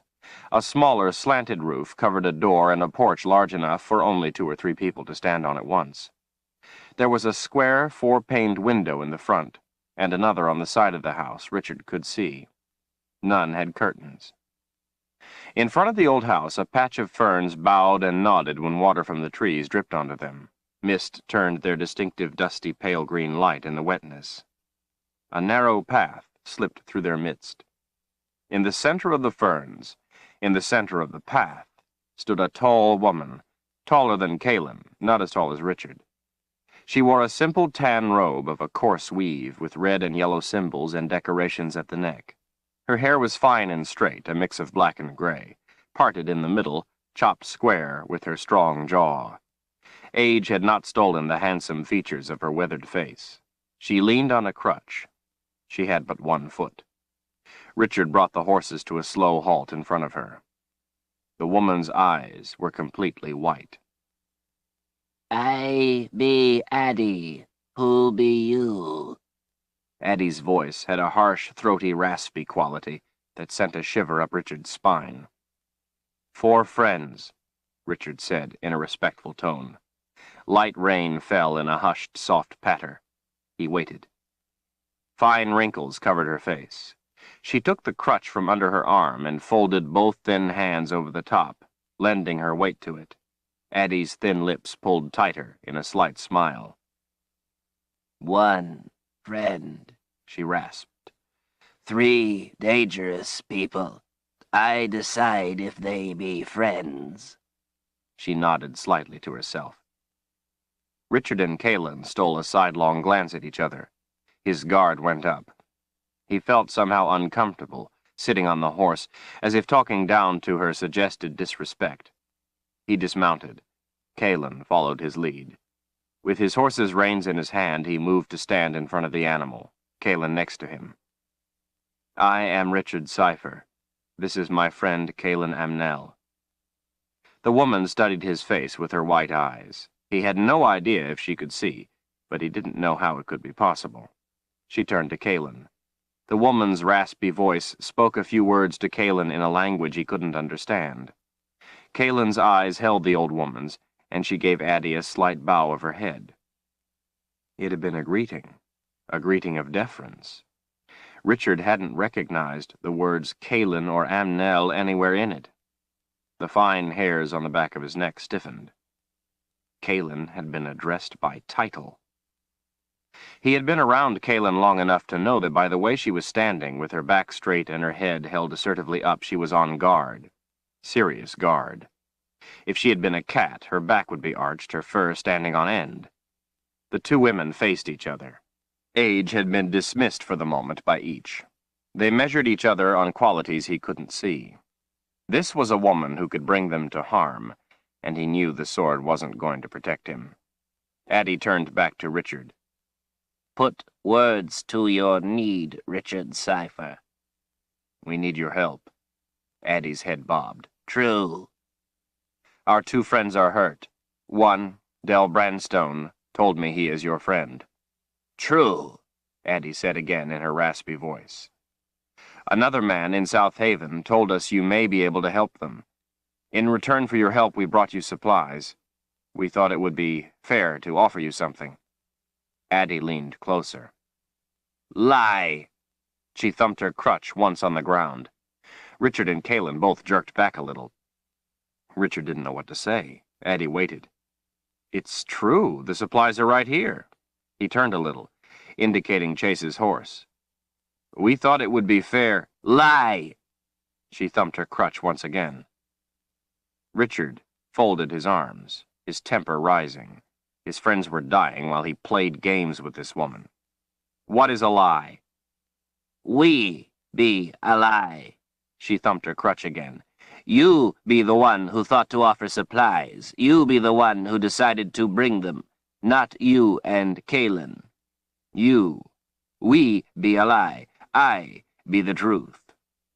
Richard unfolded his arms, holding them out to his sides. What difference does that make? We. What does it matter? She stared at him. One be true, one be a lie. How much more difference could there be? Richard folded his arms across his chest again, frowning. Chase must have a very difficult time telling you the stories of his adventures. Addie's small smile came back. True, she nodded. She leaned a little closer, motioning with her hand. Bring your friends inside. She turned, put the crutch back under her arm, and worked her way to the house. Richard and Kalen looked at each other, and then went to get Chase, putting the blankets away first. He had Kalen take the boundary warden's feet. He took the heavy half. As soon as they lugged Chase through the door, Richard discovered why she was called the Bone Woman. Bones of every kind stood out in stark relief against the dark walls. Every wall was covered. Against one were shelves that held skulls. Skulls of beasts Richard didn't recognize. Most were fearsome-looking with long, curved teeth. At least none were human, he thought. Some of the bones were assembled into necklaces. Some were decorated into objects of purpose with feathers and colored beads, chalk circles drawn around them on the surface of the wall. There were stacks of bones in the corner, looking unimportant en masse. The ones on the wall were displayed carefully, with space around them to signify their importance. On the mantel over the fireplace was a rib bone as thick as Richard's arm, as long as he was tall, with symbols he didn't recognize carved in dark lines along its length. There were so many bleached bones around him that Richard felt as if he were in the belly of a dead beast. They set Chase down while Richard's head swiveled around looking. Rainwater dripped off Kalen, Chase, and himself. Addie towered over him. She was as dry as the bones around her. She had stood outside in the rain, yet she was dry. Richard reconsidered the wisdom of his decision to come here. If Chase hadn't told him Addie was his friend, he would not be doing this. He looked to Kalen. I'll go get Zed. It was more of a question than a statement. I will help carry in the supplies, she offered, casting a glance at Addie. Richard gently laid Zed at the Bone Woman's feet. Together, he and Kalen stacked the supplies on the table. When they had finished, both went and stood next to their friends in front of Addie, both peering at the bones. Addie watched them. Who'll be this one? She asked, pointing at Zed. Zedicus Zulzarander, my friend, he said. Wizard! Addie snapped. My friend, Richard yelled, his anger unhinged. Addie calmly looked up at him with her white eyes while he glared back. Zed was going to die if he didn't get help, and Richard was in no mood to allow that to happen. Addie leaned forward, placing her wrinkled hand flat against his stomach. A little surprised, he stood still while she rubbed her hand in a slow circle as if seeking to discern something. She took her hand back, carefully folding it over the other on the crutch. Her thin lips pulled to the sides in a slight smile as she looked up. The righteous rage of a true seeker. Good. She looked over to Kalen. You have nothing to fear from him, child. It be the anger of truth. It be the anger of the teeth. The good need not fear it. With the aid of her crutch, She took a few steps to Kaelin. Addie placed her hand on Kaelin's stomach and repeated the procedure. When she was finished, she laid her hand over the crutch and nodded. She looked to Richard. She has the fire. The anger burns in her too, but it be the anger of the tongue. You have to fear it. All have to fear it. It be dangerous if she ever lets it out. Richard gave Addie a leery look. I dislike riddles. They leave too much room for misinterpretation. If you want to tell me something, then tell me. Tell me, she mocked. Her eyes narrowed. What be stronger, teeth or tongue? Richard took a deep breath. The answer is obviously teeth. Therefore I choose tongue. Addie gave him a disapproving scowl. Sometimes your tongue moves when it shouldn't. Make it be still, she commanded in a dry rasp. Somewhat embarrassed, Richard kept quiet. Addie smiled and gave a nod. See? Richard frowned. No. The anger of teeth be force by contact, violence by touch, combat. The magic of the sword of truth be the magic of the anger of teeth, ripping, tearing. The anger of the tongue need not touch, but it be force just the same. It cuts just as quick. I'm not sure what you mean, Richard said. Addie reached out, her long finger stretching to him and lightly touching his shoulder. His head was suddenly filled with a vision that was a memory of the night before. He saw the men at the inn. He was standing in front of them with Kaelin, and the men were ready to attack. He was grasping the sword of truth, ready for the violence necessary to stop them, knowing that nothing short of blood would suffice. Then he saw Kaelin next to him talking to the mob, stopping them, holding them with her words, running her tongue across her lip, giving meaning without speaking. She was taking the fire from them, disarming the depraved without touching them, doing what the sword could not. He began to understand what Addie meant.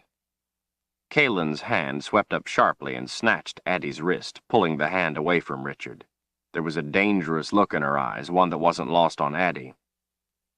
I am sworn to protect the life of the Seeker. I do not know what you are doing. You will forgive me if I overreact. I mean no disrespect, but I could not forgive myself if I failed in my task. There is much at risk. Addie looked down at the hand around her wrist. I understand, child. Forgive me for thoughtlessly giving you cause for alarm. Kaelin held the wrist a moment longer to make her point, then released it. Addie laid the hand over her other on the top of the crutch. She looked back to Richard. Teeth and tongue work together. Same with the magic. You command the magic of the sword, the magic of the teeth, but that gives you the magic of the tongue also. The magic of the tongue works because you back it with the sword.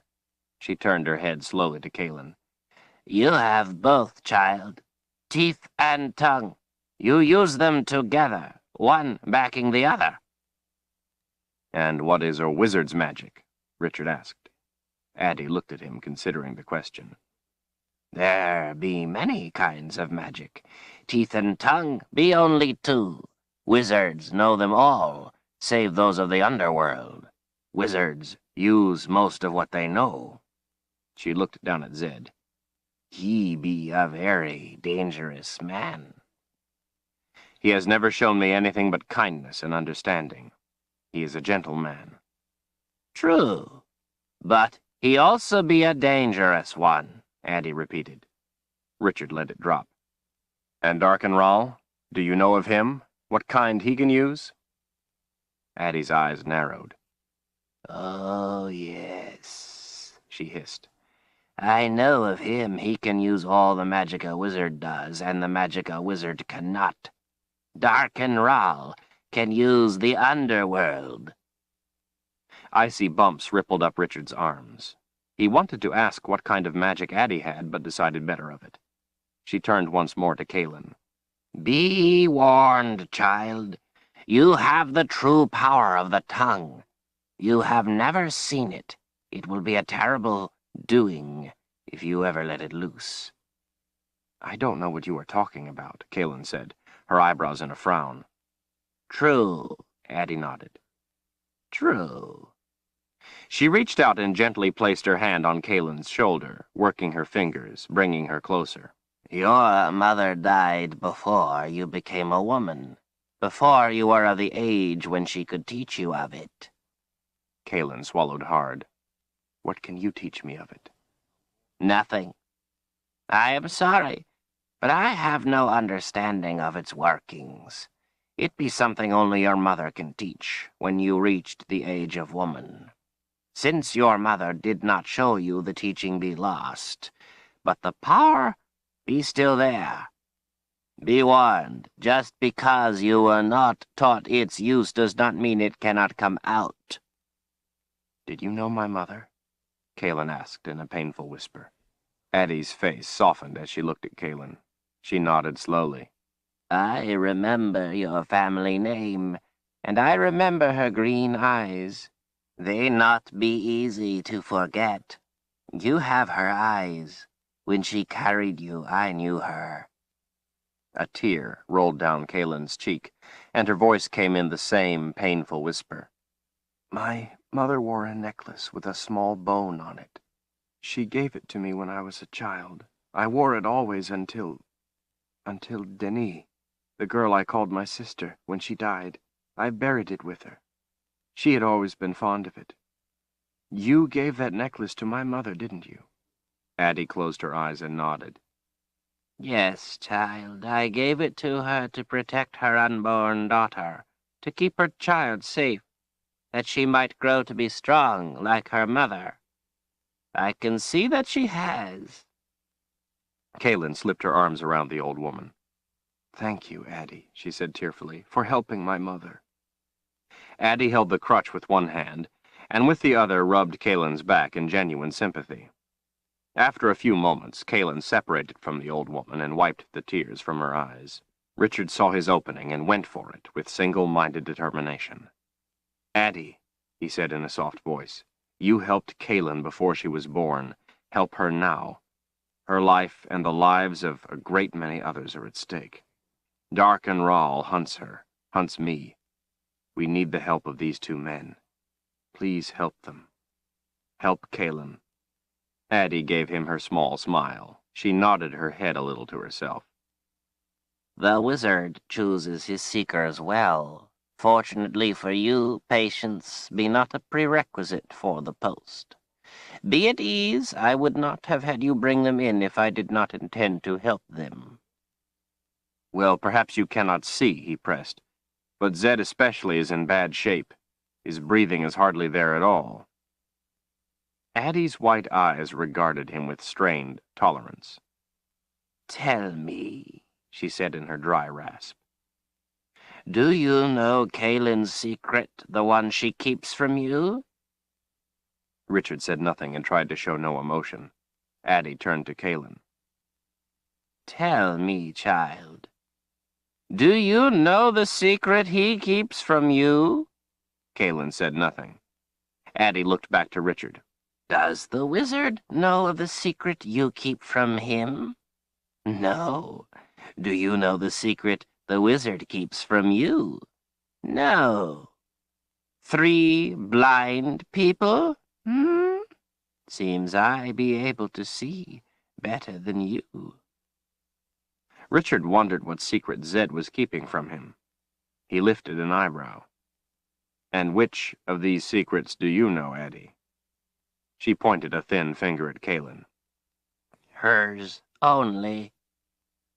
Richard was relieved, but tried to let his face show nothing. He had been on the verge of panic. Everyone has secrets, my friend, and has a right to keep them when there is need. Her smile widened. That be true, Richard Cipher. Now, what about these two? Do you know how to heal them? She asked. No, if I did, I obviously would have already done so. Your impatience is to be forgiven. It be only right for you to fear for the lives of your friends. I bear you no ill will for your concern. But be at ease. They have been receiving help from the moment you brought them in. Richard gave her a confused look. Really? She nodded. They be struck down by underworld beasts. It will take time for them to wake, days. How many I cannot say. But they be dry. Lack of water will be the death of them. Therefore, they must be brought awake enough to drink or they will die.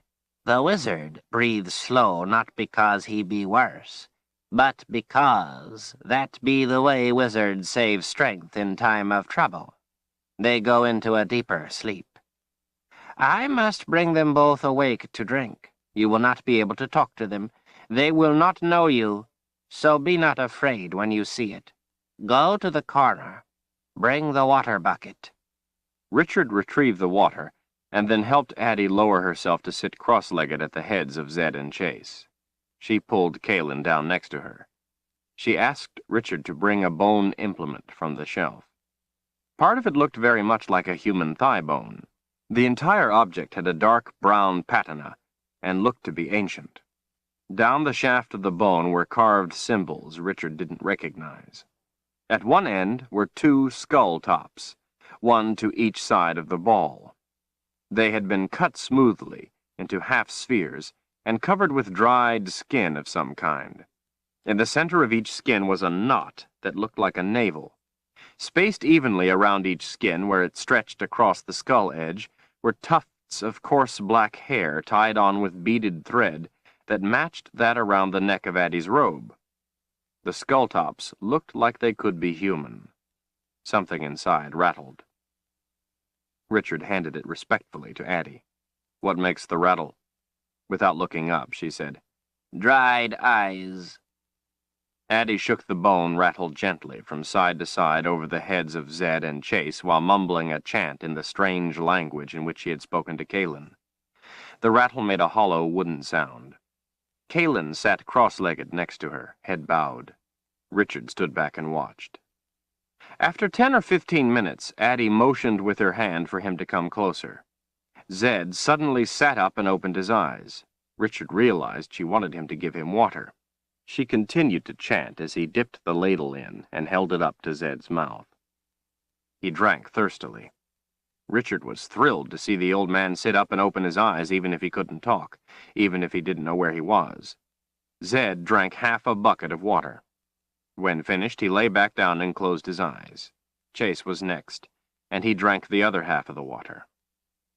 Addie handed Richard the bone rattle and asked him to return it to the shelf. Next, she had him bring the bone pile from the corner and stack half over Zed's body, half over Chase's, directing him on how to place each bone to some alignment that only she could see or understand. Finally, she had him stack rib bones in a wagon wheel pattern, with the hub centered over each man's chest. When he finished, she complimented him on doing a fine job, but he felt no pride because she had directed his hand at each turn. Addie looked up at him with her white eyes. Can you cook? Richard thought about the time Kalen had told him that his spice soup was like hers, and that their 2 lands were much the same. Addie was from the Midlands. Maybe she would like something from her homeland. He smiled at her. "I would be honored to make you some spice soup." She put her hands together in a swoon. That would be wonderful. I have not had a proper spice soup in years. Richard went to the opposite corner of the room and sat at the table, cutting up vegetables and mixing spices. For over an hour as he worked, he watched the 2 women sitting on the floor talking in the strange language. 2 women catching up on the news from home, he thought happily. He was in a good mood. Someone was finally doing something to help Zed and Chase. Someone who knew what the problem was. When he was finished and had the soup on the fire, he didn't want to disturb them. They looked like they were enjoying themselves. So he asked Addie if he could cut some firewood for her. She seemed pleased by the idea. He went outside and removed the tooth from around his neck, putting it in his pocket, and left his shirt on the porch to keep it dry. He took the sword with him to the back of the house, where Addie had told him he would find the firewood pile. Placing logs on the sawbuck, he cut off pieces to length. Most of the wood was birch, easiest for an old woman to cut. He picked out the rock maple, excellent firewood but tough cutting. The woods nearby were dark and dense, but they didn't feel threatening. They felt welcoming, enveloping, safe. Still, there was the last man of the quad out there somewhere, hunting Kalin. He thought about Michael, hoped he was safe. Michael didn't know what Richard was doing and probably wondered where he was. He was probably worried. Richard had planned on going to Michael's house after they left Zed's place, but there had been no time. Rahl had almost caught them. He wished he had been able to get word to his brother. Michael was going to be in great danger when the boundary failed. When he tired of sawing, he split what he had cut. It felt good to use his muscles, to sweat from labor, to do something that didn't require him to think. The cool rain felt good on his hot body, making the work easier. To amuse himself, he imagined the wood was darking Rahl's head as he brought the axe down. For variation, he sometimes imagined it to be a gar. When the piece of wood was particularly tough, he imagined it to be the red-haired man's head. Kalin came out and asked him if he was ready to come eat. He hadn't even realized it was getting dark. After she left, he went to the well and poured a bucket of cold water over himself, washing off the sweat. Kalin and Addie were sitting at the table, and since there were only 2 chairs, he brought in a log round to sit on. Kalin set a bowl of soup in front of him as he sat down, and handed him a spoon.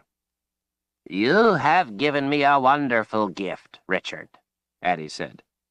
And what would that be? He blew on a spoonful of soup to cool it. She looked at him with her white eyes. Without taking offense, you have given me the time to talk to Kalin in my native tongue. You cannot know what joy that be for me. So many years it has been. You are a very perceptive man. You are a true seeker. Richard beamed at her. You have given me something very precious, too. The lives of my friends. Thank you, Addie. And your spice soup be wonderful, she added, with a hint of surprise. Yes, Kalin winked at him. It's as good as I make. Kalin has told me about Dark and Rahl and about the boundary failing, Addie said. It explains much. She has told me that you know of the pass and wish to cross into the Midlands. Now you must decide what you will do. She took a spoonful of soup. What do you mean? They must be awakened every day to drink, and they must be fed a gruel. Your friends be asleep for many days, 5, maybe 10. You must decide as seeker if you are to wait for them or go on. We cannot help you. You must decide. That would be a lot of work for you to do by yourself. Addie nodded. Yes. But it not be as much work as going after the boxes, as stopping Dark and Rahl. She ate some more soup as she watched him. Richard stirred his spoon around absently in his bowl. There was a long silence. He looked to Kalin, but she showed nothing. He knew she didn't want to interfere with his decision. He looked back down at his soup. Every day that passes, he said quietly at last, brings Rahl closer to the last box. Zed told me he has a plan. That does not mean it is a good plan. And there may not be time to use it when he awakes at last. We could lose before we start. He looked up into Kalin's green eyes. We can't wait. We can't take the chance. Too much is at risk. We must leave without him. Kalin gave him a smile of reassurance. I wasn't planning on letting Chase go with us anyway. I have a more important job for him. Addie reached across the table and put her weathered hand on his. It felt soft and warm. It not be an easy choice to make. It not be easy to be seeker. That which lies ahead be difficult beyond your worst fears. He forced a smile. At least I still have my guide. The 3 of them sat in silence, considering what must be done. You both will have a good sleep tonight, Addie said. You will need it. After supper, I will tell you what you will need to know to get through the pass. She looked to each of them in turn. Her voice became even raspier. And I will tell you how I lost my foot. Chapter 17. Richard placed the lamp on the side of the table close to the wall and lit it with a stick from the fire. The sound of gentle rain and night creatures drifted in from the window. The chirps and calls of small animals going about their nocturnal lives were familiar to him, comforting sounds of home. Home. His last night in his homeland. And then he was to cross into the Midlands, as his father had done. He smiled to himself at the irony. His father had brought the Book of Counted Shadows out of the Midlands, and now he was taking it back. He sat down on the log round, across from Kalin and Addie. "So tell me, how do we find the pass?" Addie leaned back in her chair and swept her hand through the air. "You already have. You'll be in the pass, the mouth of it anyway." "And what do we need to know to get through it?" "The pass be a void in the underworld, but it still be a land of the dead. You be living. The beasts hunt the living if the living be big enough to be of interest." Richard looked at Kalin's impassive face, then back to Addie. "What beasts?" Addie's long finger pointed to each wall of the room in turn. "They be the bones of the beasts. Your friends were touched by things of the underworld. The bones confuse their powers. That be why I said your friends were being helped from the moment you brought them in here. The bones cause the magic poison to leave their bodies, letting the death sleep lift. The bones keep the evil away from here. The beasts cannot find me because they feel the evil of the bones, and it blinds them, makes them think I be one of them." Richard leaned forward. "If we took some of the bones with us, would that protect us?" Addie smiled her little smile, making her eyes wrinkle. "Very good. That be exactly what you must do. These bones of the dead have the magic to help protect you. But there be more. Listen carefully to what I tell you." Richard folded his fingers together and nodded. "You cannot take your horses. The trail be too small for them. There be places they cannot fit. You must not wander from the trail. It be very dangerous to do so. And you must not stop to sleep. It will take 1 day, 1 night, and most of the next day to cross." "Why can't we stop to sleep?" Richard asked. Addie looked to each of them with her white eyes. "There be other things besides the beasts in the pass. They will get you if you stop long enough." "Things?" Kalin asked. Addie nodded. "I go into the pass often. If you are careful, it be safe enough. If you are not careful, there be things that will get you."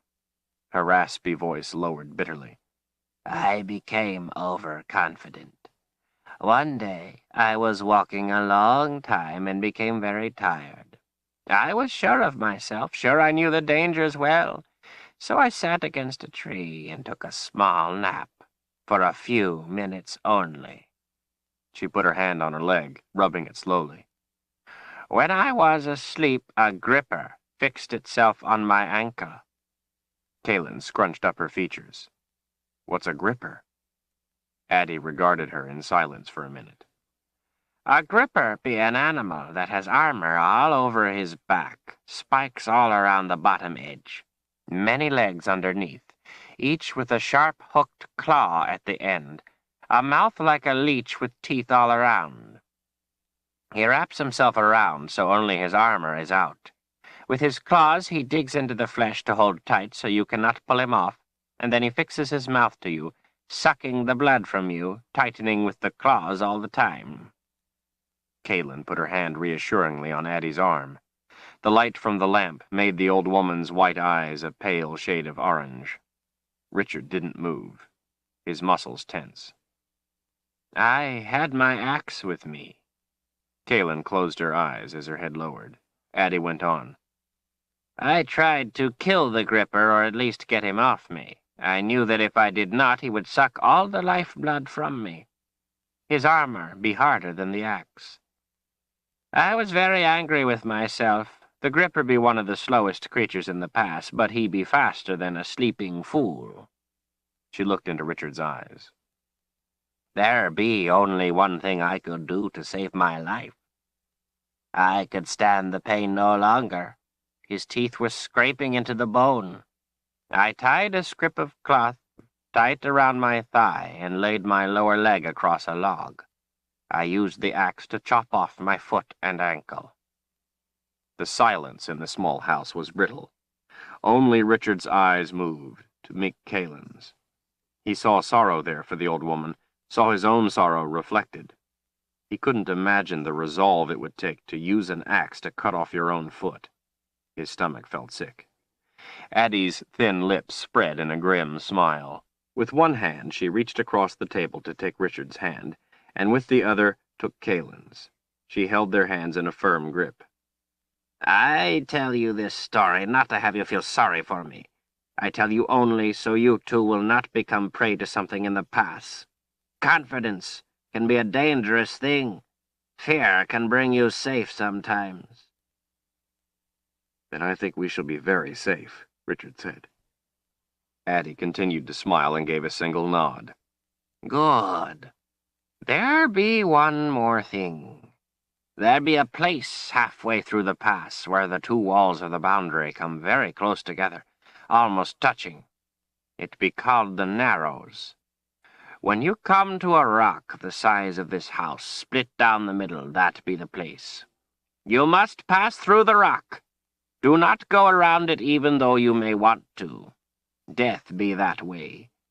And then beyond you must pass between the walls of the boundary. It be the most dangerous place in the pass. She put a hand on Kalen's shoulder and squeezed Richard's hand tighter, looking to each in turn. They will call to you from the boundary. They will want you to come to them. Who? Kalen asked. Addie leaned closer to her. The dead. It could be anyone you know who be dead. Your mother. Kalen bit her bottom lip. Is it really them? Addie shook her head. I don't know, child, but I do not believe it to be. I don't think so either, Richard said, almost more to reassure himself. Good, Addie rasped. Keep thinking so. It will help you to resist.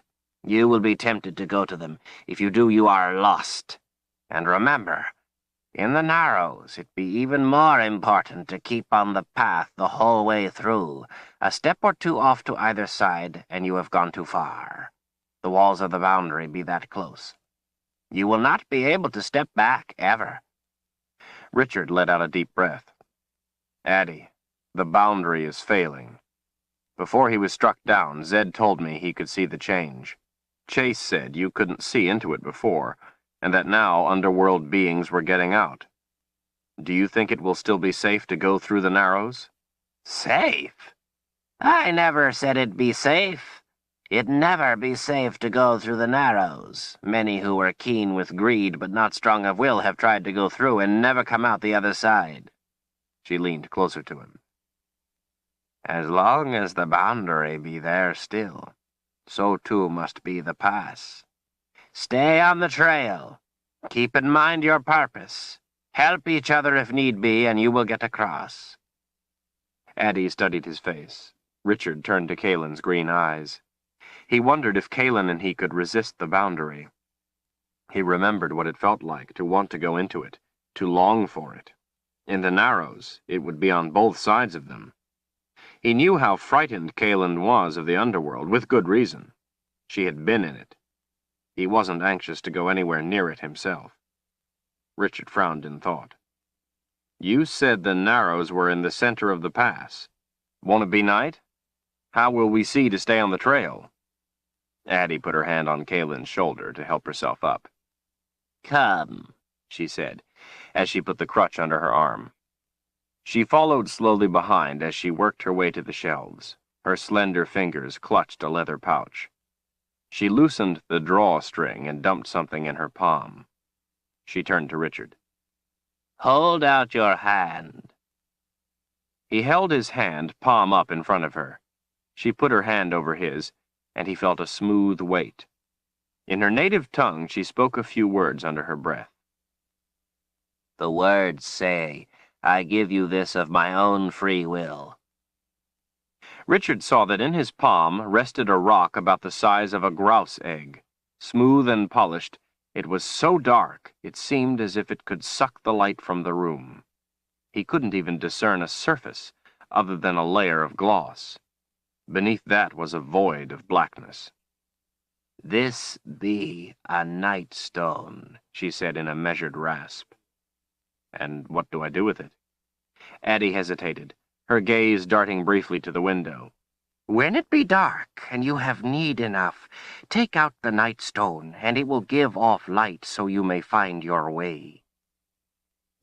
It only works for its owner, and then only if it be given of its last owner's free will.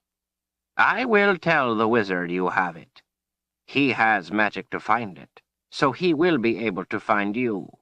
Richard hesitated. Addie, this must be valuable. I don't feel right accepting it. Everything is valuable under the right conditions. To a man dying of thirst, water be more precious than gold. To a drowning man, water be of little worth and great trouble. Right now you are a very thirsty man. I thirst for Dark and Rahl to be stopped. Take the night stone. If you feel the weight of obligation, you may return it to me one day. Richard nodded, slipped the stone into the leather pouch, and then into his pocket. Addie turned to the shelf once more and retrieved a delicate necklace, holding it up for Kaelin to see. A few red and yellow beads were to each side of a small round bone. Kaelin's eyes brightened, her mouth opened in surprise. "It is just like my mother's," she said with delight. Addie placed it over her head while Kaelin lifted clear her mass of dark hair. Kaelin looked down at the necklace, touching it between her finger and thumb, smiling. For now, it will hide you from the beasts in the pass.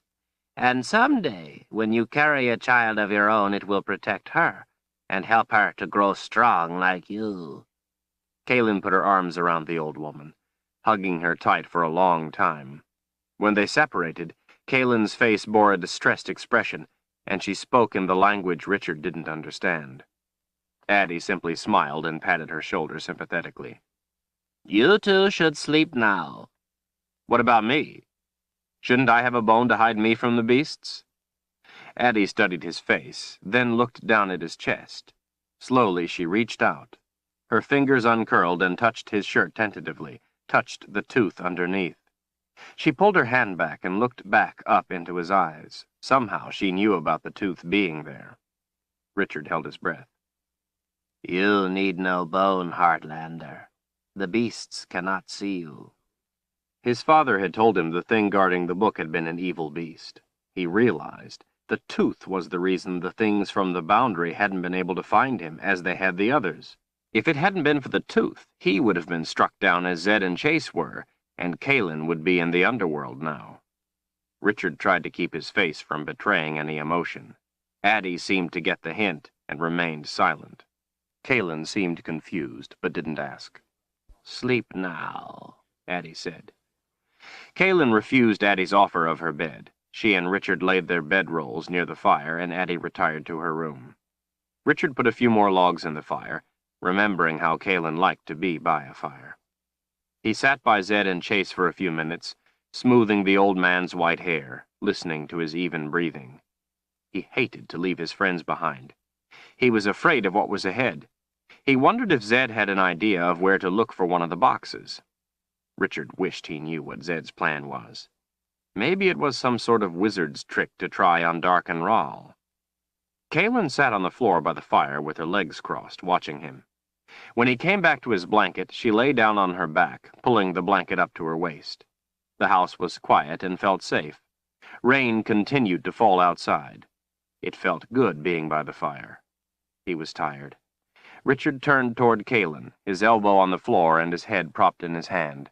She stared up at the ceiling, turning the bone on the necklace between her finger and thumb. He watched her breast rise and fall with her breathing. "Richard," she whispered while continuing to stare at the ceiling. "I'm sorry we have to leave them behind." "I know," he whispered back. "Me too."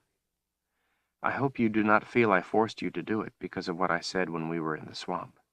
No, it was the right decision. Every day brings winter closer. It will do us no good to wait with them while Rahl gets the boxes. Then we will all be dead. The truth is the truth. I can't be angry at you for saying it. He listened to the fire snap and hiss as he watched her face, the way her hair lay across the floor. He could see a vein in her neck pulsing with her heartbeat. He thought that she had the most delicious-looking neck he had ever seen. Sometimes she looked so beautiful he could hardly stand to look at her, and at the same time could not look away. She still held the necklace in her fingers. "Kaelin?" She turned to his eyes. "When Addie told you the necklace would protect you and someday your child, what did you say to her?" She gazed at him a long moment. "I thanked her, but I told her I did not think I would live long enough to have a child." Richard felt bumps rise on the skin of his arms. "Why would you say that?"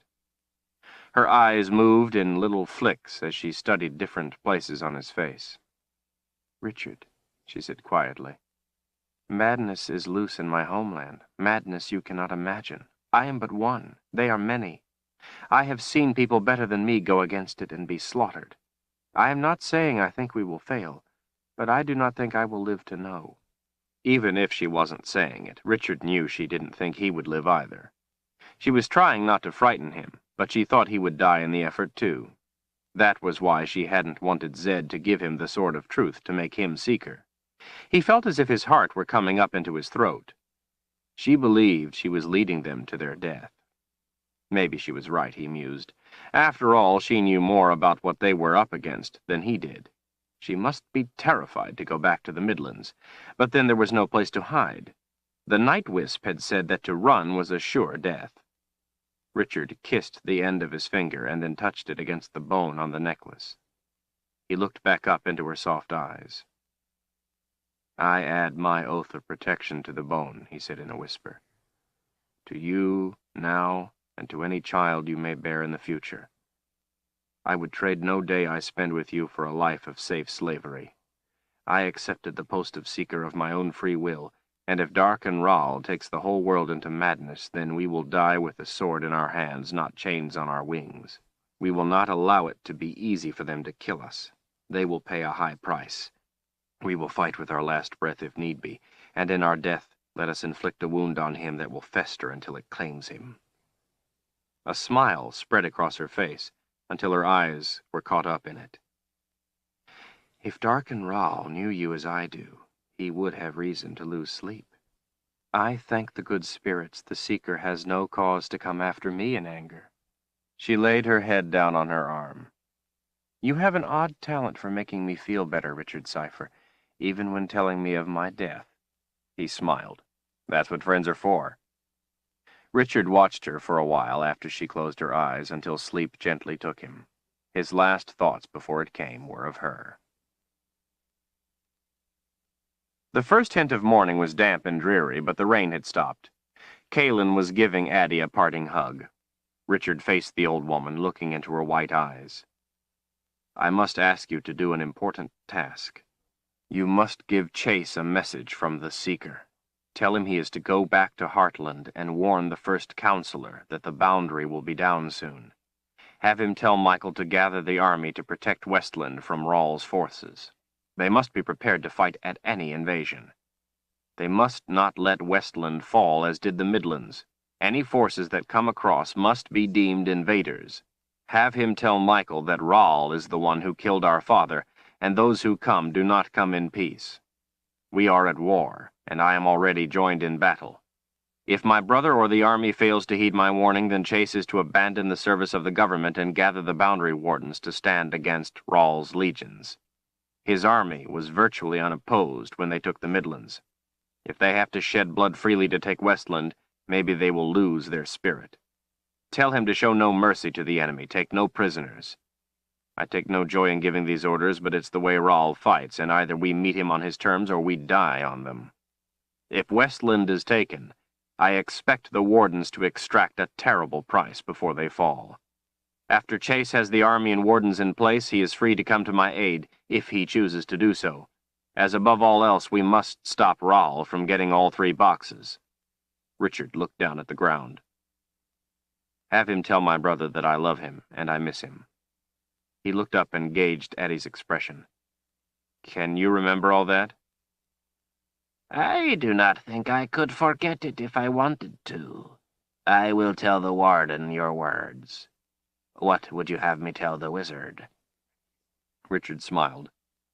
That I'm sorry we couldn't wait for him, but I know he will understand. When he is able, he will find us by the Nightstone. I hope by then to have found one of the boxes. Strength to the seeker, Addie said in a rasp. And you too, child. Grim times lie ahead. Chapter 18. The trail was wide enough to allow Richard and Kalin to walk side by side after they left Addie's place. Clouds hung thick and threatening, but the rain held off. Both wrapped their cloaks tight. Damp, brown pine needles matted the path through the forest. There was little brush among the big trees, allowing an open view for a good distance. Ferns covered the ground in feathery swaths through the trees, and dead wood lay in it here and there as if asleep in a bed. Squirrels scolded the 2 of them as they hiked along, while birds sang with monotonous conviction. Richard picked at the branch of a small balsam fir as they walked past, stripping the needles between his thumb and the crook of his first finger. Addie is more than she seems, he said at last. Kalin looked up at him as they walked. She is a sorceress. Richard glanced sideways at her in surprise. Really? I don't know exactly what a sorceress is. Well, she is more than us, but less than a wizard.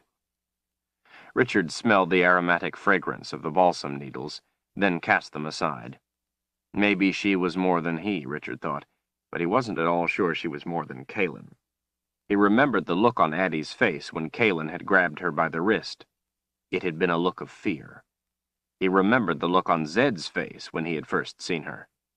What power did she have that could frighten a sorceress and a wizard? What had she done that had caused thunder without sound? She had done it twice that he knew of, once with the quad and once with Shar, the night wisp. Richard remembered the pain that had followed. A sorceress greater than Kalin? He wondered. What's Addie doing living here in the pass? Kalin pushed some of her hair back over her shoulder. She became tired of people coming to her all the time, wanting spells and potions. She wanted to be left alone to study whatever it is a sorceress studies. Some sort of higher summons, as she called it. Do you think she will be safe when the boundary fails? I hope so. I like her. Me too, he added with a smile. The trail, climbing sharply in places, forced them to go single file at times as it twisted along steep rocky hillsides and over ridges. Richard let Kalin go first, so he could keep an eye on her, make sure she didn't wander off the path. At times he had to point out the trail, his experience as a guide making it plain to him, but not to her unpracticed eye. Other times the trail was a well-defined rut. The woods were thick. Trees grew from splits in the rock that pushed up above the leaf litter. Mist drifted among the trees. Roots bulging from cracks provided handholds as they climbed the abrupt inclines. His legs ached from the effort of descending extreme drops in the dark trail. Richard wondered what they were going to do once they reached the Midlands. He had depended on Zed to let him know the plan once they crossed the pass, and now they were without Zed, without a plan. He felt kind of foolish to be charging into the Midlands. What was he going to do once they crossed over? Stand there and look around, divine where the box was, and then be off after it? Didn't sound like a good plan to him. They didn't have time to wander about aimlessly, hoping they would come across something. No one was going to be waiting for him, waiting to tell him where to go next. They reached a steep jumble of rock. The trail was straight up the face. Richard surveyed the terrain. It would be easier to go around rather than climb over the jut of rock, but he finally decided against it. The thought that the boundary could be anywhere, making up his mind. There must be a reason the trail went this way. He went first, and took Kalin's hand, helping to pull her up. As he walked, Richard's thoughts continued nagging at him. Someone had hidden one of the boxes, or Rahl would have it already. If Rahl couldn't find it, how was Richard to? He didn't know anyone in the Midlands. He didn't know where to look. But someone knew where the last box was, and that was how they had to find it. They couldn't look for the box. They had to look for someone who would be able to tell them where it was. Magic, he thought suddenly. The Midlands was a land of magic. Maybe someone with magic could tell where the box was. They had to look for someone with the right kind of magic. Addie could tell things about him without ever having seen him before. There had to be someone with the kind of magic that could tell him where the box was without ever having seen it. Then, of course, they had to convince that person to tell them. But maybe if someone was hiding their knowledge from Dark and Rahl, he would be glad to help stop him. It seemed there were too many wishes and hopes in his thoughts. But there was one thing he did know. Even if Rahl got all the boxes without the book, he wasn't going to know which box was which. As they walked along, Richard recited the Book of Counted Shadows to himself, trying to find a way to stop Rahl. Since it was an instruction book for the boxes, it should have a way to stop their use, but there was nothing like that in the book. The actual explanation of what each box would do, directives to determine which box was which, and how to open one, took up only a relatively small portion at the end of the book. Richard understood this part well, as it was clear and precise. Most of the book, though, was taken up with directions for countering unforeseen eventualities, resolving problems that could prevent the holder of the boxes from succeeding. The book even started out with how to verify the truth of the instructions. If he could create one of these problems, he could stop Rahl, since Rahl didn't have the book to help him. But most of the problems were things he had no way of bringing about, problems with sun angles and clouds on the day of opening, and a lot of it made no sense to him. It spoke of things he had never heard of. Richard told himself to stop thinking of the problem and to think of the solution. He would go through the book again. He cleared his mind and started at the beginning. Verification of the truth of the words of the Book of Counted Shadows, if spoken by another rather than read by the one who commands the boxes, can only be ensured by the use of a confessor. By late afternoon, Richard and Kaelin were sweating freely with the effort of the hike. As they crossed a small stream, Kaelin stopped and dipped a cloth in the water and used it to wipe her face. Richard thought it was a good idea. When they came to the next stream, he stopped to do the same. The clear water was shallow, as it ran over a bed of round stones. He balanced on a flat rock as he squatted to soak a cloth in the cold water. When he stood up, Richard saw the shadow thing. He froze instantly. Off through the woods there was something standing partly behind a tree trunk. It wasn't a person, but was about that size, with no definite shape. It looked like a person's shadow standing up in the air. The shadow thing didn't move. Richard blinked and squinted his eyes, trying to tell if he was really seeing what he thought he was seeing. Maybe it was just a trick of the dim afternoon light. A shadow of a tree he mistook for something more. Kaelin had continued to walk along the trail. Richard came quickly up behind her and put his hand on the small of her back, below her pack, so she wouldn't stop. He leaned over her shoulder and whispered in her ear. "Look to the left. Off through the trees. Tell me what you see." He kept his hand on her back, kept her walking along as she turned her head, looking off to the trees. Her eyes searched as she held her hair back, out of the way. Then she saw the thing. "What is it?" she whispered, looking back to his face. He was a little surprised. "I don't know. I thought maybe you could tell me." She shook her head. The shadow remained motionless. Maybe it was nothing. A trick of the light, he tried to tell himself. He knew that wasn't true. "Maybe it's one of the beasts Addie told us about, and it can't see us," he offered. She gave him a sidelong glance. "Beasts have bones." Kaelin was right, of course, but he had been hoping she would have agreed with the idea. As they moved quickly down the trail, the shadow thing stayed where it was, and they were soon out of sight of it. Richard breathed easier. It appeared that the bone necklace Kaelin wore and his tooth had hidden them. They ate a supper of bread, carrots, and smoked meat as they walked. Neither enjoyed the meal. Their eyes searched off into the deep woods as they ate. Even though it hadn't rained all day, everything was still wet, and occasionally water dripped from the trees. The rock was slick with slime in places, needing care to be crossed safely. Both watched the surrounding forest for any sign of danger. They saw nothing. The fact that they saw nothing began to worry Richard. There were no squirrels, no chipmunks, no birds, no animals of any kind. It was too quiet. Daylight was slipping away. Soon they would be at the Narrows. He worried about that, too. The idea of seeing the things from the boundary again was frightening. The idea of seeing his father again was terrifying. His insides cringed at what Addie had told them, that those in the boundary would call to them. He remembered how seductive their calls were. He had to be prepared to resist. He had to harden himself against it. Kaylin had almost been pulled back into the underworld when they were in the Wayward Pine the first night he knew her. When they were with Zed and Chase, something had tried to pull her in again. He was troubled that the bone might not protect her when they were that close. The trail leveled out and widened, allowing them to walk side by side again. He was tired from the day's hike, and it would be another night and day before they could rest. Crossing the Narrows in the dark, and when they were exhausted, sounded like a bad idea, but Addie had been insistent they not stop. He could not question a person who knew the pass as well as she. He knew that the story of the Gripper would keep him wide awake.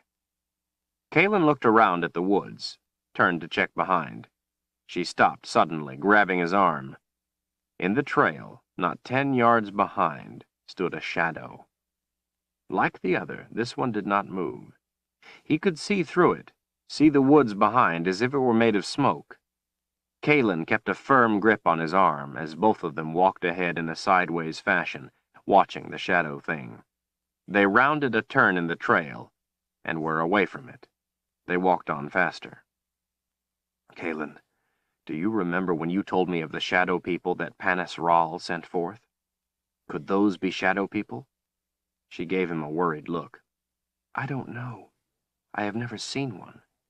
They were in the last war before I was born, but the stories were always told the same, that they floated along. I never heard anyone say they stood still like that. Maybe it's because of the bones. Maybe they know we're here but can't find us, so they stay still to search. She wrapped her cloak tighter, obviously afraid of his idea, but didn't say anything. In the gathering night, they walked along close to each other, sharing the same troubling thoughts. Another shadow stood at the side of the trail. Kaylin gripped his arm tight. They passed slowly, quietly, keeping their eyes on it. It didn't move. Richard felt like panicking, but knew he couldn't. They had to stay on the trail, had to use their heads. Maybe the shadows were trying to make them bolt, to run from the trail and cross over accidentally into the underworld. They looked around, behind as they went. When Kaylin was looking the other way, a branch brushed her face. She jumped against him with a start. She looked over and apologized. Richard gave her a reassuring smile. Pine needles held droplets from the rains and mist, and when a light breeze swayed the branches, water from the trees above rained down. In the near darkness, they had a hard time telling if there were shadow things around them, or if it was just the dark shapes of tree trunks. Twice they had no trouble telling. They were close to the trail, and there was no doubt what they were. Still, the shadows did not follow or move, but stood as if watching, even though they had no eyes. "What are we going to do if they come for us?" Kaylin asked in a tense voice. Her grip on his arm was becoming painful, so he pried her fingers off and put her hand in his. She gave his hand a squeeze. "Sorry," she said with a self-conscious smile. "If they come for us, the sword will stop them," he answered confidently. "What makes you so sure?" "It stopped the things in the boundary." She seemed satisfied with the answer. He wished he were. The forest was dead quiet except for a soft rasp he couldn't quite figure out. There were none of the usual night sounds. Dark branches swayed near them with the breeze, making his heart race. "Richard," Kaylin said quietly, "don't let them touch you. If they are shadow people, their touch is death. Even if they are not shadow people, we don't know what would happen. We must not let them touch us." He gave her hand a squeeze of reassurance. Richard resisted the temptation to pull the sword. There might be too many for the sword, if the sword's magic even worked against shadows. If there was no other choice, he would use the sword, but for now his instincts told him not to. The woods were getting darker. Tree trunks stood like black pillars in the murk. Richard felt as if there were eyes everywhere watching. The trail was beginning to traverse a hillside, and he could see dark rocks rising up to their left. Runoff from the rains trickled through the rock. He could hear it bubbling and dripping and splashing. The ground dropped away on the right. The next time they looked back, there were 3 shadows barely visible in the path behind. The 2 of them kept moving. Richard heard the soft scraping sound again, off in the woods to either side. It wasn't a sound he was familiar with. He could feel more than see that there were shadow things on each side and behind them. A few were close enough to the trail that there was no doubt what they were. The only way that was clear was ahead. "Richard," Kaelin whispered, "do you think you should take up the Nightstone? I can hardly see the path." She was gripping his hand tightly. Richard hesitated. "I don't want to until we absolutely need it. I'm afraid of what might happen." "What do you mean?" "Well, those shadows haven't come for us yet. Maybe because they can't see us because of the bones." He paused a moment. "But what if they can see the light from the Nightstone?" Kaelin bit her bottom lip in worry. They strained to pick out the trail as it twisted to go around trees and boulders, over rocks and roots, cutting its way across the hillside. The soft scraping sound was nearer all around. It sounded like claws on rock, he thought. 2 shadows stood ahead, close, the trail between them. Kaelin pressed tight against him and held her breath as they squeezed past. She buried her face against his shoulder when they were even with the shadow things. Richard put his arm around her, holding her tight. He knew how she felt. He was terrified, too. His heart pounded. It seemed they were going too far with each step, getting in too deep. He looked behind, but in the darkness there was not enough light to see if the shadows were standing on the trail. Abruptly, an inky black shape loomed up before them. It was an enormous boulder, split down the middle. The Narrows. They pressed their backs up against the boulder at the split. It was too dark to see the trail anymore, or if there were any shadow things close. They couldn't follow the trail through the Narrows without the light of the Nightstone. It was far too dangerous. One wrong step in the Narrows and they were dead. In the stillness, the scraping sound was closer, all around them. Richard reached into his pocket and pulled out the leather pouch. He loosened the drawstring, dumped the Nightstone into his palm. Warm light flared into the night, lighting the woods around, casting eerie shadows. He held the stone out to see better. Kaelin gasped. In the warm, yellowish illumination, they could see a wall of the shadow things, hundreds of them, not an inch between any 2. They formed a half circle less than 20 feet away. On the ground were dozens and dozens of hump-shaped creatures, almost looking like rocks at first, but they weren't rocks. Gray armor bands interlocked across their backs, jagged spikes poked out around the bottom edge. Grippers. That was what the sound was, their claws on the rocks. The grippers were moving with an odd waddling gait, their humped bodies swaying from side to side as they struggled forward. Not fast, but steady. Some were only a few feet away. For the first time, the shadows began to move, floating, drifting, tightening their ring. Kaelin stood frozen, her back against the boulder, her eyes wide. Richard reached across the split, grabbed a fistful of her shirt, and pulled her into the opening. The walls were wet and slick. The tightness of the space made him feel as if his heart were coming up in his throat. He didn't like tight places. They backed through, turning occasionally to check their way. He held the Nightstone out, lighting the shadow things as they came. Grippers crawled into the split.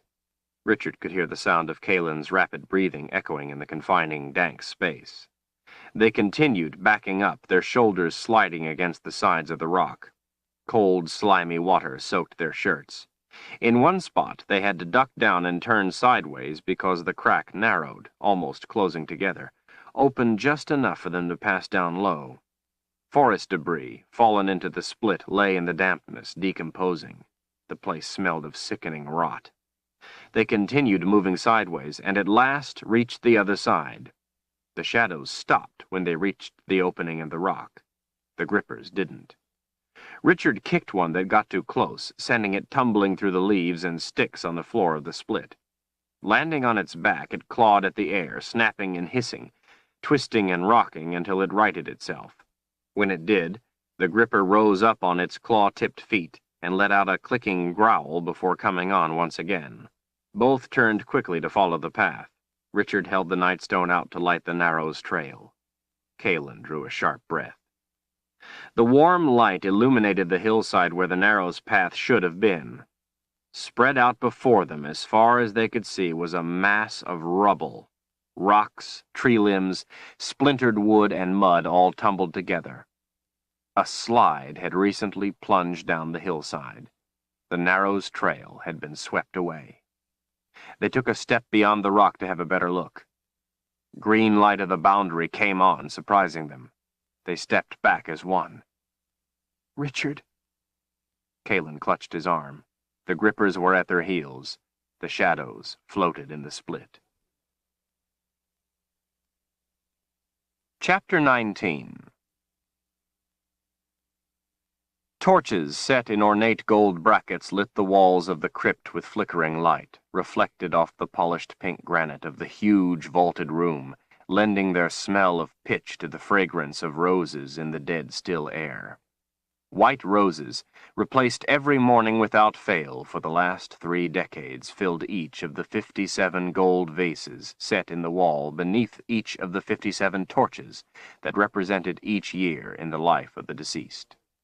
The floor was white marble, so that any white rose petal that fell would not be a distraction before it could be whisked away.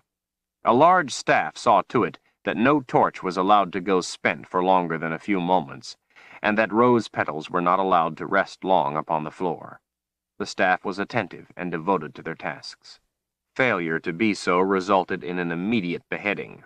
Guards watched the tomb day and night to be sure the torches burned, the flowers were fresh, and no rose petals sat too long on the floor.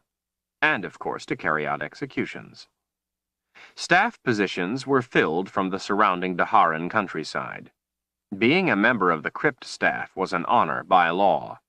The honor brought with it the promise of a quick death if an execution was in order. A slow death in Dahara was greatly feared and common. New recruits, for fear they would speak ill of the dead king while in the crypt, had their tongues cut out. The master, on the evenings when he was alone in the people's palace, would visit the tomb.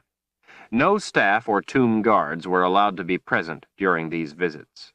The staff had spent a busy afternoon replacing the torches with freshly burning ones and tested each of the hundreds of white roses by gently shaking them to make sure none of the petals were loose, since any torch going out during the royal visit, or any rose petal falling to the floor, would result in an execution. A short pillar in the center of the immense room supported the coffin itself, giving it the effect of floating in the air. The gold-enshrouded coffin glowed in the torchlight.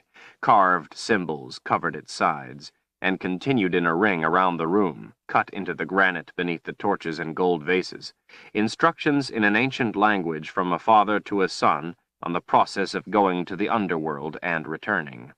Instructions in an ancient language understood by only a handful other than the son. None but the son lived in Dahara. All the others in Dahara who understood had long ago been put to death. Someday the rest would be. The crypt staff and guards had been sent away. The master was visiting his father's tomb.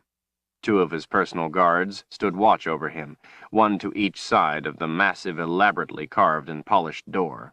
Their sleeveless leather and mail uniforms helped display their bulky forms, the sharp contours of their heavy muscles, and the bands they wore around their arms just above their elbows, bands with raised projections sharpened to deadly edges, used in close combat to tear apart an adversary.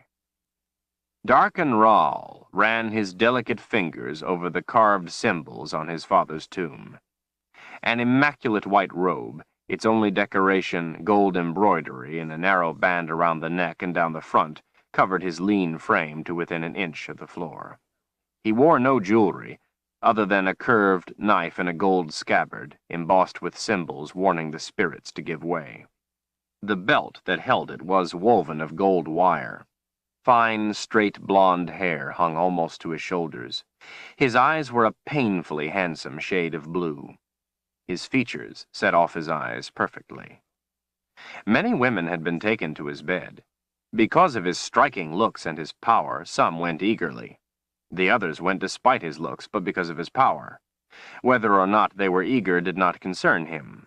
Were they unwise enough to be repulsed when they saw the scars, they entertained him in ways they could not have foreseen. Darken Ral, as had his father before him, considered women merely vessels for the man's seed, the dirt it grew in, unworthy of higher recognition. Darken Ral, as his father before him, would have no wife.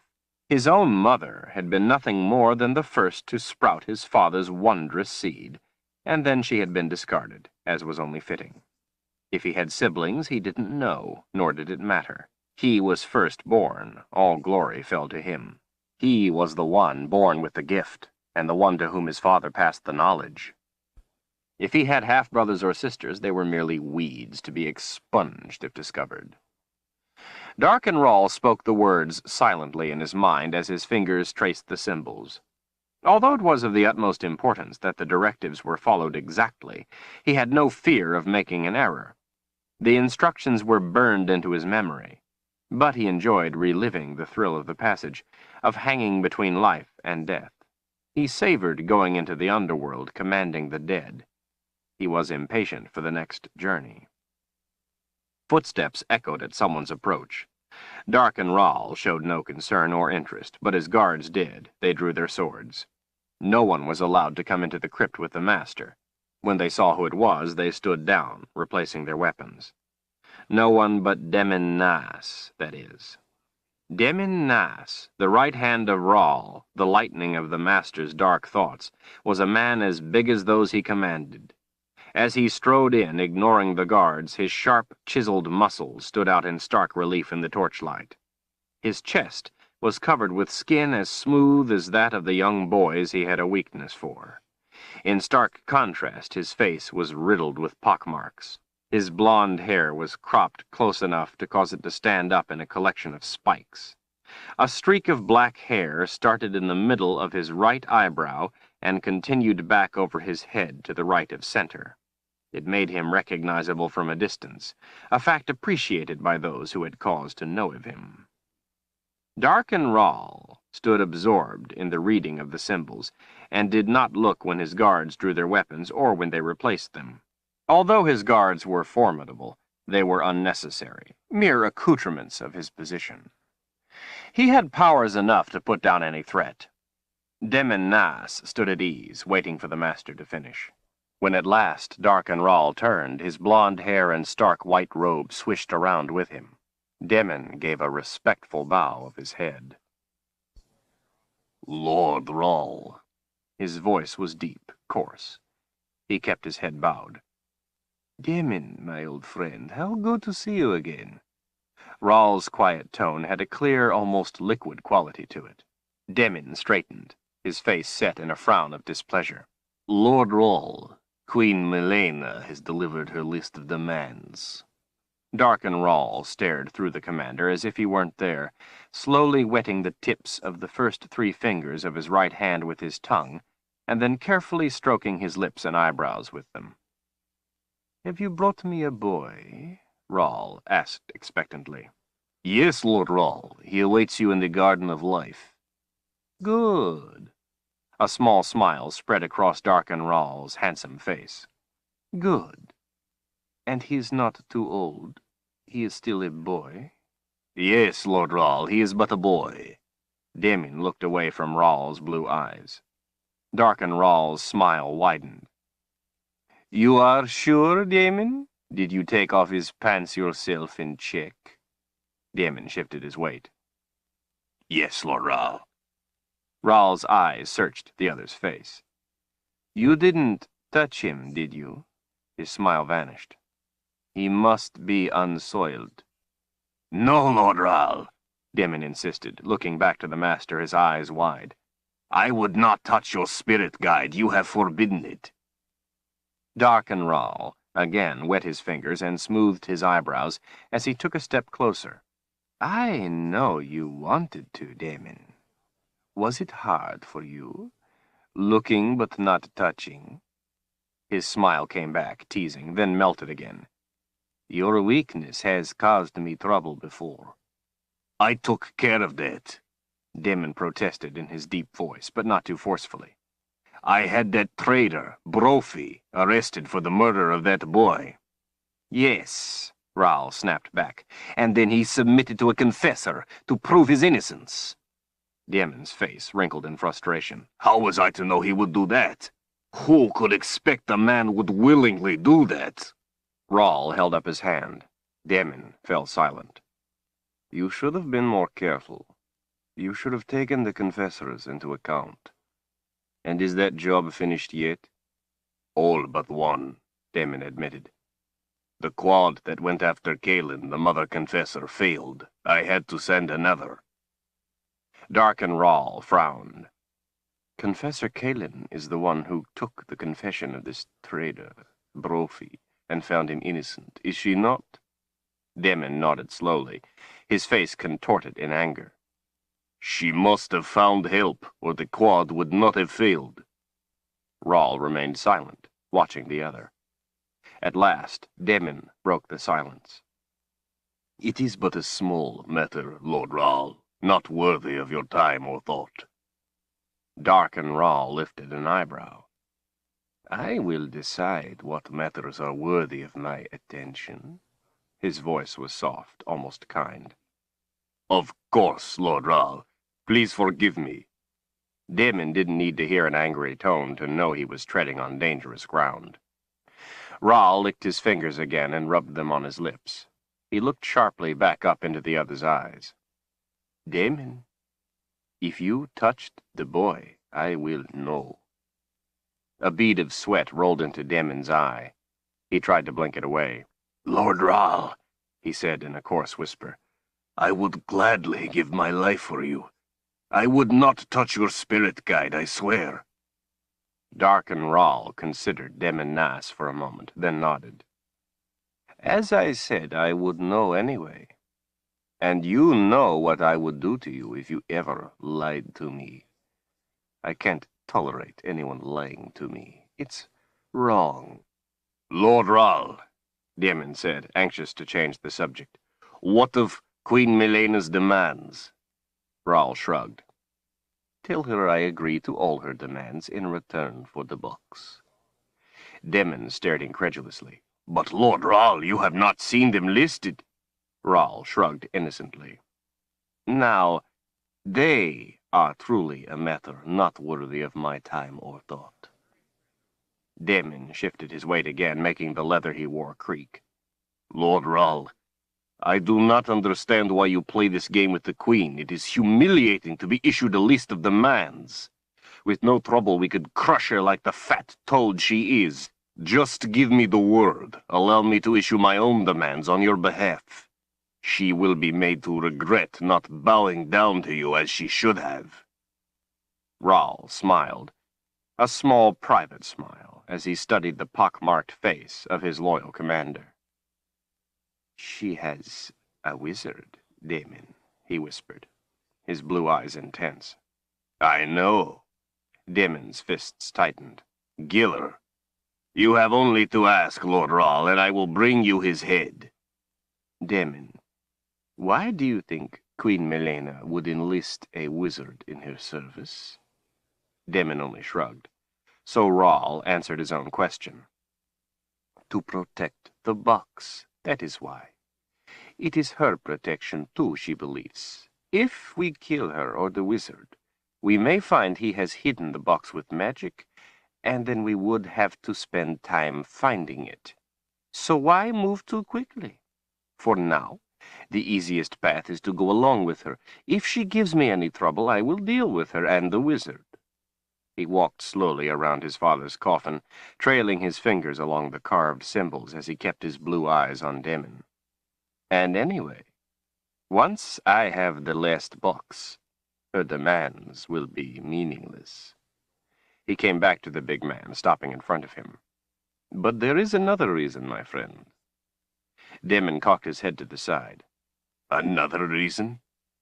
Darken Rahl nodded, leaned closer, and lowered his voice. Demon, do you kill your little boyfriends before or after? Demon leaned back a little, away from the other, hooking a thumb in his belt. He cleared his throat. At last he answered, After. And why after? Why not before? Rahl asked, his face in a coy, questioning frown. Demon avoided the master's eyes, looked down at the floor, and shifted his weight to his other foot. Darken Rahl continued to keep his face close, watching, waiting. In a voice too low for the guards to hear, Demon spoke. I like it when they squirm. A slow smile spread over Rahl's face. That is the other reason, my friend. I, too, enjoy it when they squirm, so to speak. I want to enjoy watching her squirm before I kill her. He licked the ends of his fingers again and stroked them on his lips. A knowing grin grew across the pock-marked face. I will tell Queen Milena that Father Rahl has graciously agreed to her terms. Darken Rahl put his hand on Demon's muscled shoulder. Very good, my friend. Now, show me what manner of boy you have brought me. Both wearing smiles, they strode toward the door. Before they reached it, Darken Rahl stopped suddenly. He spun on his heels, his robes flinging around him. What was that sound? He demanded. Except for the hiss of the torches, the crypt was as silent as the dead king. Demon and the guards looked slowly around the chamber. There! Rahl thrust out his arm. The other three looked where he pointed. A single white rose petal sat on the floor. Darken Rahl's face reddened, his eyes fierce. Shaking, his hands clenched into white-knuckled fists, his eyes filled with tears of wrath. He was too furious to speak. Regaining his composure, he held out his hand toward where the white petal lay on the cold marble floor. As if touched by a breeze, it rose into the air and floated across the room, settling in Rahl's outstretched hand. He licked the petal, turned to one of the guards, and stuck it to the man's forehead. The heavily muscled guard looked back impassively. He knew what the master wanted and gave a single grim nod before turning and going through the door in one fluid motion, pulling his sword as he went.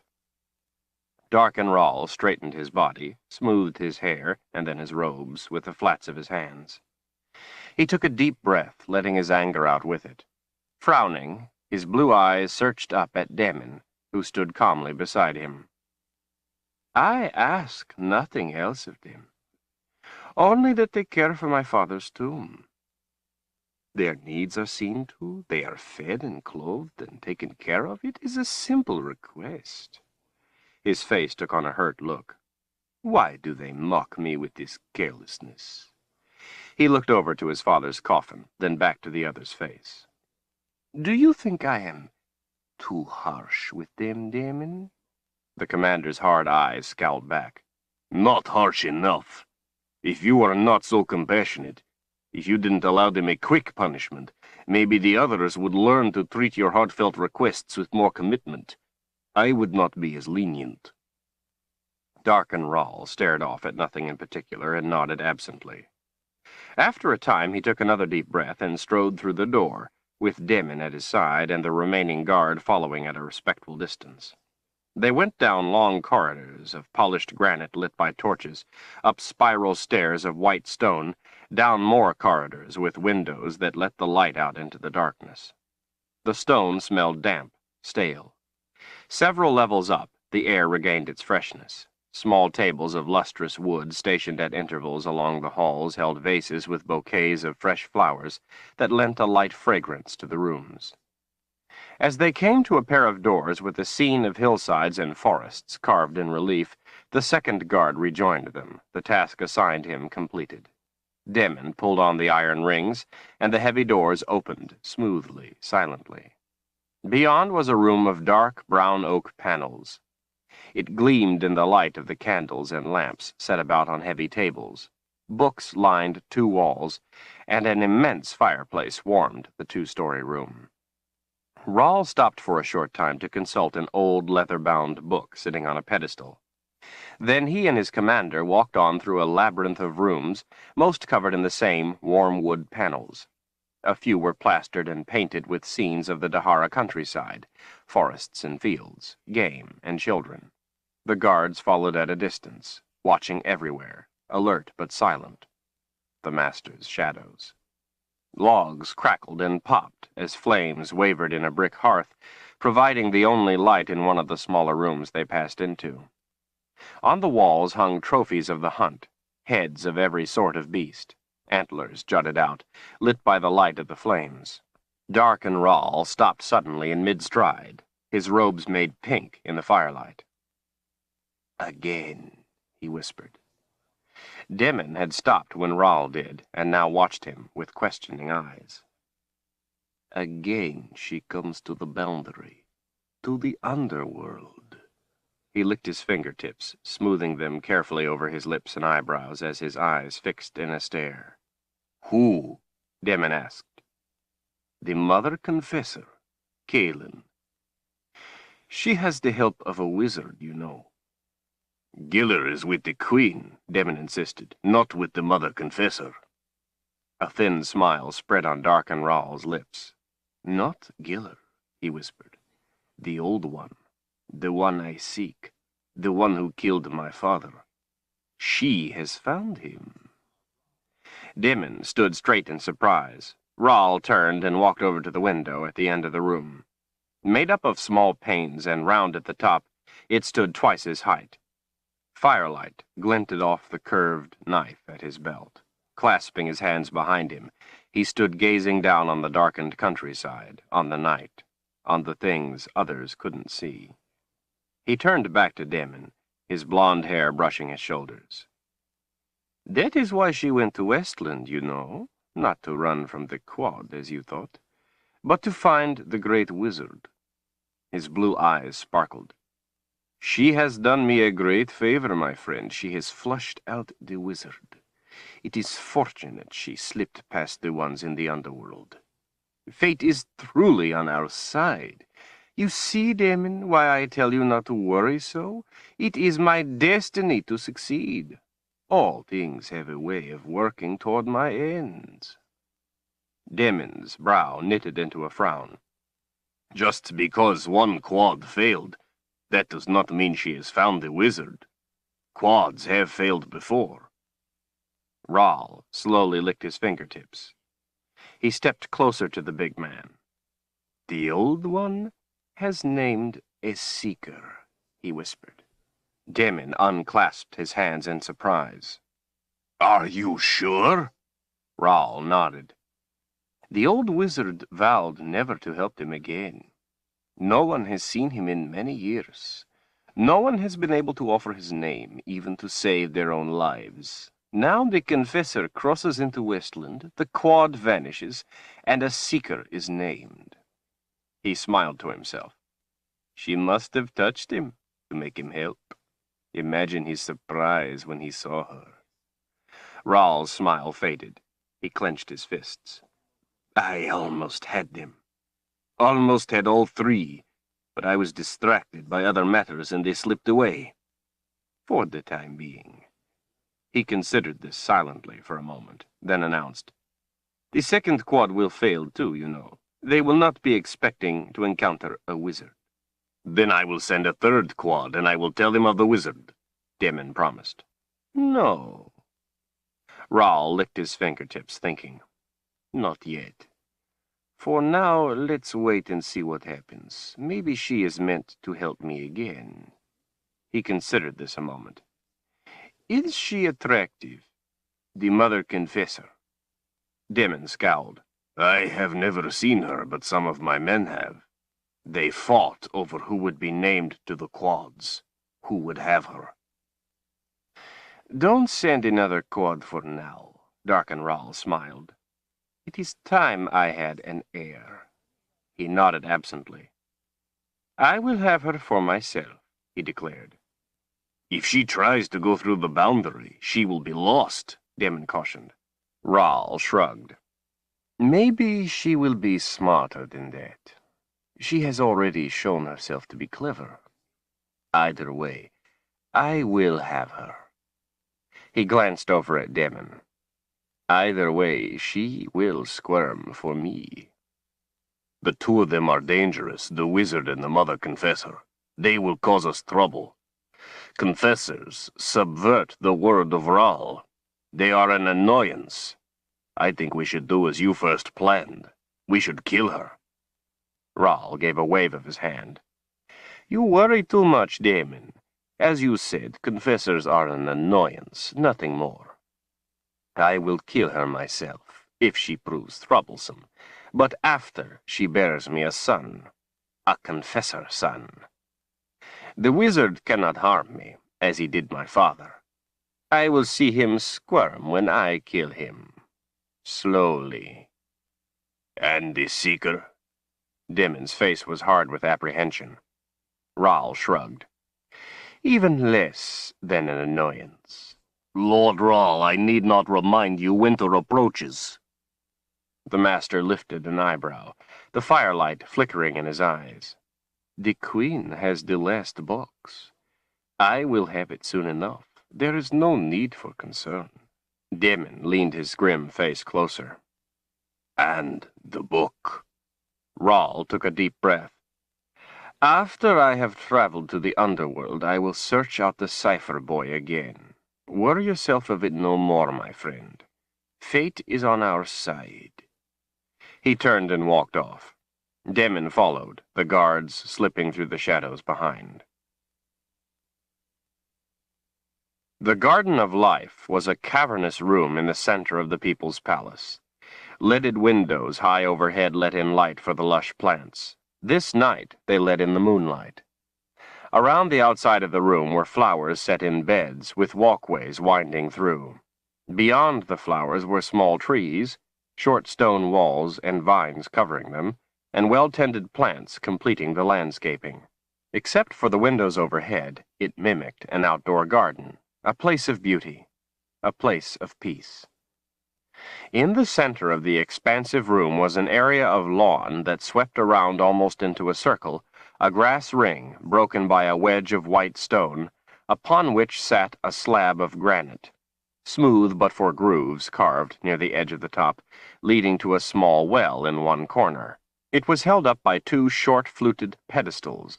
Beyond the slab stood a polished stone block set next to a fire pit. The block held an ancient iron bowl covered with beasts, which served as legs to support the round bottom.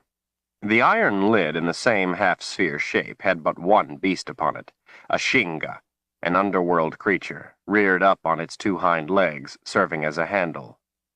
In the center of the lawn lay a round area of white sorcerer's sand, ringed with torches that burned with fluid flames. Geometric symbols crisscrossed in the white sand. In the center of the sand was the boy, buried in an upright position to his neck. Darken Rahl approached slowly, his hands clasped behind his back. Damon waited off by the trees before the grass. The master stopped at the border of the grass and white sand, looking down at the boy. Darken Rahl smiled. What is your name, my son? The boy's lower lip quivered as he looked up at Rahl. His eyes shifted to the big man back by the trees. It was a fearful look. Rahl turned and looked to the commander. Leave us, and please take my guards with you. I wish not to be disturbed. Damon bowed his head and left, the guards following. Darken Rahl turned back, regarding the boy, then lowered himself to sit on the grass. He rearranged his robes once on the ground, and smiled again at the boy. Better? The boy nodded. His lips still quivered. Are you afraid of that big man? The boy nodded. Did he hurt you? Did he touch you where he shouldn't? The boy shook his head. His eyes, reflecting a mix of fear and anger, stayed locked on Rahl. An ant crawled from the white sand onto his neck. What is your name? Rahl asked again. The boy did not answer. The master watched his brown eyes closely. Do you know who I am? Darken Rahl, the boy answered in a weak voice. Rahl smiled indulgently. Father Rahl, he corrected. The boy stared at him. I want to go home. The ant inspected its way across his chin. Of course you do, Rahl said with a tone of sympathy and concern.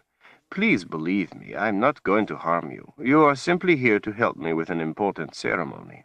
You are an honored guest, meant to represent the innocence and strength of youth. You were selected because people told me what a fine boy you are, what a very good boy you are. Everyone has spoken highly of you. They tell me you are smart and strong. Do they speak the truth? The boy hesitated, his shy eyes looking away. Well, I guess they do. He looked back to Rahl. But I miss my mother, and I want to go home. The ant went in a circle around his cheek. Darken Rahl stared off wistfully and nodded. I understand. I miss my mother also. She was such a wonderful woman, and I loved her so. She took good care of me. When I would do a chore that pleased her, she would make me a special supper, whatever I wanted. The boy's eyes got bigger. My mother does that too. My father, mother, and I had wonderful times together. We all loved each other very much and had fun together. My mother had a merry laugh. When my father would tell a boastful story, she would poke fun at him, and the three of us would laugh, sometimes until we got tears in our eyes. The boy's eyes brightened. He smiled a little. Why do you miss her?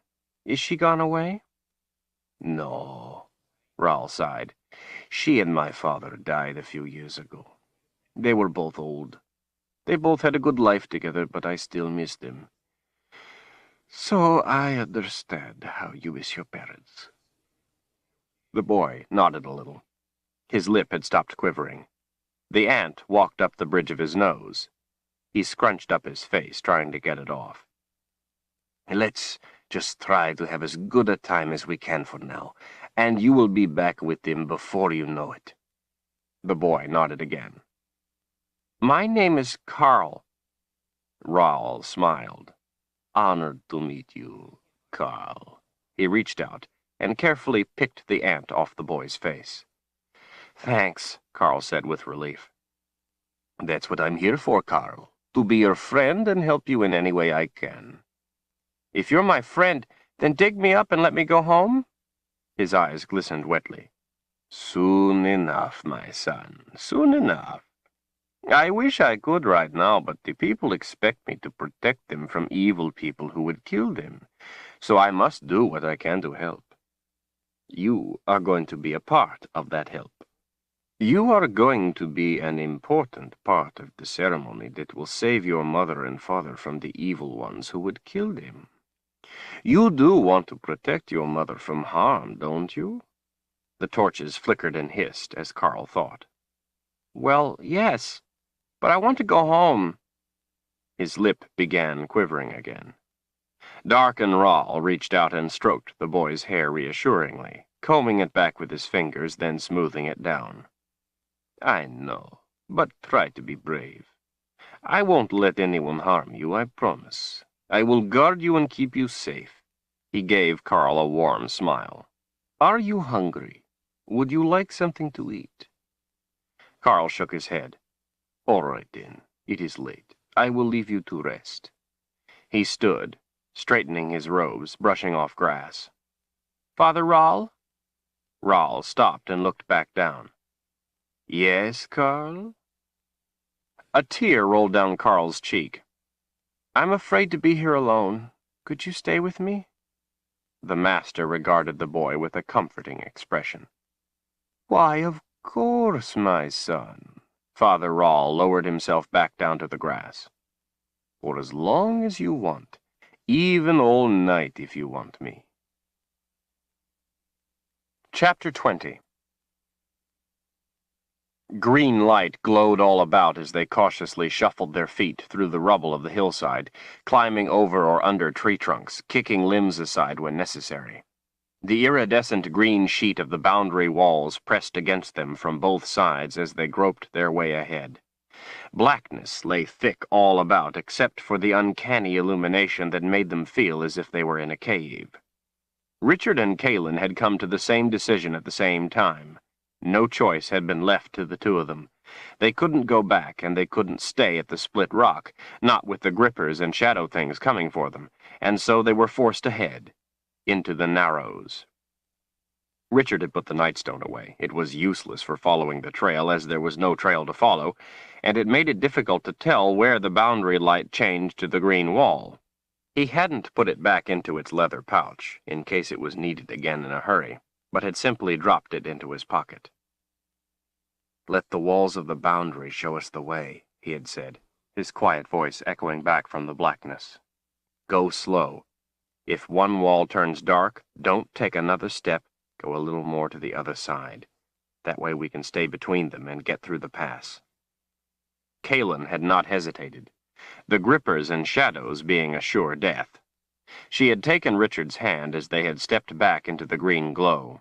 Shoulder to shoulder they had entered the invisible passage. Richard's heart pounded.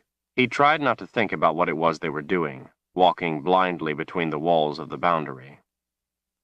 He knew what the boundary looked like from when he had been close to it with Chase, and again when the dark thing had tried to pull Kalin in. He knew that if they stepped into the dark wall, there would be no return, but that if they could stay in the green glow before the wall, then they at least had a chance. Kalin stopped. She pushed him to the right. She was close to the wall. Then it appeared on his right.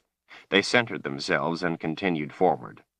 Finding that if they went slowly, carefully, they could stay between the walls, walking a thin line of life with death to each side. Years of being a guide were of no help to him. Richard finally stopped trying to find a trace of the trail and let himself feel the force of the walls pressing from each side. Let the pressure be his guide. It was slow going, with no sign of the trail in sight, no view of the hillside around them, only the tight world of the luminous green light, like a bubble of life floating helplessly through an endless sea of darkness and death. Mud sucked at his boots, fear at his mind. Any obstacle they encountered had to be crossed. They couldn't go around. The boundary walls dictated where they went. Sometimes it was over fallen trees, sometimes over boulders, sometimes through washouts, where they had to use exposed roots to pull themselves up the other side. They helped each other silently, giving only a squeeze of the hand for encouragement. Never was there more than a step or two to either side of their way that didn't bring up the dark walls. Each time the trail turned, the dark wall appeared, sometimes several times, until they could decipher which way it turned. Each time the wall loomed up, they pulled back as quickly as possible, and each time it scared him with a cold jolt. Richard realized his shoulders ached. The tension of what they were doing was making his muscles tighten, his breathing shallow. He relaxed, took a deep breath, let his arms hang loose, shook his wrists to ease the stress away, and then took Kalin's hand again. He smiled down at her face, lit by the haunting green light. She smiled back, but he could see the controlled terror in her eyes. At least, he thought, the bones were keeping the shadow things and the beasts away from them. And nothing appeared beyond the walls when they accidentally encountered them. Richard could almost feel his will to live draining from his soul with each careful step. Time took on an abstract dimension, holding no solid meaning. He could have been in the Narrows for hours or days. He had trouble telling anymore. He found himself wishing only for peace, for it to be over, to be safe again. His fear was beginning to dull from the sheer level of tension he had maintained as they probed their way ahead. Movement caught his attention. He looked behind. Shadow things, a flush of green light around each, floated in a line between the walls, close at their backs, following the two of them down the path, skimming above the ground, each lifting in turn to pass over a tree trunk that lay across the way. Richard and Kalin stopped, frozen, watching. The shadows didn't stop. "Lead the way," he whispered, "and keep hold of my hand. I'll watch them."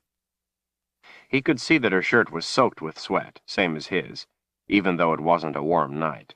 Without so much as a nod, she started off. He walked backward, his back to hers, his eyes to the shadows, his mind in a panic. Kaylin went as fast as she could, having to stop and change direction several times, pulling him after by the hand.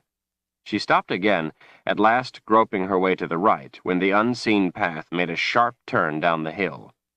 Walking backward downhill was difficult. He stepped carefully to avoid falling. The shadows followed in a single file, turning with the path. Richard resisted his urge to tell Kaylin to go faster, as he didn't want her to make a mistake, but the shadows were getting closer. It would only be a matter of minutes before they closed the distance, before they were on him. Muscles tense, his hand gripped the hilt of his sword. He debated in his mind whether or not to draw it, not knowing if it could help them, or if it would bring them to harm. Even if the sword worked against the shadows, a fight in the confines of the Narrows would be a big risk at best. But if there was no choice, if they came too close, he would have to use the sword. The shadows seemed as if they had taken on faces. Richard tried to remember if they had faces before, but couldn't. His fingers gripped the hilt of the sword tighter as he walked backward, Kaylin's soft hand warm in his. The faces appeared sad, gentle in the green glow. They regarded him with kind, pleading countenances. The raised lettering of the word truth on the sword seemed to burn painfully into his fingers as he clutched it tighter. Anger seeped from the sword, searching his mind, searching for his own anger, but finding only fear and confusion, the anger wilted. The forms no longer gained on him, but paced along, keeping him company in the lonely darkness. Somehow they made him feel less afraid, less tense. Their whispers calmed him. Richard's hand relaxed on the sword as he strained to make out the words. The slow, easy smiles reassured him, gentled his caution, his alarm, making him want to hear more, to understand the murmurs. Green light around the faint forms shimmered comfortingly. His heart pounded with the need for rest, for peace, for their company. Like the shadows, his mind drifted smoothly, quietly, gently. Richard thought of his father, longed for him. He remembered joyful, easy times with him, times of love, sharing, caring, times of safety when nothing threatened him, nothing frightened him, nothing worried him. He longed for those times again. He realized that that was what the whispers were saying, that it could be like that again. They wanted to help him reach that place again, that was all. Small warnings burgeoned deep in his mind, but then withered and were gone. His hand slipped from the sword. He had been so wrong, so blind, and hadn't been able to see it before. They weren't there to harm him, but to help him reach the peace he wanted. It wasn't what they wanted, but what he wanted. That's what they offered him. They wished only to help release him from loneliness. A wistful smile spread on his lips. How could he have not seen it before? How could he have been so blind? Whispers like sweet music washed over him in gentle waves, soothing his fears, giving him soft light in the dark places of his mind.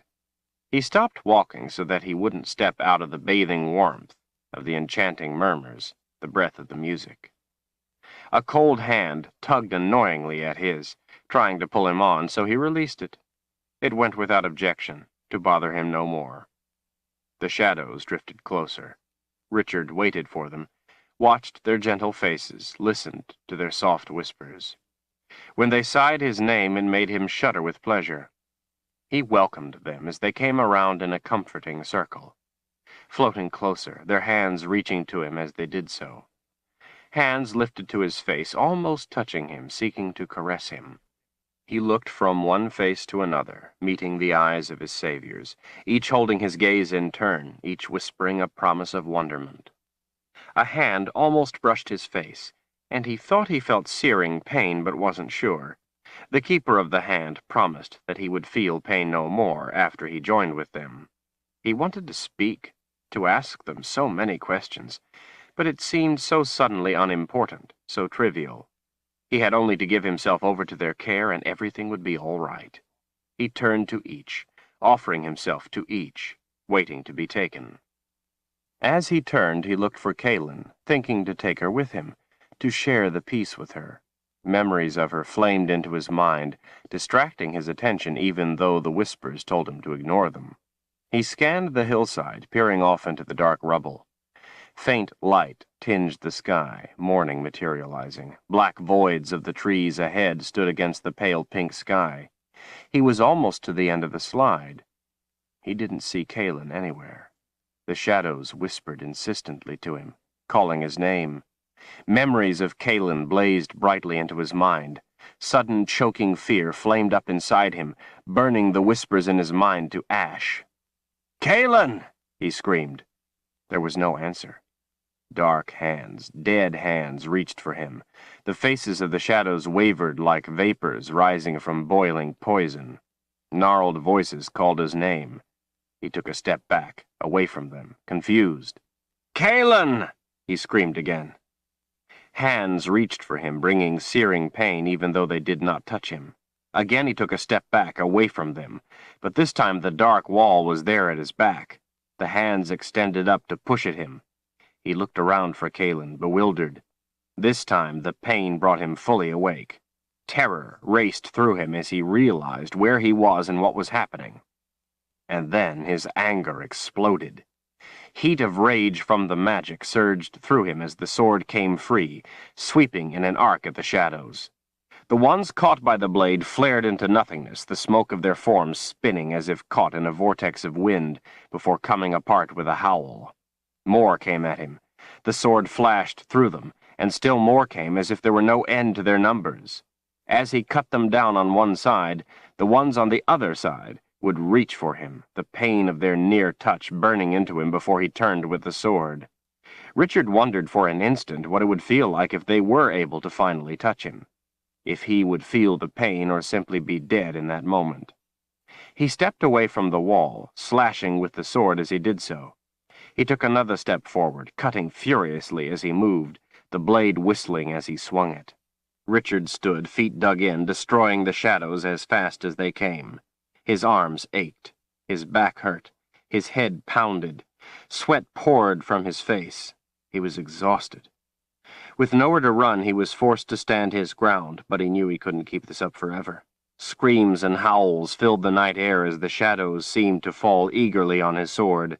A knot of them rushed forward, forcing him back again before he could slash through them. Again the dark wall came up at his back. Black forms on the other side of it reached for him while giving out agonizing cries. Too many shadows were coming at once to allow him to step away from the wall. It was all he could do to hold where he was. Pain from the reaching hands was wearing him down. He knew that if they came at him fast enough, and in enough numbers, he would be pushed through the wall into the underworld. He fought on numbly, endlessly. Anger was giving way to panic. The muscles of his arms burned with the effort of swinging the sword. It seemed the shadows' intent was simply to wear him down with their numbers. He realized that he had been right not to use the sword before, that it would bring them to harm. But there had been no choice. He had to use it to save them. But there was no them, he realized. Kalen was nowhere to be found. It was only him. Swinging the sword, he wondered if it had been like this for her, if the shadows had seduced her with their whispers and touched her, forced her into the wall. She had no sword to protect her. That was what he had said he would do. Fury erupted in him anew. The thought of Kalen being taken by the shadows, by the underworld, brought the rage roaring forth again, the magic of the sword of truth rising to the summons. Richard cut through the shadows with renewed vengeance. Hatred, flaming into white-hot need, took him ahead through the forms, swinging the sword faster than they could come forward to meet it. So he went to them. Howls of their end joined in a mass cry of anguish. Richard's wrath at what they had done to Kalen drove him forward in a frenzy of violence. Without his realizing it at first, the shadows had stopped moving and instead hovered as Richard continued down the path between the walls, slashing at them. For a time they made no attempt to avoid his blade, but simply floated in place. Then they began to glide, like trailers of smoke in a near still air. They drifted into the walls of the boundary, losing their green glow as they went through to become the dark things on the other side. At last, Richard came to a panting halt, his arms throbbing with weariness. That was what they were. Not shadow people, but the things from the other side of the boundary wall. The things that had been escaping and taking people just as they had tried to take him. Just as they had taken Kalen. A pain from deep inside welled up and tears came to his eyes. "Kalen," he whispered into the cool morning air. His heart ached with wrenching agony. She was gone, and it had been his fault. He had let down his guard. He had let her down, had not protected her. How could it have happened so fast, so easily? Addie had warned him that they would call to him. Why hadn't he been more cautious? Why hadn't he paid more attention to her warning?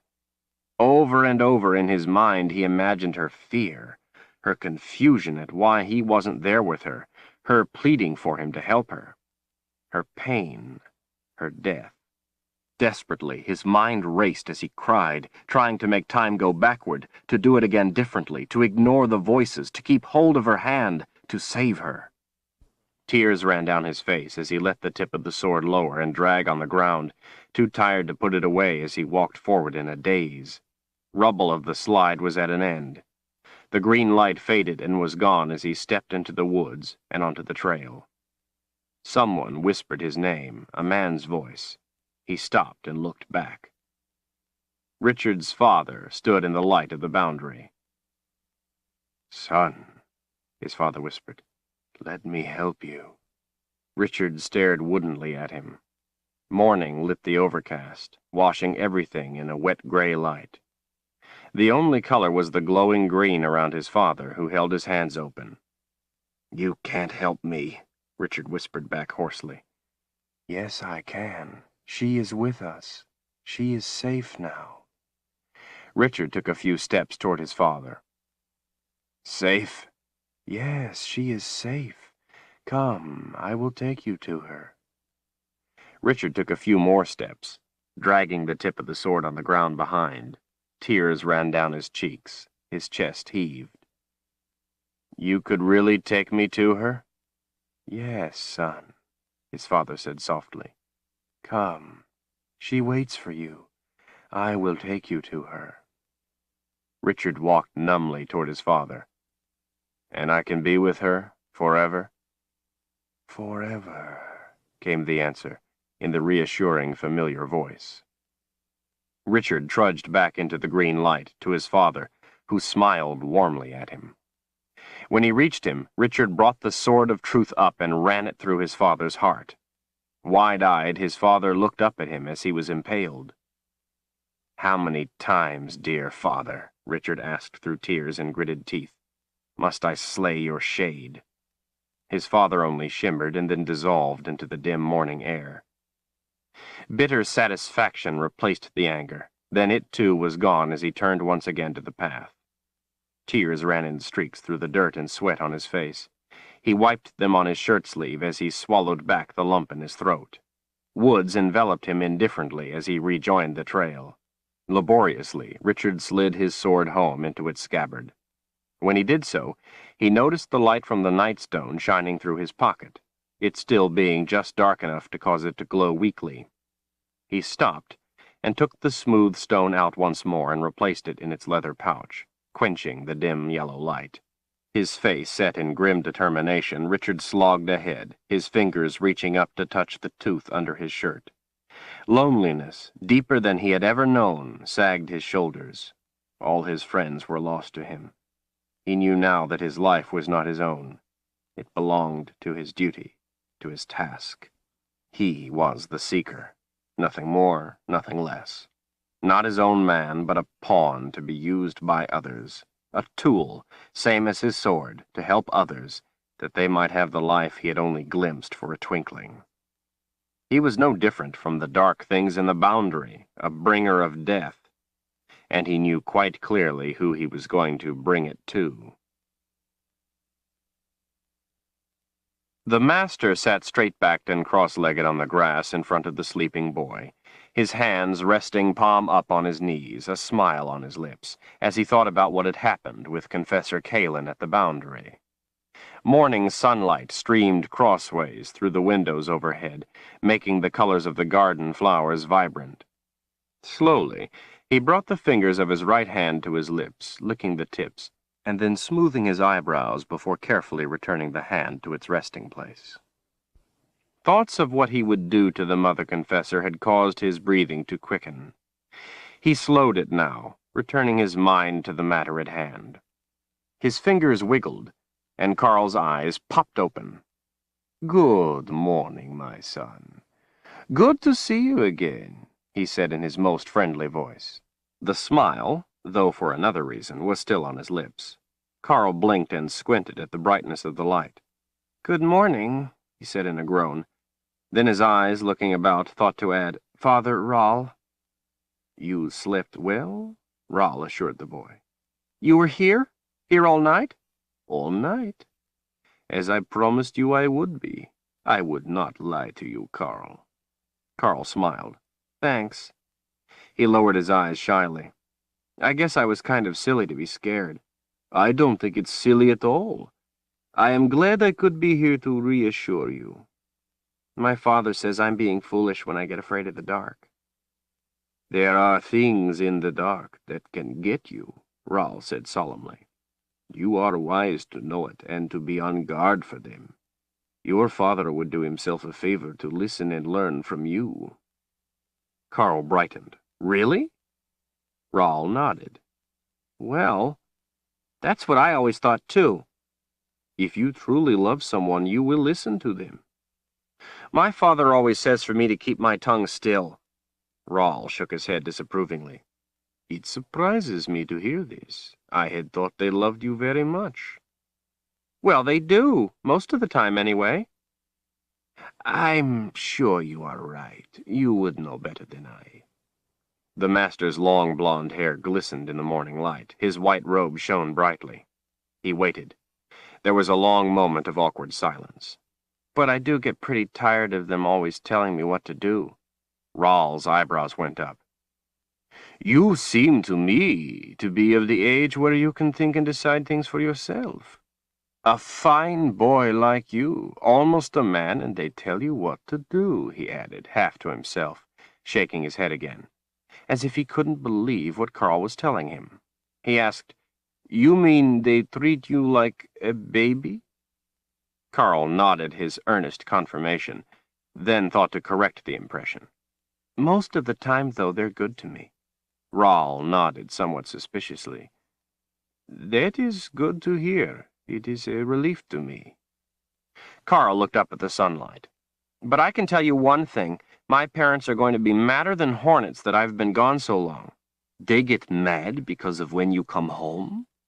"Sure. One time I was playing with a friend and I got home late and my mother was real mad. My father took his belt to me. He said it was for worrying them so." "A belt? Your father hit you with his belt?" Darken Rahl hung his head, then came to his feet, turning his back to the boy. "I'm sorry, Carl. I had no idea it was like this with them." "Well, it's only because they love me," Carl hastened to add. "That's what they said. They love me and I caused them to worry." Rahl still kept his back to the boy. Carl frowned. "Don't you think that shows they care about me?" Rahl licked his fingers and smoothed them over his eyebrows and lips before he turned back to the boy and sat once more in front of his anxious face. "Carl," his voice was so soft that the boy had to strain to hear. "Do you have a dog?" "Sure," he nodded. "Tinker. She's a fine dog. I had her since she was a pup." "Tinker." Rahl rolled the name out pleasantly. "And has Tinker ever been lost or run away?" Carl scrunched up his eyebrows, thinking, "Well, sure, a couple times before she was grown, but she came back the next day." "Were you worried when your dog was gone, when she was missing?" "Well, sure." "Why?" "Because I love her." "I see. And so, then, when Tinker came back the next day, what did you do?" "I picked her up in my arms and I hugged her and hugged her." "You didn't beat Tinker with your belt?" "No." "Why not?" "Because I love her." But you were worried? Yes. So you hugged Tinker when she came back because you loved her and you were worried about her? Yes. Rahl leaned back a little, his blue eyes intense. I see. And if you had beaten Tinker with your belt when she came back to you, what do you think she would have done? I bet she might not have come back the next time. She wouldn't want to come back so I could beat her. She'd have gone somewhere else where people loved her. I see, Rahl said meaningfully. Tears streamed down Carl's cheeks. He looked away from Rahl's eyes as he cried. At last, Rahl reached out, stroking back the boy's hair. I'm sorry, Carl. I did not mean to upset you. But I want you to know that when this is all over and you go home again, that if you ever need a home, you will always be welcome here. You are a fine boy, a fine young man, and I would be proud to have you stay here with me, both you and Tinker. And I want you to know I trust you to think for yourself, and you may come and go as you please.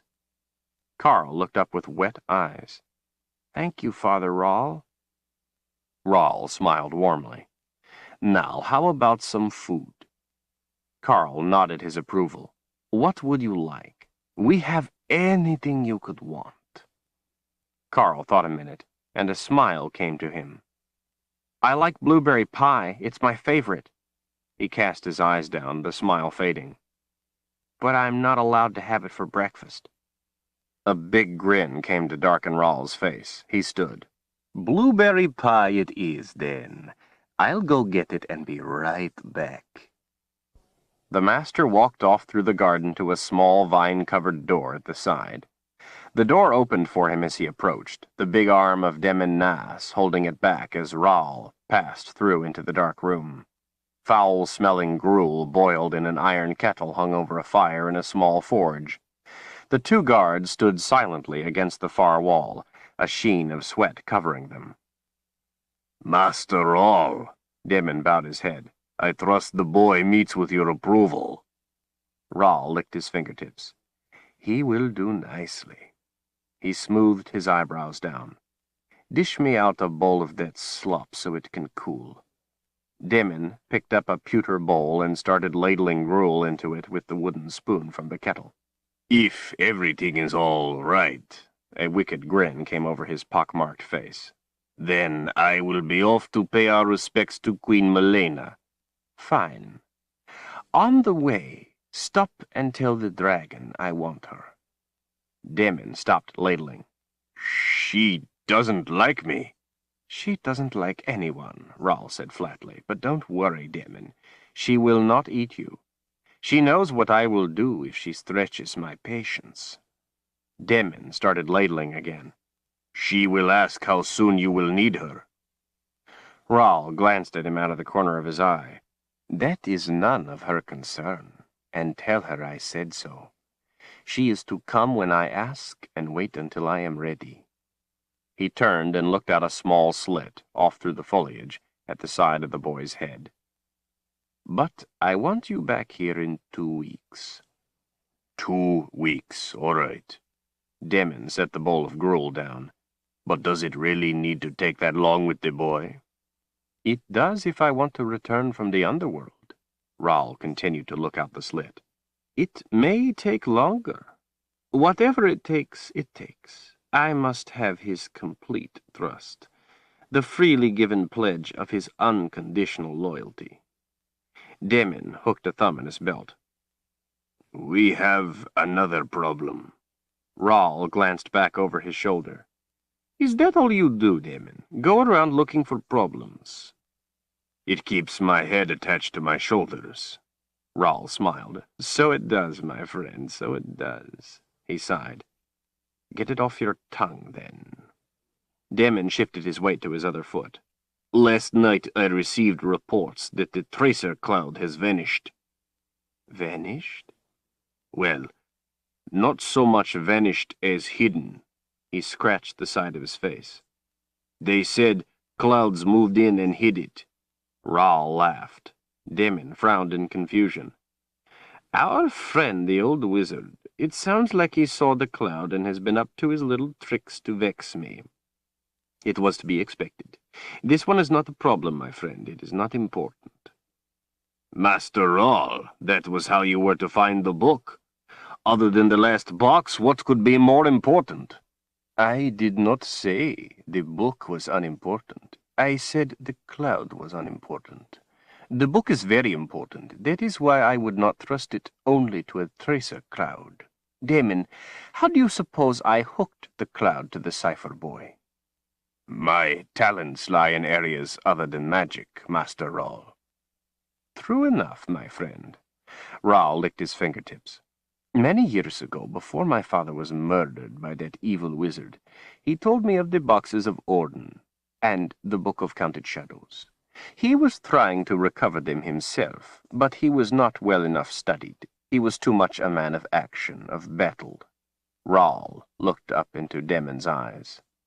Much the same as you, my big friend.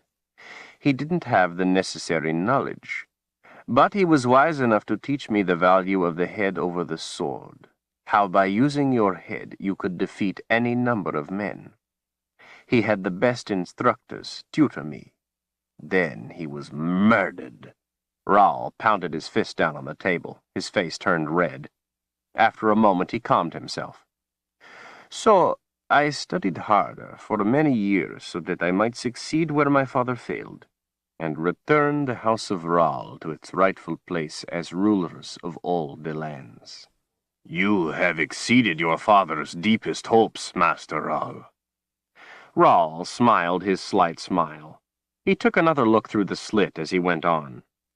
In my studies, I found where the Book of Counted Shadows lay hidden. It was in the Midlands, on the other side of the boundary.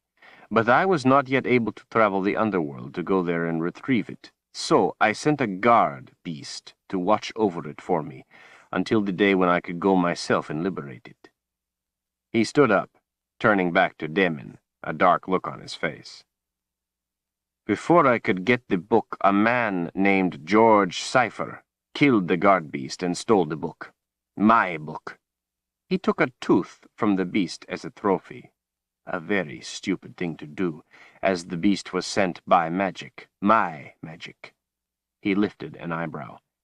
And I can find my magic. Rawl licked his fingers, stroking them over his lips, staring off absently.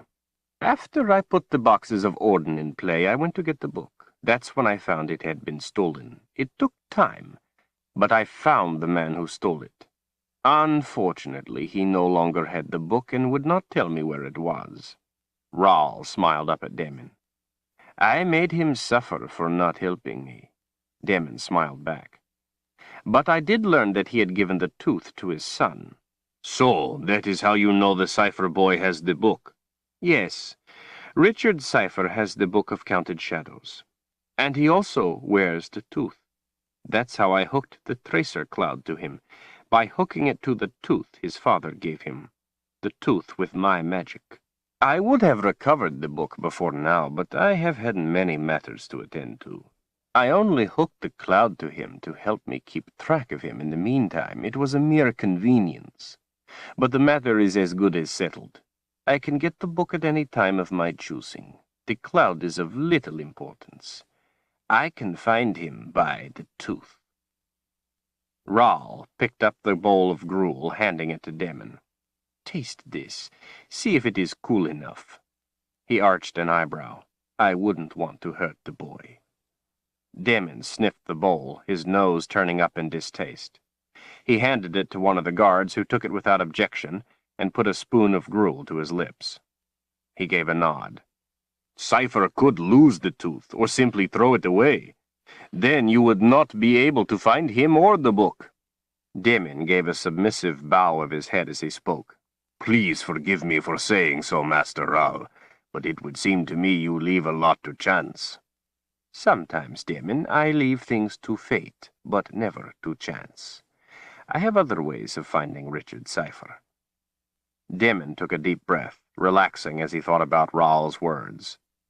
I can see now why you haven't been worried. I didn't know all this. Rawl frowned up at his loyal commander. We have scarcely stroked the fur of what you do not know, Demon. That is why you serve me and not me you. His expression softened. You have been a good friend, Damon, since we were boys, so I will ease your mind on this subject. I have many pressing matters that require my time, matters of magic that cannot wait. Like this. His arm went out, indicating the boy. I know where the book is, and I know my own talents. I can get the book at a time of my convenience. For now, I look upon it as if Richard's cipher is simply keeping it safe for me. Rahl leaned closer. Satisfied? Damon diverted his eyes to the ground. Yes, Master Rahl. He looked back up. Please know that I only bring my concerns to you because I want success for you. You are rightfully the master of all the lands. We all need you to guide us. I wish only to be part of delivering you victory. I fear nothing but that I should fail you. Darken Rahl put his arm around Damon's big shoulders, looking up at the pock-marked face, the streak of black hair through the blonde. That I had more like you, my friend. He took his arm away and picked up the bowl. Go now and tell Queen Melena of our alliance. Don't forget to summon the dragon. His hint of a smile came back. And don't let your little diversions make you late in returning. Damon bowed his head. Thank you, Master Rahl, for the honor of serving you. The big man left through a back door as Rahl went out the one into the garden. The guards stayed in the small hot forge room. Picking up the feeding horn, Rahl went over to the boy. The feeding horn was a long brass tube, small at the mouthpiece, large at the other end.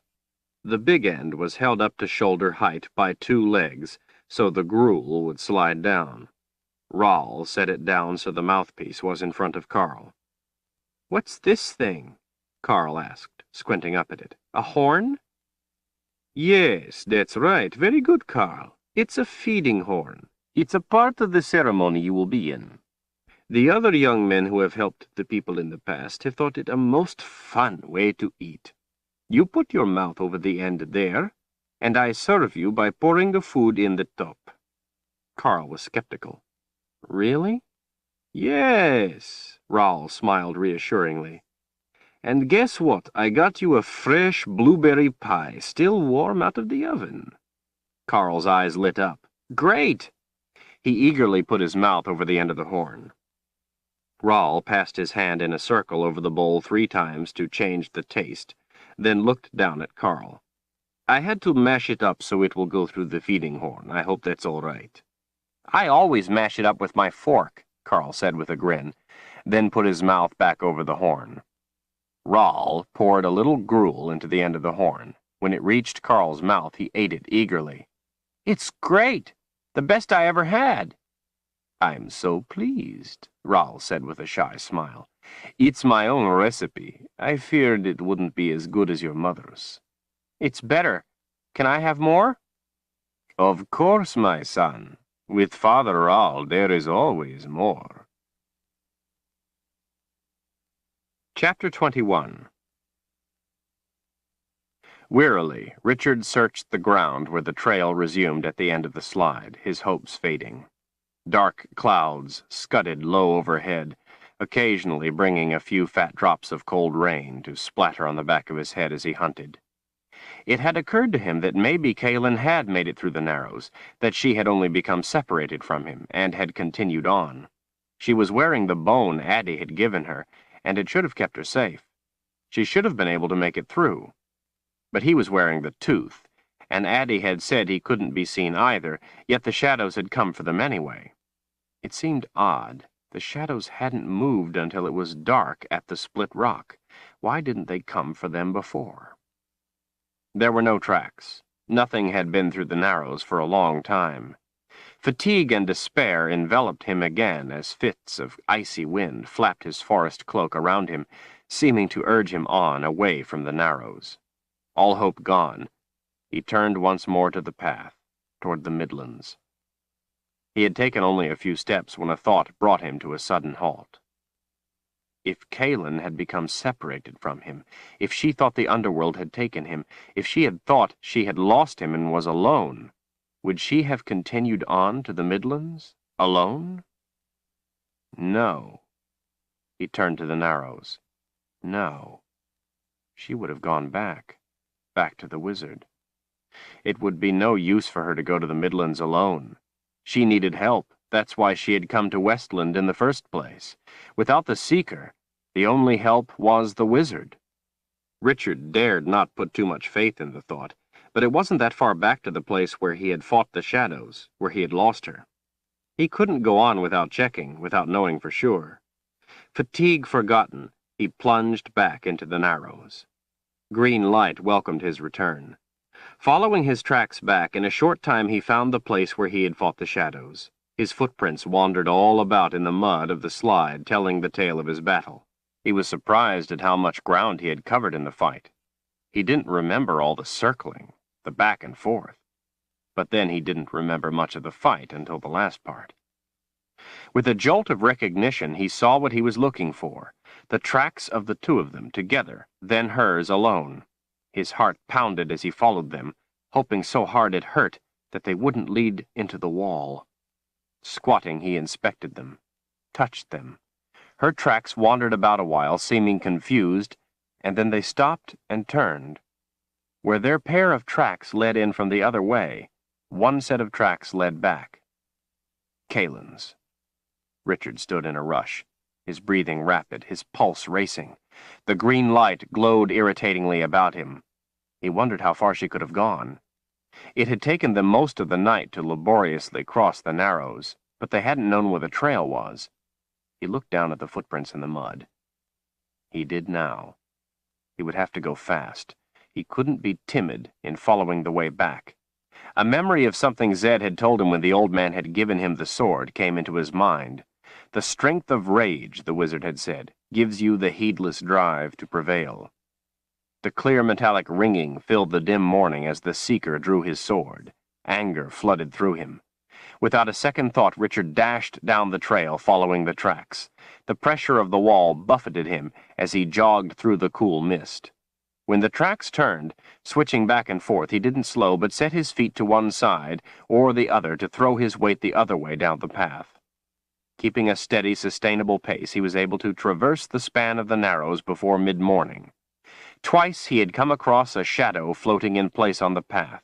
They didn't move or seem to be aware of him. Richard charged through, sword first.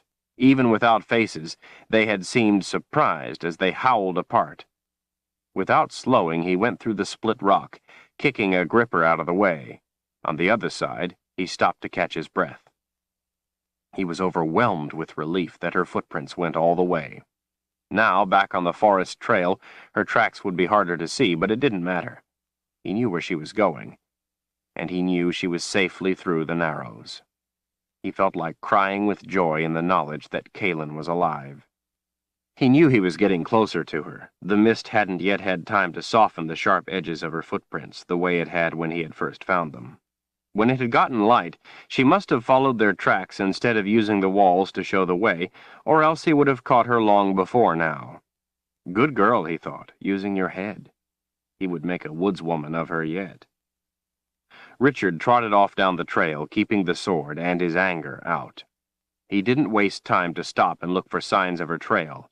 But whenever there was a soft or muddy patch, he looked down, checking as he slowed a little. After running over an area of mossy ground, he came to a small bare patch with footprints. He gave a cursory glance as he went by. Something he saw made him stop so suddenly that he fell. On his hands and knees, he peered down at the prints. His eyes widened. Overlapping part of her footprint was a man's bootprint, nearly 3 times as large as hers. He knew without a doubt who it belonged to. The last man of the quad. Rage brought him to his feet, scrambling into a dead run. Branches and rock flashed by in a blur. His only concern was to stay on the trail and avoid accidentally running into the boundary, not out of fear for himself, but because he knew he couldn't help Kalen if he got himself killed. His lungs burned for air as his chest heaved with exertion. The anger of the magic made him ignore his exhaustion, his lack of sleep. Clambering to the top of a small jut of rock, he saw her at the bottom of the other side. For an instant he froze. Kaelin stood on the left, feet apart, in a half-crouch, a rock wall at her back. The last man of the quad stood in front of her to Richard's right. Panic slashed through his anger. The man's leather uniform glistened in the wet. The hood of his chainmail shirt covered his head of blonde hair. His sword rose in his massive fists, and muscles stood out in knots along his arms. He howled a battle cry. He was going to kill her. Wrath exploded through Richard's mind. He screamed, "No!" in a murderous rage as he leapt off the rock. With both hands he brought the sword of truth up while still in midair. When he hit the ground, he recoiled, swinging it around from behind in an arc. The sword whistled with its speed. The man had turned as Richard hit the ground. Seeing Richard's sword coming, he brought his own up defensively with lightning speed, the tendons in his wrists and hands making a popping sound as he did so. Richard watched as if in a dream, as his sword came around. Every ounce of his strength went into trying to make the sword go faster, go truer, be deadlier. The magic raged with his need. Richard looked from the man's sword hard into the steel-blue eyes. The seeker's sword followed the track of his eyes. He heard himself still screaming. The man held his sword straight up to deflect the blow. Everything else around the man dissolved in Richard's vision. His anger, the magic, was unleashed like never before. No power on earth could deny him the man's blood. Richard was beyond all reason, beyond all other need, beyond all other cause for living. He was death brought to life. Richard's entire life force focused lethal hatred into the drive of his sword. With a beat of his heart that he could feel in the straining muscles of his neck, Richard watched out of his peripheral vision with expectant elation as he held the man's blue eyes, watched his sword finally sweep the rest of the agonizing distance around in a smooth arc, at long last contacting the enemy's raised sword. He saw the detail of it shattering ever so slowly in a burst of hot fragments, freeing the bulk of the severed blade to lift into the air, twisting as it went, its polished surface glinting in the light with a flash upon each of the 3 revolutions it made before the Seeker's sword, with all the power of his rage and the magic behind it, reached the man's head, contacting the chainmail, making the head deflect only the tiniest bit before the sword exploded through the steel links of the mail, through the man's head at eye level, filling the air with a shower of steel pieces and links. The misty morning erupted with a burst of red fog that made Richard feel a flush of exhilaration as he watched clumps of blonde hair and bone and brain tumble madly away, as the blade continued its sweep through the crimson air, clearing the last ragged fragments of the enemy's skull, continuing its journey around while the body, with only a neck and jaw and little else recognizable above that, began dropping away as if all its bones had dissolved, leaving nothing to hold it up, finally hitting the ground with a hard jolt. Globs of blood were flung up into the air in long strings, which finally arced and fell back to the ground and onto Richard, offering the victor the hot, satisfying taste of it in his mouth where some of it had landed as he screamed his rage. More pumped thick and copious out into the dirt at the same time as bits of steel from the chainmail and shattered sword rained to earth, while other bits of bone and steel that had already flown past Richard bounced and skittered across the rock behind him, and still more bone and brain and blood from up in the air fell back at last onto the ground all about, tinting everything a rich red. The bringer of death stood victorious over the object of his hate and rage, soaked in blood and the glory of joy such as he had never imagined. His chest heaved in rapture. Bringing the sword to the front again, he checked for any other threat. There was none. And then the world imploded upon him. Everything about jolted back into his sight. Richard saw a wide-eyed look of shock on Kaelin's face before the pain took him to his knees, ripping through him, doubling him over. The sword of truth dropped from his hands. Sudden realization of what he had done slashed through him. He had killed a man. Worse, he had killed a man he had wanted to kill. It didn't matter that he was protecting another life. He had wanted to kill, had reveled in it. He would have allowed nothing to deny him the killing. The vision of his sword exploding through the man's head flashed over and over in his mind. He couldn't make it stop. In searing pain like none he had ever known, he clutched his arms across his abdomen. His mouth was open, but no scream came forth. He tried to let himself lose consciousness to stop the pain, but could not. Nothing else existed but the pain, just as nothing else had existed in his desire to kill but the man. The pain whited his vision out. He was blind. Fire burned through every muscle, bone, and organ of his body, consuming him, taking his breath from his lungs, choking him in convulsing agony. He fell to his side on the ground, his knees pulled up to his chest, the screams coming at last, in pain now as he had screamed in rage before. Richard felt the life being drawn from him. Through the anguish and hurt, he knew that if this went on, he wasn't going to be able to retain his sanity, or worse, his life. The power of the magic was crushing him. He could never have imagined that this level of pain existed. Now he couldn't imagine it ever leaving. He felt it stripping his sanity from him. In his mind, he begged for death. If something didn't change, and quick, he would have it one way or another. In the fog of agony, a realization came to him. He recognized the pain. It was the same as the anger. It coursed through him the same way as the anger from the sword. He knew that feeling well enough. It was the magic. Once he recognized it as the magic, he urgently tried to take control of it, the way he had learned to control the anger. This time, he knew he must win control or die. He reasoned with himself, came to comprehend the need of what he had done, horrible as it was. The man had sentenced himself to death with his own intent to kill. At last, he was able to put away the pain, as he had learned to put away the anger. Relief washed over him. He had won both battles. The pain lifted and was gone. Lying on his back, panting, he felt the world come rushing back. Kaelin was kneeling beside him, wiping a cool, damp cloth over his face, wiping off the blood. Her brow was wrinkled. Tears ran down her cheeks. Splatters of the man's blood lay in long streaks across her face. Richard rose to his knees and took the cloth from her hand to wipe her face, as if to wipe from her mind the sight of what he had done. Before he could, she threw her arms around him, embracing him tighter than he would have thought her capable of. He hugged her back just as tight, while her fingers went up the back of his neck into his hair, holding his head to her as she cried. He couldn't believe how good it felt to have her back. He didn't want to let her go, ever. "I'm so very sorry, Richard," she sobbed. "For what?" "That you had to kill a man on my account." He rocked her gently, stroking her hair. "It's all right." She shook her head against his neck. "I knew how much the magic would hurt you. That's why I didn't want you to have to fight the men back at the inn." "Zed told me the anger would protect me from the pain. Kaelin, I don't understand. There is absolutely no way I could have been any more angry." She separated from him, her hands on his arms, squeezing as if to keep testing that he was real. "Zed told me to watch out for you if you used the sword to kill a man.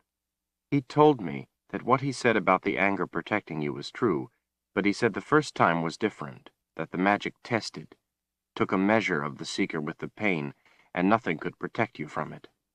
He said that he couldn't tell you because if you knew, it would make you hold back, be more cautious in its use, and that could be disastrous. He said the magic has to join to the seeker with its first ultimate use, to ascertain his intent when he kills." She squeezed his arms. "He said the magic could do terrible things to you. It tests with the pain to see who will be the master, who the ruled." Richard sat back on his heels, startled. Addie had said the wizard kept a secret from him. This must have been it. Zed must have been very worried and afraid for him. Richard felt sorry for his old friend. For the first time, Richard truly understood the meaning of being seeker, in a way no one else but a seeker could. Bringer of death. He understood it now. Understood the magic, how he used it, how it used him, how they were now joined. For better or worse, he would never be the same again. He had tasted fulfillment of his darkest desire. It was done. There was no going back to being as he was before. Richard brought the cloth up and wiped the blood from Kaelin's face. "I understand. I know now what he was talking about. You were right not to tell me. He touched the side of her face, his voice gentle. I was so afraid you were killed. She put her hand over his. I thought you were dead. 1 minute I was holding your hand, and then I realized I wasn't. Her eyes filled with tears again. I couldn't find you. I didn't know what to do. The only thing I could think of was to go get Zed, to wait for him to wake, to get him to help me. I thought you were lost to the underworld. I thought that's what happened to you, too. I almost went on alone. He grinned. Seems I have to keep coming back for you. She smiled for the first time since he had found her, then put her arms around him again. Quickly, she pushed away. Richard, we have to get out of here. There are beasts about. They will come for his body. We can't be here when they do. He nodded, turned, picked up his sword and got to his feet. He reached down for her to help her up. She took his hand. The magic ignited in a rage, warning its master. Startled, Richard stared at her in shock. Just as the last time when she had touched his hand when he held the sword, the magic had come to life. Only this time it was stronger. Smiling, she didn't seem to feel anything. Richard forced the anger down. It went with great reluctance. She hugged him once more, a quick hug with her free arm. I still can't believe you are alive. I was so sure I had lost you. How did you get away from the shadows? Kaelin shook her head. I don't know. They were following us, and when we became separated, and I went back, I didn't see them anymore. Did you see any? Richard nodded solemnly. Yes, I saw them. And my father again. They came for me, tried to push me into the boundary. Concern came over Kaelin's face. Why just you? Why not both of us? I don't know. Last night at the Split Rock, and later when they started following us, it must have been me they were after, not you. The bone protected you.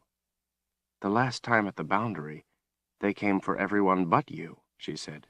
What's different this time? Richard thought a moment. I don't know, but we have to get across the pass.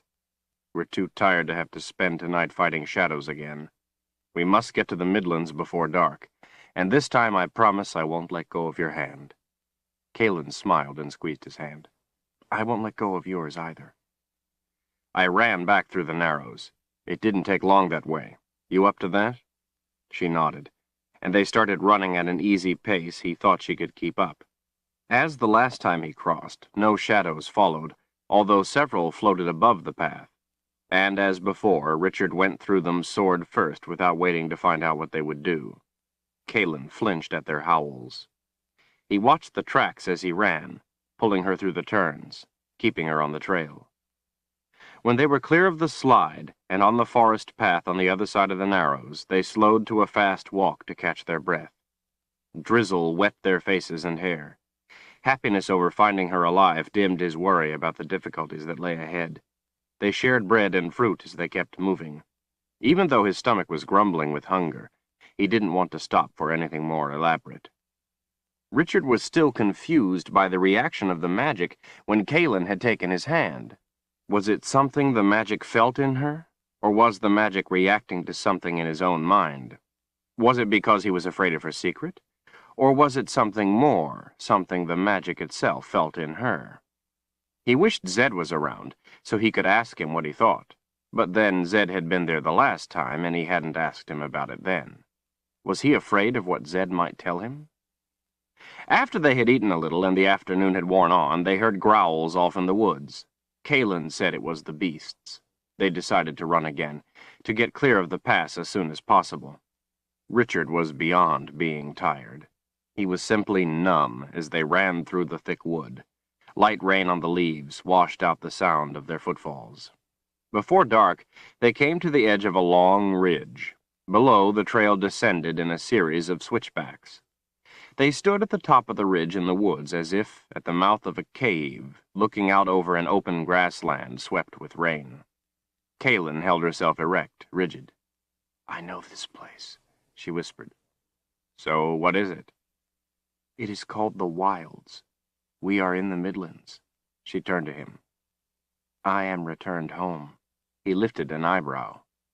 The place doesn't look that wild to me. It is not named after the land. It is named after those who live in it. After descending the steep ridge, Richard found a small protected spot under a slab of rock, but it wasn't deep enough to keep out all the rain, so he cut pine boughs and leaned them against the jut of rock, making a small, reasonably dry shelter where they could spend the night. Kalen crawled inside, and Richard followed, pulling boughs over the entrance, sealing out most of the rain. Both slumped down, wet and exhausted. Kalen took her cloak off and shook off the water. "I've never seen it be overcast so long, or rain so much.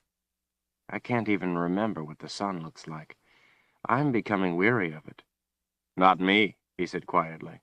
She frowned, so he explained. "Remember the snake-like cloud that followed me? The one sent by Rawl to track me?"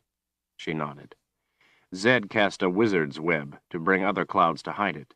As long as it's cloudy and we can't see the snake cloud, neither can Rawl. I prefer the rain to darken Rawl." Kalen thought this over. "From now on, I will be happier about the clouds. But next time, could you ask him to bring clouds that are not so wet?" Richard smiled and nodded.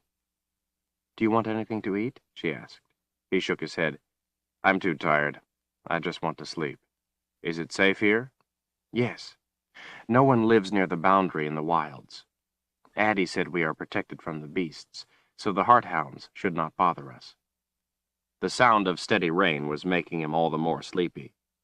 They wrapped themselves in their blankets, the night being cold already. In the dim light, Richard could just make out the features of Kalen's face as she leaned up against the rock wall. The shelter was too small for a fire, and everything too wet anyway.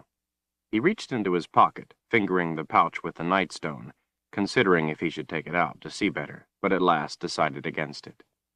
Kalen smiled over at him. "Welcome to the Midlands. You have done as you said you would. You got us here. Now the hard work begins. What would you have us do?" Richard's head was throbbing. He leaned back next to her. "We need someone with magic who can tell us where the last box is, where to find it, or at least where to look for it. We can't just go running around blindly. We need someone who can point us in the right direction. Who do you know like that?" Kalen gave him a sideways glance. "We are a long way from anyone who would want to help us." She was avoiding telling him something. His anger jumped. "I didn't say they had to want to help us. I said they had to be able to. You just take me to them and I'll worry about the rest." Richard immediately regretted his tone of voice. He leaned his head back against the rock wall and put the anger down. "Kalen, I'm sorry." He rolled his head away from her. "I've had a hard day. Besides killing that man, I had to run my sword through my father again. But the worst of it was I thought my best friend was lost to the underworld. I just want to stop Rawl, to end this nightmare." He turned his face to hers, and she gave him one of her special tight-lipped smiles. Kalen watched his eyes in the near darkness for a few minutes. "Not easy being Seeker," she said softly. He smiled back at her. "Not easy," he agreed. "The Mud People," she said at last. "They may be able to tell us where to search, but there is no guarantee they will agree to help us. The wilds are a remote part of the Midlands, and the Mud People are not used to dealing with outsiders. They have strange customs. They do not care about the problems of others. They wish only to be left alone." "If he succeeds, Dark and Rawl will not respect their wishes," he reminded her. Kalen took a deep breath, letting it out slowly. "Richard, they can be dangerous." "Have you dealt with them before?" She nodded. "A few times. They do not speak our language, but I speak theirs." "Do they trust you?" Kalen looked away as she wrapped her blanket tighter. "I guess so." She looked up at him from under her eyebrows. "But they are afraid of me, and with the Mud People, that may be more important than trust." Richard had to bite the inside of his lip to keep from asking why they were afraid of her. "How far?" "I'm not sure exactly where we are in the wilds. I didn't see enough to tell for certain, but I'm sure they are no more than a week to the northeast." "Good enough. In the morning we head northeast." "When we get there, you must follow my lead, and if I tell you something, you must pay heed. You must convince them to help you, or they will not, sword or no sword." He gave her a nod. She took her hand out from under the blanket and put it on his arm. "Richard," she whispered, Thank you for coming back for me. I'm sorry for what it cost you. I had to. What good would it do to go to the Midlands without my guide? Kalin grinned. I will try to live up to your expectations. He gave her hand a squeeze before they both lay down. Sleep took him as he thanked the good spirits for protecting her. Chapter 22. Zed's eyes popped open. The aroma of spice soup was thick in the air. Without moving, he looked cautiously about.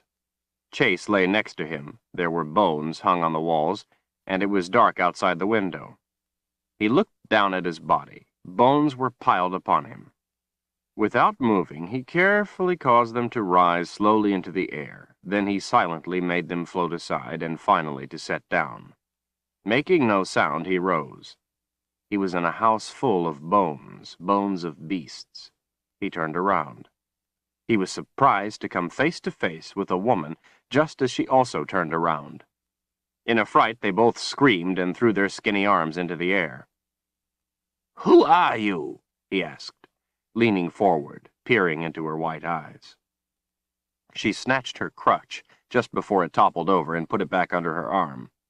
"I be Addie," she answered in a raspy voice. "You gave me a scare. You awoke sooner than I expected." Zed straightened his robes. "How many meals have I missed?" he demanded. Scowling, Addie looked him up and down. "Too many by the looks of it." A grin creased Zed's cheeks. He, in turn, eyed Addie from top to bottom. "You are a fine-looking woman," he announced. With a bow, he took her hand and kissed it lightly, then stood up proud and straight, holding one bony finger skyward. "Zedicus Zul Zoranda, humbly at your whim, my dear lady." He leaned forward. "What's wrong with your leg?" "Nothing. It be perfectly fine." No, he said with a frown, pointing. "Not that one, the other." Addie looked down at the missing foot, then back up to Zed. "It does not go all the way to the ground. What be the matter with your eyes?" "Well, I hope you learned your lesson. You only have one foot left, you know." Zed's frown melted back to a grin. "And the problem with my eyes," he said in his thin voice, "is that they have been famished. But now they are feasting." Addie smiled a little smile. "Would you like a bowl of soup, wizard?" "I thought you would never ask, sorceress." He followed her as she worked her way across the room to the kettle hanging in the fireplace, and, after she had dished out 2 bowls of soup, carried them to the table. Leaning her crutch against the wall, she sat opposite him and cut a thick slice each of bread and cheese, pushing them across the table to him. Zed bent over and dug right in, but stopped after one swallow of soup and looked up at her white eyes. "Richard made this soup," he said in an even voice, the second spoonful hanging midway between the bowl and his mouth. Addie tore off a piece of bread and dunked it in the soup as she watched him. "That be true. You be fortunate. Mine would not be this good." Zed looked around as he put the spoon down in the bowl. "And where is he?" Addie took a bite of the bread and chewed, watching Zed. When she had swallowed, she answered. "He and the mother confessor have gone through the pass to the Midlands. Although he knows her only as Kalin, she still hides her identity from him." She went on to tell the wizard the story of how Richard and Kalin had come to her, seeking her help for their stricken friends. Zed picked up the cheese in one hand, the bread in the other, taking alternating bites as he listened to Addie's tale, wincing at hearing that he had been sustained on gruel. "He told me to tell you he could not wait for you," she said, "but that he knew you would understand.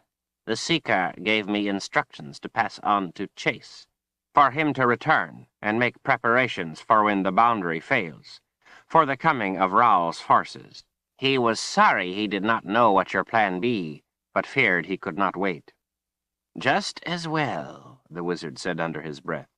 "My plan does not include him."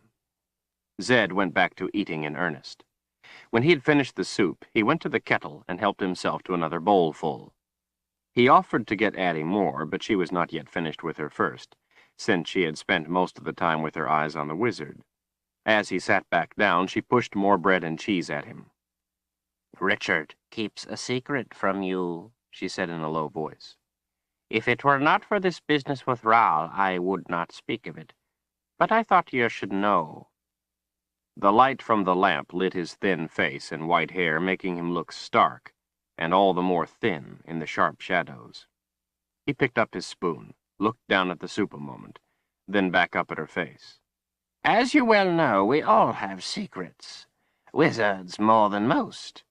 If we all knew each other's secrets, it would prove a very strange world. Besides, it would take all the fun out of the telling of them. His thin lips widened in a smile, his eyes sparkled.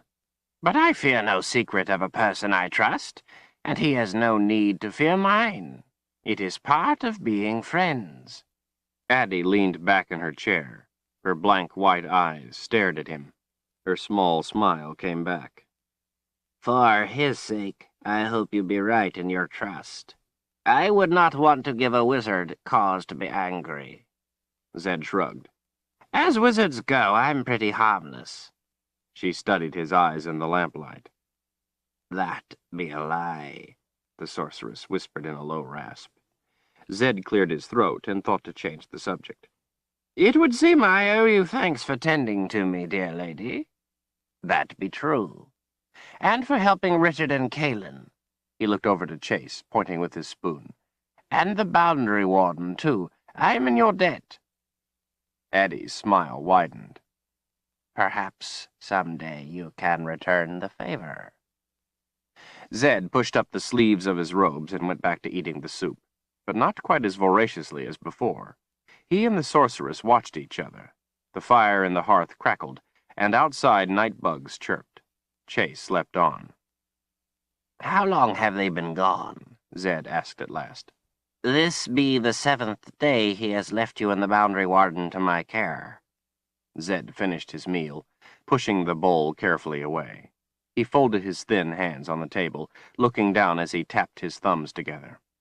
The light from the lamp flickered and danced on his mass of white hair. Did Richard say how I was to find him? For a moment, Addie didn't answer. The wizard continued to wait, tapping his thumbs, until at last she spoke. I gave him a night stone. Zed jumped to his feet. You did what? Addie calmly looked up at him. Would you have me send him through the pass at night without a way to see? To be blind in the pass is a sure death. I wanted him to make it through. It be the only way for me to help him. The wizard put his knuckles on the table and leaned forward, his wavy white hair falling around his face. And did you warn him? Of course I did. His eyes narrowed. How? With a sorceress's riddle? Addie picked up 2 apples and tossed one to Zed. He caught it in the air with a silent spell. It floated, spinning slowly, while he continued to glare at the old woman. Sit down, wizard, and stop showing off. She took a bite of her apple, chewing slowly. Zed sat down in a huff. I did not want to frighten him. He already be fearful enough. Had I told him what a night stone could do, he might have been afraid to use it, and the result would have been that the underworld would have had him sure. Yes, I warned him, but with a riddle, so he would figure it out later, after he be through the pass. Zed's stick-like fingers snatched the apple out of the air. Bags, Addie, you don't understand. Richard hates riddles, always has. He considers them an insult to honesty. He won't brook them. He ignores them as a matter of principle. The apple snapped as he took a big bite. He be seeker. That be what seekers do. They solve riddles. Zed held up a bony finger. Riddles of life, not words. There is a difference. Addie set her apple down and leaned forward, putting her hands on the table. A look of concern softened her face. Zed, I was trying to help the boy. I want him to succeed. I lost my foot in the pass. He would have lost his life. If the seeker loses his life, we all lose ours too. I did not mean him harm. Zed put his apple down and dismissed his anger with a wave of his hand. I know you meant no harm, Addie. I did not mean to suggest you did. He took Addie's hands in his. It will be all right. I be a fool, she said bitterly. He told me he disliked riddles, but I never thought more of it. Zed, seek him through the Nightstone. See if he has made it through. Zed nodded. He closed his eyes and let his chin sink to his chest as he took 3 deep breaths. Then he stopped breathing for a long time. From the air about came the low, soft sound of distant wind. Wind on an open plain, lonely, baleful, haunting. The sound of the wind left at last, and the wizard began breathing again. His head came up and his eyes opened. He is in the Midlands. He has made it through the pass. Addie gave a nod of relief. I will give you a bone to carry so that you may go safely through the pass. Will you go after him now? The wizard looked down at the table, away from her white eyes. No, he said in a quiet voice. He will have to handle this, among other things, on his own. As you said, he is the Seeker.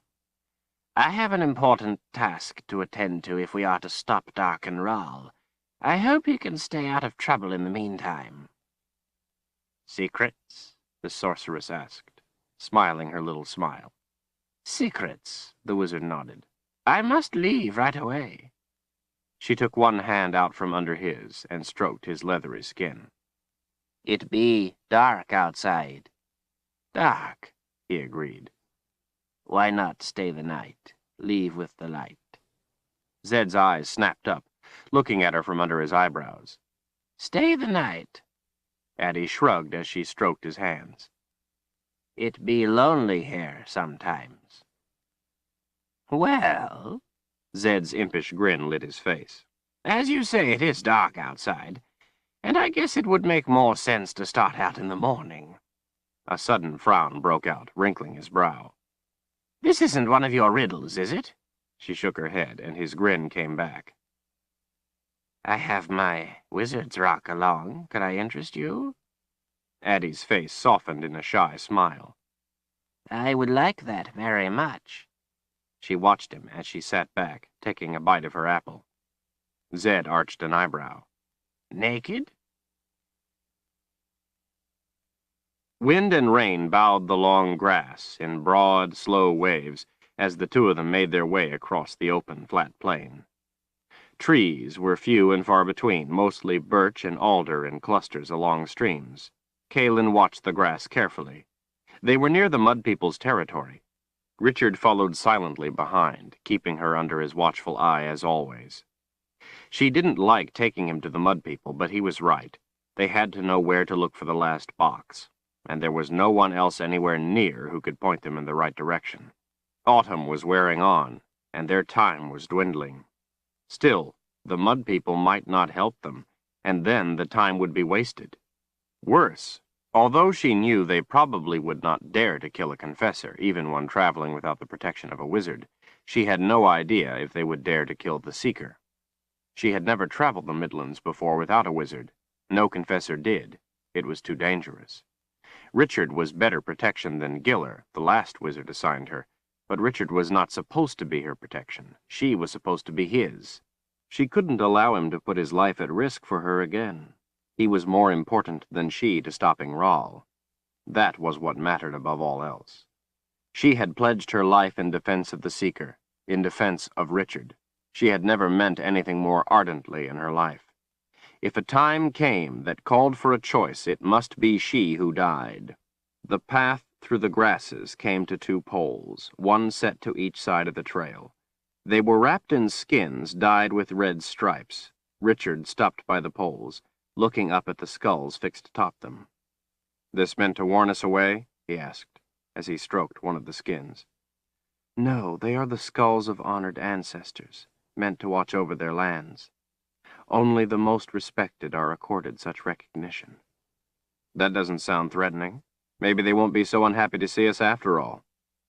Kaelin turned to him and lifted an eyebrow. "One of the ways you get to be revered by the Mud People is by killing outsiders." She looked back at the skulls.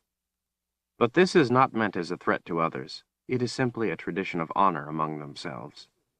Richard took a deep breath as he withdrew his hand from the pole. Let's see if we can get them to help us, so they can go on revering their ancestors and keeping outsiders away. Remember what I told you, she warned. They may not want to help. You have to respect that if it is their decision. These are some of the people I am trying to save. I don't want you to hurt them. Kalen, it is not my desire or intention to hurt them. Don't worry, they will help us. It's in their own interest. They may not see it that way, she pressed. The rain had stopped, replaced by a light, cold mist she felt on her face. She pushed the hood of her cloak back. Richard, promise me you won't hurt them. He pushed his hood back also, put his hands on his hips, and surprised her with a little smile out of one side of his mouth. Now I know how it feels. What? She asked, a tone of suspicion in her voice. As he looked down at her, his smile grew. Remember when I had the fever from the snake vine, and I asked you not to hurt Zed? Now I know how you felt when you couldn't make that promise. Kalen looked into his gray eyes, thinking of how much she wanted to stop Rahl, and thought of all those she knew whom he had killed. And now, I know how you must have felt when I could not make that promise. She smiled in spite of herself. Did you feel this foolish for asking? He nodded. When I realized what was at stake, and when I realized what kind of person you were, that you wouldn't do anything to harm anyone unless there was no choice. Then I felt foolish for not trusting you. She did feel foolish for not trusting him, but she knew he trusted her too much. I'm sorry, she said, the smile still on her lips. I should know you better than that. Do you know how we can get them to help us? She had been to the village of the Mud People several times, none of them by invitation. They would never request a confessor. It was a common chore among confessors, paying a professional call on the different peoples of the Midlands. They had been polite enough out of fear, but they had made it clear that they handled their own affairs and did not want outside involvement. They were not a people who would respond to threats. The Mud People hold a gathering called a Council of Seers. I have never been allowed to attend, maybe because I am an outsider, maybe because I am a woman. This group divines the answers to questions that affect the village. They will not hold a gathering at Sword Point. If they are to help us, they must do so willingly. You must win them over. He gazed hard into her eyes. With your help, we can do it. We must. She nodded and turned to the path once more. Clouds hung low and thick above the grassland, seeming to boil slowly as they rolled along in an endless procession. Out on the plains, there seemed to be much more sky than there was anywhere else. It was an overpowering presence, dwarfing the unchanging flat land. Rains had swollen the streams until the churning muddy water pounded and frothed with a roar at the bottoms of the crossing logs that were used as bridges. Kalen could feel the power of the water making the logs shudder under her boots. She stepped carefully as the logs were slippery, and there was no hand rope to aid her crossing. Richard offered her his hand to steady her, and she was glad for the excuse to take it. She found herself looking forward to the stream crossings, to being able to take his hand. But as deeply as it hurt, she couldn't allow herself to encourage his feelings for her. She wished so much she could just be a woman, like any other. But she wasn't. She was a confessor. Still, sometimes, for brief moments, she could forget and pretend. She wished Richard would walk next to her, but he instead stayed behind, scanning the countryside, watching out for her. He was in a strange land, taking nothing for granted, seeing threat in everything. In Westland, she had felt the same way, so she understood the feeling. He was putting his life at great peril against Rahl, against things he had never encountered before, and was right to be wary. The wary died quick enough in the Midlands, the unwary faster still.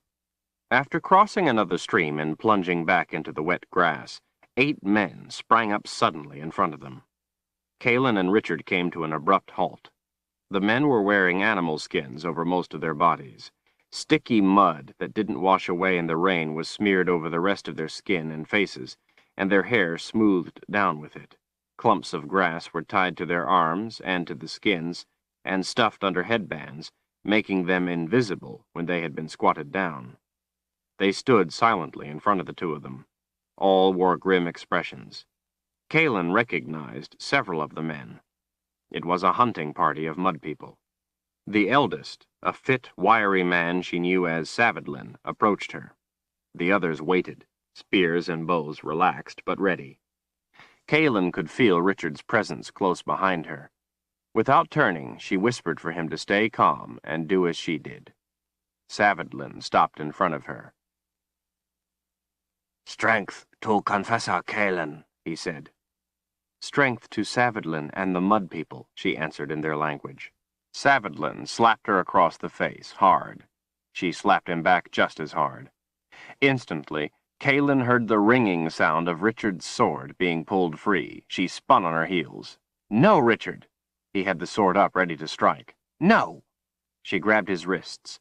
"I told you to stay calm and do as I do." His eyes flicked from Savidlin's to hers. They were filled with unleashed anger, the magic that was ready to kill. The muscles in his jaw flexed as he clenched his teeth. "And if they slit your throat, would you have me let them slit mine as well? That is the way they greet people. It is meant to show respect for another's strength." He frowned, hesitating. "I'm sorry I did not warn you.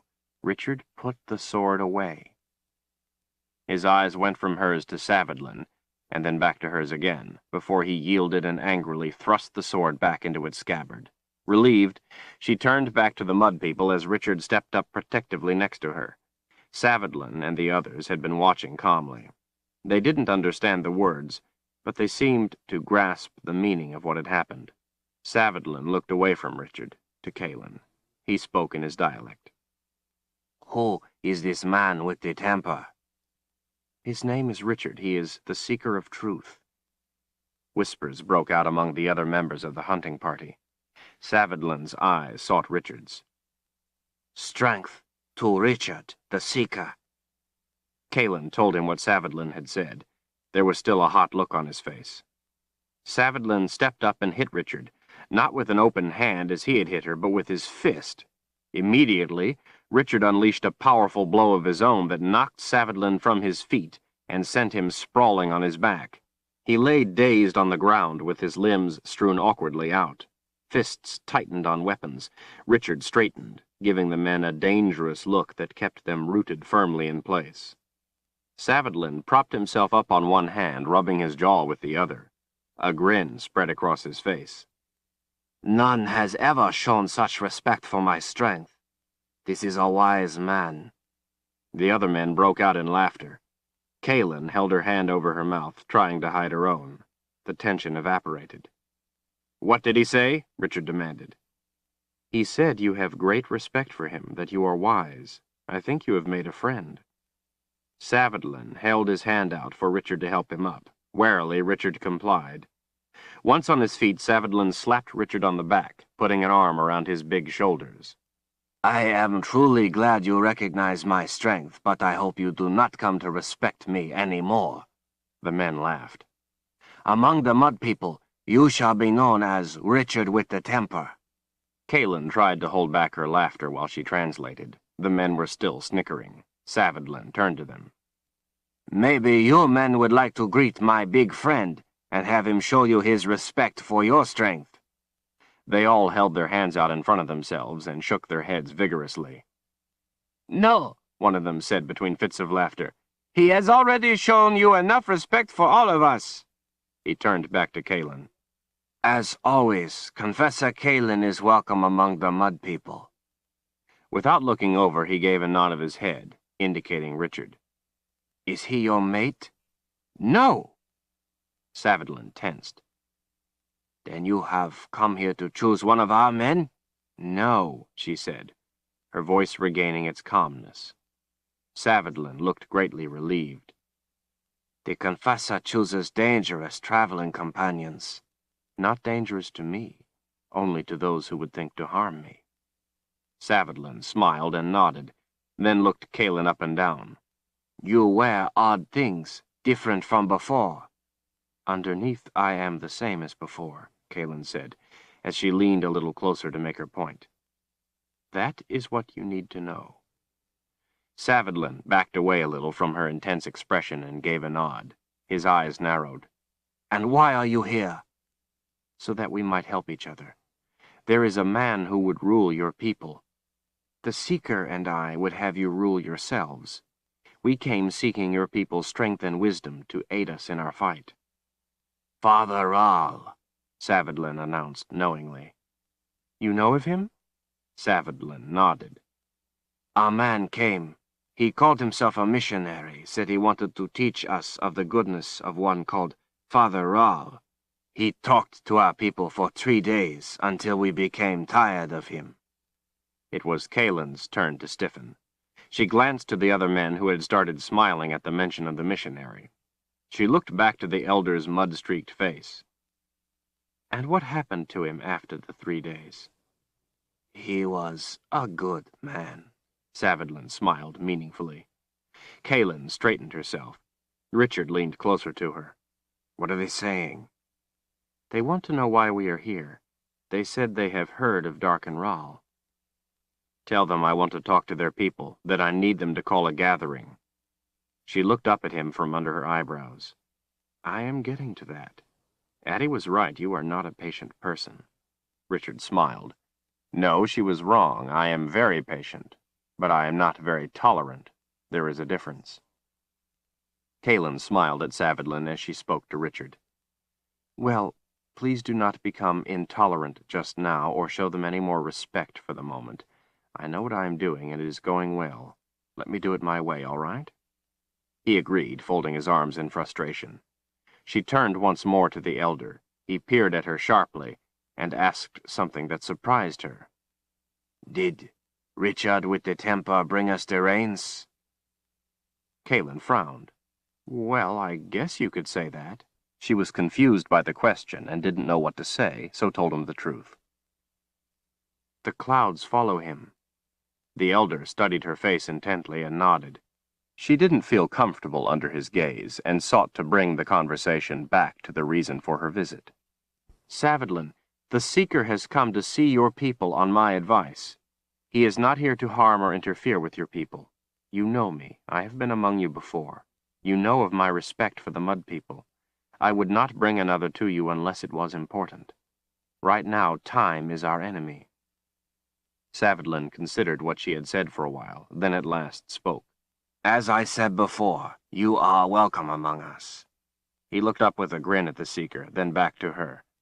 Richard with the temper is most welcome in our village, too. The other men were pleased with the decision. They all seemed to like Richard. They gathered up their things, including 2 deer and a wild boar, each tied to a carrying pole. Kalen hadn't seen the result of their hunt before, because it had been hidden in the tall grass. As they all started off down the path, the men gathered about Richard, touching him cautiously, and jabbering questions he couldn't understand. Savadlin clapped him on the shoulders, looking forward to showing off his big new friend to the village. Kalen went along beside him, for the most part ignored and happy that, so far, they liked Richard. She understood the feeling. It was hard to dislike him. But there was some other reason for their ready acceptance of him. She worried about what that reason could be. I told you I would win them over, Richard said with a grin as he looked at her over their heads. I just never thought I would do it by laying one of them out. Chapter 23. Chickens scattered at their feet as the hunting party surrounding Kalen and Richard led them into the Mud People's village. Set on a slight rise that passed for a hill in the grasslands of the wilds, the village was a collection of buildings constructed of a kind of mud brick, surfaced with a tan clay plaster and topped with grass roofs that leaked as they became dry and had to be replaced constantly to keep the rain at bay. There were wood doors, but no glass in the windows of the thick walls, only cloth hanging in some to keep out the weather. Set in a rough circle around an open area, the buildings were one-room family homes, clustered tightly on the south side, most sharing at least one common wall, narrow walkways passing between the homes here and there, and communal buildings grouped together on the north. A variety of structures placed loosely on the east and west separated them. Some of these were nothing more than 4 poles with grass roofs, used as places to eat, or as work areas for making weapons and pottery, or as food preparation and cooking areas. In dry times, the whole village was shrouded in a fog of dust that clogged the eyes, nose, and tongue, but now its buildings were washed clean by the rain, and on the ground 1,000 footprints were turned to puddles that reflected the drab buildings above. Women wrapped in simple dresses of brightly colored cloth sat in the work areas, grinding tava root, from which they made the flat bread that was the staple of the mud people. Sweet-smelling smoke rose from the cooking fires.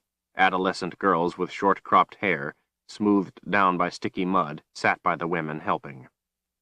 Kaelin felt their shy eyes on her. She knew from being here before that she was the object of great interest among the young girls, a traveler who had been to strange places and seen all sorts of things, a woman whom men feared and respected. The older women abided the distraction with understanding indulgence. Children ran from every corner of the village to see what manner of strangers Savidlin's hunting party had brought back. They crowded around the hunters, squealing with excitement, stomping their bare feet in the mud and splashing the men. Ordinarily, they would be interested in the deer and boar, but now those were ignored in favor of the strangers. The men tolerated them with good-natured smiles. Little children were never scolded. When they were older, they would be put into strict training, where they would be taught the disciplines of the mud people, of hunting, food gathering, and the ways of spirits, but for now they were allowed to be children with almost free rein to play. The knot of children offered up scraps of food as bribes for stories of who the strangers might be. The men laughed, declining the offerings in favor of saving the tale for the elders.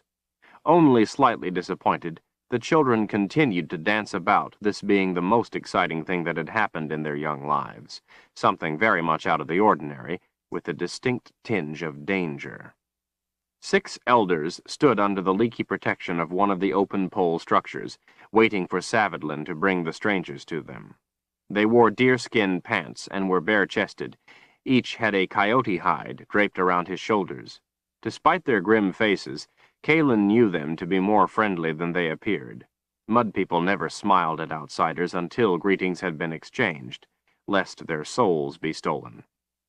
The children stayed back from the pole building, sitting in the mud to watch as the hunting party brought the outsiders to the elders. The women had halted their work at the cooking fires, as had the young men their weapons making, and all fell silent, including the children sitting in the mud. Business among the mud people was conducted in the open for all to see.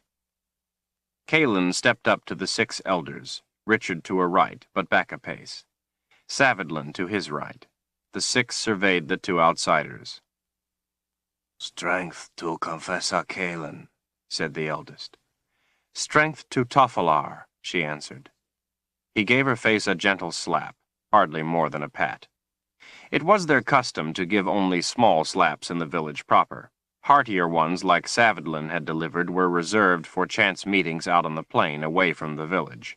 The gentler custom helped preserve order and teeth. Surin, Caldus, Arbrin, Breganderen, and Hagenlet, each in turn offered strength and a small slap. Kaelin returned the greetings and the gentle slaps. They turned to Richard. Savidlin stepped forward, pulling his new friend with him. He proudly displayed his swollen lip to the elders. Kaelin spoke Richard's name under her breath with a rising inflection and a cautionary tone. "These are important men. Please do not loosen their teeth." He gave her a quick glance out of the corner of his eye and a mischievous smile. "This is the Seeker, Richard with the temper," Savidlin said, proud of his charge. He leaned closer to the elders, his voice heavy with meaning. "Confessor Kaelin brought him to us. He is the one you spoke of, the one who brought the rains. She told me so." Kaelin began to worry. She didn't know what Savidlin was talking about. The elders remained stone-faced, except Tofalar, who lifted an eyebrow. "Strength to Richard with the temper," Tofalar said. He gave Richard a gentle slap. "Strength to Tofalar," he answered in his own language. having recognized his name, and immediately returned the slap.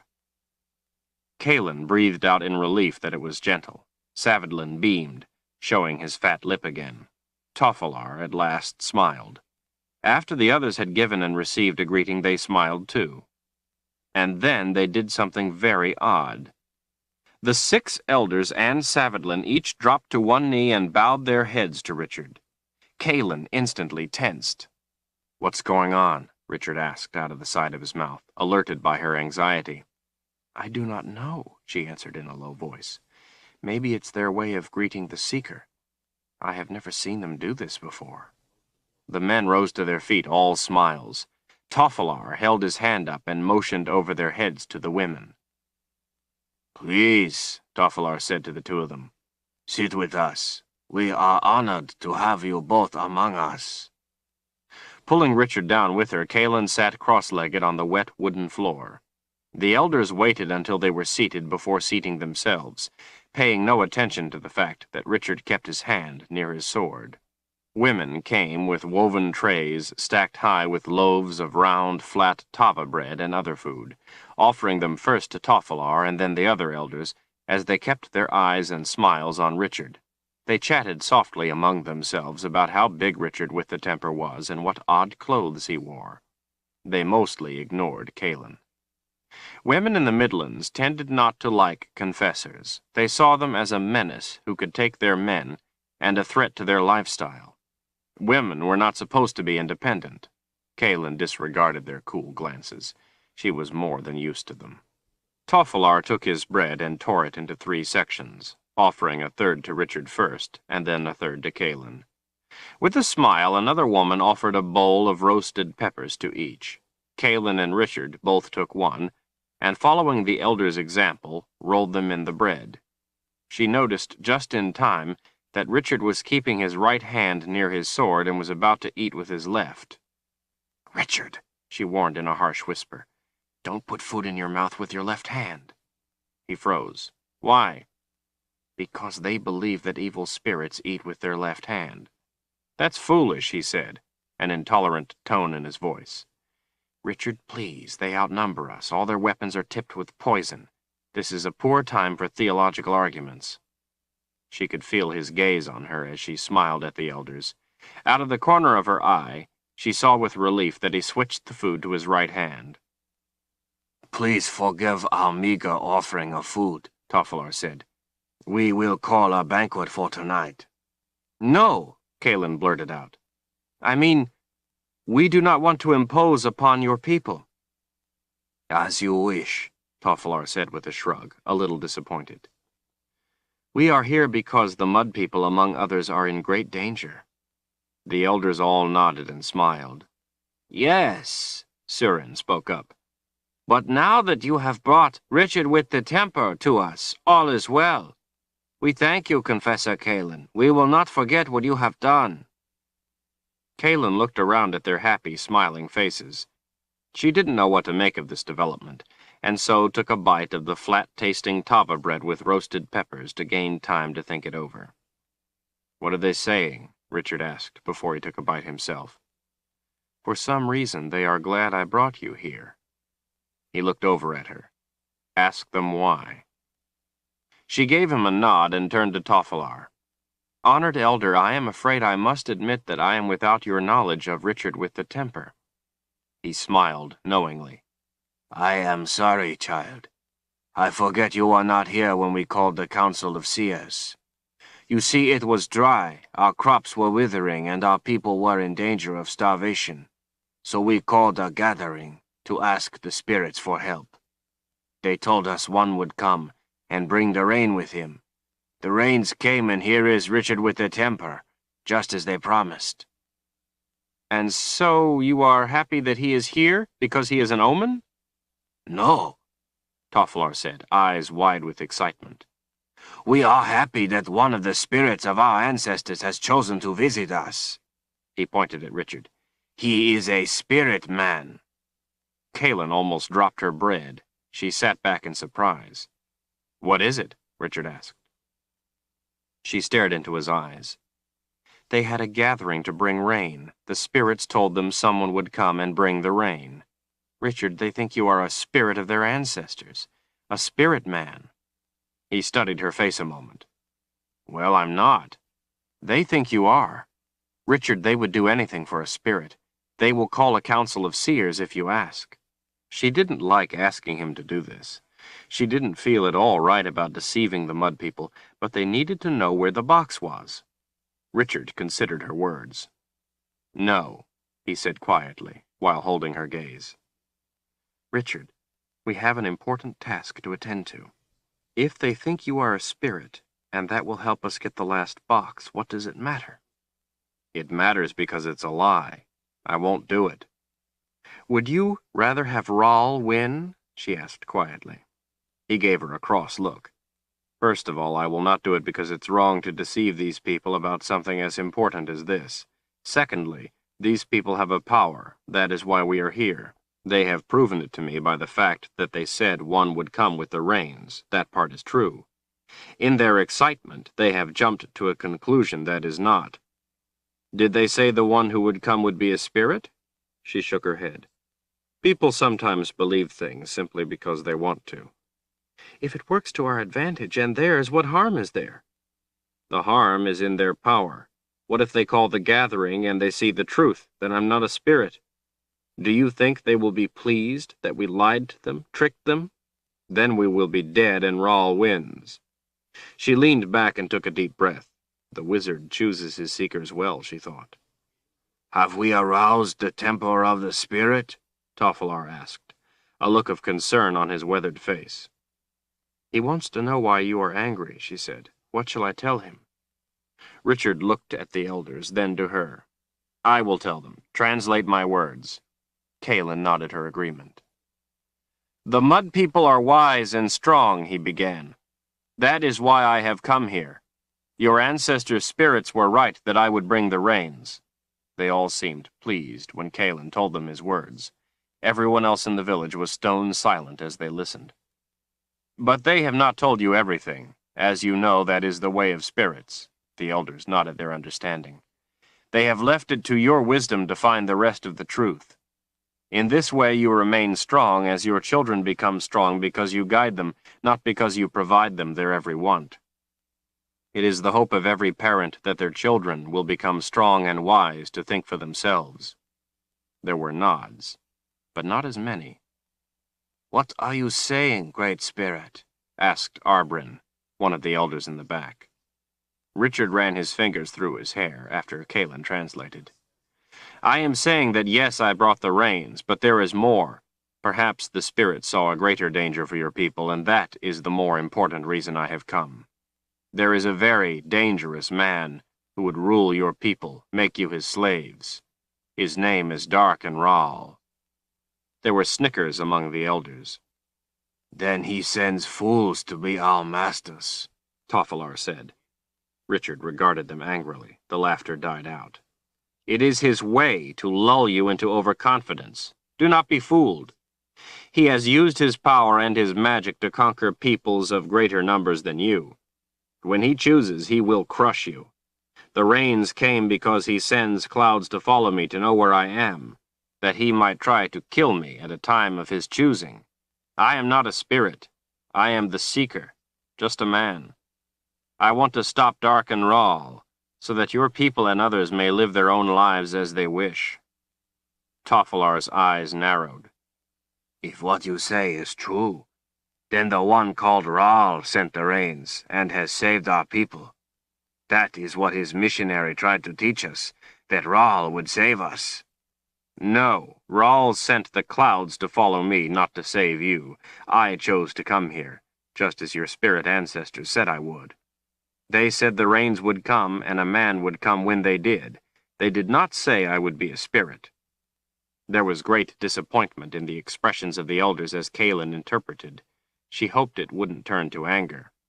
Then maybe the message of the spirits was a warning about the man that would come, Surin said. And maybe it was a warning about Rahl, Richard answered right back. I am offering you the truth. You must use your wisdom to see it, or your people are lost.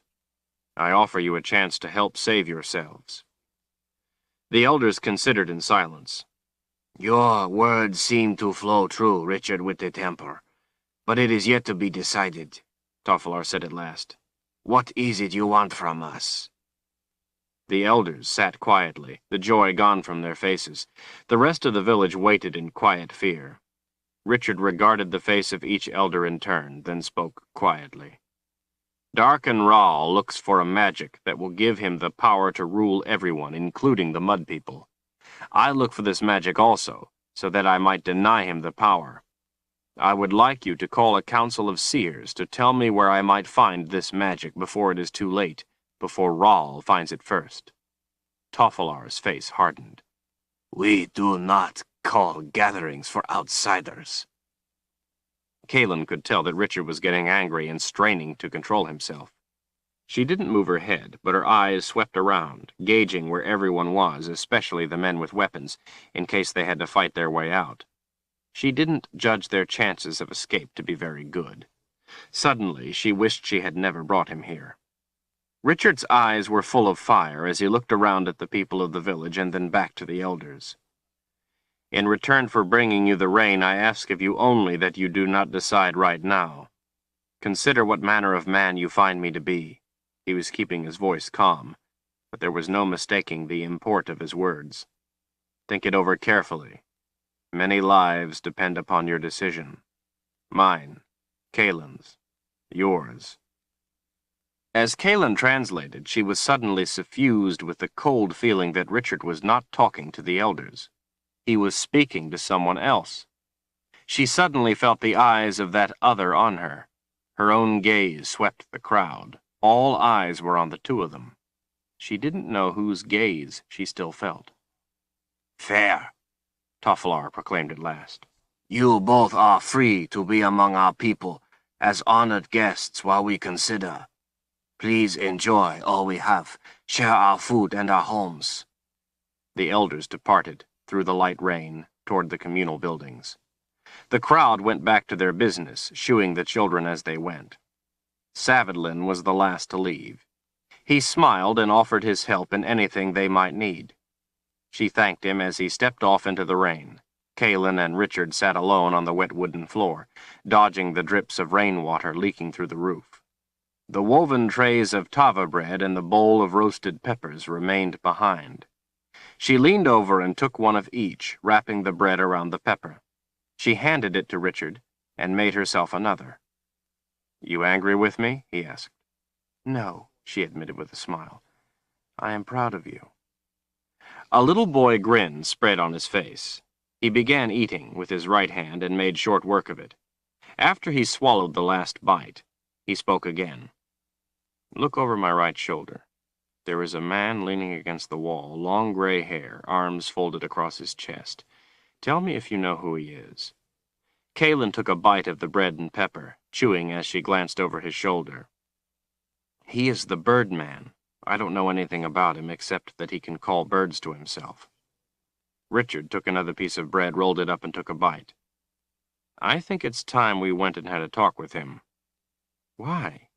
Richard looked up at her from under his eyebrows. "Because he's the one who is in charge around here." Kaelin frowned. "The elders are in charge." Richard smiled with one side of his mouth. "My brother always says that real power is not brokered in public." He watched her intently with his gray eyes. "The elders are for show. They are respected, and so are put on display for others to see, like the skulls on the poles, only they still have the skin on them. They have authority because they are esteemed, but they are not in charge." With a quick flick of his eyes, Richard indicated the Birdman leaning against the wall behind him. "He is." "Then why has he not made himself known?" "Because," he said, grinning, "he wants to know how smart we are." Richard stood and held his hand out to her. She stuffed the rest of the bread in her mouth, brushed her hands on her pants, and took his hand. As he hoisted her up, she thought about how much she liked the way he always offered her his hand. He was the first person who had ever done that. It was just one part of why it felt so easy being with him. They walked across the mud through the cold rain toward the Birdman. He still leaned against the wall, his sharp brown eyes watching them come. Long hair, mostly silver gray, lay on his shoulders, flowing partway down the deerskin tunic that matched his pants. His clothes had no decoration, but a bone carving hung on a leather thong around his neck. Not old, but not young, and still handsome, he was about as tall as she. The skin of his weathered face was as tough-looking as the deerskin clothes he wore. They stopped in front of him.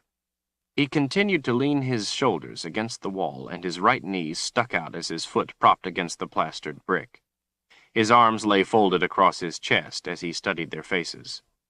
Richard folded his arms across his own. His arms lay folded across his chest as he studied their faces. Richard folded his arms across his own chest. "I would like to talk to you, if you are not afraid I might be a spirit." The birdman's eyes went to hers as she translated, then back to Richard's. "I have seen spirits before," he said in a quiet voice. "They do not carry swords." Kalen translated. Richard laughed. She liked his easy laugh. "I also have seen spirits, and you are right. They do not carry swords." A small smile curled the corners of the birdman's mouth. He unfolded his arms and stood up straight. "Strength to the seeker." He gave Richard a gentle slap. "Strength to the birdman," he said, returning the easy slap. The birdman took the bone carving that hung on the leather thong at his neck and put it to his lips. Kalen realized it was a whistle. His cheeks puffed out as he blew, but there was no sound. Letting the whistle drop back, he held his arm out while he continued to hold Richard's eyes. After a moment, a hawk wheeled out of the gray sky and alighted on his outstretched arm. It fluffed its feathers, then let them settle as its black eyes blinked and its head swiveled about in short, jerky movements. "Come," the birdman said. "We will talk." He led them among the large communal buildings to a smaller one at the back, set away from the others. Kalen knew the building with no windows, although she had never seen it. It was the Spirit House, where the gatherings were held. The hawk stayed on his arm as the birdman pulled the door open and motioned them inside. A small fire was burning in a pit at the back end, offering a little light to the otherwise dark room. A hole in the roof above the fire let the smoke out, although it did a poor job of it, and left the place with a sharp, smoky smell. Pottery bowls left from past meals lay about the floor, and a plank shelf along one wall held a good 24 ancestral skulls. Otherwise, the room was empty. The birdman found a place near the center of the room where the rain wasn't dripping, and sat down on the dirt floor. Kalen and Richard sat side by side, facing him, as the hawk watched their movements. The birdman looked at Kalen's eyes. She could tell he was used to having people be afraid when he looked at them, even if it wasn't warranted. She could tell because she was used to the same thing. This time he found no fear. "Mother Confessor, you have not yet chosen a mate." He gently stroked the hawk's head while he watched her. Kalen decided she didn't like his tone. He was testing. "No. Are you offering yourself?" He smiled slightly. "No. I apologize. I did not mean to offend you. Why are you not with a wizard?" "All the wizards save 2 are dead. Of those 2, one sold his services to a queen. The other was struck down by an underworld beast and lies in a sleep. There are none left to protect me. All the other confessors have been killed. We are in dark times." His eyes looked genuinely sympathetic, but his tone still was not. "It is dangerous for a confessor to be alone." "Yes, and it is also dangerous for a man to be alone with a confessor who is in great want of something. From where I sit, it would seem that you are in greater danger than I." "Perhaps," he said, stroking the hawk, his slight smile returning. "Perhaps. This one is a true seeker, one named by a wizard?" "Yes." The birdman nodded. "It has been many years since I have seen a true seeker. A seeker who was not a real seeker came here one time. He killed some of my people when we would not give him what he wanted." "I am sorry for them," she said. He shook his head slowly. Do not be. They died quickly. Be sorry for the seeker. He did not. The hawk blinked as it looked at her. I have never seen a pretend seeker, but I have seen this one in the rage. Believe me, you and your people do not want to ever give this one cause to draw his sword in anger. He knows how to use the magic. I have seen him strike down evil spirits. He studied her eyes for a moment, seeming to judge the truth of what she said. Thank you for the warning. I will remember your words. Richard spoke up at last. Are you two about done threatening each other? Caleb looked at him in surprise. I thought you couldn't understand their language. Can't, but I can understand eyes. If looks caused sparks, this place would be ablaze. Kalen turned back to the birdman. The seeker wishes to know if we are finished threatening each other. He glanced at Richard and then back to her. He is an impatient man, is he not? She nodded. I have told him so myself. He denies it. It must be a burden traveling with him. Kalen broke into a smile. Not at all. The birdman returned her smile, and then addressed his gaze to Richard. If we choose not to help you, how many of us will you kill? Kalen interpreted the words as they spoke. None. The birdman studied the hawk as he asked, And if we choose not to help Dark and Ral, how many of us will he kill? Sooner or later, a great many. He took his hand away from the hawk and looked at Richard with his sharp eyes. It would seem you argue for us to help Dark and Ral. A smile spread across Richard's face. If you choose